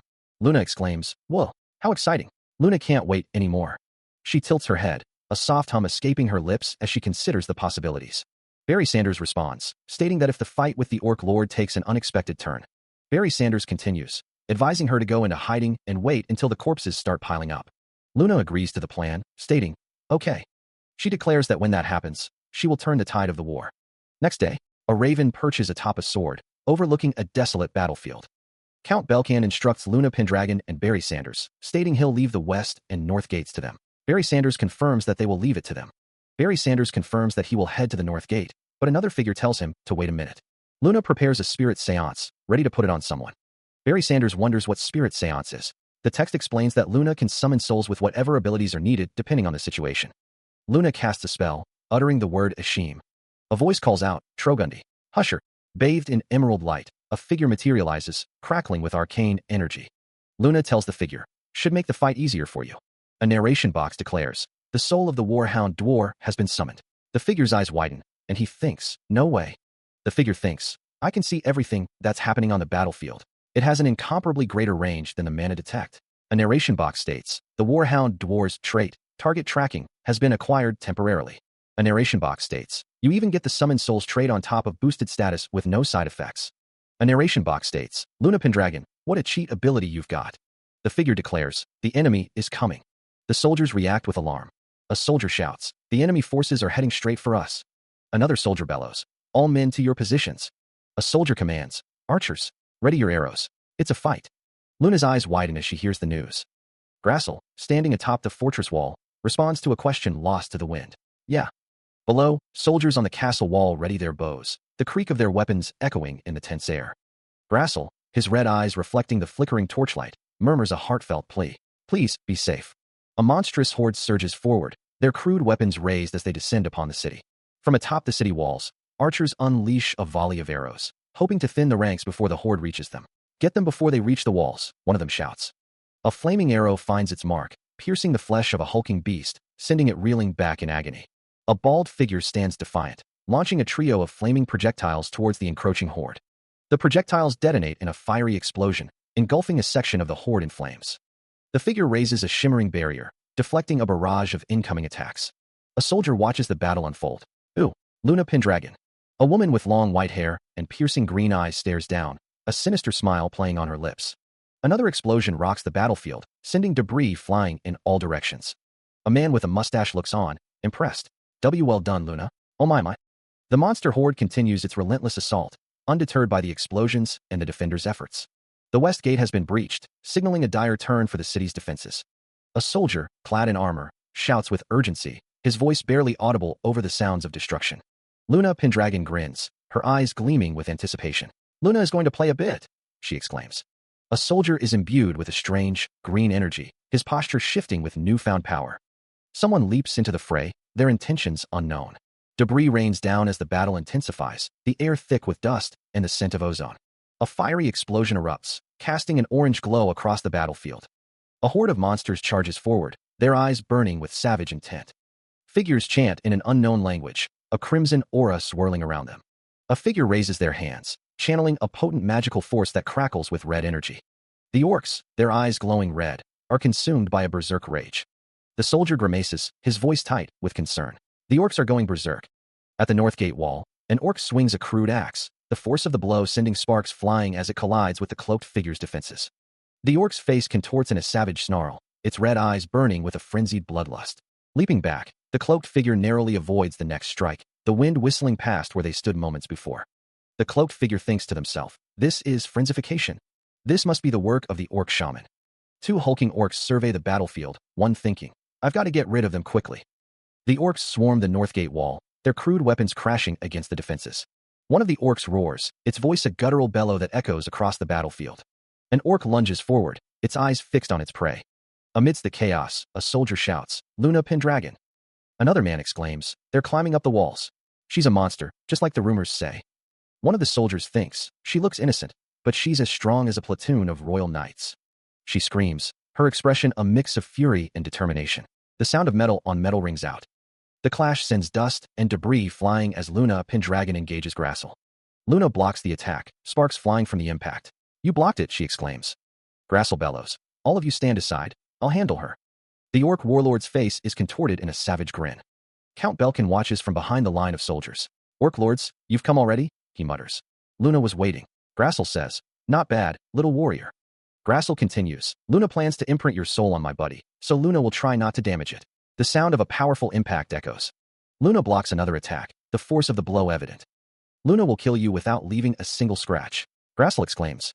She weaves through the ranks of orcs, her movements a blur of motion as she cuts down any who dare approach. Grassel's booming laughter echoes across the battlefield.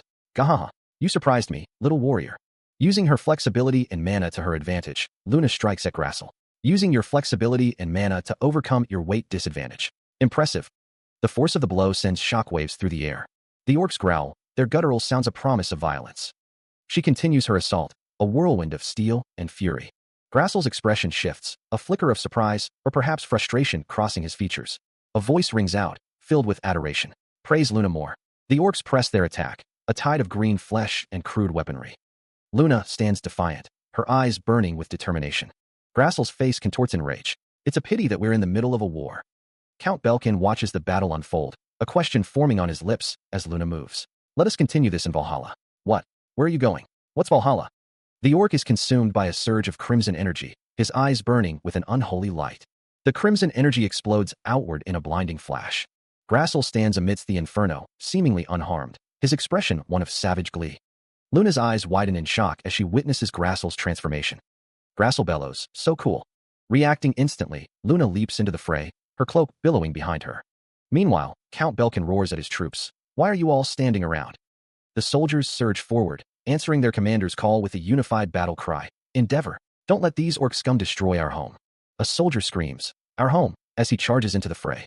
The soldiers, a wall of steel and fury, clash against the horde of orcs, each warrior determined to hold their ground.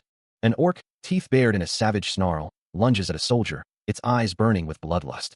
Luna descends upon the battlefield, a blur of motion as she unleashes her attack. The woman with white hair and green eyes looks up, startled. A surge of red energy erupts. A blast of purple energy follows. Someone looks up, the speed lines indicating a rapid movement. Count Belkin's face contorts in anger. Luna stands amidst the rubble, ready for battle. Luna's name echoes. The woman with white hair and green eyes stares intently. A figure stands bathed in a golden light, as a voice declares, "This might be impossible." A fiery explosion consumes the scene. The sound of impact reverberates. Grassel's red eyes glow menacingly. The sounds of battle echo across the desolate landscape. Someone calls out, "Are you all right, Barry Sanders?" The speaker notes that the northern gate has been cleared somewhat. The soul of the warhound, Dwar, observes the battlefield. The situation on Luna's side isn't looking good. A system message appears. 869 corpses have been detected.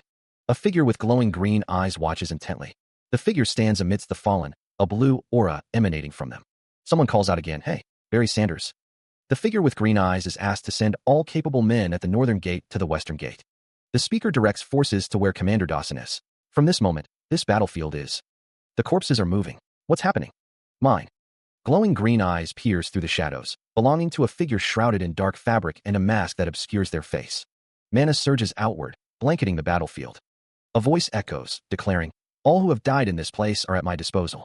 A guttural growl tears through the air as the dead begin to stir. The undead rise, their eyes glowing with an eerie light. There moans a chorus of impending doom. Soldiers stand guard, their faces grim as they witness the horrifying spectacle unfolding before them. One of the soldiers stammers, "Take to the corpses." The undead continue to awaken, their numbers swelling with each passing moment. They're waking up. A soldier cries out in terror, "A necromancer." A grotesque figure rises, its eyes burning with malevolent energy. A figure with green hair watches from the shadows. The horde of undead stands ready, a terrifying army awaiting its master's command. The mount. The necromancer's undead horde continues its relentless assault, overwhelming the remaining soldiers.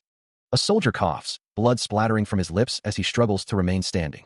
The hulking orc sneers, his red eyes gleaming with malicious intent. "Surprised me, but that was a bad decision, human." The orc clutches a small figure in his massive hand. "You should have attacked me first instead of protecting her." A surge of power emanates from the orc, bathing him in a crimson aura. The orc vows, "I will honor it." He thinks to himself, "Luna Pendragon, forgive me, but I've tried all my options." The soldier's eyes widen in horror, blood dripping down his face. A figure with green hair appears, calling out, "But, Barry." The orc's red eyes narrow, his expression a mask of fury. The green-haired figure surveys the scene of carnage. "Sanders?" Barry Sanders floats amidst swirling green energy, a glowing orb held in his hand. "I'm sorry for being late." A group of orcs stands menacingly, their red eyes glowing in the dim light. One of the orcs exclaims in surprise as a red figure looms over them.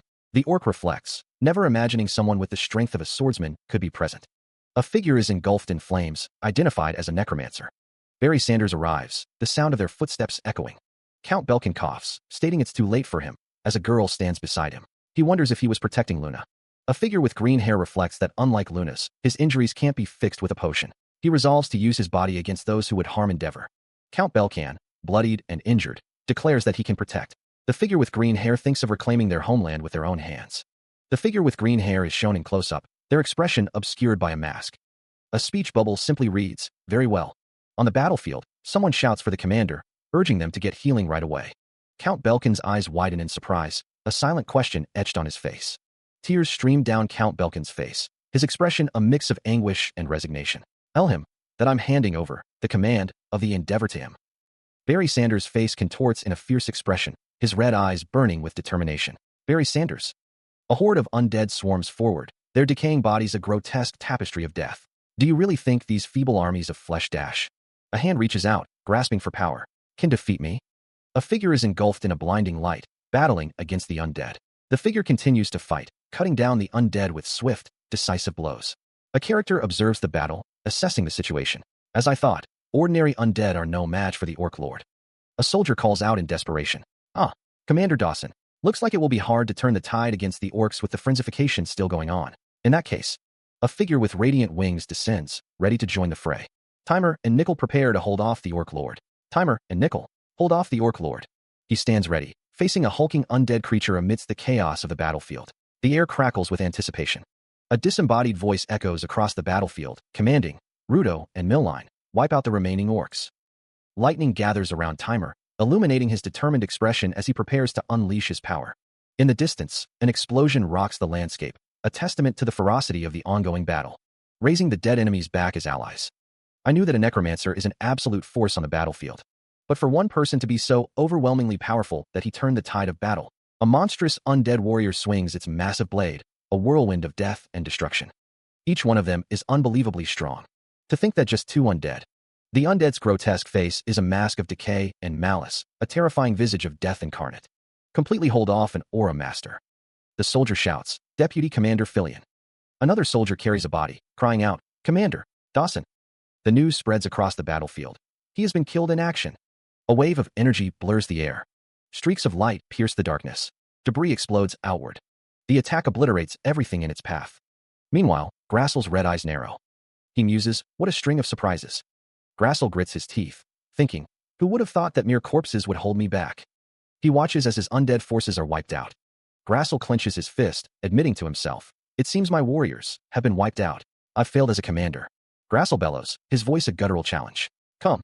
A figure in a dark cloak descends, sword drawn, whispering a desperate plea. Guide me. Grassel roars, a primal battle cry erupting from his throat. To the Valhalla. The cloaked figure slashes down, the blade whistling through the air. Grassel meets the attack with a surge of raw power, a crimson aura flaring around his fist. The force of the impact throws the cloaked figure backward, disrupting their attack. Grassel prepares to deliver a crushing blow, his knuckles white with anticipation. He brings his fist down, a streak of yellow energy following its descent. A shimmering blue barrier erupts in front of the cloaked figure, deflecting the monstrous punch. Grassel's eyes widen in surprise, his brutal assault momentarily halted. The air crackles with unseen energy. The cloaked figure retaliates, slashing upwards with their sword in a blinding counterattack. Grassel grits his teeth, knowing he has to use everything he's got. Adrius Cromwell stands ready, his sword gleaming in the light. The anticipation makes Grassel's excitement grow. A voice booms, calling Adrius Cromwell a great warrior who will change the world. A red figure materializes behind Adrius Cromwell. Adrius Cromwell declares that he'll have Grassel join him in his final battle. The air crackles with energy as the fight intensifies. Adrius Cromwell launches a swift attack against Grassel. The cloaked figure continues his assault, blades flashing. An explosion erupts, shaking the battlefield. The world blurs as the battle reaches its climax. Grassel's eyes widen in disbelief. He can't believe he could face two such great warriors. A voice echoes, filled with finality. I have no more. A figure stands amidst a fiery glow, sword held low. Another figure, bathed in light, prepares to strike with their sword. A close-up reveals a face, eyes narrowed in determination. A voice cries out amidst the flames, regrets in this life. The air crackles with energy as the battle intensifies. A voice whispers, so. Meanwhile, a group stands amidst a desolate landscape. One asks, where's Commander's body? A close-up reveals a grim expression on a helmeted face. The figure from before declares, said he'd protect this land. A blurry image suggests a chaotic scene. A figure sniffs the air, searching for a scent. Even if he becomes undead. A towering figure, wreathed in fiery energy, looms over the battlefield, its presence a beacon amidst the chaos. Timer's face is a mask of pain, blood streaking down his face from a fresh wound. His eyes burn with a furious intensity. Grassel, his face contorted in a snarl, mutters, what a vast world. Grassel grits his teeth, blood dripping from his fangs. I have no regrets. The camera focuses on a character's torso, the details obscured by shadow and the aftermath of battle. A voice echoes, filled with regret. I'm sorry, I would have liked to fight you to the end. A figure with green hair, partially obscured by a mask, gazes into the distance, a somber expression on their face. A colossal figure, silhouetted against a fiery sky, brings down a massive weapon with earth-shattering force. The green-haired figure, their eyes filled with resolve, declares, I kept my promise. The figure continues, their voice tinged with sadness. You stopped the enemy with your own hands. A heavily armored figure stands amidst the rubble, their weapon dripping with blood, a testament to the ferocity of the battle. The news spreads quickly, the Orc Lord is dead. The Biotra fortifications stand tall against the sky. Before the fortifications, Fillion Endeavor receives confirmation that the Orc army has been largely destroyed. He then asks about the damage Endeavor suffered. The report comes in. Fortunately, no serious harm was done to the civilians, but more than half of Endeavor's standing army was lost. Fillion listens intently to the report. The soldier expresses his shock and grief, noting that the losses were a result of the Orc Lord's attack. The news hits hard. Commander Dawson was slain in battle. Fillion clenches his fist, lamenting the loss of Commander Dawson. The soldier admits that had he known, he would have disobeyed the king's orders to rush to Endeavor to help. He then asks if something is wrong. The soldier explains that Sir Evan's journey bringing the reinforcements has turned into a wasted effort. The man in armor states that it's all right if it means no further casualties. He adds that they have won against the Orc. Another armored figure says he heard they're a necromancer and one of the continent's 10 greatest. The armored figure questions if the other means a spirit medium. A voice declares Eve Millennium's daughter, Luna Pendragon. The armored figure is surprised. The other armored figure thinks he never would have thought he'd find the spawn of evil in a place like this. The pure white holy knight, Evan von Orlean, is revealed. A voice says this too must be the will of God. It continues, stating that Sir Evan is an inquisitor of the Holy See who captures and judges black mages.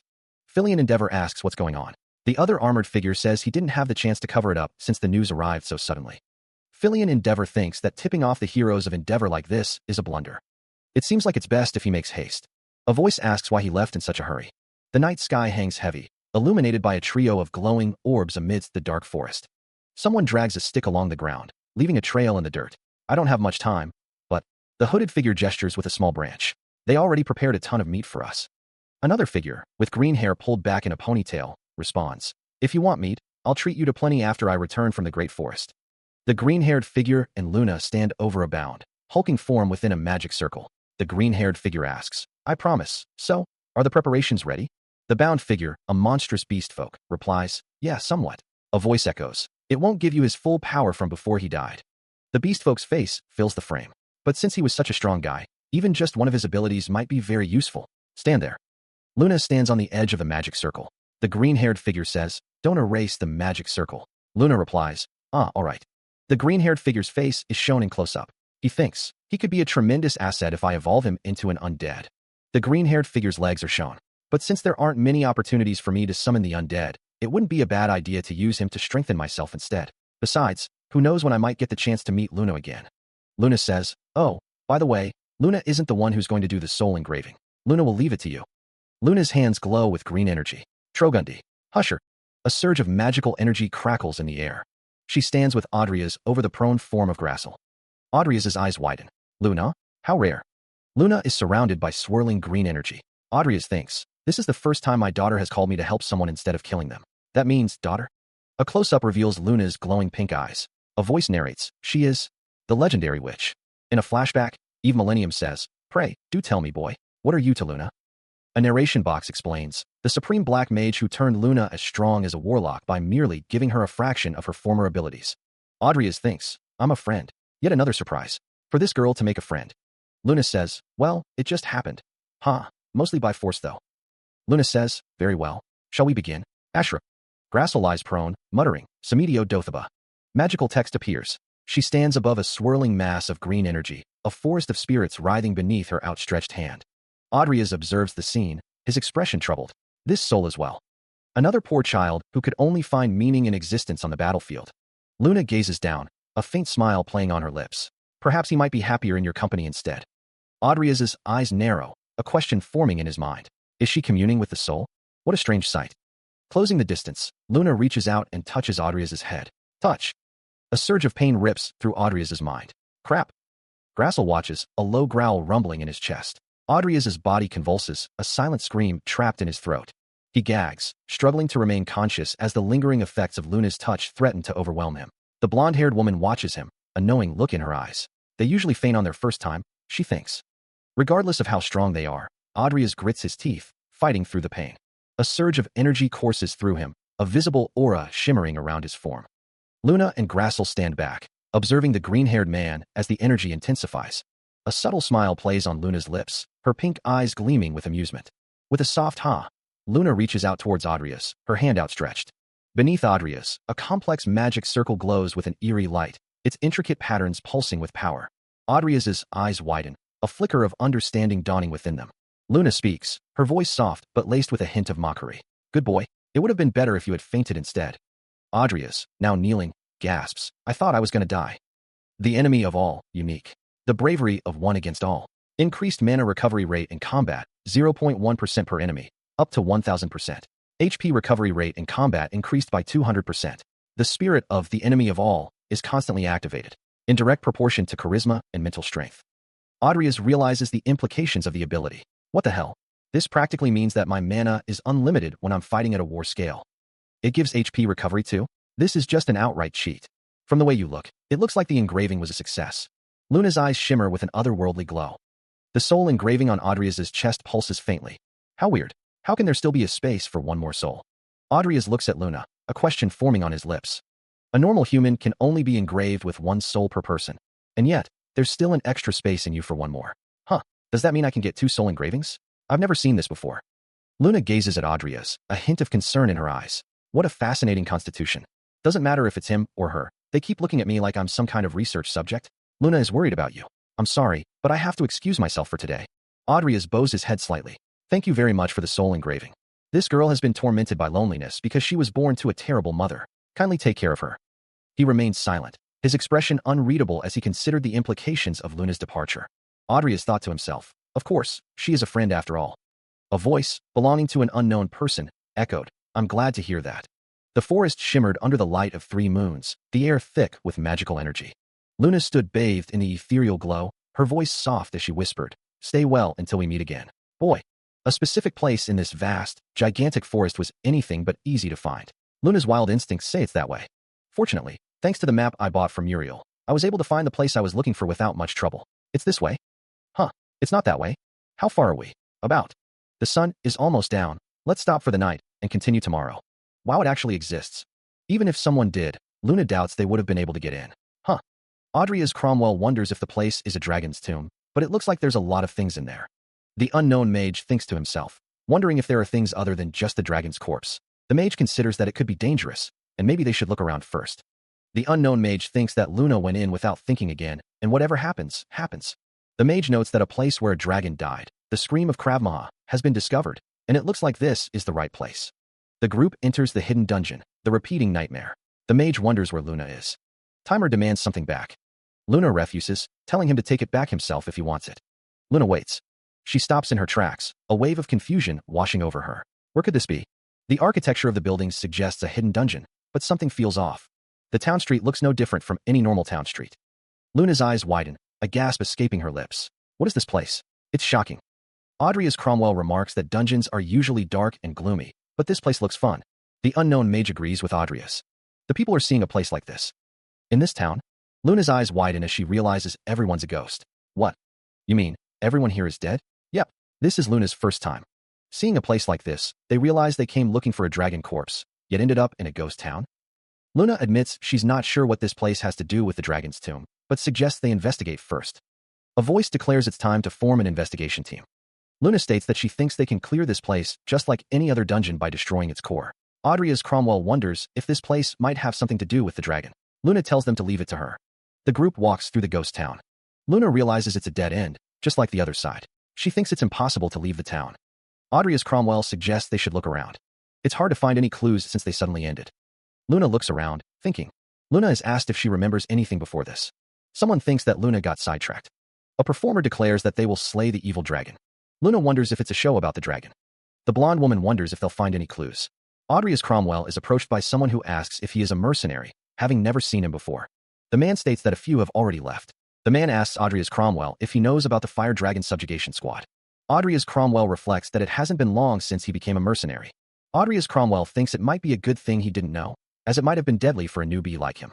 The man tells Adria's Cromwell that they're doing a play about the Fire Dragon Subjugation Squad, right behind him. The narration states that the High Priest of Lord Lethe, fearing for his life, has called for an expedition to slay the dragon. Someone asks if by Fire Dragon, they mean Krav Maga.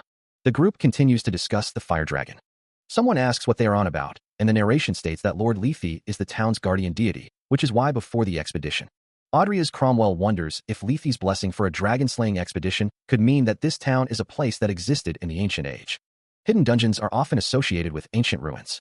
Fillion Endeavor says to Adria's Cromwell, anyway, just give it a few more days, and you should hear news from the expedition. And no matter how strong the dragon is, they are accompanied by 3 knights of a great warrior.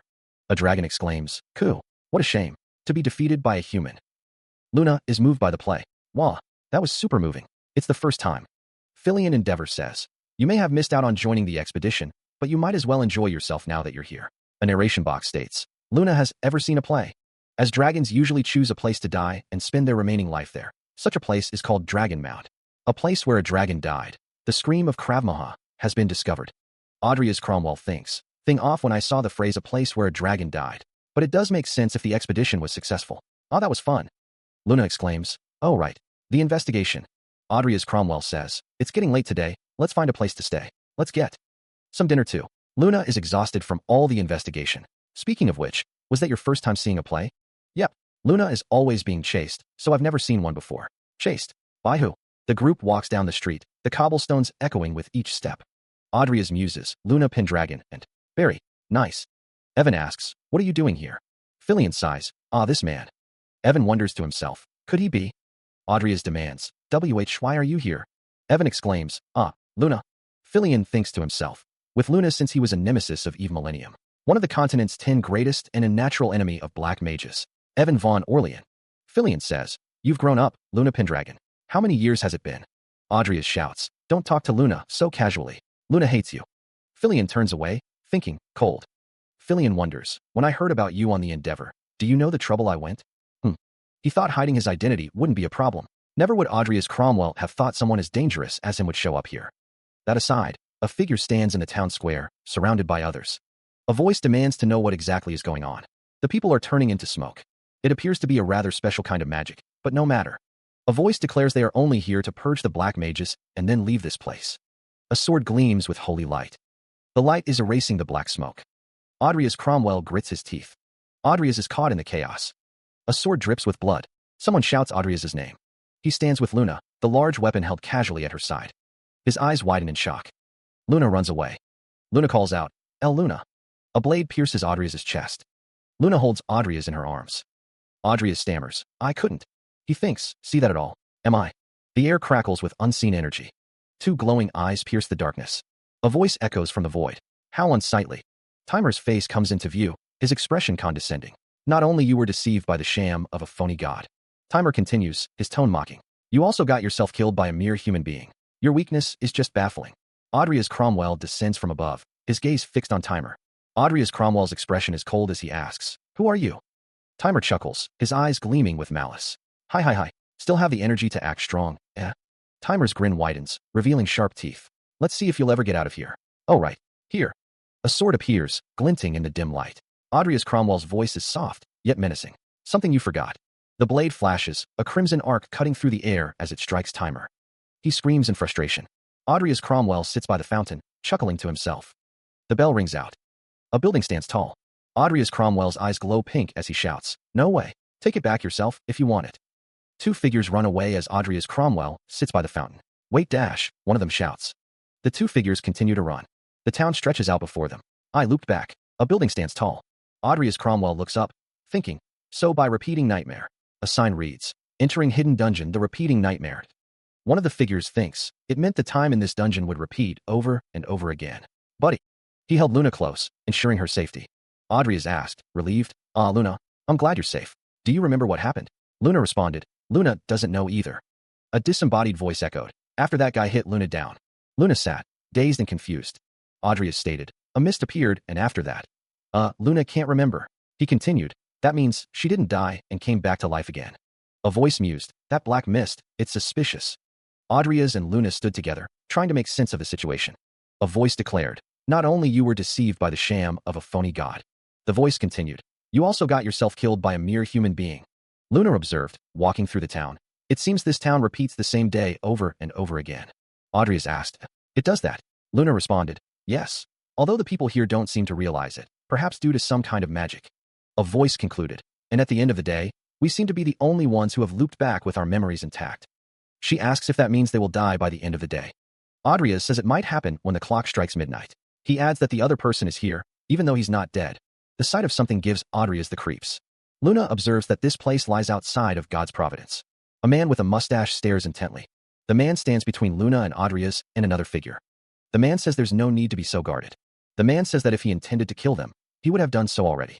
Luna exclaims that he's the one who attacked them out of the blue earlier. The man says that in other words, they want a truce until they get out of here. He adds that for an impure individual, she sure catches on quickly. The man suggests that they each investigate the town, and when the day starts over, they meet here to share information. The man is revealed to be Audrey, who is called quite the schemer. He eyed Luna and the hooded figure with suspicion. The tension in the air was palpable. Audrey is asked, how can I be sure you'll share all the information with me? Audrey is scoffed. What a skeptic. Wish he'd turn a deaf ear to that. Luna responded, we can't help being uncomfortable around you. My, you seem to have misunderstood something. I understand. Let's work together. Wanted to. Audrey's expression hardened. Luna threatened the hooded figure. I could turn you into a bloody mess every day the moment you open your eyes. The hooded figure gasped. No, I never had expected that my word would get through to a muscle-headed knight like. Audrias snapped his fingers, saying, "But you sure are a stubborn man." Audrias continued, "If you find a way out, won't you two just escape on your own? I'm sure it's easy for you to hide your presence. If you had any doubts, you could have just followed one of us when we split up." The sky stretched above the town. Audrias concluded, "Anyway, not like our situation is something that can be solved quickly. I'll wait and see for now." Audrias hopes they'll get some results. Luna scoffs, relieved that the man didn't attack them. The man asks, "Yeah?" He thinks they should get out before he does. Luna admits that she hates that guy. Luna says that they have no choice but to ally with him right now. She then asks where they are going. Audrias remembers this place he passed yesterday. He recalls hearing that the high priest of Lethe had asked to slay the dragon. Luna suggests that perhaps they should have agreed on where to investigate first. The man in armor thinks that it makes it pointless for them to split up to investigate. Luna says that the man is doing nothing but tailing them. She tells him that she and Audrias will do the investigating here, so he should go away. Luna wonders if the lady over there is a priestess of Nyx. The guard questions who Audrias is. Audrias states that they are there to meet the high priest. Audrias asks if they may meet him now. The guard apologizes, explaining that only members of the church are allowed to meet the high priest, and asks if the escorts could wait there for a moment. Luna thinks to herself that she doesn't understand, but she should play along here. Audrias tells Luna to go in and see what kind of person the high priest is. The guard thinks about how the gatekeepers even have the same eyes as Luna, wondering what kind of connection a priestess of Nyx has with her. The guard remarks that black mages are masters at telling lies. Audrias asks the guard to please stop picking fights in this situation. The guard replies that it was meant as a compliment and that he'll pick his words better next time. The guard reveals that he is a member of the Inquisition. The guard thinks to himself that he regretted that he couldn't purge Luna and her mother with his own hands. Duty or not, Luna thinks that she is more than a homicidal maniac stalking a child in a desperate attempt to kill her. A lying black mage is far better than that. The guard declares that Luna's actions are sacrilege to God. Luna looks back, startled. She seems confused by the guard's words. Luna flees. Hooded figures stand guard, knives drawn, shouting that outsiders are not allowed in. A monstrous face declares Luna to be the enemy of all. Another hooded figure yells for others to move. Two hooded figures rush forward. Luna wonders what is happening. A staff crackles with dark energy, tendrils reaching out into the gothic chamber. Eyes wide, a man with green hair tied back in a ponytail stares intently. A figure is engulfed in a swirling vortex of dark energy. Clutching a staff, a hooded figure sprints through the halls. A hand clenches into a fist, the air crackling with unseen power. "Are you all right?" a woman asks. The green-haired man replies, "Huh, it's you, buddy." A man's voice booms, "You, filthy infidels." The man with the bald head shouts, "Just how? How did you sneak into this holy town ruled by Lady Lethe asterisk? Leave at once." The hooded woman exclaims, "Buddy, that guy is a living human being." The green-haired man responds with an exclamation. The green-haired man says, "I see, so it's you. You're the one who messed with this town's time." The bald man denies, "In nonsense. I have no such power." The bald man throws his hands up, his face contorted in zealous fervor. "This is all thanks to the power of Lady Lethe." Below, armored feet descend stone steps. "Praise her, Lady Lethe, for she has given us eternal life." So, the town is shrouded in a thick, ominous black fog. A lone figure questions, "Are you saying that all this black fog is the work of God?" The bald man throws his head back and laughs maniacally. "Ha ha, these are the signs of her holiness that appear upon us when we receive her blessing." A figure in dark robes gestures dramatically. It's proof of a miracle. A disembodied voice declares, "God means light." Filion Endeavor's expression hardens. God would never have created something as dark and evil as those. The bald man recoils, his face twisted in disgust. "As such sacrilege. Evil, you said." Filion Endeavor glares at someone off-panel. "You cur. It's you who are committing sacrilege against God." A figure in dark robes stands defiantly. "As say what you will. Be, but I will not yield this town to you." Filion Endeavor speaks with a grim expression. "Even if it all started because of my mistakes, in the end, it's also thanks to me that they're still alive." The bald man stares, his eyes wide with disbelief. The grotesque figure sneers, a red gem glowing ominously at his throat. "There is nothing you can do." Terror widens the character's eyes. "It can't be, he's going to." A statue stands in a grand hall, the sound of something heavy echoing from above. The statue is now splattered with blood, a figure lying prone at its base. Time passes, and the statue remains stained with crimson. Luna stands over the fallen body, the guard beside her. His soul is already gone, there's nothing left. The character looks up, concern etched on their face. "We can't learn anything like this. Does that mean his soul has already looped back?" The guard's expression is grim. The guard stands with Luna and another figure. "Seems this priest is the reason why time is repeating itself in this town. He said that the people here are still alive because of him." The other figure scoffs, "We know that." Humph. The mustached man narrows his eyes, a determined glint in them. However, they have no clue how he managed to do it. It's delusional to think this is the work of God, but turning back time is indeed something transcendental. Yet, He can't see this man capable of doing such a thing. There must be some kind of special instrument or substance involved somewhere. The mustached man appears determined. That's most likely the dungeon's core. What do we do then? Want to try looking somewhere we haven't been yet?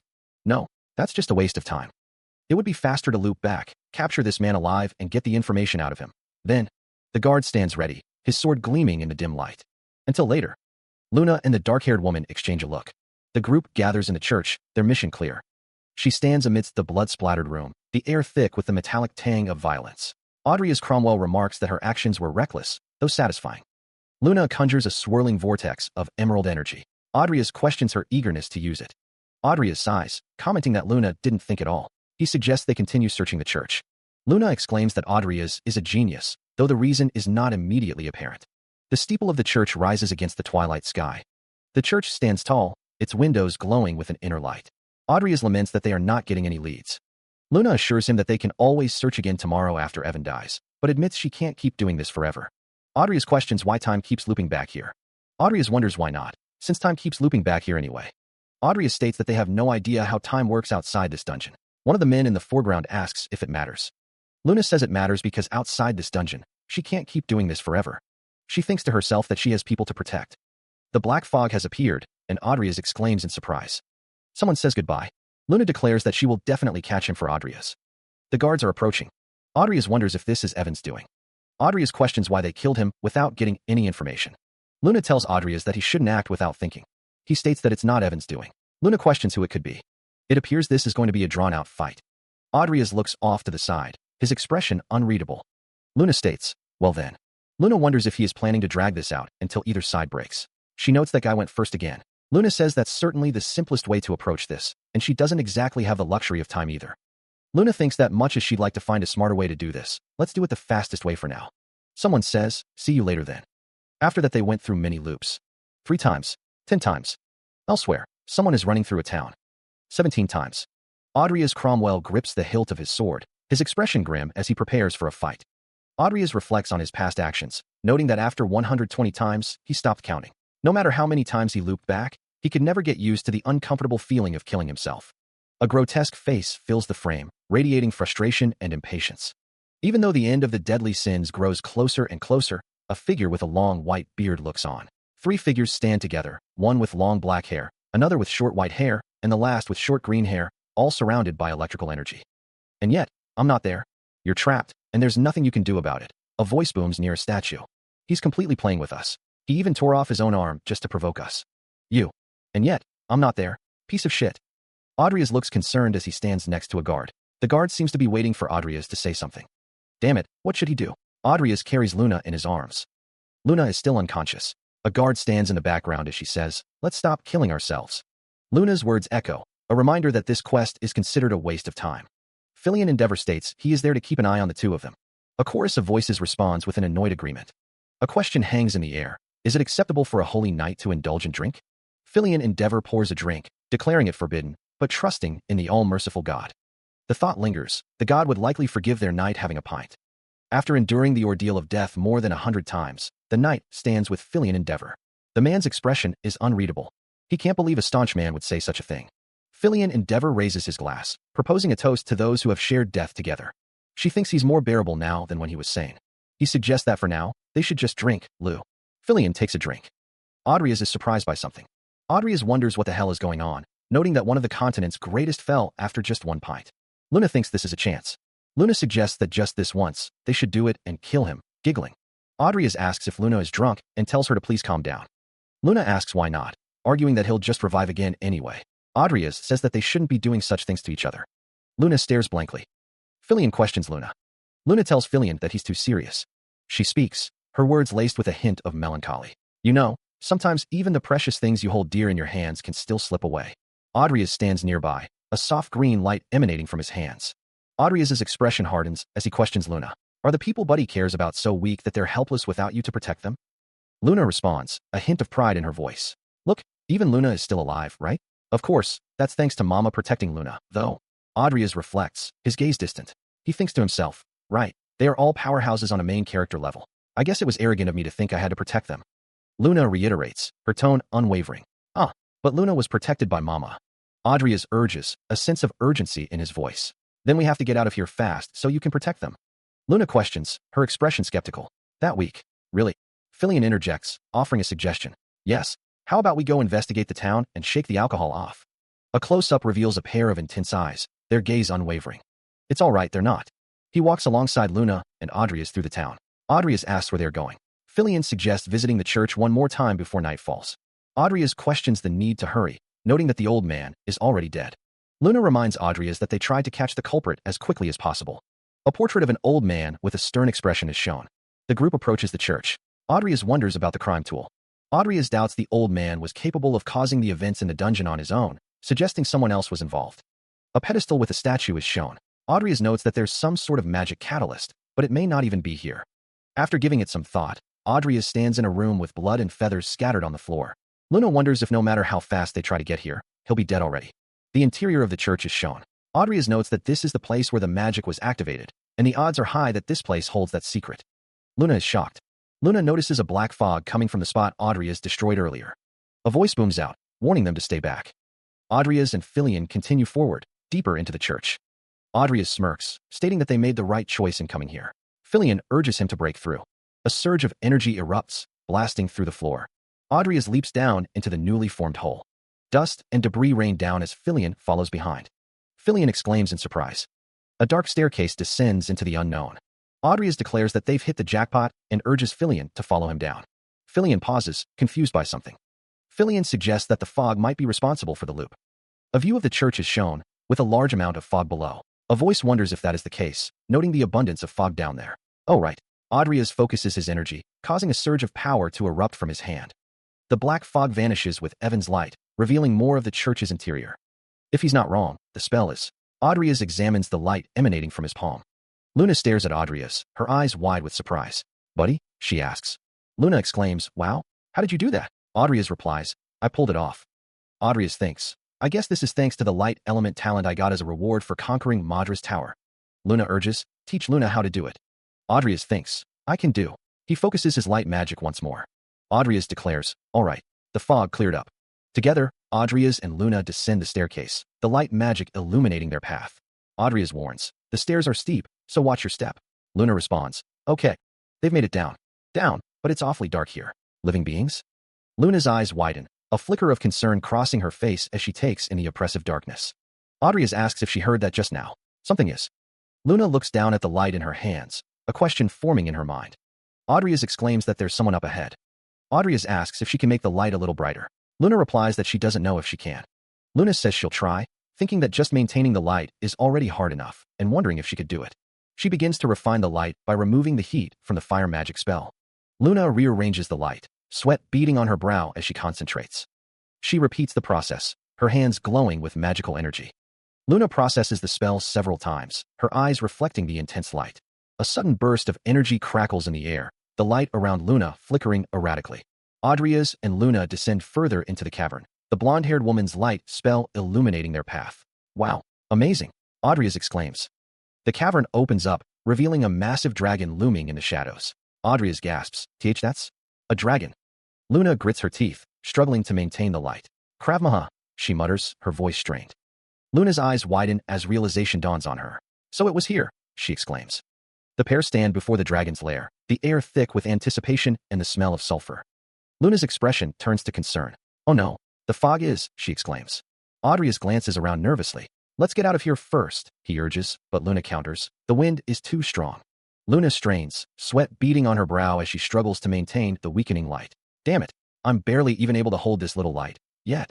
The light flickers precariously, casting long, dancing shadows across the cavern walls. Luna declares, buddy, the light is getting weaker and weaker. This is the most I can do right now. The wind howls through the cavern, buffeting Audrias and Luna as the light continues to fade, plunging them deeper into the dragon's domain. A sudden gust of wind threatens to extinguish the light entirely. Shit. Luna curses as the darkness closes in. Audrias Cromwell demands the return of something unseen. A woman with white hair refuses, telling him to take it back himself if he wants it. She urges her companion to hurry. The white-haired woman urges Audrias to go with Evan as well. The white-haired woman asks why, her expression conveying confusion. Audrias exclaims in surprise. The white-haired woman thinks to herself that even though they might be working together, he's still out to kill them. The cavern floor is littered with debris, the aftermath of a fierce battle. A voice calls out, urging someone to give it their all. The warrior's light blazes brighter than ever before. Her eyes wide with determination, she watches the battle unfold. The pair face a monstrous foe, wreathed in flames. He shouts, pointing out something on the monster's chest. She declares that it must be the core, urging its destruction. A hand grips a weapon, ready to strike. The figure stands poised, scythe in hand, ready to deliver the final blow.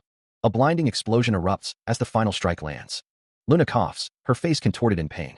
Adria's looks on with concern. Luna stares intently at a glowing red orb, its energy crackling around it.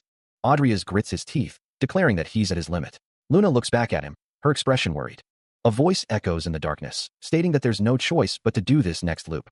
Luna and Adria's run across the stone courtyard. Luna wonders if it's the heart. The heart glows red, its light pulsating with power. Adria's, his face etched with concern, thinks that if Luna's attack didn't work, there's no way they can do this alone. He realizes it's the dragon heart. Luna suggests that they get Evan to help them. Luna looks surprised, exclaiming about that guy. Adria's figures that Luna wouldn't like the idea. Someone groans, saying that they should focus on leaving this place first. Filian Endeavor stands in front of a castle, his expression unreadable. Two figures lie on the ground, unmoving. Evan, wait. Filian Endeavor is called out. Filian Endeavor and the others have found the dungeon's core. Where is it? Filian Endeavor wonders.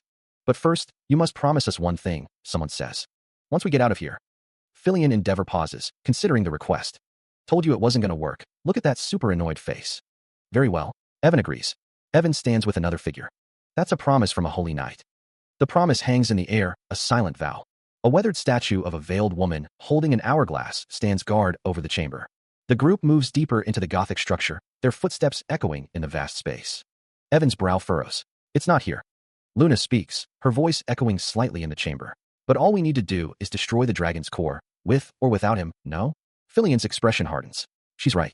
That priest must have figured it out. That's why he left. A knight grips his sword, the steel gleaming in the dim light. That makes sense, but... Evan's eyes narrow, a sense of unease settling over him. Something's still off. Filian gestures, his voice low. All of you have been given a chance to be part of this place. A disembodied voice echoes, filled with rage. So why? A grotesque face contorts in fury, its eyes wide with madness. Evan's expression hardens, his voice laced with frustration. Of shit. Tell me, what's the point of repeating a world that's already gone? Filian Endeavor shouts, his face contorted in anger. It's because they're still alive that it's not pointless. And God has allowed it. Luna responds, her expression unreadable. God has allowed it, you say? In a grand hall, a figure questions the situation. Do you really think so? That it's not just your selfish wish? Filian Endeavor continues, his voice rising. You incited the young men to slay the fire dragon. That's fine, but it ended in failure, didn't it? Luna silences him, her eyes narrowed. Stop talking. Filian Endeavor's face is a mask of fury. Luna speaks, her gaze distant. Judging by the lack of age and gender spread among the town's inhabitants, this town must have been destroyed instantly. Meaning, because of your rash expedition, this place was destroyed by the enraged dragon Krav Maga. A massive dragon wreaks havoc on a town, flames engulfing everything. Lady Leafy. Filian Endeavor's expression is twisted with rage, as Luna says, you mistake it for a curse, much like a child who waits forever for their father.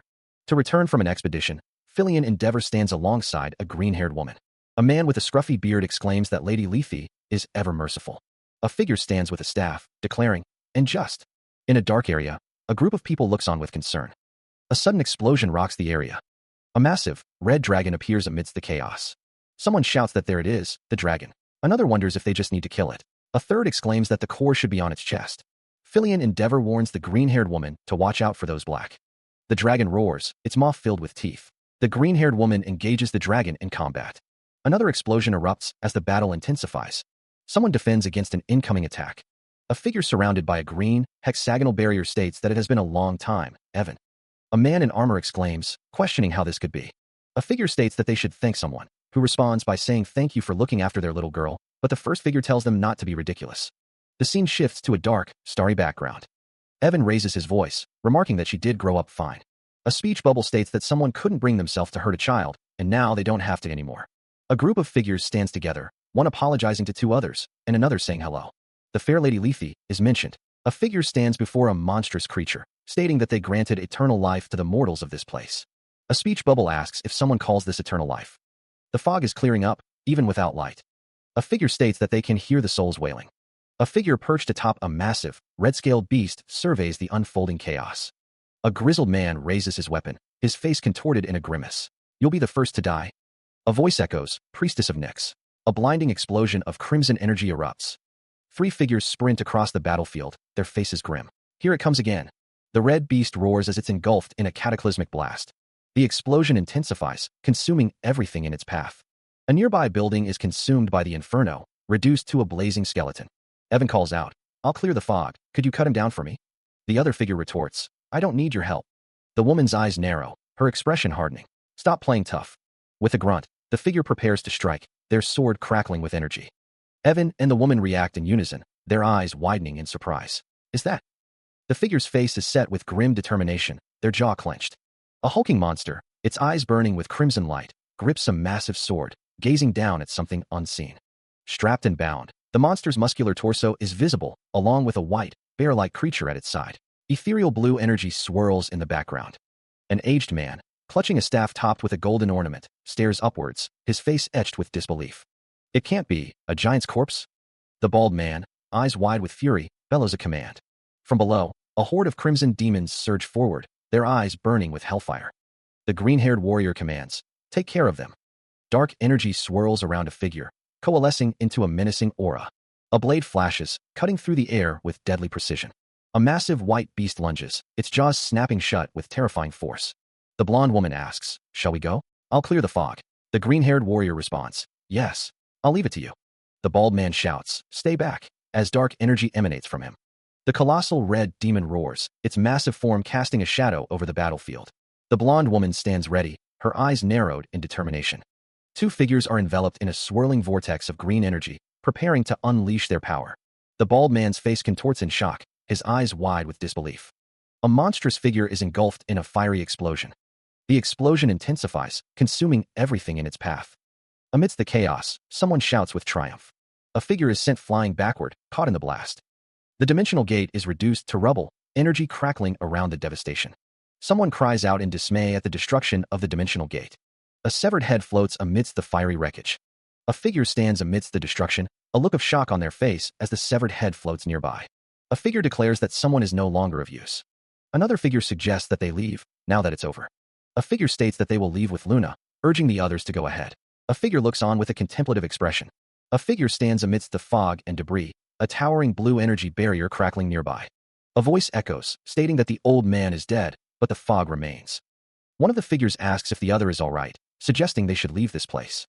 A figure with glowing green eyes utters the word, "Buddy." A voice declares that Luna cannot leave with them, prompting a confused response and the question of whether she is trapped. Someone declares their intention to clear the fog first with light magic. A character exclaims that it's impossible, and that Mama's shield is also at its limit. A voice urgently commands, "Just go." A character cries out in distress, and no. Light magic erupts, scattering the darkness. A character looks on with a determined expression. A figure focuses intently, a radiant aura surrounding them as they struggle to maintain a protective shield. Her eyes widen, reflecting the surrounding chaos. A voice cries out, "Gee, grab my hand, quickly."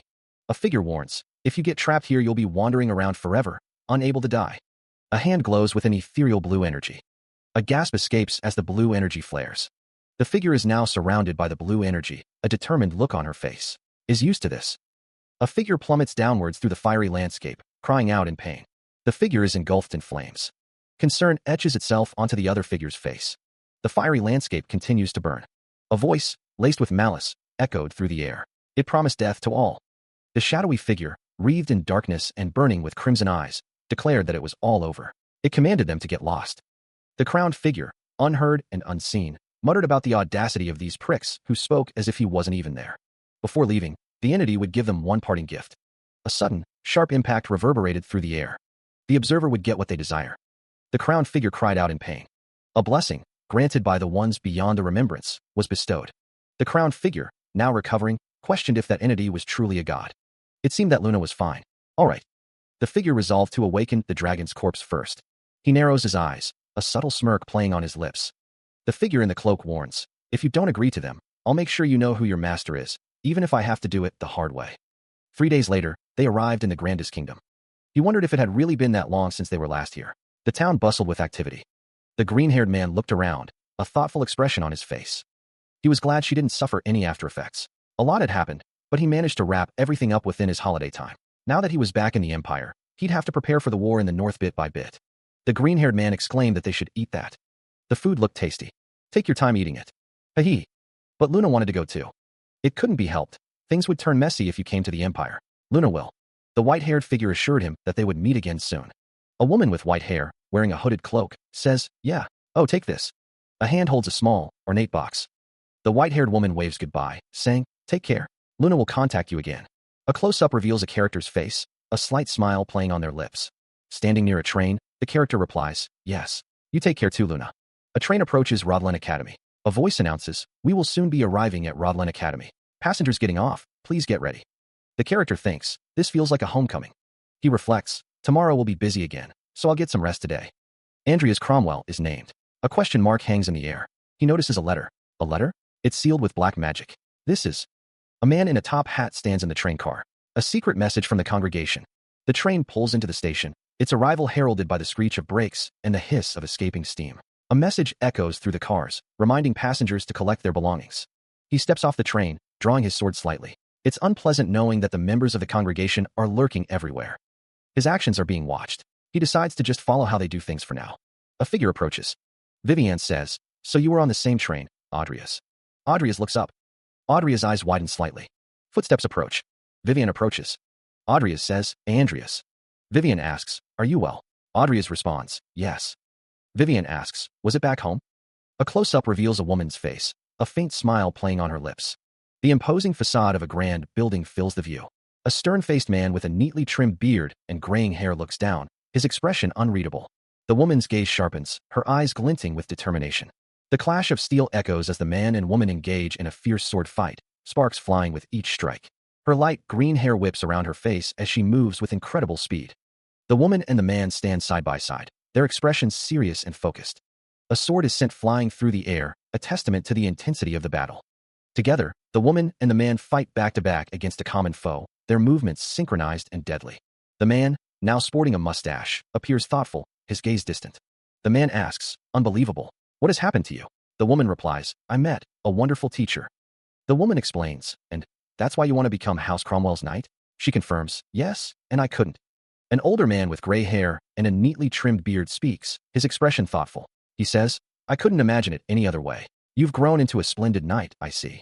A close-up reveals the woman's eyes, filled with determination. A voice echoes, you are only a knight when you have chosen the master you wish to serve. The woman stands before a gazebo, sunlight dappling through the trees. She declares, I will respect your decision. The woman and her companion walk along a path. She says, a big thing happened. Her companion looks up, a puzzled expression on her face. Huh? What happened? She asks. The woman turns back to her companion, a secretive smile playing on her lips. It's a secret. I will tell you later. The woman stands next to her companion, a thoughtful expression on her face. Meanwhile, the city sprawls beneath a night sky, illuminated by 3 moons. No wonder it's so crowded. A voice observes. Stalls are already opening ahead of the academy's opening day tomorrow. The woman remarks, it's a bit crowded here. Shall we go somewhere a bit quieter? The teal-haired man seems unsure, but says he doesn't mind. Lucia offers Vivian a skewer of meat, exclaiming, huh? Senior Seaweed. Vivian asks if they could go somewhere quieter, as Lucia calls out her name. Lucia, surprised, asks when Vivian and the teal-haired man came back, noting they barely contacted her. Well, she exclaims. The teal-haired man wonders how Lucia has been since they last met. Vivian tells Lucia that she shouldn't bother them on their date, mentioning they met earlier by chance. Lucia responds with a surprised huh. Lucia seems flustered, wondering if it was by chance. The teal-haired man tells Lucia that she's troubling Vivian.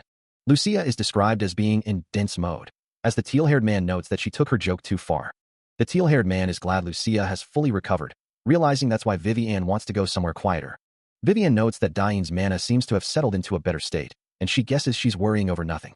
Vivian wonders how the teal-haired man and she are doing. She tilts her head, a question mark floating above her. Lucia stands beside her, looking concerned. Evan asks where they are looking. Lucia and Vivian are flustered by the question of a date. Lucia asks Senior to try to read the situation more. Lucia says she told Vivian she got it wrong, but Vivian guesses they were right.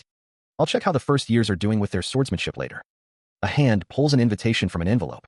Audrius Cromwell reads the invitation. An invitation from the congregation. Huh, great timing. My strength has increased considerably now that I have the soul engraving of the Orc Lord and Krav Maga with me. A dragon is shown. Now all he needs is an information network to find out how things have changed from the events back in the game. He needs to know the actions from the... Vivian stands beside the blonde woman, discussing the Morheims and the congregation. The blonde woman asks if it's through Luna. Audrius Cromwell contemplates. If I do that, In his thoughts, he instructs Jester to tell Luna what the next plan is, mentioning that Andreas told him to find out secretly. He thinks, yeah, no way. In that case, I'll gradually build up my power in the congregation so they won't be able to interfere with me. The invitation burns in his hand. Adrias declares, then I'll take over the congregation. A close-up shows the invitation burning. Adrias stands in a bright light. He walks down a path. A silhouetted figure pauses, a speech bubble showing only ellipsis. He is surrounded by armored individuals. The cloaked figure stands with the armored individuals. The man states that this much is necessary to keep them in check. Evan von Orlean says he thought he already stated it. Adrias replies that in his report, the reason is that he received enlightenment. He asks if Evan has been brainwashed by black magic. Evan can think of it as a difference of opinion. Adrias tells him not to write such a blasphemous report. Adrias says if it's about a matter of a difference of opinion about God's will, Evan ought to prove it with his blood. But he thinks compared to a homicidal maniac stalking a child in a desperate attempt to kill her, a lying black mage is far better than that. Adrias says it's not God's will. Someone asks if they are interrupting. The group is gathered in a forest. Someone says you. Adrias asks why they are here. The city sprawls beneath a vibrant sky. A voice cuts through the air, questioning the truth of a recent event. Adrias Cromwell stands before a towering structure, the news of its conquest hanging heavy in the air. The tower was supposedly unbreakable. A note is presented, bearing grim news. Maximin's record has been shattered. Adrias Cromwell holds a flower, stating that it was apparently made by the same person using magic. The flower is examined. It looks ordinary, but Adrias Cromwell suggests taking a closer look. A hand reaches for the flower, which rests upon a magical circle. The scene shifts to a flower field, where the group sits around a table. One of the men finds the situation truly fascinating. One of the men remarks that it's just a flower field, but Adrias Cromwell disagrees. He states that it not only includes time and rotation, but also reversal. It's also fascinating that he formed a flower field by using a double magic circle. For a student? No, even if they weren't one, it's a splendid invention. He might be a rough gem who could become a warlock. He not only conquered Madras Tower, but also created an interesting magic circle that piqued us all. With talent like that, it might be worth bringing him to Port Lion. I agree. I do as well. We'll send a messenger to him. Now, on to the next matter. A problem. Maximin Cronel has started. Very well. Moving. What? That monster, why? Adrias Cromwell states that he has never shown any signs of moving until now. The man in the hood says that this is worrying, that he has a fierce temper, and there's hardly anyone who can stop him. Adrias Cromwell says that he's the man who became Rodland's most wanted because of that past incident. After all, he asks if the other figure knows what his goal is. A figure in the distance stands before a table of seated individuals. One of them says that they still don't know that much yet, and another says goodness. He has already crossed Rodland's border. What? He went to Rodland of all places. He could potentially turn into a serious situation. The city of Rodland. A young man looks on. A man watches the unfolding chaos, questioning what is happening. Selena prepares to strike, her sword raised high. The clash of steel rings out as swords meet. A figure observes the fight, surprised by Selena's skill. The text declares a fight against Senior Adrias. Selena stands alongside another figure, both focused on the battle. A man's face is etched with determination. The man questions if they are being underestimated. His expression hardens, a bead of sweat trickling down his temple. He vows to make them regret their words. With a burst of speed, he launches himself into the fray. Selena and the other figure react with surprise. Selena faces Adrias, who smirks. All bark, no bite, he taunts. Adrias's eyes widen slightly. Steel clashes against steel as Adrias and Selena exchange blows. Adrias mutters, surprised. Adrias's smirk returns. Improved, he observes. Adrias leaps into the air, closing the distance between them. Selena meets his attack head-on, their swords meeting with a resounding clang. The fight intensifies, a whirlwind of blades and flashing steel. Adrias descends from above, bringing his sword down in a powerful strike. Selena parries the blow, sparks flying from the impact. Selena prepares for the next exchange, her expression focused. Tisk. Adrias's eyes widen in surprise once more. A crimson aura flares around Adrias. Huh? That aura. He's going that far while sparring. A surge of magical energy erupts, sending a spray of pulverized stone and dust billowing outwards. The air crackles with unseen force as the magical assault intensifies.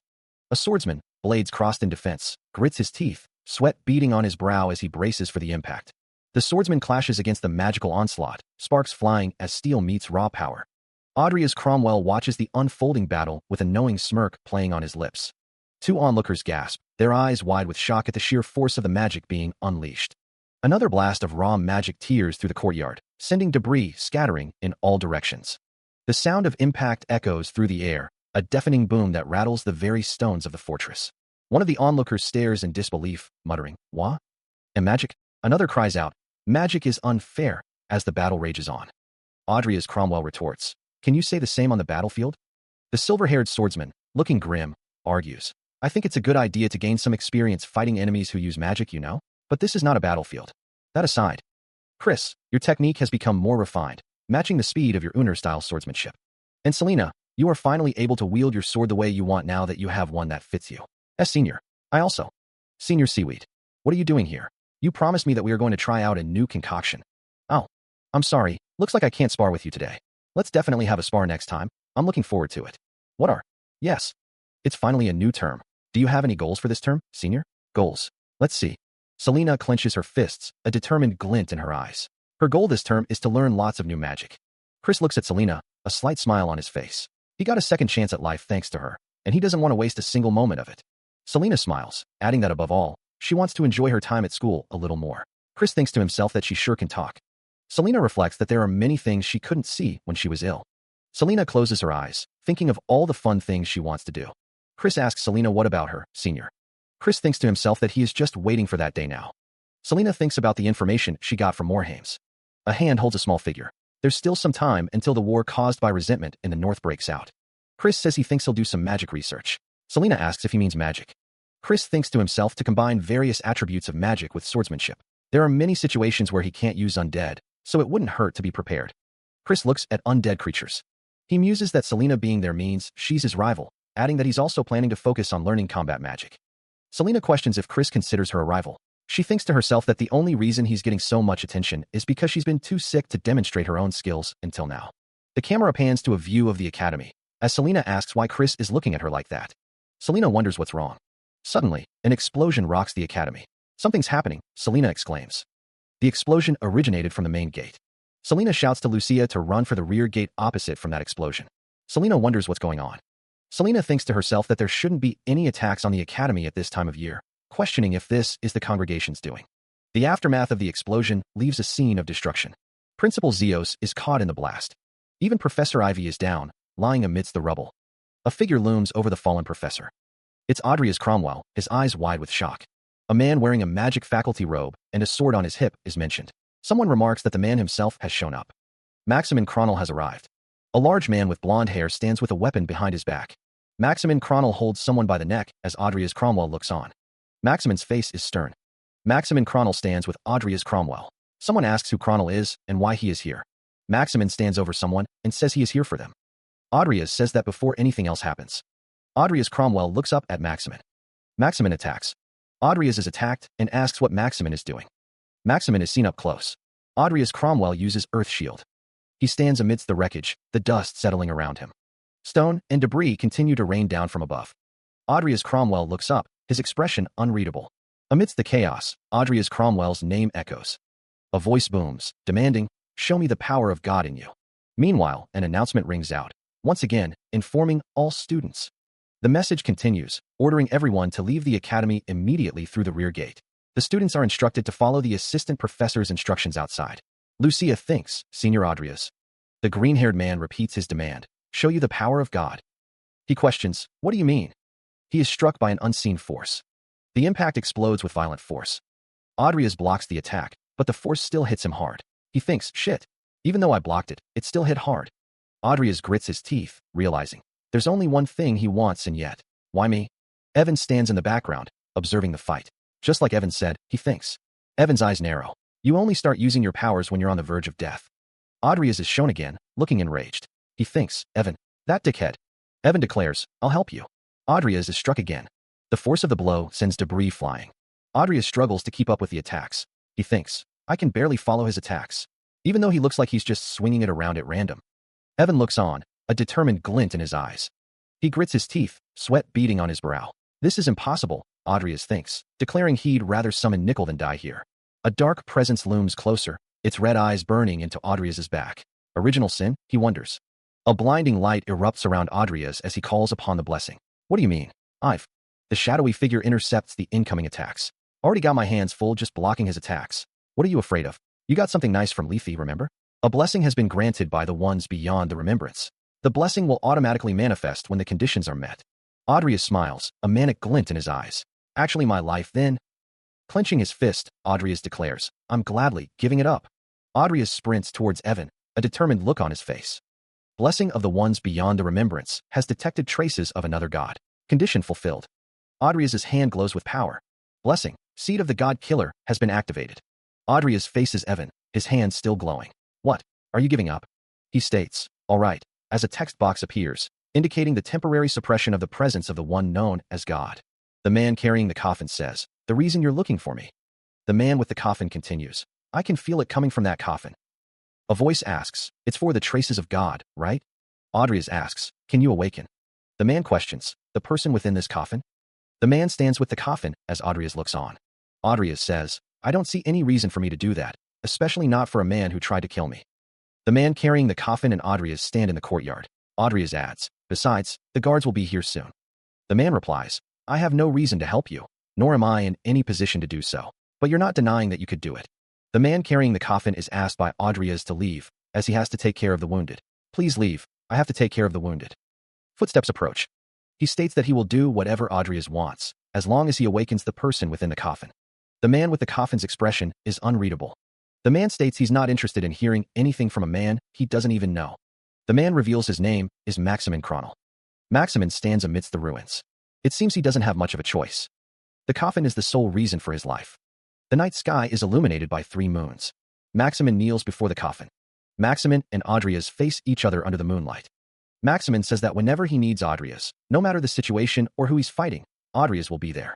Adrias states that's his condition. One figure, kneeling, looks towards another standing before a dark structure. The standing figure states, very well. All right, let's begin. Inside the dark structure, a woman lies still, surrounded by a bed of roses.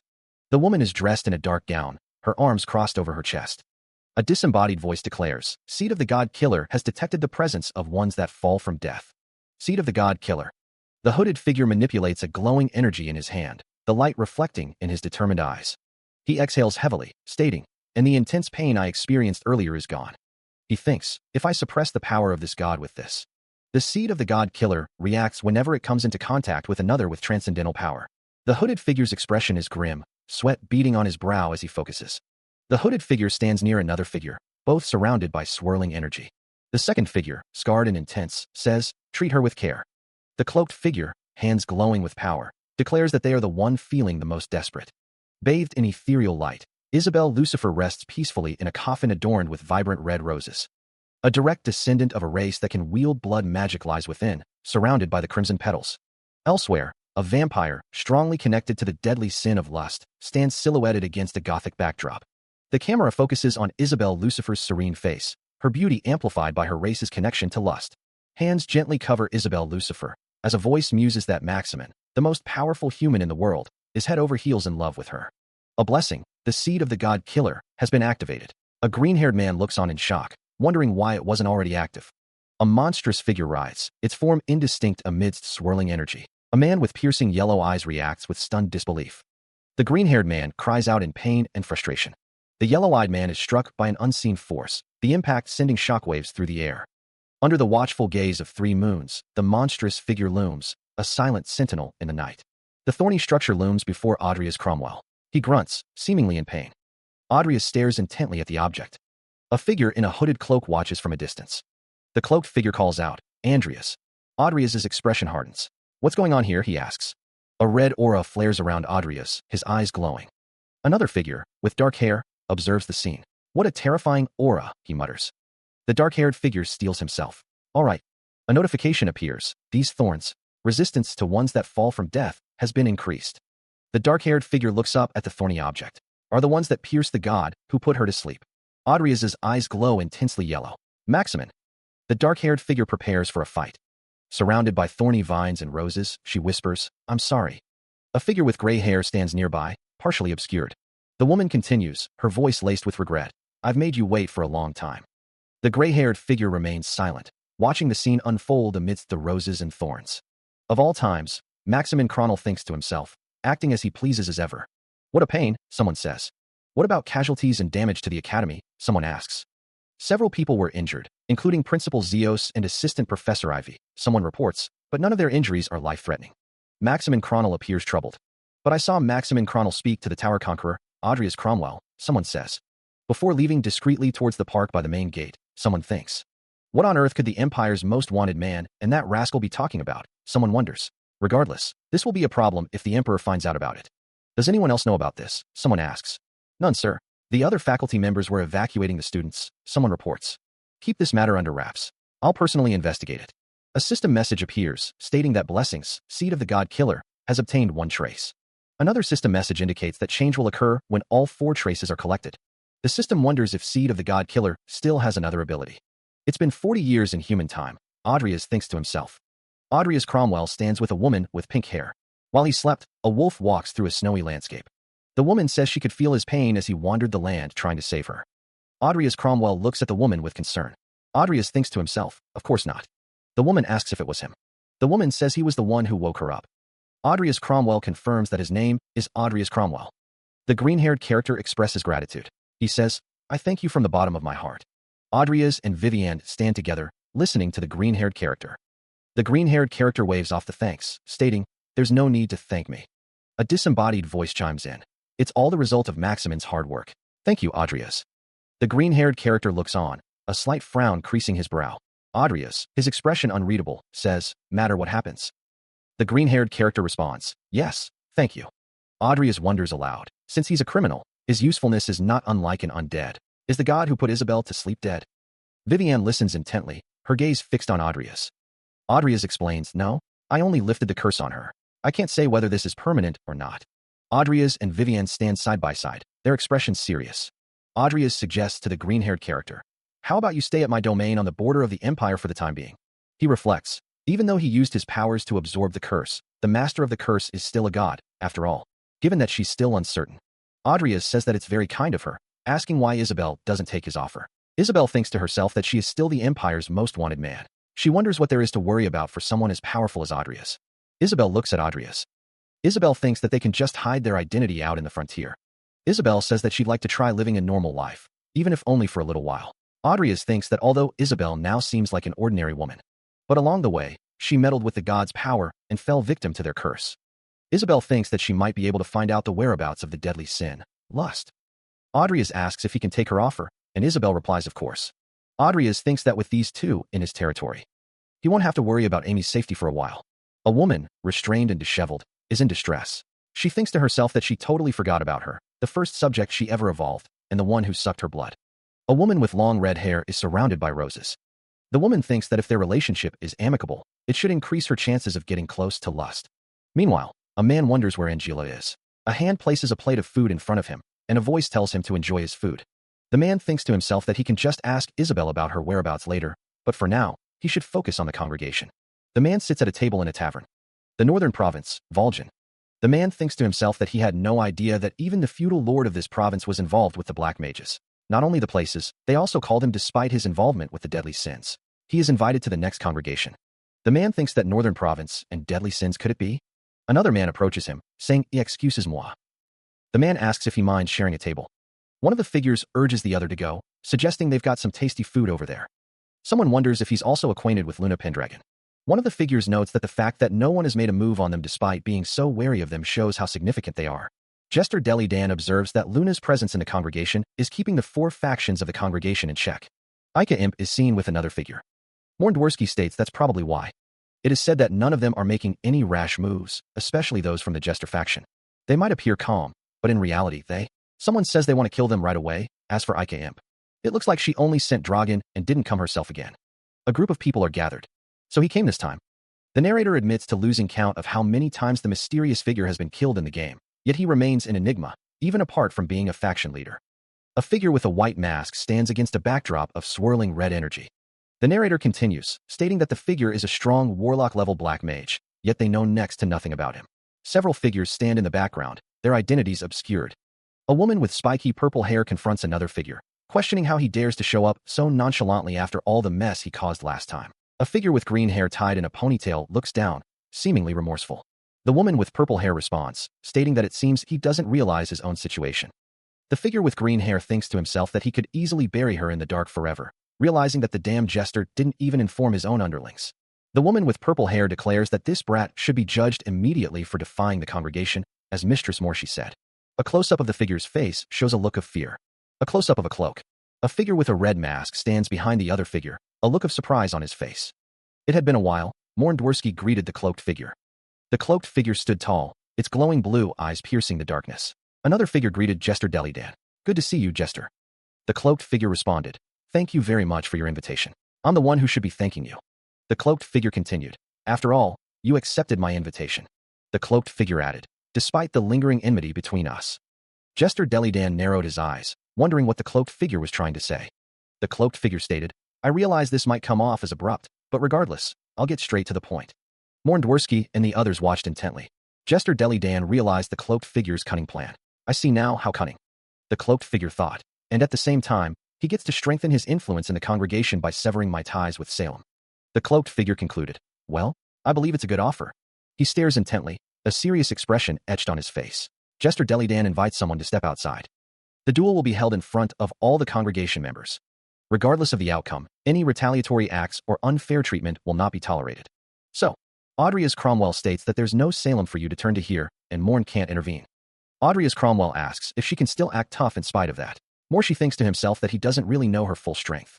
Ika Imp thinks that while she may not be on the level of a warlock, she's undoubtedly much stronger than Sharon and Kyler. Audrey's Cromwell asks if her speech is all. Ika Imp says, how dare you? Audrey's Cromwell is enraged. Ika Imp unleashes an attack. Ika Imp is ready to fight. Feathers drift down, catching the light as they fall. A silent question hangs in the air. What could the reason be?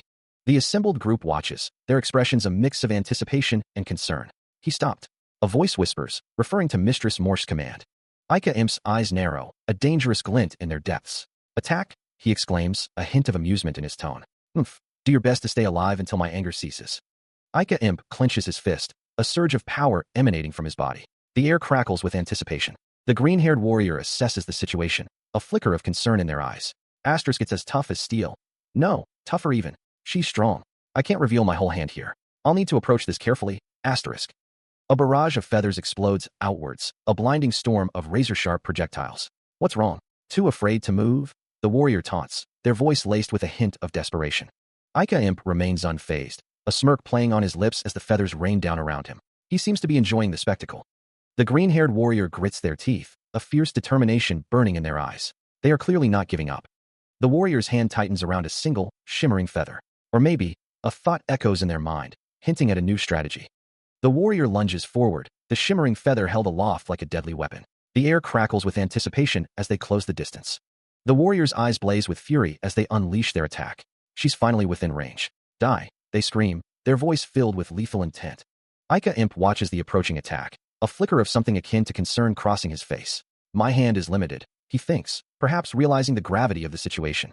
He clenches his fist, a determined look on his face. He thinks that if she comes in, confident she's already won, then he can end this swiftly, a surge of power emanating from his hands. A voice wonders if it's a phantom. A figure with a mask watches. Audrey's Cromwell wonders if that got her. The energy travels through the air. A voice calls him a crafty twerp. Audrey's Cromwell is called Nickel. Nickel knew it. He was too dangerous. The energy impacts an unseen target, creating a demonic visage. The target is destroyed. He swings his sword, the blade whistling through the air as he strikes at his unseen foe. A blinding explosion of ice and raw energy erupts, the air crackling with power. Shards of ice and debris are flung outwards, propelled by the concussive force. The force of the blast throws Audrey's Cromwell backwards, his cloak billowing behind him as he cries out, "Whoa!" Rising from the shattered ice, a monstrous undead creature reveals itself, its eyes burning with malevolent red light. Bracing himself against the onslaught, Audrey's Cromwell grits his teeth, his expression hardening with resolve. The undead creature lunges, its decaying claws outstretched, ready to tear into its prey. A man in the crowd shouts, "Ugh!" The undead creature continues its relentless assault, its movements a blur of decaying flesh and bone. Watching from the sidelines, one of the onlookers exclaims in horror, "What is that undead?" Another onlooker, his face etched with concern, thinks to himself, "Who?" He reanimated the Tiger King to such a high degree of perfection. Audrey's Cromwell's eyes widen in alarm as he sees the creature bearing down on him. The undead creature, now identified as Timer, lunges forward, its jaws agape, ready to strike. A voice shouts, "Timer, dodge." A surge of energy crackles through the air. The energy coalesces, forming a swirling vortex of power. From the vortex emerges a monstrous figure, flanked by shadowy attendants. Audrey's Cromwell watches the spectacle unfold. The monstrous figure looms, its presence radiating raw power. A raven-like creature declares, "I won't let you surrender without my permission." Audrey says, "Don't worry." Audrey states, "I don't plan on doing that." The raven-like creature seems surprised. A system message appears. The soul of the great warrior of Baiatra, Al-Ghud, has descended. A surge of power emanates from Adrias, as the warrior Baiatra, Al-Ghud, is summoned. So this is Baiatra, Al-Ghud is experiencing an initial surge of power, a green aura crackling around him. The state of Aura Master. The power intensifies, radiating outward. Energy continues to build, a bright light emanating from Baiatra, Al-Ghud. Just a little more. He focuses, attempting to control the overwhelming power. The onlookers react with surprise at the display of power. Just a little longer. The figure in the shadows seems to be encouraging Baiatra, Al-Ghud. The energy intensifies, a blinding light filling the area. Let me experience this world. Baiatra, Al-Ghud continues to focus, his eyes glowing with power. Adrias gasps, eyes wide with shock. He continues to breathe heavily. Sitting up in bed, Adrias takes a moment to collect himself. Adrias wonders where he is. He realizes something has happened. Evolved right away. Adrias looks around, surprised. A surge of power courses through Adrias's body. Adrias mutters, "Jester." A figure tells Adrias not to be alarmed, claiming they have no intention of harming him. Adrias thinks about the duel. He peers from beneath the brim of a wide hat, his eyes glowing with an eerie light. From the shadows, a chorus of voices murmurs, their intentions unclear. Well, a storm of razor-sharp shards erupts, converging on Morshi with lethal precision. Morsh's face contorts in a furious snarl. "Why you cur?" The shards find their mark, piercing through Morsh's flesh in a shower of blood. The hooded figures gasp in disbelief. "Mistress Morshi." Blood pools on the ground, a grim testament to the brutal assault. Coughing, Morshi rises, clutching a blade, her eyes burning with vengeful fury. This far, her voice dripping with malice, Morshi declares, "As I thought, you can't be left alive." Morsh's gaze hardens, her resolve unwavering. Gasping for air, Morshi vows, "I have to finish you off." With a furious cry, Morshi unleashes her counterattack, shards of ice exploding around her. A voice cuts through the chaos of battle, declaring that enough is enough. Morndworski, surrounded by his followers, vows that any harm inflicted upon a certain individual will be considered an act of war against him. It appears Luna shares the same sentiment, standing beside Morn. A figure, enraged, questions the decision to risk the congregation's safety for the sake of that brat. Morndworski's declaration hangs in the air. Morndworski passes a ring to Adrias Cromwell. The speaker urges others to join the Cromwell faction. A character expresses surprise, questioning if Master Morn was responsible for recent events. Two figures stand in a dimly lit room, one cloaked and mysterious. The figure proposes uniting their factions. The reason for this alliance is revealed, a shared goal, namely, the Wrath. The Wrath, unlike other sins, takes the form of a human child.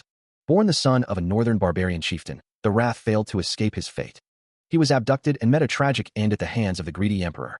Enraged by the loss of their great chieftain's son, the barbarians launched a desperate resistance. After underestimating their might, the empire suffered heavy losses. But in the end, not one of them was left alive. Of all the deadly sins, the Wrath is especially steeped in death. The emperor sacrificed the Wrath to gain his power. I, however, have decided to extract his power without letting him die. Morndworski reflects, "This was unexpected. I thought I had bought myself some time."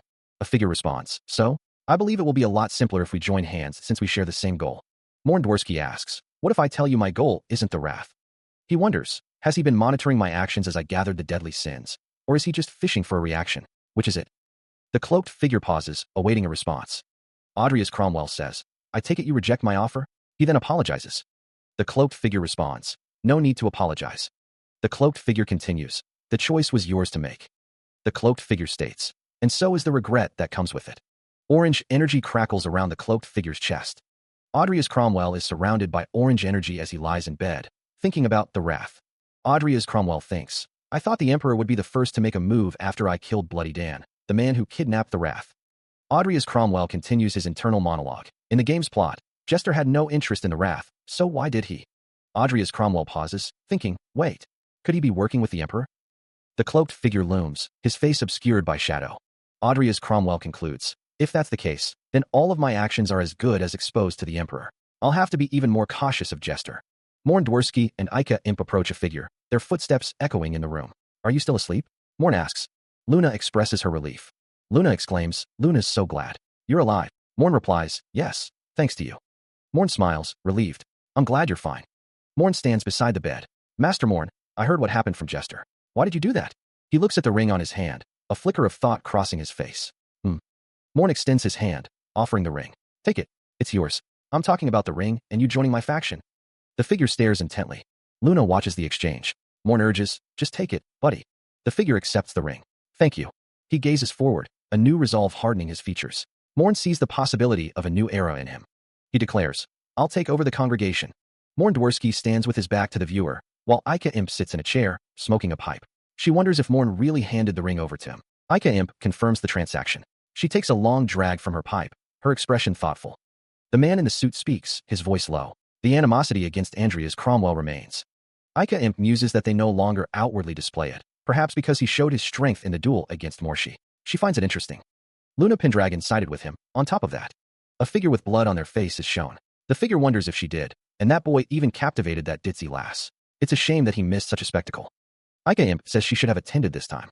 The man in the suit coughs, drawing Ika Imp's attention. Andreas Cromwell, huh? Ika Imp says she'd love to meet him one day. Meanwhile, Morn Dworsky is asked where they're going. Another voice says to tell them. The figure with teal hair appears to be listening intently. Footsteps crunch through the snow. The tiger-like creature states, I was honestly impressed by your undead the other day.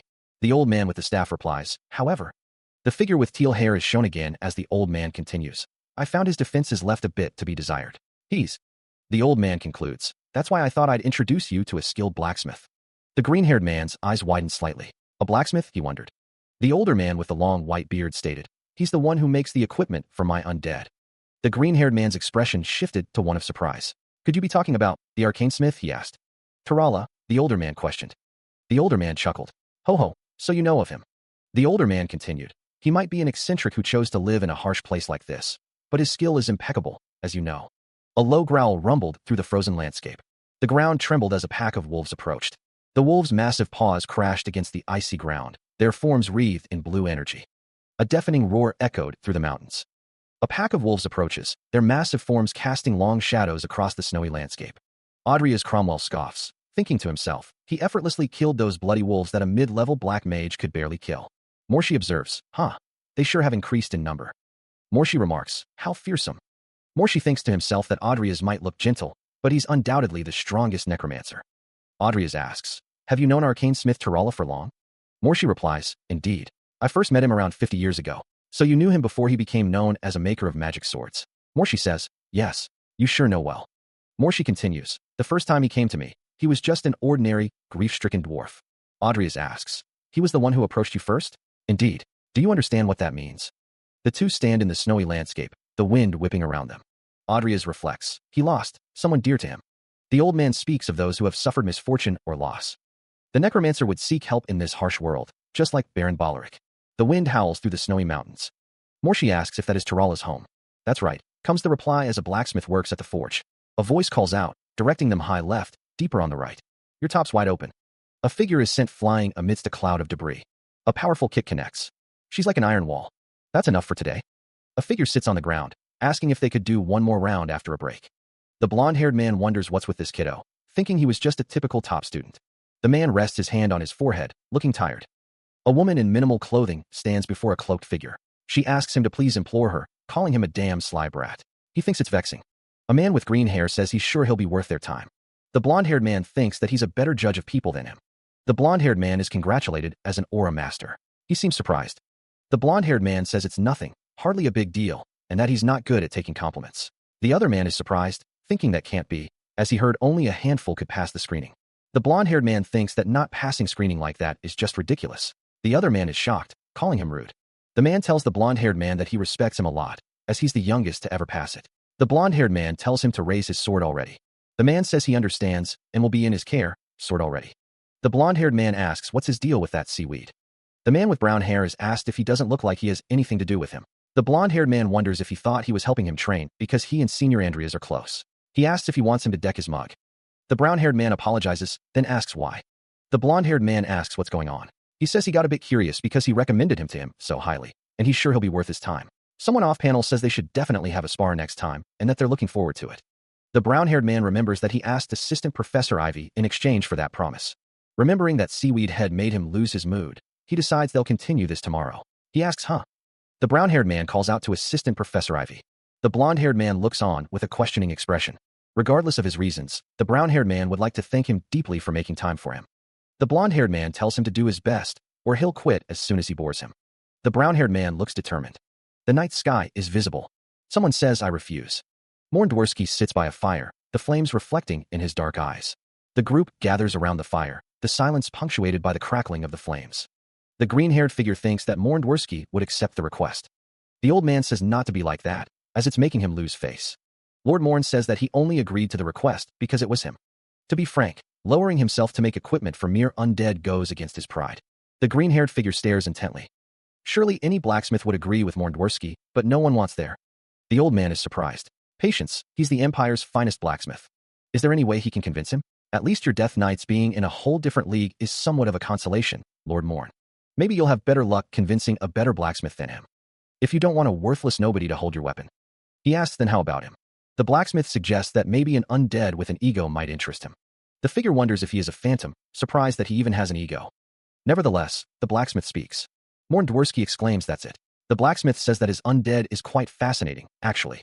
The blacksmith asks how about this then. He says if he can prove his prowess against his undead, perhaps he'll consider making him a weapon. The blacksmith stares intently as Morndworski says huh? Someone says that Master Morn, that's a bit much. Another person exclaims it's a fight. Morndworski says he has no complaints. With that condition. In a snow-covered landscape, a group of figures stand ready. One declares that they need not hold back and can come at him with everything they've got. Another responds that they will do their best. An old man with a long white beard smiles, chuckling softly. A figure with dark green hair, pulled back in a ponytail, stands with a sword. A figure clad in dark armor declares that they shall begin. The armored figure stands before the old man, ready for battle. The old man responds that he will do his best. The narration reveals that this one's name is Rudron. Rudron is one of the aura masters that the armored figure has personally killed. The figure with dark green hair and a skull states that the difference in power between a phantom and a death knight is like night and day. But, from what he saw a few days ago, a close-up of a skull. The air crackles with unseen energy. A figure descends from above, wreathed in a vibrant blue aura. Landing gracefully, the figure brandishes a gleaming sword. A horrifying skeletal figure lunges forward, its red eyes burning with malevolent intent. Steel clashes against bone as the descending figure meets the skeletal horror head-on. A blinding burst of energy erupts around the descending figure, pushing back the encroaching darkness. The sound of impact echoes through the frozen landscape. Another figure is sent flying backward, crashing through the snow. The battle continues, a whirlwind of steel and magic tearing through the frozen wasteland. Watching the unfolding chaos, the group can only exclaim, "Nickel!" Meanwhile, two figures press forward through the blizzard, their faces grim. The skeletal figure is struck by a final, devastating blast of energy, its form dissolving into nothingness. The battle rages on, the clash of ethereal forces echoing through the frozen landscape. A voice muses on the spectacle, intrigued by the phantom's resilience. Rudron turns to Tarala, seeking his assessment of the ongoing conflict. What do you think, Tarala? Rudron observes the fight, acknowledging the effort being put forth. I used my best for your sake. Rudron continues, impressed by the phantom's ability to withstand the Death Knight's attacks. Just surviving one hit is already unbelievable. But seeing a phantom that can hold its own against a Death Knight sure is a rare sight, isn't it? The group watches intently as the battle unfolds, their expressions a mix of concern and anticipation. Morshi remains silent, his gaze fixed on the distant conflict. Nickel's face is partially obscured, but his determination is evident. The narration states that Evolved Nickel is putting up a good fight. Timer proposes a cessation to the hostilities. How about we end this here? Morshi expresses his concern for the Phantom's well-being. Your Phantom, I'm worried he's going to become badly damaged. Rudron refuses to yield, his resolve unwavering. Another chance will come again. No. Nickel, his gaze resolute, affirms his commitment. I already said I'll do my best. One of the figures states that he has to live up to that. Another figure thinks that's right, since he's losing anyway. That is, if this continues as is. The Sloth Phantom is using the Sloth ability. An eye widens in response to the power. The figure from before watches the display. A girl exclaims in shock. She is surprised by what she is seeing. The Death Knight prepares to attack, causing someone to question what's happening. An aura technique is being used. Someone warns Rudron to brace himself. The Death Knight looms. The Death Knight's aura is swelling up. A figure with green hair unleashes a torrent of power, the energy crackling as it slams against an unseen barrier. The barrier shatters under the force of the assault, fragments of light and energy exploding outwards. Timer's skeletal visage is revealed, his single red eye burning with malevolent intensity. The force of the attack sends debris flying, the air thick with magical residue. The figure's cloak billows as the attack continues to surge forward. The energy explodes outwards in a hexagonal pattern, the heat intense enough to warp the air. A voice cries out, "No!" The magical energy continues to spread, a wave of pure force. Luna is sent hurtling backwards, struggling to maintain her balance. The green-haired figure watches with a mixture of concern and determination, while Rudron looks on with apprehension. Timer remains standing amidst the chaos, seemingly unfazed by the attack. Luna, are you alright? Another figure reassures. Luna's fine. Luna was just a little bit too close. The green-haired figure clenches their fist, muttering, damn it, as they observe the aftermath of their attack. The Death Knight stands tall, its armor gleaming ominously in the dim light. A voice echoes, questioning, did Nickel lose? Morshi declares, that's enough. Adrias wonders aloud, so it didn't work after all, huh? A girl beside him whispers, you lost? A voice admits, I underestimated the Death Knight. Adrias acknowledges, well, you got me there. A flurry of motion suggests the Death Knight's relentless assault. The Death Knight stands, a skeletal warrior radiating power. The scene shifts to a wider view, showing the aftermath of the battle. Someone exclaims, amazing, you won against Gramps Morn. Another voice wonders, I was wondering what tricks you had up your sleeve. Morshi, standing before the Death Knight, thinks, but I did not expect anything of that caliber. Adrias observes, he mended it with just a snap of a finger. That's the strongest for you. A phantom that could take down a Death Knight. Morshi admits that he still finds it hard to believe, even after seeing it with his own eyes. He adds that the phantom is also an aura master. Morshi states that he is starting to get interested in what other undead the group might have. Thank you. Adrias Cromwell asks to make one for Luna too. Morshi tells them to hold on. Your sword. Someone asks where the sword came from. Another responds that they got it from an acquaintance. An unidentified character expresses interest in taking a look. A figure hands over the sword, saying, of course here. The sword is examined.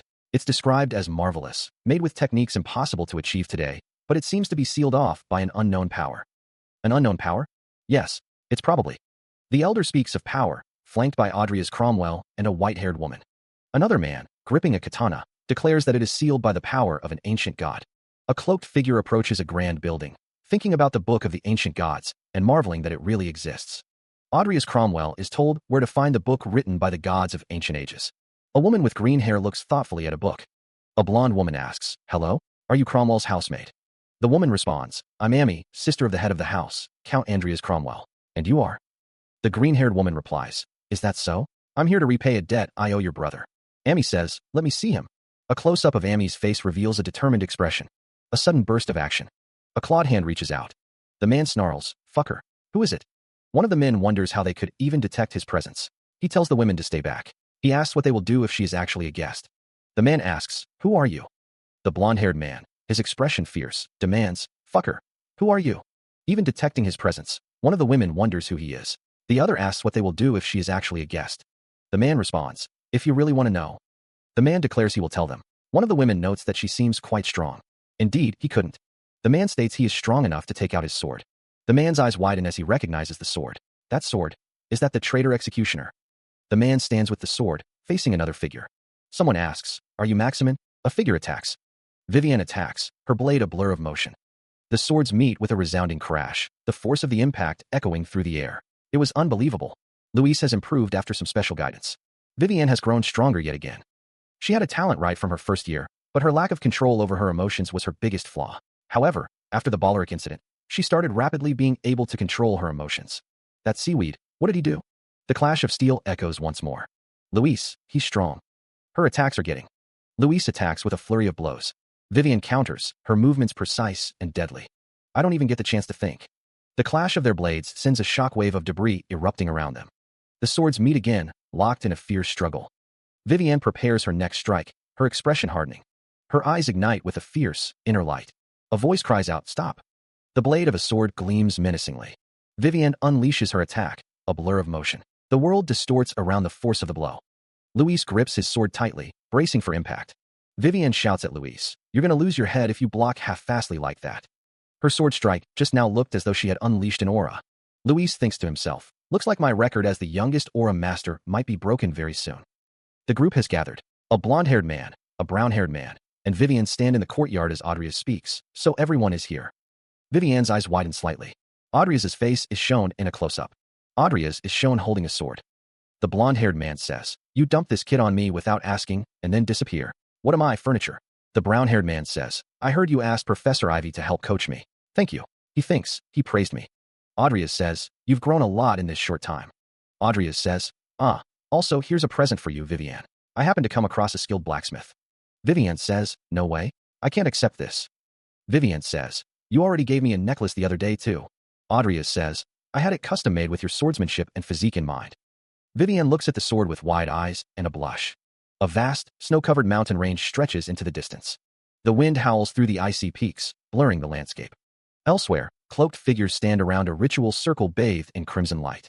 One of the figures holds a glowing orb, as another says, "Just a moment ago, you were crying your eyes out.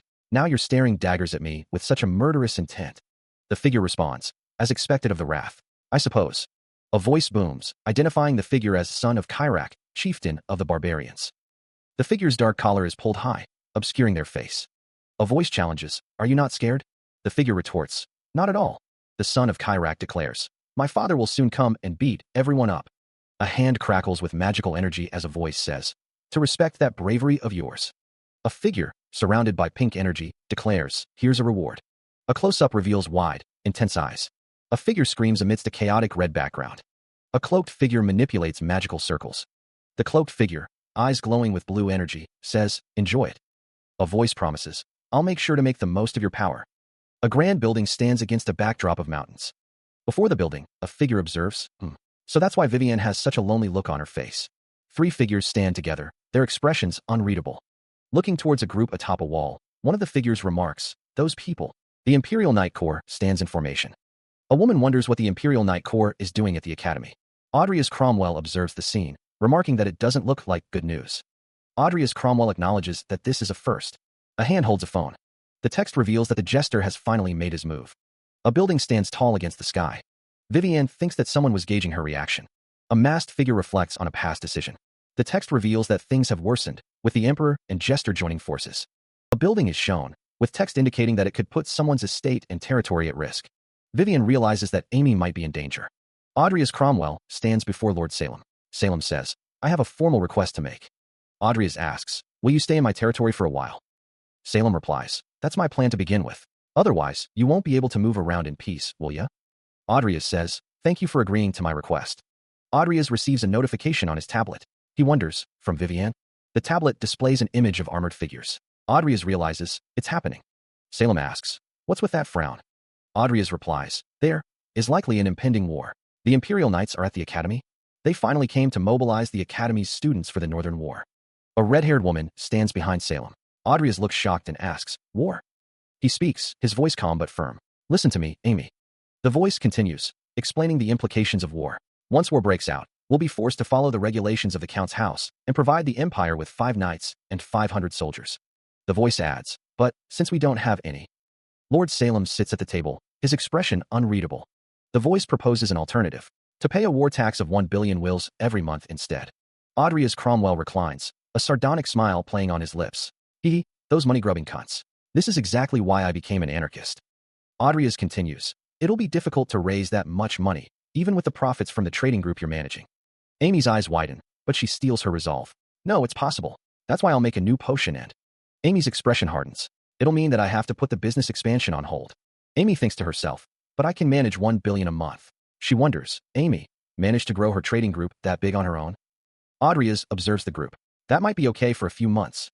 Amy gasps, a sudden realization dawning on her.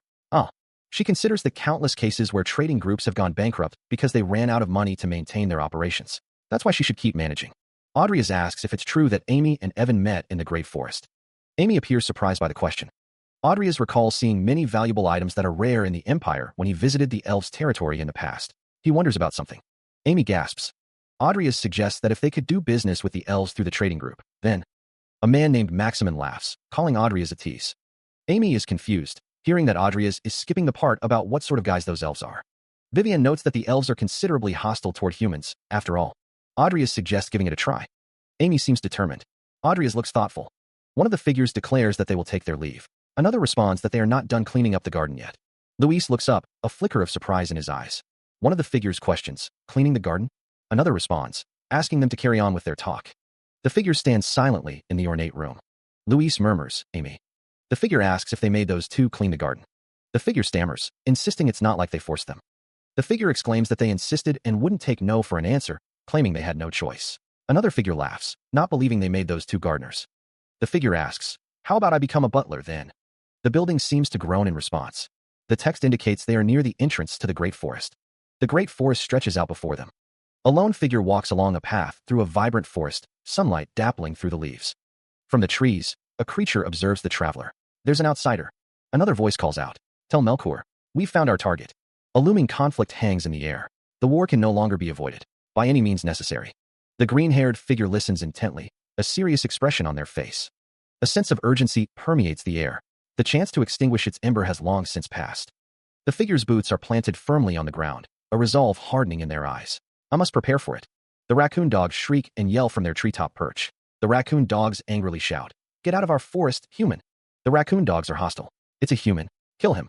A raccoon dog named Melkor, who understands human language, should be able to lend you a hand. The green-haired figure stands with another person, both looking determined. The green-haired figure speaks, or so he said, but look what we have here. Audrius Cromwell announces his arrival, declaring that he is here by Maximin Cronel's introduction. From the treetops, the raccoon dog tribe demands to speak with Melkor. The raccoon dogs press their demand, shouting for Melkor's location. The raccoon dogs surround Audrius, weapons at the ready. One of the raccoon dogs remarks on Audrius's bravery for stepping into their forest. Another mentions it has been ages since he had the chance to flex his muscles. With red eyes gleaming, a raccoon dog suggests dragging Luis over to Melkor, adding that human flesh is tender. Raccoons perch in a wooden treehouse, their expressions unreadable. A low growl rumbles from one of them. A man with dark green hair looks up, a slight frown creasing his brow. "Ugh, hey," he mutters. The man stands surrounded by raccoons, his hands clasped in front of him. "I don't intend to harm anybody here, all right?" he says, trying to reassure them. One of the raccoons snarls, a speech bubble declaring, "The rule to tie up every outsider we see for the first time." The raccoons swarm the man, tying him up with practiced efficiency. The man, now tied up and being led by the raccoons, says, "But I already mentioned that I'm here through Maximin's introduction." One of the raccoons retorts, "Want me to kick your ass?" A disembodied voice booms, "Don't do anything until Melkor gives you permission." The voice adds, "Patience," causing a scene. The man, looking distressed, thinks to himself, "I have no choice. This is for the money." Close up on the man's face, his expression determined. The narration states, "Even at this very moment, Jester may have already obtained the wrath." The man looks down at the raccoons, thinking, "I have to get into the elves' territory, no matter what." A bald, pale-skinned woman with pointed ears peers out from behind a tree, her expression unreadable. The village is a collection of dwellings built into the trees, crafted with a rustic charm. Two cups sit on a low table. A voice offers, "Please, have a seat. You said you're a black mage?" The man replies, "Yes, my name is Andreas Cromwell." Andreas takes a seat, his hands gently holding the offered cup. A villager observes, "For a black mage, you carry quite an impressive sword. You're quite the odd one." The elder introduces himself. "Now then, I am Melkor, the eldest elder of this village." Melkor is a large, raccoon-like figure, dressed in traditional robes and leaning on a wooden staff. Melkor apologizes, "I apologize for the rudeness of my villagers, even though you traveled all this way to be here." Andreas looks up, his expression earnest. "Please tell me." He asks, his voice tinged with desperation, "How to get to the world tree?" The villagers whisper amongst themselves, "Is that human crazy? Let's just kick him out of." He looks around the village, noticing the strange reactions. What's with their reactions? It's as if he said something he shouldn't have. Melkor explains that the elves have been acting strangely for some time now. The world tree, which lies at the heart of the great Biotra forest, is in their territory. Lately, however, those reclusive elves who refuse to interact with other races. The elves have become more active outside their territory. The elves are going outside their territory? Melkor's name echoes in the village. What's the fuss? Oh, outside. Many elves have appeared outside. The villagers stand around Audrius Cromwell and Melkor. The village is quiet. It's been a while, Melkor. In other games, elves often have a favorable view of humans.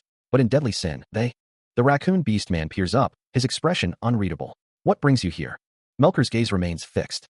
Audrius Cromwell apologizes. "I apologize for disturbing you with this sudden visit. But the elf has received reports that a human has come to this village." The raccoon beast man acknowledges the information. "A human, one indeed came." Melkor confirms, "Here, yes." Audrius recalls Melkor turning a blind eye in the past, when someone powerful like Maximin came. Audrius's expression hardens. Melkor retorts, "Ahem. The circumstances back then were different." Audrius states that right now, turmoil is brewing outside the Great Forest. Melkor adds that tensions are rising between the Empire and the northern barbarians. The raccoon beast man concludes that for a human to come here at a time like this is suspicious.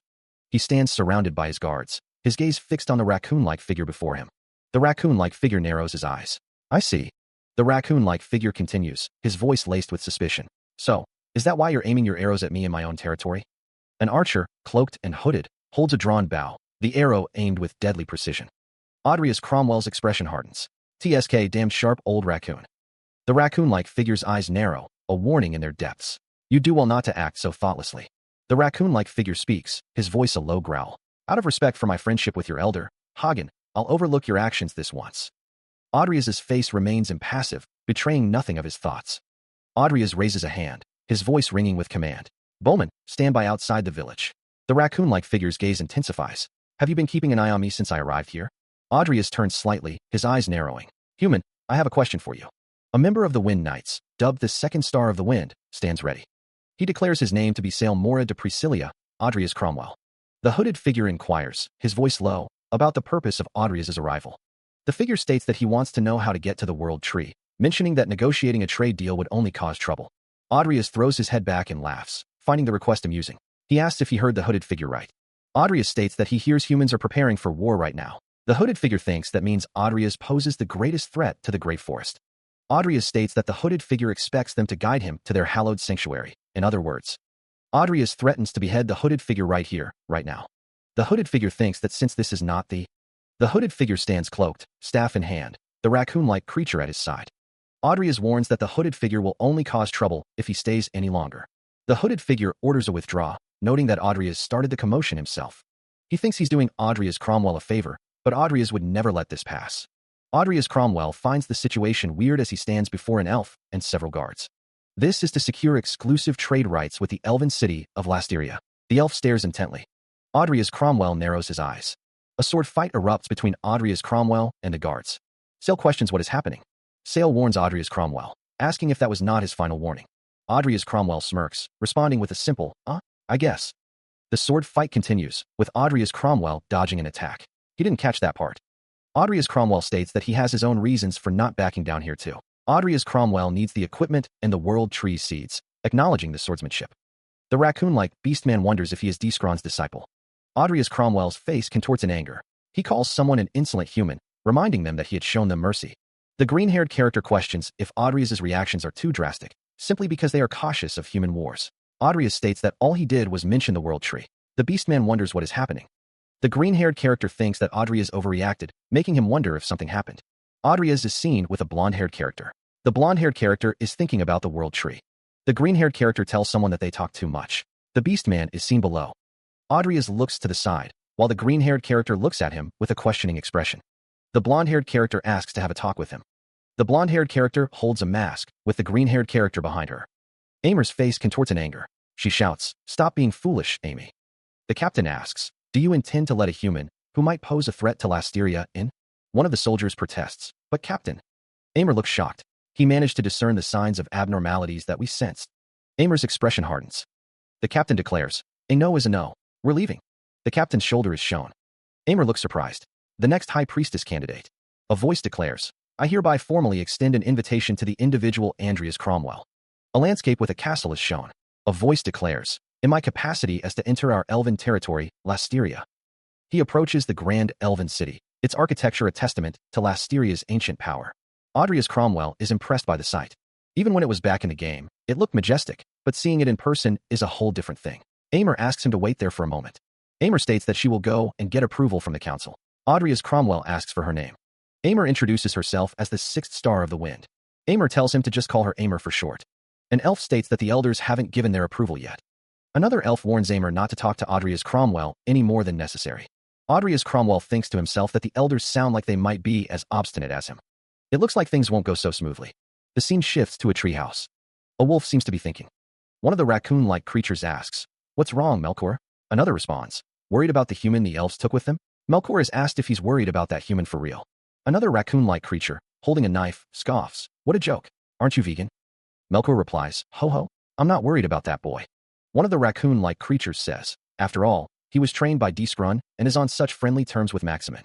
Another adds, "Yeah, those two were pretty tough. You've never even." The text bubble reads, "Fought them." Another text bubble reads, "Ho ho, that's not what I'm worried about." A close-up of Melkor's face reveals a hint of concern. The text bubble reads, "That boy's words." Melkor thinks, "It makes me wonder if something happened. To the World Tree, that is." A man with green hair looks off into the distance, a serious expression on his face. The text bubble reads, "The World Tree is the heart of this great forest." Melkor and the other raccoon-like creatures stand looking at the forest. The text bubble reads, "I hope it's nothing too serious." The scene shifts to a grand hall, with figures standing near a pool of water. Their stares felt like they were burning a hole in his head. It wasn't like heat. Audrius's expression hardens. Someone calls out, "Sir Audrius." Two elves announce, "We got the approval." The two elves stand side by side. Adrias thinks, that sure was quick. A group of elves stand around a fountain. One of the elves says, I didn't expect the approval to be granted so quickly, right? Another elf responds, they were skeptical at first because you're an outsider. The elf continues, but they approved you after they learned that you knew about the situation with the world tree. Another elf states, though it was granted on the condition that my clan accompanies and oversees you. Adrias responds, is that so? Oh, I'll be careful not to cause you any inconvenience. He begins to speak, but is interrupted. One of the elves asks if Adrias is the human who spoke of the world tree. A figure states that they shall join Aimer. One of the elves mentions Elder Fugen. Fugen's name echoes. Fugen thinks that having someone of such stature near him will make it difficult for him to move around. Adrias says that he couldn't possibly trouble an esteemed elder like himself. One of the elves states that it is only thanks to his approval that Adrias may journey to the world tree. One of the elves asks if they shall go now. One of the elves says, let's go, Sir Adrias. Adrias responds, oh, okay. The group continues their journey through the lush landscape. The path winds through vibrant greenery, leading them deeper into the forest. Adrias asks if Aimer has tasted anything like the tea before. Aimer exclaims that it is their prized tea plantation. Adrias realizes that the tea he had at the manor was made from these plants. Aimer confirms, adding that they love tea so much. Aimer states that they drink it 12 times a day. Adrias responds, I see. The world tree looms in the distance, a sacred being that has lived alongside the elves. Yet, as of late, an unsettling presence has been increasingly felt within its aura. That said, it would be remiss to enter the world tree thoughtlessly. However, with Adria's arrival, they have decided to carry out a proper investigation. In other words, he's being used as bait. Adrias thinks, oh well, if I can't enter the world tree. The narration states that the corrupted world tree event has already begun, and Lastria would have been destroyed by now. The narration continues, stating that it would be too late to do anything about it by then, but it won't be easy, but if the event can be resolved. He considers winning the elves' trust and finally establishing the trade deal. They have arrived at the root of the great tree. Elder Fugen is present. He wonders about the strange presence. The narration reveals that a third party may have meddled with the corruption of the world tree. The group stands before the massive root of the great tree. Andreas Cromwell is praised for his good work. He thinks about leading a mere human to the world tree, wondering what the other is trying to say. Amy put her clan's honor on the line. By his authority as an elder, he adds one more condition, knowing this would happen. A hand grips the hilt of a sword, the blade radiating a blinding light. Before entrusting them with the heart of the great forest, the world tree, Elder Fugen raises the glowing sword, its light illuminating his face. Prove to me that you are worthy. Before entrusting someone with the heart of this great forest, the camera focuses on Elder Fugen, his expression unreadable. Prove to me that you are worthy. Fugen holds a glowing sword, its light illuminating his face. Fugen Cordal Declaxia, he is the elves' strongest warrior. And an aura master. The green-haired warrior states that he didn't expect this. Is this a test of some sort? Fugen states that he shan't deny it since it's what's necessary now, adding that this is not what was planned. Fugen says that something he decided on is for their survival is at stake, and asks for understanding. It's all right, Aimer. Adrias Cromwell thinks to himself that he would rather not have people complain to him later. He declares that he will accept it. Fugen stands tall, awaiting Adrias Cromwell's next move. They're both waiting for an opening. One of the elves observes that the human must be quite skilled. Adrias Cromwell prepares to strike, thinking he had expected him to charge recklessly. The elf thinks to himself that they should give him some bait. Adrias Cromwell leaps into the air, sword raised high. The elf exclaims that he took it. Adrias Cromwell strikes with his sword. He is struck by an unseen force. The golem's attack connects. The golem smirks, how impertinent. The golem prepares to attack again. Adrias is surprised. The golem attacks. Adrias Cromwell realizes it's a stone golem. The golem uses spirit magic. The golem prepares to attack. The golem prepares to attack. Adrias Cromwell realizes the golem knows Discrun. So you're Discrun's disciple, huh? In that case, I shall take you on properly. Adrias Cromwell prepares to fight. He could tell just from those few exchanges. Adrias Cromwell prepares to fight. If he knows Master Discrun, that means he can deal with my sword. He considered his options. Bringing out his undead here would only antagonize these stuck-up elves. In that case, his only option is that sensation he felt before. Adrias Cromwell prepares himself. Meanwhile, an elf runs through the forest. To my blind spot, are we? A cacophony of sounds erupts. A group of elves flee in terror. The elves are shocked by what they see. Only one can be real. I'll do it my own way. Not like Master Discron. WH what? Adrias Cromwell confronts an elf. Adrias Cromwell is in conflict with an elf. The clash of power fills the air as they collide. Adrias Cromwell wonders if all of them are real. The son of Kyrak descends with a furious strike, the force of his blow shaking the very ground. The impact sends tremors through the battlefield. The force of the attack sends Adrias Cromwell hurtling backwards. The son of Kyrak observes that all Audrias did was stir the dust because he split his strength. Audrias Cromwell grits his teeth, realizing that was his full strength. The son of Kyrak advances, declaring, "Then I can't allow you to go inside the world tree." He strikes again, his blade a blur of motion. Audrias Cromwell is caught off guard by the relentless assault. The two warriors clash once more, their weapons meeting in a shower of sparks. The son of Kyrak's attack slams into Audrias Cromwell. He is sent crashing into the ground, a cloud of dust erupting around him. The son of Kyrak observes that he seems to have underestimated Audrias Cromwell. A pink orb floats in the air. He is surrounded by a red aura. The son of Kyrak mutters, "Damn old man." The son of Kyrak exclaims, "So it was an inferno golem." An explosion rocks the area. A burst of energy erupts. The inferno golem stands tall. Amy and Vivian look shocked. Amy wonders, how did he fare? Fugen stands ready. An earth shield is cast. Rocks fall from the sky. The rocks fall as Elder Fugen's name echoes. The son of Kyrak asks if Audrias is not a swordsman. Audrias says he can't believe fire would be used right in front of the world tree. It seems that the son of Kyrak's desire to win clouded his judgment, and he apologizes.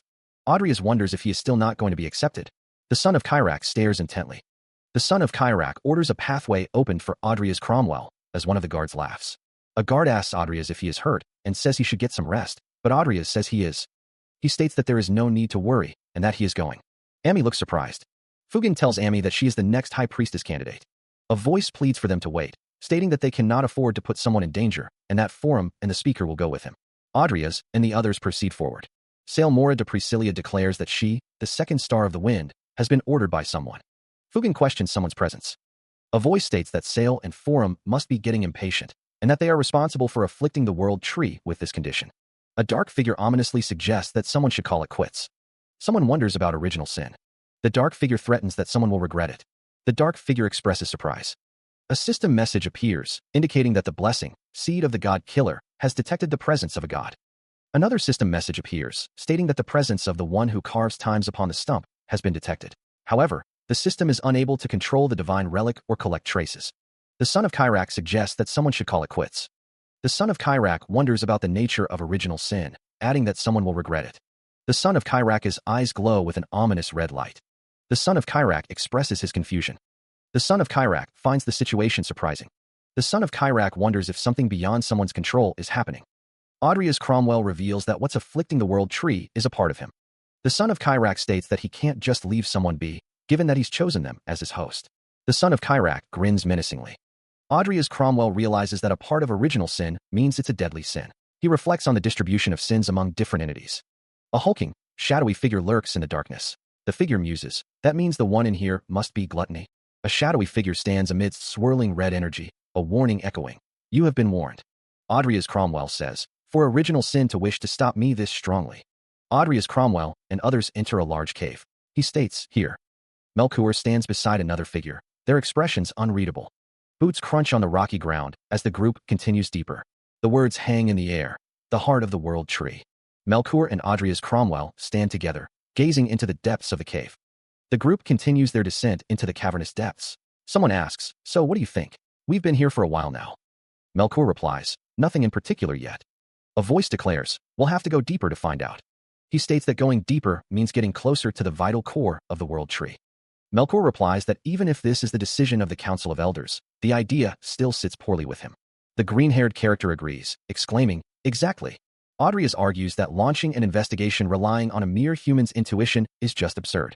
The green-haired character, visibly angered, thinks to himself, "This bastard." Melchior states that the fate of the world tree, that governs the great forest, is at stake. Audrias adds that nothing good will come of it for humans either if problems arise in the great forest. Audrias asks if the green-haired character is lending a hand in the interest of human peace. The green-haired character replies that that's quite a leap in reasoning. Melchior states that he'll pay the price if his intuition proves wrong. Audrias asks if the green-haired character is willing to bet his life. The green-haired character responds, "Sure, why not?" One of the elves scolds Audrias Cromwell for joking at a time like this. However, the elf acknowledges that if there are actually problems with the world tree, it is a serious matter. Audrias Cromwell is told that his life is at stake. Audrias Cromwell stares intently. Another voice interjects, telling the two to stop. Audrias Cromwell is told to calm down. One of the elves explains that this is a serious matter for them, so they hope Audrias Cromwell will forgive them for getting a little worked up. Audrias Cromwell wonders what the hell is going on and why they are acting so familiar with him. Audrias Cromwell states that he is not taking this matter lightly either. Audrius Cromwell acknowledges that he knows. That's why. A man with short brown hair looks on, thinking. The group of elves continues their descent into the depths of the world tree. One of them expresses his displeasure with a humph. A close-up reveals Audrius Cromwell's face, a subtle smirk playing on his lips. The interior of the world tree is a cavernous space, filled with roots and strange formations. The group has reached what appears to be the very bottom. The green-haired elf marvels at the sight. Another asks if anything has caught her attention. It's like there's an entire ecosystem inside the tree. Audrius Cromwell notes a faint trace of impure mana. The green-haired elf questions the finding. Audrius wonders if the faint trace was there since he was arguing with Sale earlier. The green-haired elf looks concerned. It's faint, but it's still concerning. Do we really need to look into each root here? The group stands in the distance, silhouetted against the cavernous interior. The green-haired elf states that this is going to be tough. He states that they should start looking around. Suddenly, an attack comes from above. The unseen assailant strikes with brutal force. The attack sends Audrius crashing through the wooden supports. Another blow lands, eliciting a grunt of pain. The force of the impact sends him flying. He curses as the assault continues. He realizes the severity of the ambush. They got me. The relentless barrage continues, obscuring the attacker in a cloud of dust. Meanwhile, someone calls out for Elder Fugen. Elder Fugen stands with another elf. The other elf wonders if he incurred the world tree's wrath. Isn't it well recorded that the world tree had always eliminated foreign elements? The elder stands with another elf, their expressions unreadable. The world tree isn't this easily offended. Or perhaps, the world tree has sensed that humans' evil intentions? What just happened was certainly the world tree's immune reaction. Thanks to Forum placing one of Gluttony's larvae on that man's back, the world tree reacted. At the perfect moment, with Fugen seeing it with his own eyes, there's no way he'll suspect anything. Well done, Forum. Soon, the world tree's immune reaction will run rampant. Once that happens, we can put our plan into action. The roots are starting to move. He commands to look for that human and report back on the situation. He also orders to call the best of the Knight's Order. A meeting of the Council of Elders is needed to mobilize them, the other elf suggests. The other elf agrees, stating he will look for that human. There's no other choice, Fugen thinks. Fugen tells the other elf that if they find that human, they should refrain from attacking him. A close-up of the other elf's face shows a sinister smile. The other elf responds, as you command. Meanwhile, a figure lies prone on the ground. The figure groans, An exclamation mark hangs in the air. The figure thinks, that damn original sin, never showing up at the crucial moment. The system announces that the interior of the world tree, Tapio's immune system, has been entered. A time distortion is detected. What a mess. Time moves 1,440 times slower within Tapio than outside. 1,440 times slower? If a single day passes out there, how many years would that be in here? Am I even still inside the world tree? It's as hard as rock. Seems I'm completely trapped here. The spawns of gluttony have detected your presence. Their numbers are countless. Gree. The figure stares ahead, the red eyes of the spawns of gluttony glowing in the distance. The spawns of gluttony? Luis swings his sword downward, cleaving through the air. Damn it, he grits his teeth, realizing there's no end to them. A winged figure stands ready. The swarm continues to grow. How many are there? Days. Has it been days already? Milline exclaims, nice one, Milline. Luis takes a breather. Thanks to you. A voice echoes, but more keep coming one after another. The grotesque monsters continue their advance. The narrator explains that they feed on their dead, increasing their numbers even more. Luis thinks, I came prepared with a lot of potions, but who knows how long they'll last. I have to find the exit soon. A system notification appears for Audrius Cromwell, showing a 31% probability of swordsmanship evolution. The system asks if he wishes to evolve it. For decades, the world tree has shown signs of anomalies. A group of elves stand near the base of a massive tree. One of the elves explains that they are investigating with a human who sensed those anomalies. Another elf mentions the world tree, Tapio. The elf states that Tapio swallowed him, prompting a surprised reaction from the others. One of the elves calls out to Fugen. Fugen is asked if it's true that there's a serious problem with Tapio. Fugen states that there's no problem with Tapio. Fugen continues, saying that Tapio punished the human because it learned about his evil intentions. Another elf tells Sale not to make arbitrary assumptions, and reminds Fugen that he witnessed it himself. He urges everyone to refrain from making hasty claims until they know the exact reason. She states that she didn't sense any malice from him, and neither she nor the High Priestess have received a prophecy from Tapio. A group of elves stand together, silent. The elder commands them to calm down. He instructs them to follow the initial plan, thoroughly investigate the world tree's interior, and find the human and the cause of the anomalies. Amy clicks her tongue, admitting she doesn't know how much longer until it happens. Fugen states that there's no way they'll. The elder insists that they find the cause quickly enough. The elves stand together, ready to investigate. The group of elves stand together, silent. Amy wonders what that was, realizing it's finally happening. Tapio's demise has begun. World tree, 100 years ago. The forest floor trembles as a massive tree explodes into splinters, the sound echoing through the woods. An elf, face grim, hauls a wounded orc over his shoulder, carrying him away from the devastation. Surveying the fallen, the elf stands amidst the carnage, the air thick with the metallic tang of blood. The elf declares that they've cleared the perimeter, his voice ringing with a hard-won victory. An elven captain receives a report. The orcs have retreated from the eastern forest as well. The captain commands, ordering the wounded to be brought back to Lasteria. The captain orders sail to cease their pursuit, the command laced with urgency. The elves murmur in hushed tones, acknowledging the presence of the Lady High Priestess. The elves discuss the possibility of sacrifice, their faces etched with concern. The elf reveals that there has been a prophecy, the words hanging heavy in the air. He remembers something about the world tree, a flicker of understanding in his eyes. The Lady High Priestess stands among her people, her expression unreadable as she contemplates the events unfolding. Tapio safeguards the balance of all life within Biotra. Balance. To call being tossed about by a prophecy, despite our strength, balance? No. True balance is maintaining order through hierarchy, in proportion to one's strength. Forum says, if we remain steeped in such complacent thoughts, we'll be wiped out before long. She thinks I will. Bring about a new order in Biotra. A beast is attacked. The Lady High Priestess pets a beast, cooing, so cute. A man looks on. Forum says, Mistress Ika. The Lady High Priestess asks, Forum says, we'll be here soon. Did you bring what you promised? The Lady High Priestess is surprised. A hand gently strokes the head of a raccoon-like creature, who thinks, time for a little nap. Mistress Ika, standing under the moonlight with two cloaked figures, remarks with surprise, what a surprise. The cloaked figures stand silently, as Ika muses. Who would have thought that the ones trying to kill the world tree? Ika continues, would be the beautiful elves themselves. One of the cloaked figures demands, enough talk. Hand over what you promised me. Ika, holding a pipe, replies, you have a long life, yet you're so impatient. Diaragon, give that to him. Ika instructs, treat it gently. Now a large, cloaked figure responds, yes. The cloaked figure is told, toss it deep into its roots for me, okay?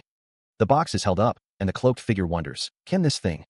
Inside the box rests a golden, skull-like object. A voice questions, really kill the world tree? Another voice responds, oh, don't you underestimate it. Ika points forward, a sinister smile on her face. One of the cloaked figures says, it's going to be amazing when it grows up. The other asks, what's the price? Ika replies, let's see. I haven't had the pleasure of tasting an elf yet, so? Mistress Ika puffs on her pipe, a playful smirk dancing on her lips. Her expression hardens, a predatory glint in her eyes. You cur. She throws her head back and laughs. I'm just kidding. Ika raises a brow, her gaze sharp. Even I wouldn't go for some geezer whose age I can't make out. She pauses, then adds, well, just raise that nibblebug. The High Priestess's gaze drifts downward, her expression unreadable. That's enough for the price. One of the cloaked figures, his face hidden in shadow, leans forward slightly. Are you sure? Ika's lips curl into a knowing smile. Yes. You're going to feed it the world tree, right? If it weren't for the two of you, I'd be too scared of your elders to come here. The cloaked figure tilts his head, his voice a low murmur.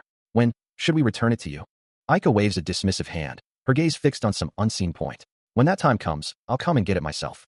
So until then, use the enclosed pendant to train the little bug while dash. The cloaked figure's eyes narrow, his thoughts hidden behind his mask. What a boring man. The cloaked figure turns to his companion, a hint of mischief in his voice. Maybe I should take this raccoon dog back with me. His companion responds, why? Another cloaked figure wonders, can that human's word be trusted? The first cloaked figure replies, no. The other asks, then why? He mutters, the words barely audible, because the overflowing sinister mana. The box glows with an inner light. A voice echoes, coming from this box deserves trust. A voice resonates in the cavern, Sir Second Star of the Wind. I'll stand with you. He descends into the cavern, the air thick with the scent of decay. He thinks to himself, it's been 7 hours since the immune system swallowed that human. He continues, his voice low. By human time standards, that man should be on his dying breaths by now. He steps onto a pile of bones, the crunch echoing in the cavern. I should be able to find his body here, he muses. The cavern opens into a vast chamber. In this world tree's immune system outlet. His eyes narrow, a flicker of concern crossing his face. A monstrous skull looms, surrounded by countless bones. A spawn of gluttony. He picks up a mangled carcass, examining it closely. Why is its carcass here, he wonders. His eyes widen in shock. What's? The cavern rumbles as something continues to stir. He stands atop a mountain of bones, the remains of countless creatures piled high. A voice echoes, disbelief lacing its tone. Don't tell me that human is?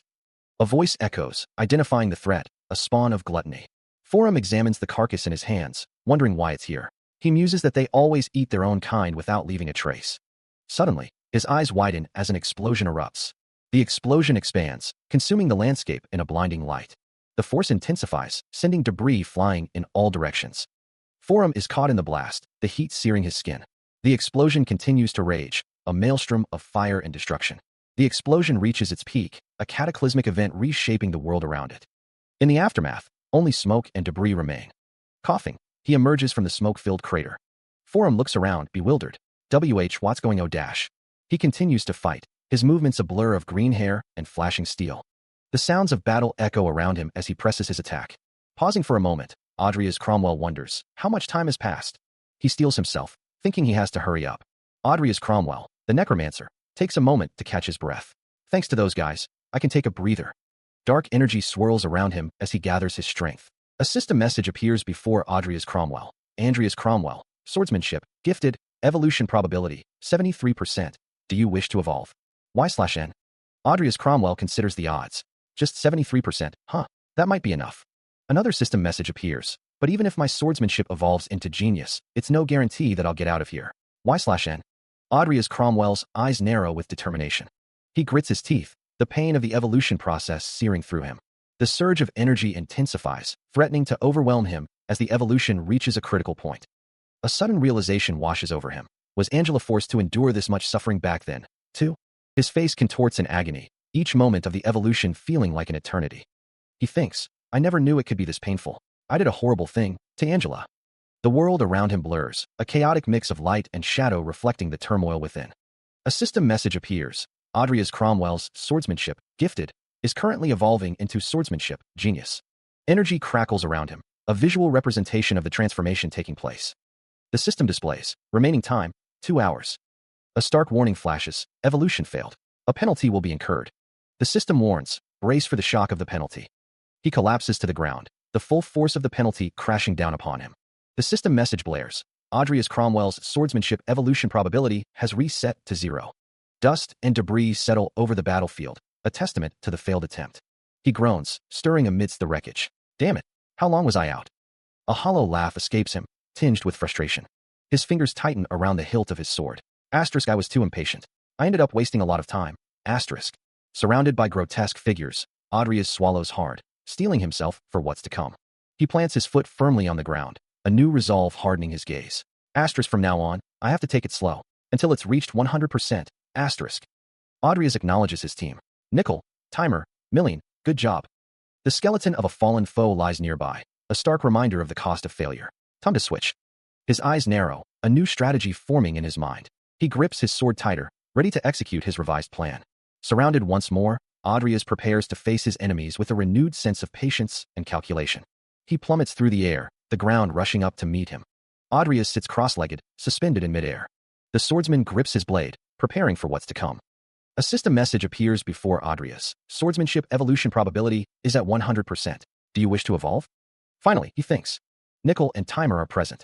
A monstrous figure declares that he will leave the rest to them. Adrias pleads. He thinks to himself that he must find the answer that lets him escape this place after he has evolved. Andrea's Cromwell's swordsmanship evolution has begun. Remaining time, 370 hours. The countdown continues, showing a remaining time of 3 hours. Andrea's Cromwell's transformation seems to involve a monstrous beast. The evolution to swordsmanship genius is complete. Adrias realizes something. No wonder sheer force alone wasn't enough. The attempt to break through proves unsuccessful. In response, the figure prepares for a different approach, drawing their sword. The blade is set on its course. The sword strikes with precision. He resolves to focus all of his aura into a single, decisive stroke. The figure feels as though they have been trapped for more than 4 years. Of all the people he could have seen after getting out, it had to be this guy. He had been planning to give him a hell of a beating before getting rid of him. Knowing what Sale is up to, he realizes he has to hurry. A towering tree stands in the foreground. A group of figures stands together, cloaked and ready. Elder Fugan is told that they must find him before it's too late. The elder remains silent, contemplating the urgency of the situation. The blonde-haired elf looks on with concern. Forum warns someone to mind their words, but is cut off. As captain of the Lasteria Knights, the elf commands them. Elite soldiers are ordered to return to Lasteria together with Elder Fugan. The blonde-haired elf questions what they are saying. It's said that Forum is risking his life right now to find that human. If what Elder Fugan says is true, there is indeed a serious problem with the world tree. Fugan is asked how they can be sure that it will not harm the elves as well. It's said that it's just like what happened to that human. Fugan thinks that once Forum manages to hide that human's body, he can pin everything on him. Fugen thinks that he can win over the people to his side, and once the world tree is. A massive root slams down with earth-shattering force, pulverizing the ground beneath it. Another root crashes through the forest, splintering trees and sending debris flying. Milline stares in wide-eyed horror, her face a mask of disbelief as the destruction unfolds before her. The earth trembles as the roots continue their relentless assault. Buildings crumble and collapse as the roots tear through them, reducing structures to rubble. A root tears through the landscape, leaving a trail of devastation in its wake. Milline exclaims, the world tree's roots are rampaging. Fugen's eyes widen in disbelief. What in the world? Milline and Fugen stand side by side, witnessing the cataclysmic event. Another root slams down, the force of the impact sending tremors through the ground. A root tears through the landscape, uprooting trees and scattering debris. A root crashes down, adding to the already widespread destruction. He wondered if it could be the gluttony, but something felt off. Forum shifted his stance, preparing himself. For now, he needed to use it. The pendant he got from that human witch. He would use it to control the gluttony. A sudden jolt of surprise ran through him. His eyes widened in disbelief. He muttered, "What's going on?" Audrey's Cromwell's eyes widen in surprise. Audrey's Cromwell asks, "What's going on?" The camera focuses on Audrey's Cromwell's neck. Audrey's Cromwell holds a golden object in his hand, questioning, "Oh." Audrey's Cromwell wonders, "That time already?" Audrey's Cromwell, seated across from a man in a suit, asks, "Huh? What do you mean?" Audrey's Cromwell recalls, "I gave them another present at that time. Years ago." A flashback shows a cloaked figure surrounded by others.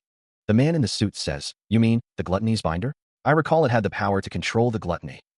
Audrey's Cromwell, seated in a chair, responds to the man in the suit, Actually, it was an alarm, though it does have."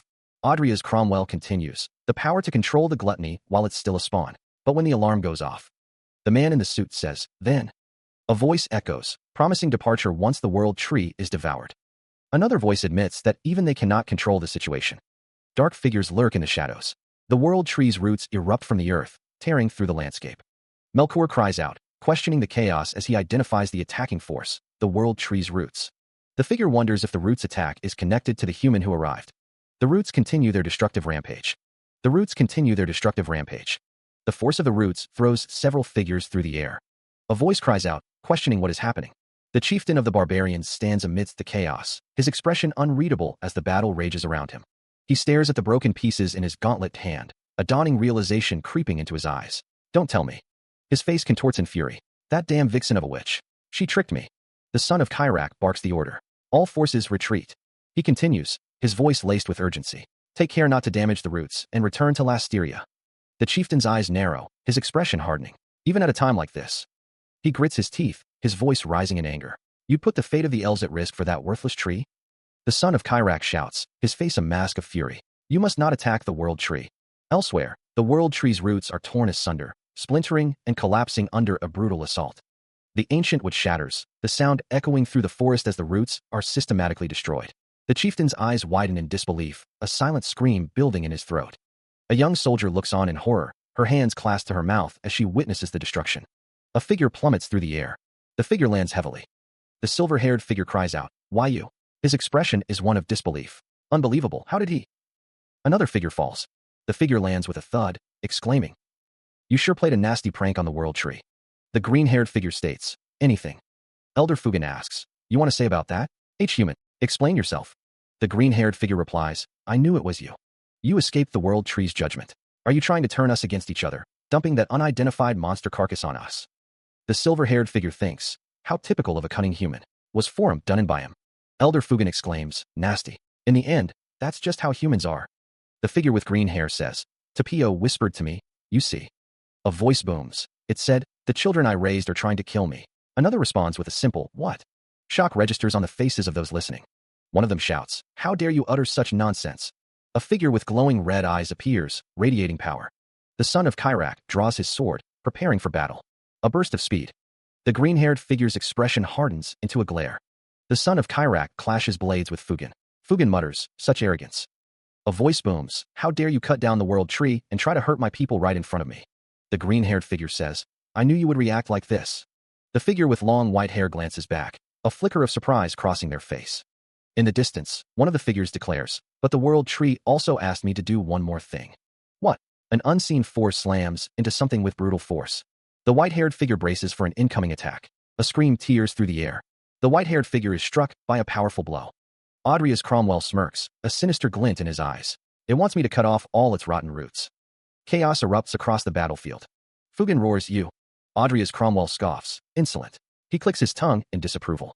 Another devastating impact shakes the earth. A figure is sent hurtling through the air amidst a fiery explosion. Debris plummets from above, the remnants of Audrius's destructive act raining down. The landscape is scarred, the aftermath of the explosion a testament to the power unleashed. A figure is sent hurtling through the air, a victim of the blast's unforgiving force. Even after attaining genius-level swordsmanship, he can still feel it. Blood trickles from the corner of Audrius Cromwell's mouth, a sinister smile playing on his lips. That means he still has room to grow. A voice echoes through the devastation, filled with rage. So this is how you humans repay our trust. Another explosion rips through the area, the sound deafening. With betrayal? A wave of confusion washes over the battlefield. He feels like a different person. What happened within the world tree? Elder Fugen's gaze pierces through Audrius Cromwell, a silent accusation hanging in the air. A question hangs heavy in the air. Why do you trust Sale and his friend that much? An elf lunges forward, sword raised in defiance. We elves are not so foolish as to be deceived by an outsider like you. Elder Fugen's expression hardens, his eyes narrowed with suspicion. A figure plummets downwards, the ground rushing up to meet them. Fugen gazes upward, his expression unreadable as the world shifts around him. The system announces the arrival of a new threat. The corrupted root of the world tree has emerged. Milline shouts, her voice filled with urgency. The corrupted root of the world tree looms, a monstrous entity of cosmic horror, as Fugen and Milline stand before it. Fugen and Milline watch with concern as the corrupted root of the world tree makes its presence known. The corrupted root of the world tree opens its maw, revealing rows of razor-sharp teeth. A surge of power emanates from the corrupted root. A beam of crimson energy erupts from the corrupted root of the world tree, scorching the earth. The corrupted root of the world tree descends from a swirling vortex of energy. The corrupted root of the world tree stands tall, dwarfing Fugen and Milline. Fugen's expression hardens, his eyes narrowed with determination.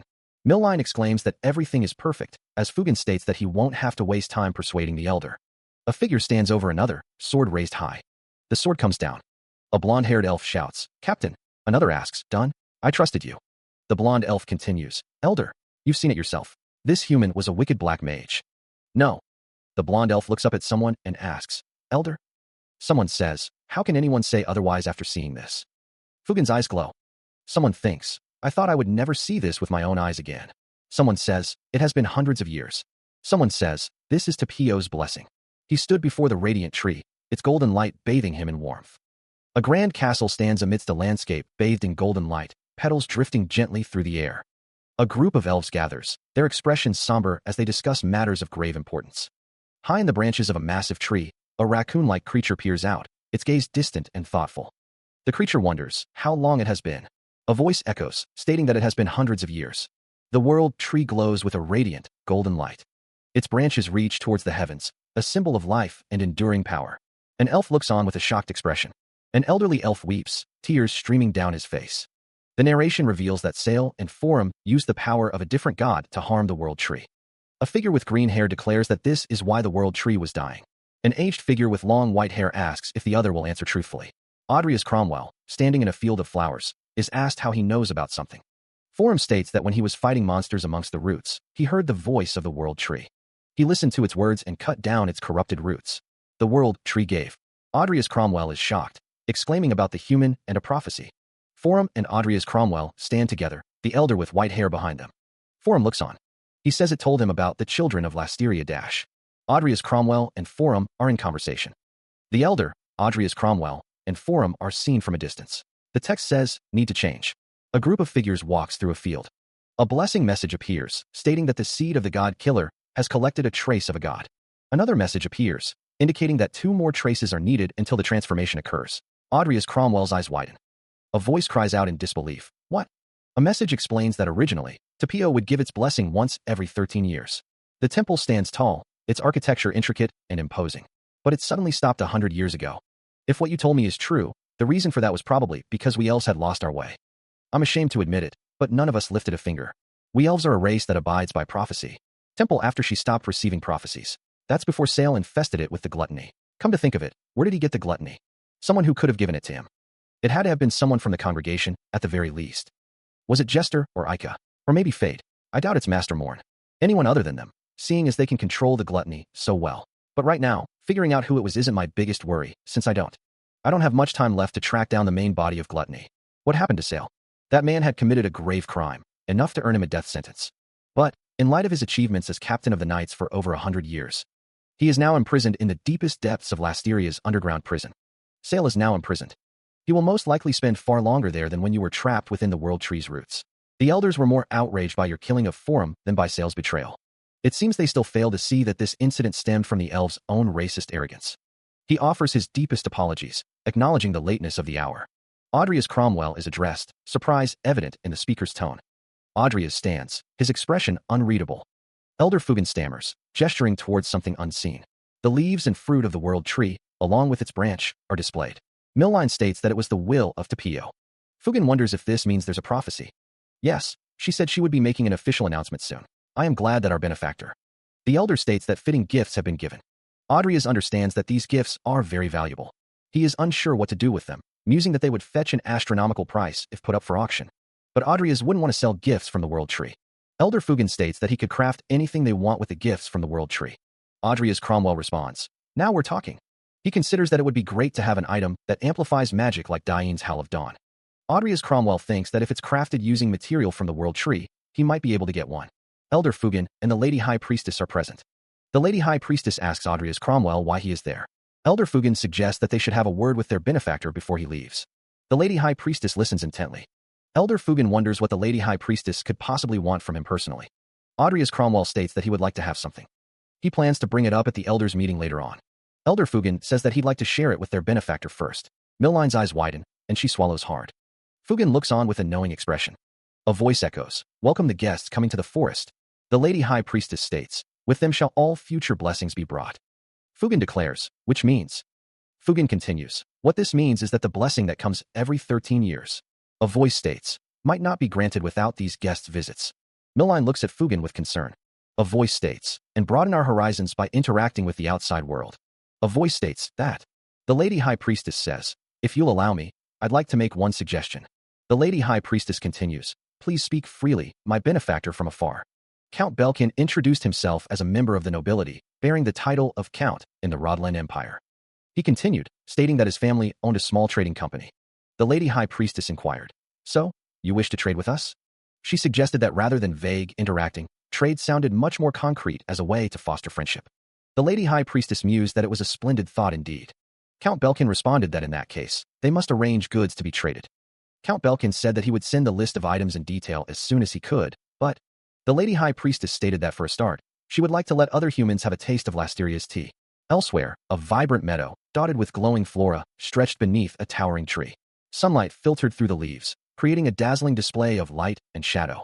A cave entrance, framed by lush greenery, beckoned from within the ancient tree's roots.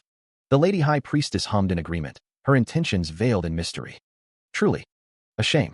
Now, how should I take this kid back home? Meanwhile, Rodland Academy. The sprawling campus of Rodland Academy bustles with activity.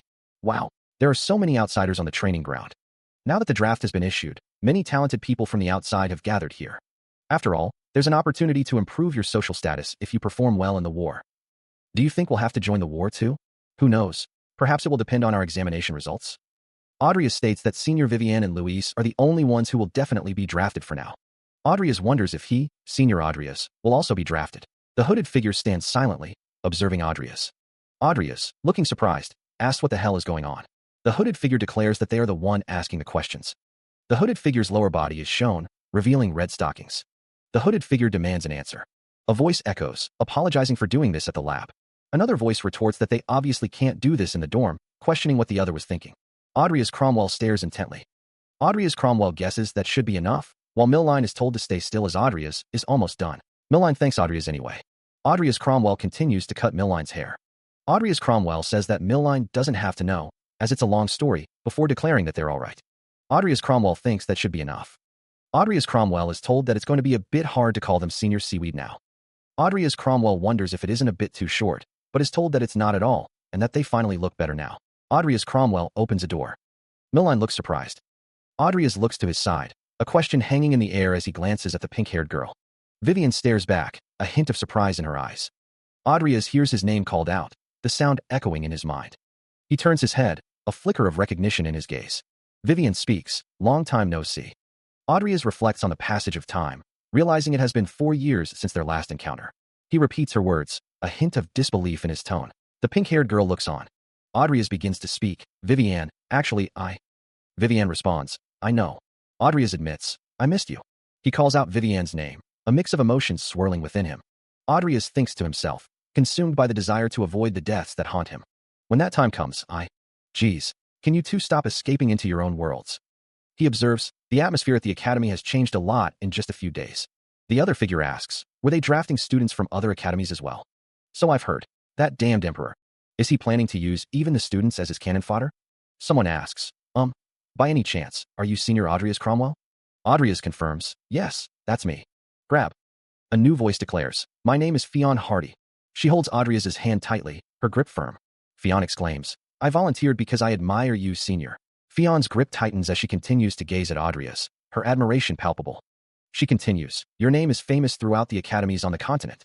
Adrias, looking slightly bewildered, thinks to himself, meeting you like this was a dream come true. What's up with her? A close-up shows Fionn still holding Adrias's hand, her expression unwavering. Adrias's expression shifts to one of discomfort, a bead of sweat forming on his brow. Fionn's eyes widen in surprise, her mouth slightly agape. Adrias says, thank you, but I have a companion with me right now. Fionn responds, anyway, I'm delighted to be able to meet you. She adds, her eyes gleaming with determination, I hope to fight alongside you in the coming war. A close-up of Fionn reveals a mix of excitement and anticipation in her expression. He excuses himself from the group. Adrias wonders if Viviane is all right. Fionn Hardy seems so. Attention is called to all Academy students selected as soldiers. Please assemble in the Grand Hall immediately for a formal address. In recognition of your selection as soldiers, that's needlessly grand. A distinguished guest has arrived to commend your achievement. Prepare for the entrance of His Imperial Majesty, the Emperor. What? A declaration echoes, proclaiming the young students as representatives of the great Rodalan Empire. The speaker addresses the crowd, stating that he cannot help but be moved by the sight of their proud figures gathered there today. Adrias Cromwell narrows his eyes, thinking that the speaker is definitely not just there to give this mundane speech. He wonders what he is planning. And a student is told to look ahead, and wonders if she does not care about her life. Adrias Cromwell thinks that he is busy enough racking up ideas on how to get the wrath back, and now he has to deal with this as well.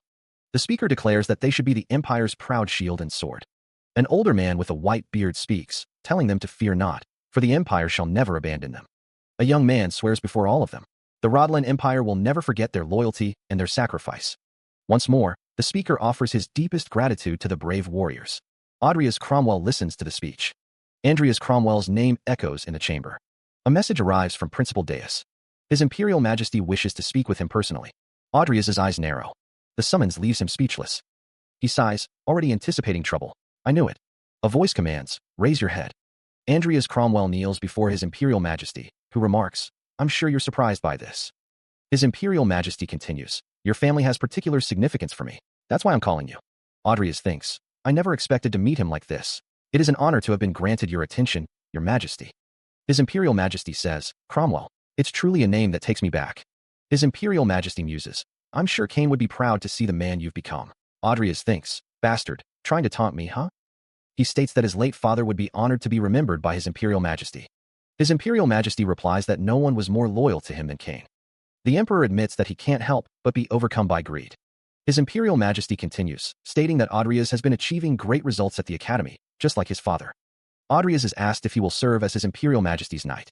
With a savage roar, the barbarian horde crashes against the fortress walls, their crude weapons raised high.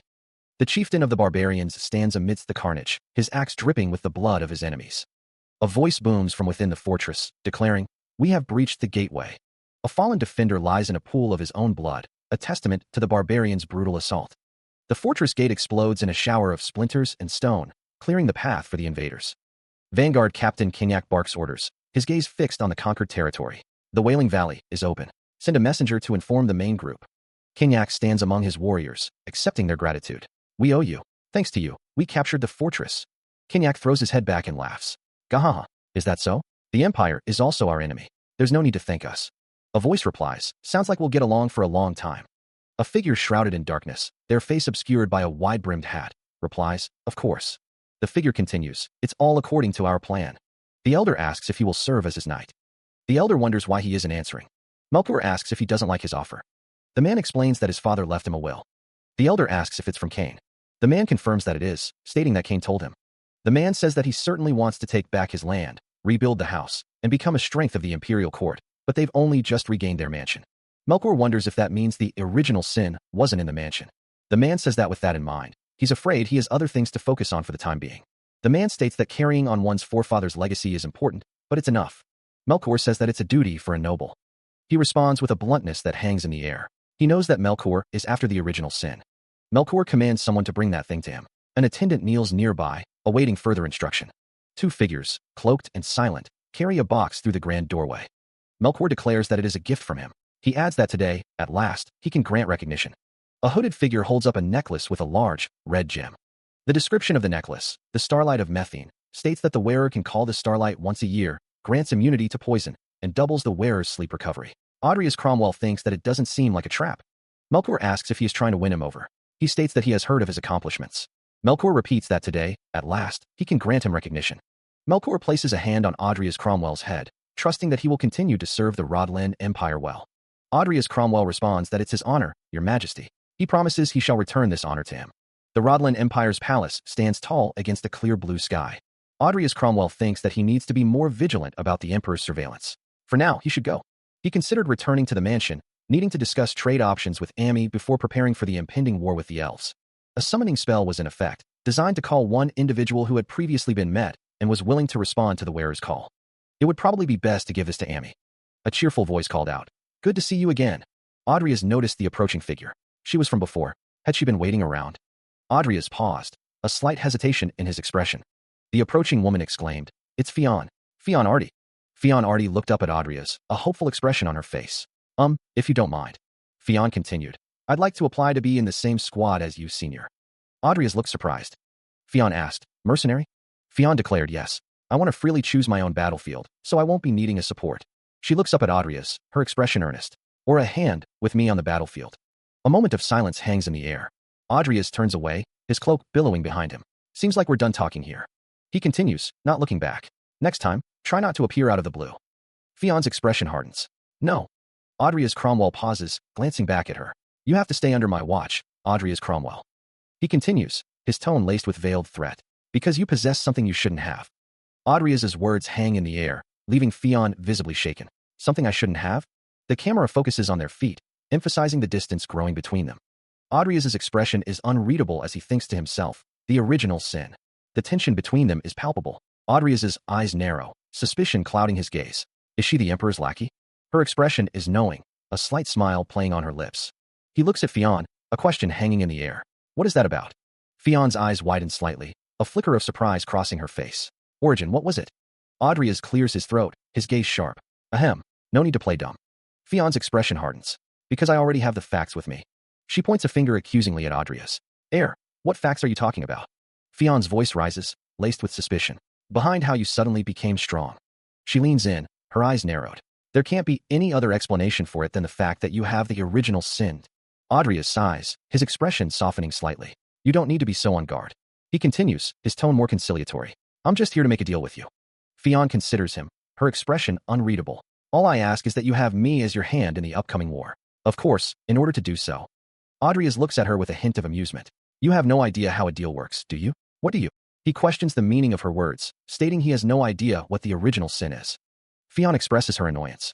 She continues, stating that Adrius hasn't shown her whether he's competent as a hand or not. Fionn adds a thirdly.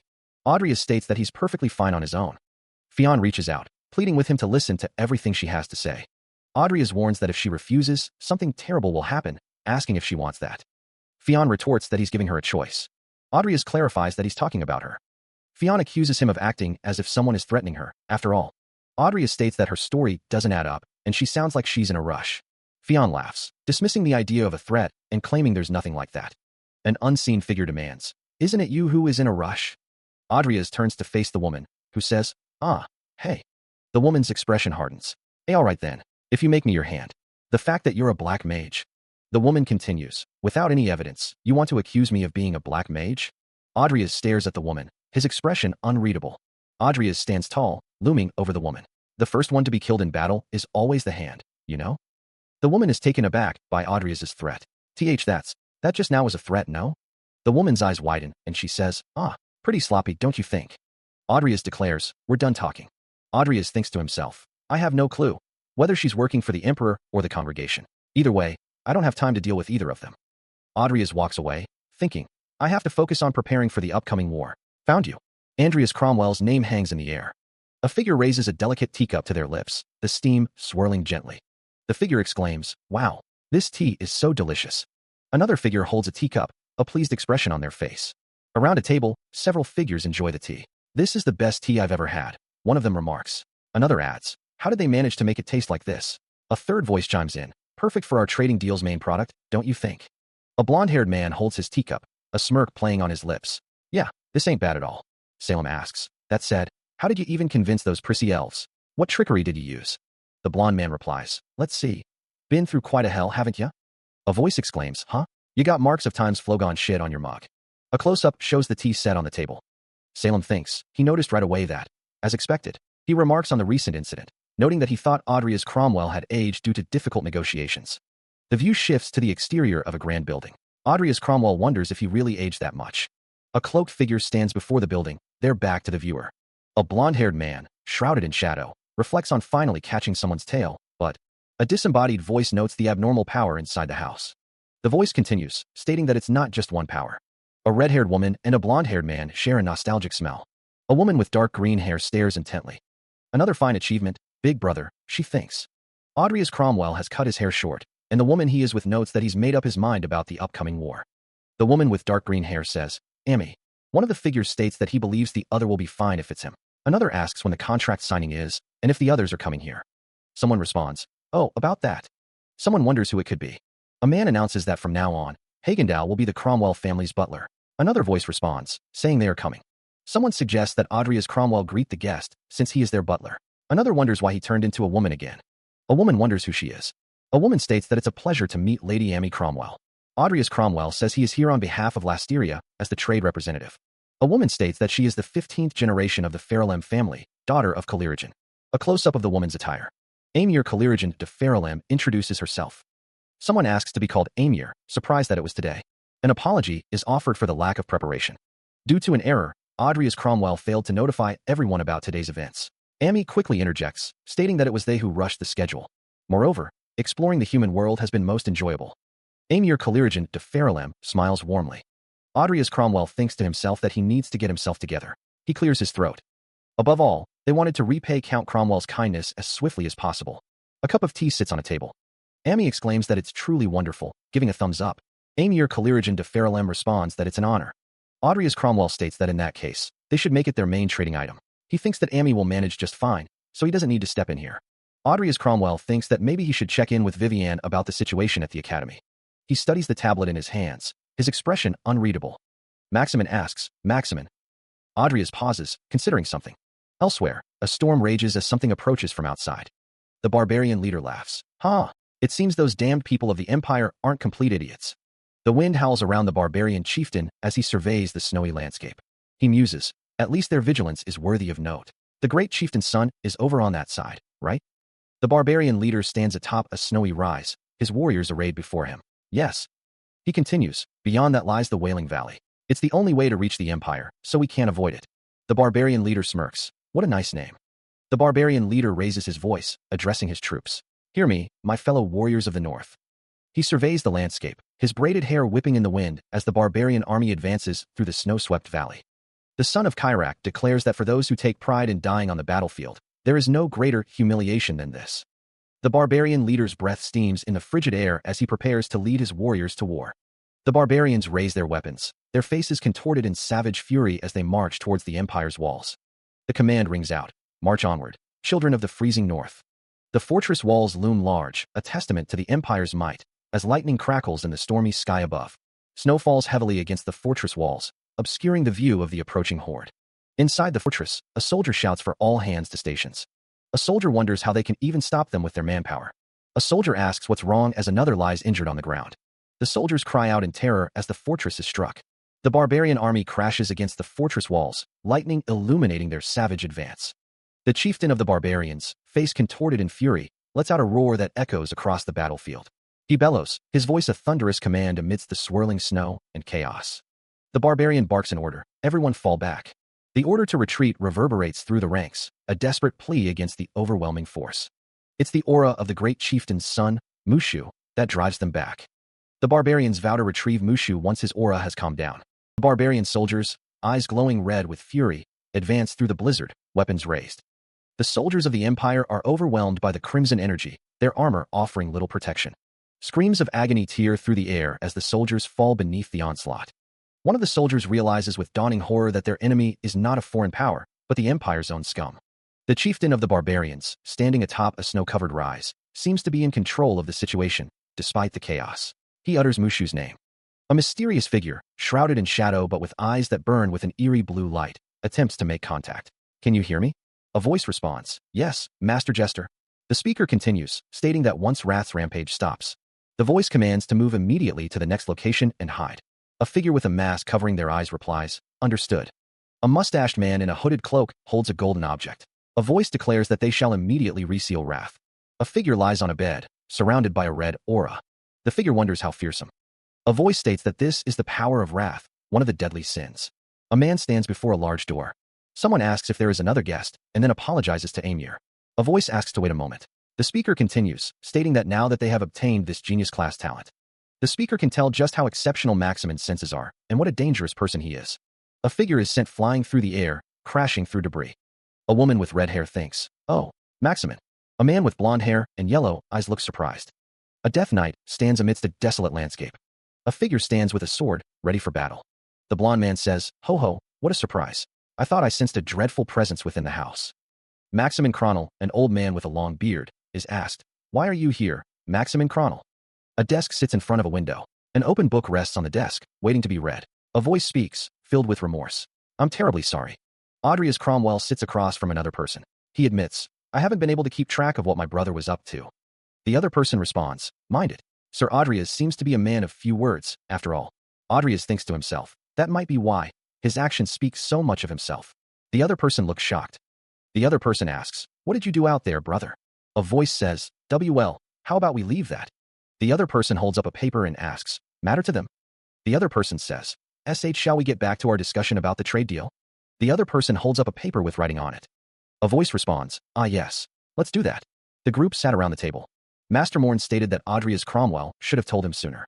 Audrius Cromwell apologized to Master Morn.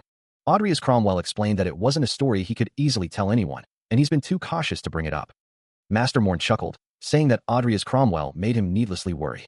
Master Morn stated that Audrius Cromwell has got a screw loose, and who knows, maybe the fact that they're gathered here today is also part of his plan. Audrius Cromwell listened intently. The green-haired person stated that more importantly, if everything Master Morn said is true, and the Wailing Valley has been breached, then it's... Master Morn explained that since that fortress is a supplement to the natural fortress, the Wailing Valley, it is also likely that their main army is waiting right outside the canyon and only their vanguard advanced. The war is fortunately playing out just as Audrius has known it to. It's merely serving as a diversion. All right, let's head out now. Amir exclaims, buddy, all we need is just to blow him up to hell, right? Audrius listens intently to Amir. There's the Academy's mobilization ceremony tomorrow, so I can't leave now. Maximin, Isabel, please look after the mansion and my little sister. Please do not worry, Lord Audrius. Do you have a plan? I plan to find the barbarian's great chief's son, Wrath. Audrius Cromwell listens intently. The speaker explains that they need to return the person who was abducted by the Empire. Melkor states that the war stemmed from that boy, after all. The speaker continues, saying that escaping the eyes of that greedy emperor is a Herculean task. The speaker adds that there's a high chance that the emperor already has his hands on him. The speaker explains that they plan to start from the back, where they can move more freely and find out where Wrath is. The speaker says that if they need help, they should call him and he'll be there as soon as he can. He is thanked. Audrius Cromwell thinks that it's going to be difficult for him to bring Wrath back alone after all. The man asks what they're going to do after returning that lad home, and if they really think those barbarians are just going to go home quietly. Audrius Cromwell listens. Audrius Cromwell states that he'll negotiate with them so that it won't happen. The man laughs, asking him to tell him about negotiating. An underling questions who would dare to do such a thing. Another suggests they leave it to Luna, who will deal with it. Another voice urges the leader to let Luna handle it. The white-haired man questions the statement. The speaker insists that Luna will do exactly as she is told. The white-haired man agrees that they must follow their faction leader's orders. He then questions if the previous talk was for real. A blonde-haired woman suggests that Salem should join their faction. A woman in black interrupts, excusing herself. Luna stares ahead, a question mark hovering in her mind. Luna is confused. The woman in black exclaims about pointed ears. The woman in black asks why there is an elf in the home, stating that it is an elf. Since the negotiations are over, she said she'd be leaving now. Audrey Cromwell states that Luna is disrespectful to point out the bodily features of other races so carelessly. Luna laughs, stating that it's just so fascinating. He remarks that he thought she was going to stay for a day or two. Aemir laughs, explaining that things have been rather busy with the matter of the world tree. She apologizes for making Audrey's journey so rushed. It's nothing compared to the vigor you've brought to Lasteria. Andrea states that there is one more thing, sincerely praying that Tapio will bless the great task she is about to accomplish. Aemir thanks him. Elsewhere, a voice expresses gratitude to all the students who have taken up arms for Rodlan. The speaker identifies himself as the commanding officer who will lead them in the upcoming battle. The captain of the 3rd Imperial Guard speaks. Yudi Kalamp. A group of people look on with anticipation. There might be a chance for them to become Imperial Guards if they do well in the war. Isabel Lucifer observes that everyone seems excited, wondering if they think they're going on a field trip. The character with pink hair responds that they are going to war, and it's better to have good morale than everyone being gloomy. A voice notes that after the ceremony, they will both be under their own house's command. Audrey Cromwell asks if someone will be okay. The character with green hair responds that they'll be fine, and it's a good chance to gain experience. A character questions if that isn't too dangerous. Someone wonders if Senior Seaweed is really going to let Senior Vivian go just like that, and asks where he is. The character with pink hair tells someone not to act so bloody familiar with them. A blonde-haired man says not to pretend as if they care about him after all this time. The crowd gathers. Someone asks who that is, referring to Professor Ivy's acquaintance. The blonde-haired man thinks that his little sister is about to go to war. The man with bandages around his neck states that he wanted to see the other's face before their departure. The group of students exclaim in surprise, questioning if the individual is a sister. Audrey Cromwell, his eyes intense, tells someone not to die. A close-up reveals the bandages around Audrey Cromwell's neck. Audrey Cromwell realizes that Professor Ivy has a little sister. 2 students observe that she seems to have a difficult personality as well. The student is surprised by the revelation. The man with brown hair identifies Audrey Cromwell as Instructor Ivy. The 2 figures stand close together. A stylized figure exclaims Luis and promises to come back alive. The 2 men are face to face, a soft light illuminating them. The brown-haired man tells Audrey Cromwell not to get carried away on the battlefield and to stay focused. A figure in the crowd agrees, understanding the situation. Audrey Cromwell and 2 others react with shock. Were they a thing? One of them asks. The group exclaims in surprise. Whoa, Audrey. Someone calls out. Wait, Senior, where have you been? Audrey is asked. And who's the person next to you? Audrey hesitates, looking nervous. A voice booms, eager to introduce themselves. Fionn Hardy declares, pleased to meet you, everyone. I am the hand who will be joining Count Audrey Cromwell in the upcoming war. A close-up shows Fionn's outfit, a dark top with a light pink cloak. Fionn Hardy announces, Fionn Hardy is my name. A voice declares its intention to join Audrey Cromwell in the upcoming war. The scene shifts to a grand building, where Fionn Hardy's name is spoken. Silence hangs in the air. Audrey Cromwell's expression is unreadable. Senior remarks that Audrey Cromwell is more of a player than he appears. Vivienne suggests discussing something after the war, prompting a questioning look from the orange-haired girl. Vivienne reassures the girl, telling her not to worry and to just be safe. The group moves through a grand hall. Vivienne is pitted, as someone notes that he wasn't even chased. A voice reflects on a past decision, regretting not ignoring someone. The orange-haired girl looks on with concern as Vivienne walks away. Audrey Cromwell scribbles in a notebook, a faint smile playing on her lips. What are you writing? A voice asks. She continues to write, unfazed. Records, keeping track of his movements, obviously. The voice rises in alarm. Wait, what? The green-haired man stands before Audrey, his expression a mix of disbelief and concern. Did you even give any thought at all to what you were doing? The man's eyes narrow, his gaze intense. Audrey's expression hardens, her eyes glinting with a hint of defiance. The man reaches out, his hand hovering near Audrey's head. My family, the Hardys. Audrey stares back, her expression unreadable. Have a deal with. The man's eyes widen in realization. A black mage. Audrey's face is partially obscured by shadow as she speaks. Do you realize the implications of what you just said? That statement could condemn your entire family to a bloody end. The man takes a step forward, his expression grim. Don't you want to know? The man's eyes are filled with a dark intensity. The whereabouts of wrath. The man leans in close to Audrey's, his words a hushed whisper. The train speeds along the tracks, the landscape blurring past the windows. A man with green hair asks, could you explain why? Audrey's responds, if you want to make a name for yourself, shouldn't you be heading to the front line since you don't have any soldiers or allies? She continues, front line isn't the only way to gain recognition. In fact, plenty of places in the rear are also in need of manpower. The train rumbles along. Someone exclaims, geez, where are we headed then? Other passengers sit quietly in their seats. The train approaches Maiden. After the train ride, a large ship is seen. A group of people sit around a table covered in books. Someone says, we have also been contacted by Montaigne. They wish to purchase equipment for 1,500 troops. The prices quoted are listed here. Amy orders the charge for Vol'jin doubled, the quill scratching against the parchment. She continues, stating that they will arrange the orders if their terms are accepted. Audrias acknowledges the order with a simple, understood. Audrias, holding a stack of papers, adds, and there's more. Amy explains that they ordered supplies to be prepared in anticipation of this situation, adding that they could have gone bankrupt if things hadn't gone as expected. She muses that the boys seemed to know what was coming. Audrias asks if she might be referring to Count Cromwell, whom she always talks about. Audrias continues, he also mentioned, and there's more. Amy listens intently, her expression unreadable. Audrias looks surprised, a bead of sweat trickling down his face. Audrias suggests that if what he says is true, it might be wiser for them to join forces with a larger power instead. Amy replies, chuckling, that his family has no army to speak of, and in terms of military strength, he's the only one worth mentioning. She rests her chin on her intertwined fingers, a sinister smile playing on her lips. Amy muses that this is all the more reason to nurture the Cromwells. Amy's hands are shown resting on a table, as she thinks to do it with her own two hands. Meanwhile, the town of Mayton bustles with activity. The gray-haired man speaks of the rumored Lord Cromwell, never thinking he'd see him in person. The man continues, stating that it was news to him, too. Audrias Cromwell sits pensively, his eyes narrowed.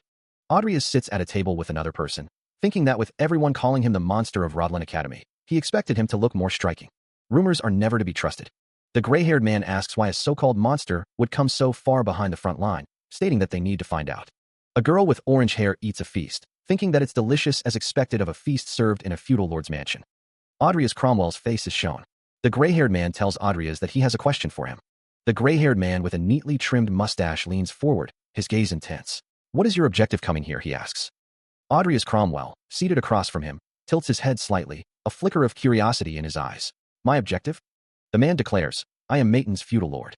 He continues, his voice steady. Mayton is an important location, strategically connected to the north by its waterways. I have managed this prosperous logistics town for 30 years, so I am rather well informed. The feudal lord of Mayton presses. Is there a particular reason why you have traveled to a place so far from the border? Audrias pauses, his expression unreadable. Well now, the feudal lord states, I'm not sure I have the answers you are expecting. He adds, his gaze unwavering. I am well aware that the Cromwell Company has been growing quite rapidly recently. The feudal lord continues, it was one of the first companies to arrive in Mayton, and I am also aware that it has made contact with Duchess Morhaime. Audrias's eyes narrow slightly. Do you think my presence here has a political purpose? The feudal lord of Mayton says, I'm at an age where it wouldn't be surprising if I returned to the earth before long. Audrias states, his gaze intense, is that every action has a reason behind it. The feudal lord of Mayton's words drip with sarcasm. Excellent question, Lord Mayton. The red-haired woman looks on, her expression unreadable. The feudal lord continues, I want to know the same as well. A flashback shows a lone figure standing on a battlefield. The narration states, he claimed that he intended to make a name for himself during the war as a mere mercenary. The feudal lord leans forward, his gaze intense. I'm sure you know well, Lord Mayton. Audrias's expression darkens. My family is on the verge of ruin. Audrias continues, his voice laced with shame. So much so that I'm ashamed to. The feudal lord's eyes narrow, suspicion evident. Therefore, it is important for me to keep myself safe. The feudal lord gestures dismissively. The alliance with Duchess Morhaime was nothing more than a weak family's desperate bid for survival. Audrias looks down, his expression troubled. Thanks to it, I've been able to keep my head above water, for now. Audrias's eyes are shadowed, his voice low. I have no choice but to keep myself safe at the rear of the war. The red-haired woman gasps, her eyes wide with shock. For the good of my family. I'm supposed to. The feudal lord glares, his face contorted with anger. Keep an eye on someone like this? Cough. He says that it seems he has made a gross misunderstanding, and asks the feudal lord of Mayton to never mind him and carry on with his dinner. Audrias Cromwell thinks to himself that the real reason he came here will become clear in a few days. Meanwhile, the walls of the city are under siege as barbarians scale the walls.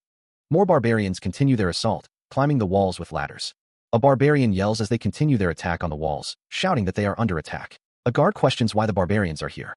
Elsewhere, someone shouts, demanding to know where Lord Cromwell is. The order is given to find him immediately and bring him within. The feudal lord of Mayton barks about the walls. The feudal lord of Mayton thinks that even if Audrias Cromwell dies here while he's still a count, they'll be held responsible. Barbarians charge toward the walls, their faces contorted in savage glee. They bellow a promise of a feast within the city's walls that very night. A voice orders the defenders to crush them all swiftly. He commands all men to stand ready. The feudal lord of Mayton stands firm, his gaze fixed on the approaching horde. A stern voice demands, what are you doing heading outside at a time like this? Audrias Cromwell is confronted by the questioner, his expression unreadable in the dim light. The questioner presses, "What on earth have you been doing outside the wall for the past few days?" Audrey Cromwell bows his head slightly, replying, "Forgive me for causing you distress." The barbarian horde continues its relentless assault on the walls, their numbers seemingly endless. A foot steps onto a glowing magic circle, activating its power. A surge of energy erupts, shaking the ground. The air crackles with raw power, a sign of something terrible about to be unleashed. The feudal lord of Maiton's eyes widened in disbelief, his face a mask of shock. Below, his guards stood at attention, equally stunned by the unfolding events. Audrey Cromwell's expression mirrored the feudal lord's, his eyes wide with surprise and a hint of apprehension. A figure cloaked in shadows, their purple hair catching the light, declared with unwavering conviction, "There's a reason behind it." Audrey Cromwell states that it must be done at all costs. The woman demands to know if he is listening. She questions why he is heading to Claudia again, stating that since he won't talk, she has no choice but to eliminate them one by one. Audrey Cromwell and the woman walk through a snowy landscape. She thinks that it's. Audrey Cromwell asks why she is still not going to tell him. The woman asks where Wrath is. Audrey Cromwell and the woman stand together. It's impossible to pinpoint Wrath's exact location until a burst of energy. As things stand, it's difficult to tell where he is. If you don't know, then there's no reason for me to stick with you any longer. The woman calls out to Senior. The woman asks what his plan is once he finds Wrath. She states that he clearly knows the true extent of Wrath's power. He gazes into the distance, a determined look on his face. The woman's expression is one of concern as she thinks to herself, wondering how he knows that, and that he is the very cause of this war. Audrey Cromwell states his plan, declaring that he intends to return Wrath to them. The man stands tall, his cloak billowing slightly in the wind. The woman questions his statement, wondering if he intends to end this war. She wonders if he's not trying to take Wrath for himself. The pair stand atop a rocky outcrop, the mountains looming in the background. Audrey asks if she could give him a little more time. She asks him to give her until she can pinpoint Wrath's exact location. Audrey is given 2 more days, after which it's best if they act separately from each other. Amy thinks to herself that things won't go Audrey's way so easily, because right now, Wrath is in Jester's hand. The city of Claudia looms in the distance, its towers shrouded in mist. A message overlays the image. "We have heard of your exploits in Maiton, Lord Cromwell." A voice echoes, dismissing the rumors. It was the people of Maiton who pushed back the barbarian. A man chuckles, calling someone humble. He bids them to take care and have a good day. Senior wonders if there will be attacks here as well, like in Maiton. A voice muses that anything is possible. The Empire assumed that the barbarians wouldn't know proper tactics, yet there has already been a battle in Maiton, Audrey Cromwell notes. Audrey continues, stating that it's likely they are going off of that. Heavy footsteps echo on the cobblestone street. A figure descends rapidly, a blur of motion against the overcast sky. Audrey and Amy look up in alarm. Amy gasps, her eyes wide with shock. The descending figure strikes, a blade flashing in the dim light. Audrey cries out, demanding to know who the attacker is as the figure rushes towards them. She strikes, a flurry of blows aimed at Audrey. Huh, he doesn't. Audrey retaliates, understanding this fighting style. The woman is sent flying. But if she wants a fight, he'll give her one. Audrey kicks her into a wall. I saw you at the dispatch ceremony. You're Professor Ivy's sister, aren't you? Why are you? She is sent crashing into the wall once more. Audrey grabs her. He attacks again. His eyes narrowed. Audrey is prepared for the next attack. Ivy's sister lunged forward, screaming, "Die!" Fionn, seeing the attack, shouted, "Senior, I'll help you." A blue aura emanated from her hands. She watched the fight with concern. The fight continued, Ivy's sister relentless in her assault. The clash of bodies echoed through the courtyard. Fionn's face was flushed with worry. They are fighting, right? She thought. Audrey, caught off guard, cried out, "Ugh, you bastard." He grabbed Ivy's sister, his expression fierce. "Why do you know this technique?" Ivy's sister taunted, "What's wrong? Do you think you're the only one who can do it?" Fionn, unable to watch, covered her eyes. Shut up. I can't watch this." Audrey restrained her, his grip firm. "Got her." She gags, struggling against her restraints. The woman coughs, offering a deal. "If you give up, tap my arm." She refuses to yield. "Hell no." Gasping, she continues to struggle. She coughs again, her face contorted in pain. Audrey stands over Ivy's sister, Amy watching from behind. Audrey demands, "Answer me. Why did you suddenly attack me?" Ivy's sister coughs, ignoring the question. Amy observes, "It's black magic, isn't it?" Ivy's sister says, "It's because of you that I can't even get this medicine anymore." Audrey is shocked by what she says. "You killed Rannox. He was the one barely keeping me alive." Audrey is surprised. "Rannox," he thinks. "Way to go, you piece of shit." Is she talking about Rannox the bug manipulator? A masked figure stands amidst a desolate landscape, the wind whipping around his cloak. Audrey considers the possibility of raising someone as a high-ranking undead, believing it could restore some of their memories. A voice promises to find the cure she's looking for, vowing to cure her once the war ends. The blonde man's expression is unreadable. Audrey's style could be useful, he muses. Adria's suggests the blonde man think it through carefully, reminding him of his reputation in potion making. In exchange, the voice requests help in the war. The blonde man's eyes narrow. Adria's expression is thoughtful. The blonde man warns, "If you betray me." The blonde man stands with Adria's, a woman with braided hair behind him. She insists she is not his girlfriend. The masked figure stands before a towering fortress. A lone figure trudges through the snow towards a towering fortress, its stone walls disappearing into the misty sky. From atop the battlements, a voice booms out, echoing across the snow-covered landscape. "Halt! Who are you?" The figure, cloaked and weary, looks up towards the guards. "We fled here from beyond the wall of the Wailing Valley to escape the barbarians." The figure pleads, desperation lacing their voice. "Please help us." The man's face, etched with exhaustion and fear, is revealed beneath the hood. Adria's Cromwell yawns, the sound echoing in the rainy air. He settles back, resting his head against the cold rooftop. Adria's mutters, "It's fine. It won't kill me." A voice calls out, "Please get down right now." The voice continues, Don't tell me you're like that with Professor Ivy too?" Adria's replies, "It's fine." The voice retorts, "In no personal discussions while on duty. You're setting a bad example for the other soldiers." The voice continues, "Wow, he's dodging the question. That smart ass is exactly like Senior Adria's." The voice asks, "Are you ignoring me now?" Adria's thinks, "It just dawned on me. It's all thanks to Senior Adria's that I'm going out with Professor Ivy." Adria's replies, "Yeah, he did a hell of a job. If he hadn't stopped the barbarians at Maiden, not only would their supply routes have been cut off, but this place would have been surrounded on all sides as well. No matter where he goes, he's always in demand, isn't he? Even now, I haven't had a single chance to cross blades with him." "You didn't know? He's an idiot." The man with the brown hair looks confused. "He never tells anyone when he's in pain, always trying to take everything on by himself. To be honest, I don't know anything about him. I feel like he's a bit hard to get close to." "Knowing anything about him yet?" Adrias asks, "He's an idiot, but he's not a cold person. From the outside, he might appear beyond apathetic, and some might even say he's cruel. You just don't. Results of his actions are always kind." The thought hangs in the air. Senior Lucia has feelings for him. Adria's Cromwell stands on the rooftop, listening to the suggestion. "Once the war is over, try inviting him yourself." He tilts his head, a confused escaping his lips. Adrias smiles faintly, resolving, I'll give it a try." Below, a guard demands, "Halt. Who are you?" A desperate plea echoes. "We fled from beyond the wall of the Wailing Valley to escape the barbarians. Please help us." From above, Adrias observes, "Looks like they're survivors from beyond the wall of the Wailing Valley."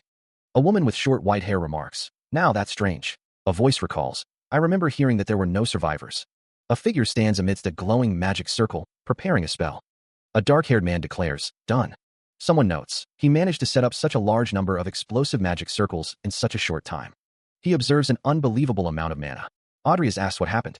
The hooded figure grunts in response. Adrias suggests that if they are done, they should go in, adding that she won't just talk about it. The hooded figure thinks about a limited lifespan and how back in the game, they could. The hooded figure thinks that they never beat Ivy, no matter what hand they used. The hooded figure wonders if the death of her little sister, Noah, has something to do with it, and if Professor Ivy knows. Adria states that they don't have much time left. The hooded figure thinks about what would happen if Ivy ever finds out. The hooded figure swears they'll kill him before they die. Adrias tells the hooded figure to screw themselves, stating that they're not dying. He adds that he already said he'd help them because they deserve it. The hooded figure asks what the fuck Adrias is on. The hooded figure is surprised. Adrias notes that he understands why the rear is important, and wonders if there's any chance they might use the same strategy again, even though they failed at Maiden. Amy looks surprised. Adrias continues, stating that the same forces that took Maiden could have gone on to strike Claudia as well. The man seems to need to be ready to move at a moment's notice. Amy agrees with Adrias. Adrias says that they need to focus on the present. Amy seems confused. Suddenly, Amy's eyes glow with a strange, otherworldly power. Adrias looks at Amy, confused by the sudden change. Wrath fills Amy's eyes. Adrias realizes that something has awakened. Amy declares that it's Packrail. In the distance, the city of Packrail is under attack, its citizens screaming in terror. The air crackles with unseen energy as the town is thrown into chaos. Monsters descend upon the townspeople, their claws and teeth bared in a frenzy of violence. A guttural roar tears through the air as a monster lunges at Luis. What? He cries out, fear lacing his voice. The monster's attack connects, eliciting a pain scream from Luis. The monster's maw opens wide, revealing rows of razor-sharp teeth as it closes in on Luis. Another blow lands, and Luis gasps for air, his face contorted in agony. Staggering, Luis cries out, his voice cracking with pain.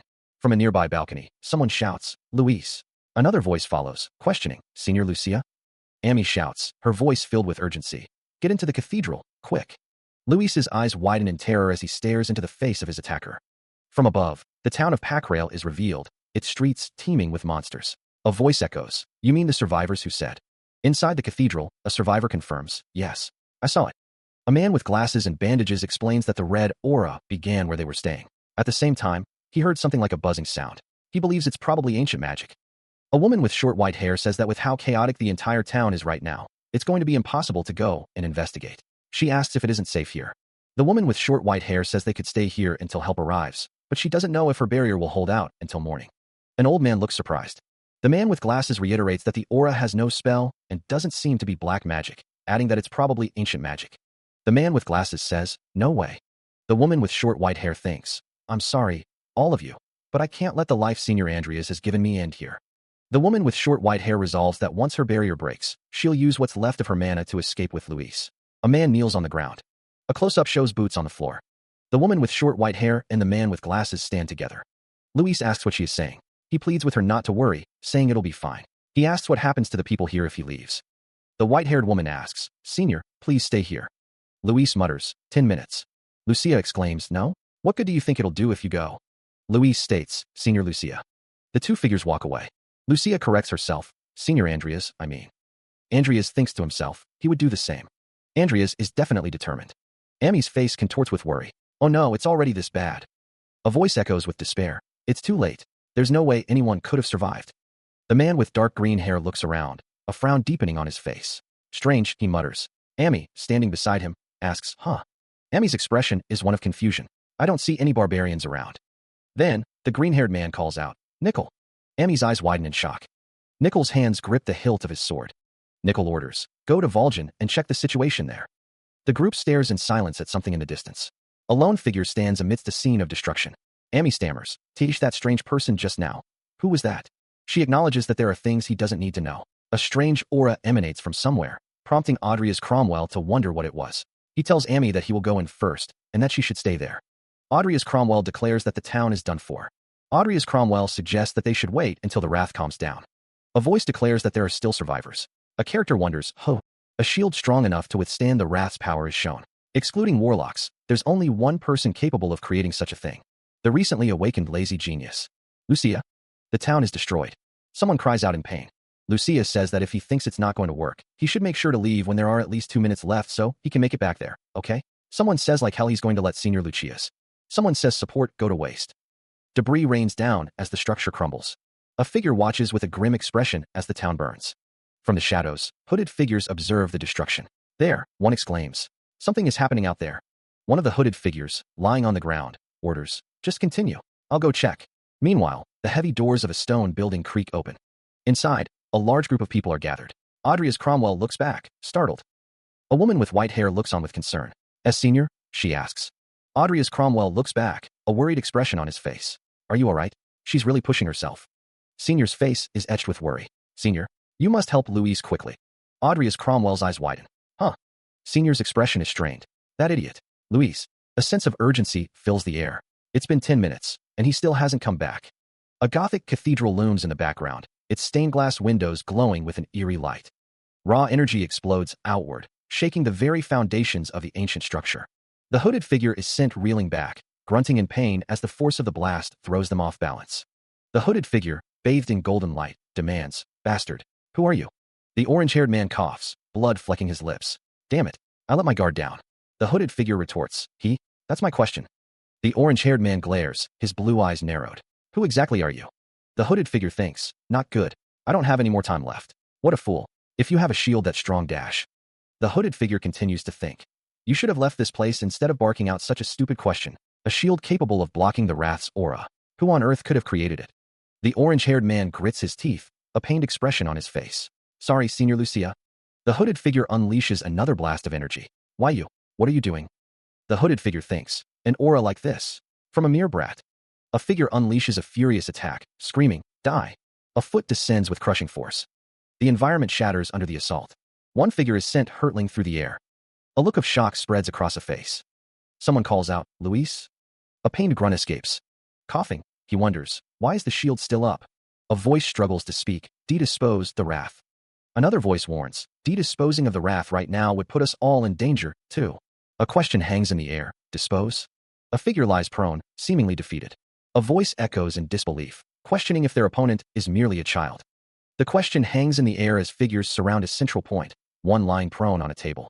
A voice declares a swift end, intent on killing the wrath. A figure recoils, uttering a curse in response to the impending threat. A desperate plea rings out, a voice crying, "Stop!" A hooded figure raises a blade, intent on violence. A shield flares to life, a desperate defense against the impending attack. The realization dawns that the defense is ineffective at this distance. A chilling declaration echoes, promising to drag someone to hell. A desperate plea for cessation, a choked stop, escaping bloodied lips. A somber thought surfaces, a reflection on someone waiting, even now. A cough racks the body, a sign of the damage sustained. A promise echoes, a vow to return alive. The speaker urges focus on the battlefield. A hand rests on his head, a gesture of comfort or perhaps restraint. He turns away, a quiet farewell hanging in the air. Later then, cloaked in shadow, he walks away, his purpose unknown. The figure disappears into the encroaching darkness. Even though she warned him not to get carried away, a sword is raised, glowing with an eerie light. A single eye, filled with sorrow and regret, stares into the abyss.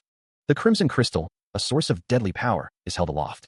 A severed head lies on the ground, a life extinguished that should have shone brighter than anyone else in the world. The crystal shatters, its power extinguished with a crushing grip.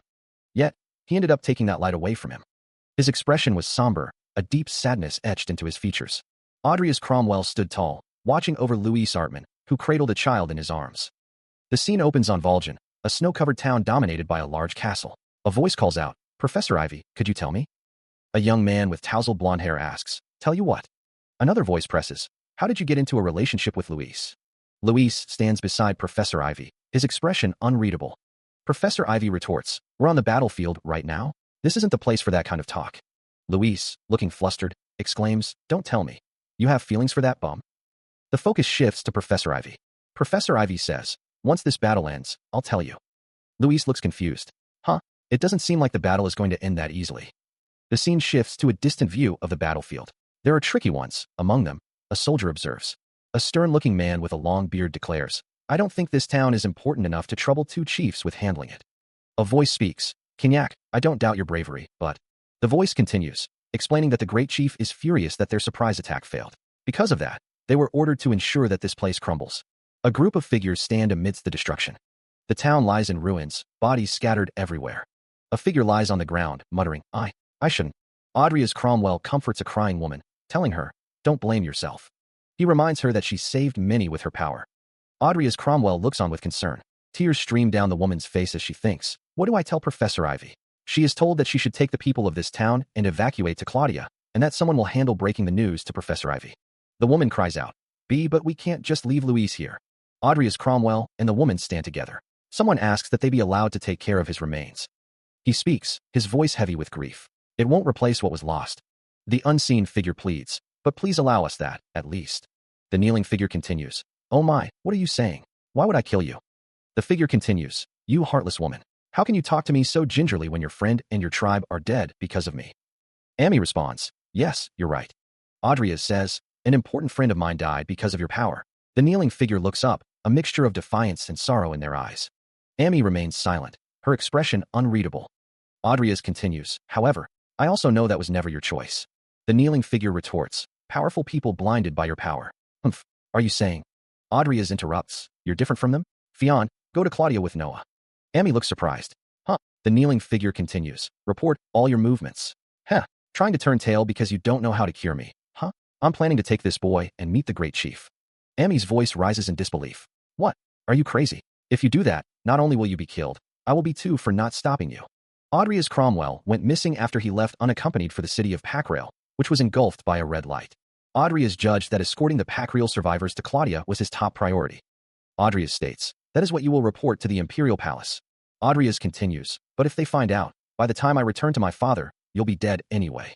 Audrey warns, "And even if you manage to send me back, all that awaits you is annihilation." Audrey says, "You seem to be under a misunderstanding." The hooded figure questions, "Just because you Northerners have broken through the Empire's outer gate without facing any serious counterattacks for weeks, you assume that you have the upper hand, huh?" Audrey states, "The Empire hasn't even committed a fraction of its true military strength." Amy observes, "Happening now are nothing but unseen contests of leverage between the Emperor himself and greedy nobles seeking glory and power." The image shows a group of people with red eyes.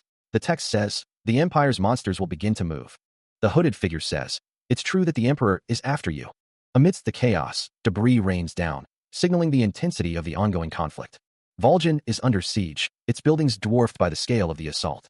The order rings out. Shoot him. The attackers have breached the gate. More debris plummets from above, a constant reminder of the city's crumbling defenses. The invading soldiers advance, their determination echoing in their heavy footsteps. Amidst the chaos, a warrior with a topknot and a woman with a sword stand their ground, ready to meet the invaders head-on. A desperate cry pierces the air. Behind you. The battle intensifies. A blonde-haired figure stands defiant, a beacon of resistance against the encroaching darkness. He clashes with the enemy, his movements a whirlwind of steel and determination. The blonde-haired warrior continues his relentless assault, pushing back against the invaders. The city crumbles further as the battle rages on, the falling debris a constant threat. He fights with unwavering resolve, a lone figure standing against the tide of invaders. The Imperial Palace stands as a symbol of power and authority. Given that the wrath disappeared at that point, they might have taken it and tricked Fion. Impossible. That man wouldn't do anything as simplistic as that. The speaker's expression is grim as he considers the implications. I ordered him to bring the wrath to me, yet he allowed it to run amok twice, wreaking havoc in my territories. That jester is definitely planning something behind my back. It seems I was a little too soft on those worthless nobodies. Lord of Vol'jin is to be executed immediately for suspected collusion with a black mage. A fighter with wild green hair clashes against unseen enemies, his sword a blur of motion. An unseen force sends a warrior sprawling, his face contorted in a scream. A soldier advances, his spear leveled, ready to meet the onslaught. The turbaned commander grimaces, realizing the assistance from Rodlan. They're incredibly strong. Hope flickers in the eyes of the besieged. We might be able to make it through this. A shout rings out, urging the defenders to stand firm. Stay strong until the reinforcements arrive. A desperate order is given. Close the gates and regroup. We're turning this battle into a siege. A soldier points his spear, yelling, "You there!" The commander barks, "Go to the inner walls immediately and call for reinforcements." A soldier responds, "Yes, sir." Understood. The battle rages on, a chaotic melee of steel and desperation. The blonde-haired commander stares with wide, fearful eyes. A figure plummets from the sky, a blur of motion against the ruined cityscape. His eyes wide with alarm, a blonde-haired warrior stares upward. A hulking, demonic figure looms over a smaller, green-haired warrior. With brutal force, a combatant slams a kick into their opponent's chest. Sparks fly as a shield intercepts a devastating blow. The shield bearer braces for the impact, their expression grim. Steel clashes against steel as the battle rages on. I didn't expect to come across two fierce warriors here. If we waste any more time here, the great chief will become even more furious. Vivienne, her face etched with determination, is asked, "Vivienne, can you deal with one of them for a while?" Ivy responds, "Yes, Professor Ivy. They're strong." A group of figures in the courtyard are startled by an unseen event. A figure lies defeated, blood pooling around them. The fallen soldier is surrounded by others. Count Hixam Vol'jin demands, "Why is the Order of the Sun here?" The Empire declares that those found in league with the Black Mage pose a threat and will be punished. The soldiers are sentenced to execution by imperial decree of the Emperor himself. The safety of the Empire's people is of utmost importance. The order is given to abandon the outer walls, making the inner walls their last line of defense. A soldier stammers, protesting that there are still men fighting on the outer walls. The captain insists it's His Majesty's order. The captain looks on, resolute. The soldiers of the Empire are in dire straits. A soldier pleads, "Please open the gate. Send reinforcements to the outer walls immediately." The captain stands firm, covered in blood, declaring, "It's His Majesty's order." A figure stands in a doorway, reacting with a pained grunt. Another figure leaps into action, poised for an attack. A warrior raises their sword, preparing to strike. The figure with red eyes observes, noting, "That female warrior." The female warrior deflects an attack, proving capable of fending off Webtoon's assault. The figure's legs move swiftly, their sword a blur of motion. A blonde-haired figure expresses surprise as another figure below them unleashes a blue aura. The red-eyed figure watches the battle unfold, stating that their warriors are in danger of being caught up in the conflict. A figure shouts, "In it too," as another commands, "Kenyak, get all of them away from here." The blonde-haired figure grins, declaring, "You crazy bastard." The red-eyed figure remarks, "As I thought." Or a secret arts. Golden light flares from within, illuminating a figure's face with an intense, almost blinding radiance. The command echoes, "Night Hunt," followed by a chilling declaration, "Glacier Blade Forest." A surge of icy blue energy erupts from the earth, the ground cracking under its immense power. A figure is launched skyward, propelled by the force of the unleashed energy. A figure with mint green hair watches, a silent observer to the unfolding chaos. A hulking brute stands beside him, panting heavily. The brute snarls, "Do you think you can afford to look away?" A figure is sent crashing through the air, the impact shattering the surrounding terrain.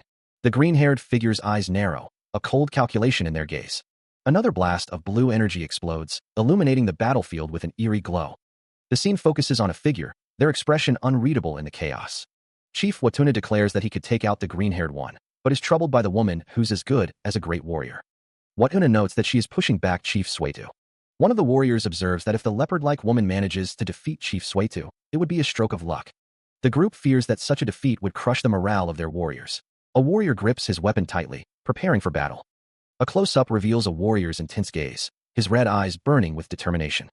Two figures clash amidst a flurry of blue energy, their swords meeting with a resounding crash. The battle continues, the warriors locked in a deadly dance of steel and magic. The clash of weapons echoes through the battlefield as multiple combatants engage in fierce combat. Kenyak's voice booms across the battlefield. Kenyak curses, frustrated by the annoying resistance. A warrior unleashes a blast of blue energy, striking his opponent with immense force.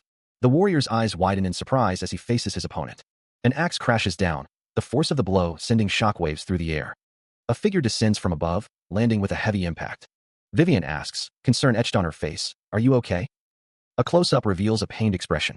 "How pathetic, to let myself get hurt like this." The camera focuses on a hand clutching a belt, a sign of the character's distress. Vivian states, "Don't talk. I'm going to check your wound." Vivian continues, her expression serious. "You won't stand a chance against them by yourself." The injured character grits their teeth, blood trickling from their lip. The injured character thinks to themselves, "I know it's disgraceful and shameful conduct for a warrior." The injured character thinks to themselves, "But these are times of war, so I'm going to end you right now." The injured character snarls, "Don't make me laugh, you animal." Vivian insists, "I can still fight, Professor Ivy." The injured character exclaims, "Oh boy, that's reckless." She paused, a multitude of thoughts swirling in her mind. A sudden realization sparked a surge of alarm. Red eyes glared from the shadows. A figure in a mask stood tall, flanked by allies. The mask's cold, geometric design offered no hint of the wearer's intentions. The figure in the mask looks up, thinking about someone. One of the men recognizes the other, stating that he's the guy he met on the snowy mountain. The blonde-haired man stares intently. The man with the long beard remarks on how bizarre something is. One of the figures says he can't feel the slightest bit of life from him. The blonde-haired man is told that the other feels different from back then, and that aside from his aura, his presence can't be sensed at all. Someone declares that it doesn't matter, as it'll make no difference once his head is crushed. A large man swings an axe. Watuna is called out. Watuna's face is shown in close-up, his expression fierce. Sound effects fill the air. A figure attacks with a sword. A sword technique comes to mind. Adrius? The fire crackles between them, casting long shadows in the forest. There are two aura masters. If left as they are, Vivian and Professor Ivy will be in danger. Let's see if this will work or not. Nickel. Adrius Cromwell holds a glowing green orb in his hand. I'll create an opening. In that time, get Vivian and Professor Ivy to safety.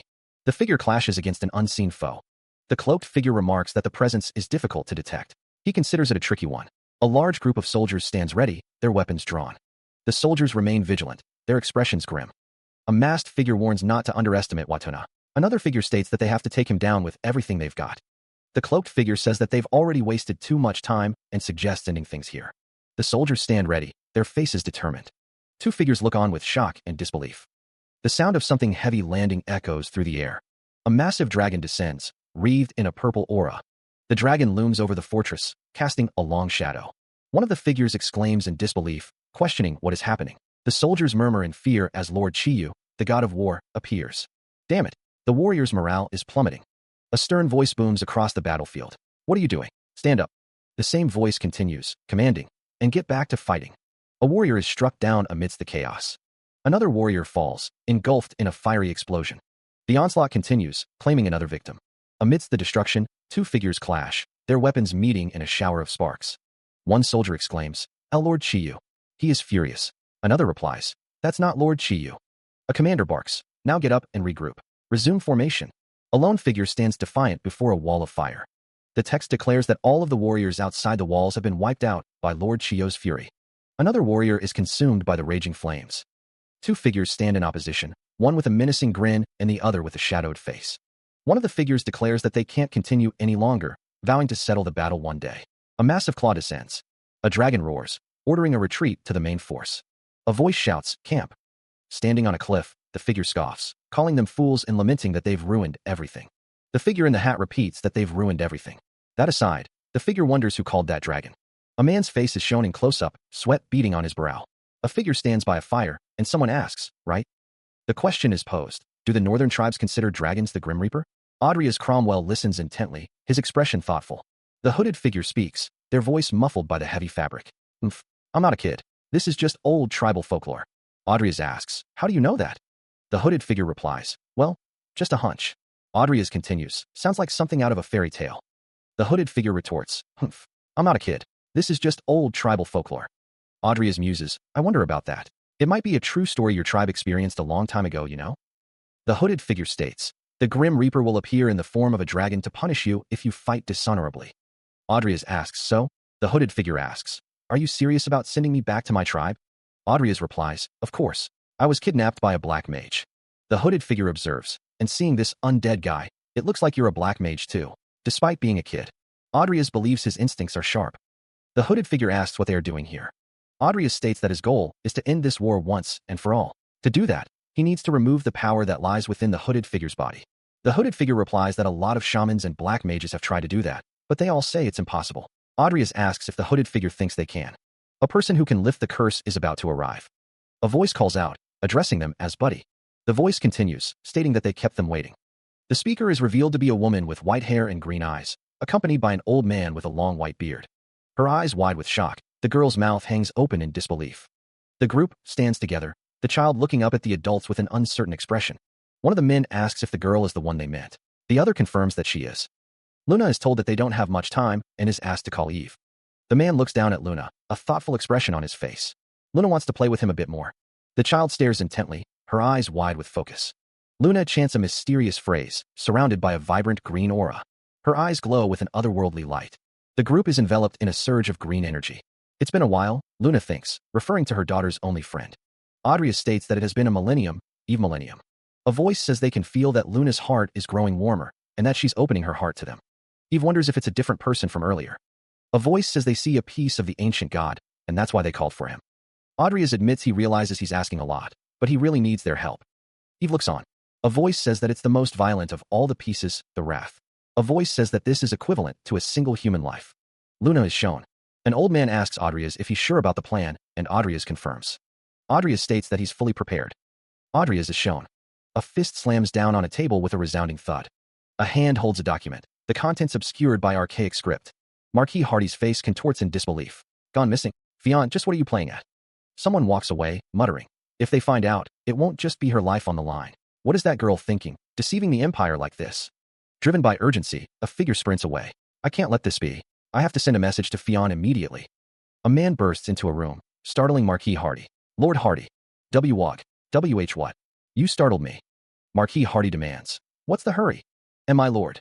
His Highness, Lord Alvin, has come to see you. Marquis Hardy's eyes widen. Why is that old fox? Lord Alvin stands before Marquis Hardy. Right now? He's over there, Marquis Hardy thinks, as Lord Alvin stands before him. The Marquis wonders if the old fox isn't allowed here. Perish the thought. Marquis Hardy bows deeply. What business would a duke of his stature have in a place like this? Lord Alvin speaks into what appears to be a communication device. He says he sees Marquis Hardy is busy with something else, and that he seems to be an ill-timed guest. Marquis Hardy insists that there is no task in this world more important than receiving an audience with Lord Alvin. Lord Alvin sits, and Marquis Hardy offers to have some light snacks prepared for him at once. Lord Alvin scoffs. Lord Alvin asks if Marquis Hardy has any idea why he has come all the way here. Marquis Hardy responds in the affirmative.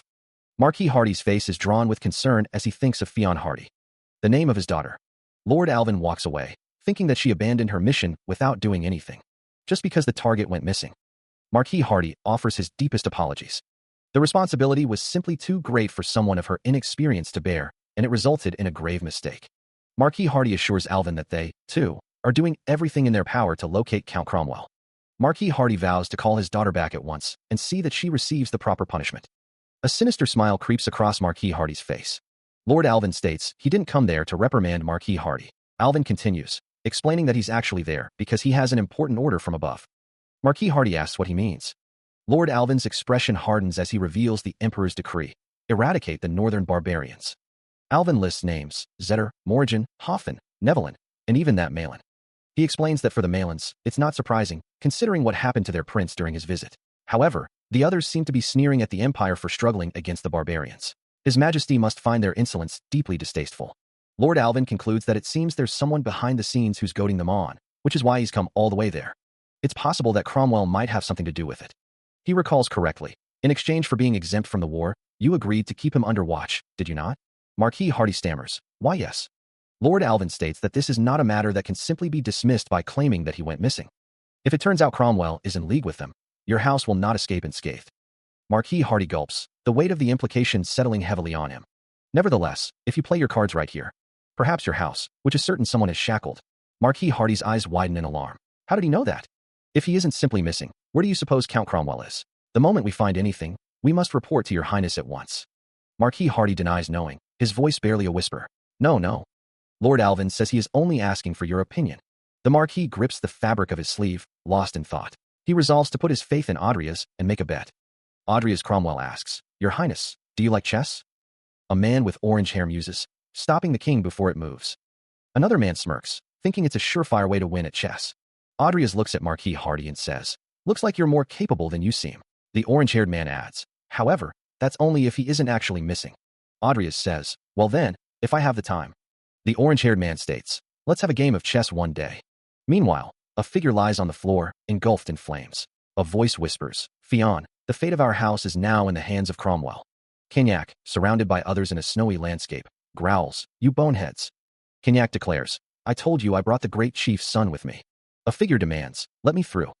One of the men shouts, The great chief doesn't have time for brats like you. He stands over Audria's Cromwell. Audria's Cromwell clenches his fist. Several figures lie defeated on the ground. One of them exclaims, Be bastard.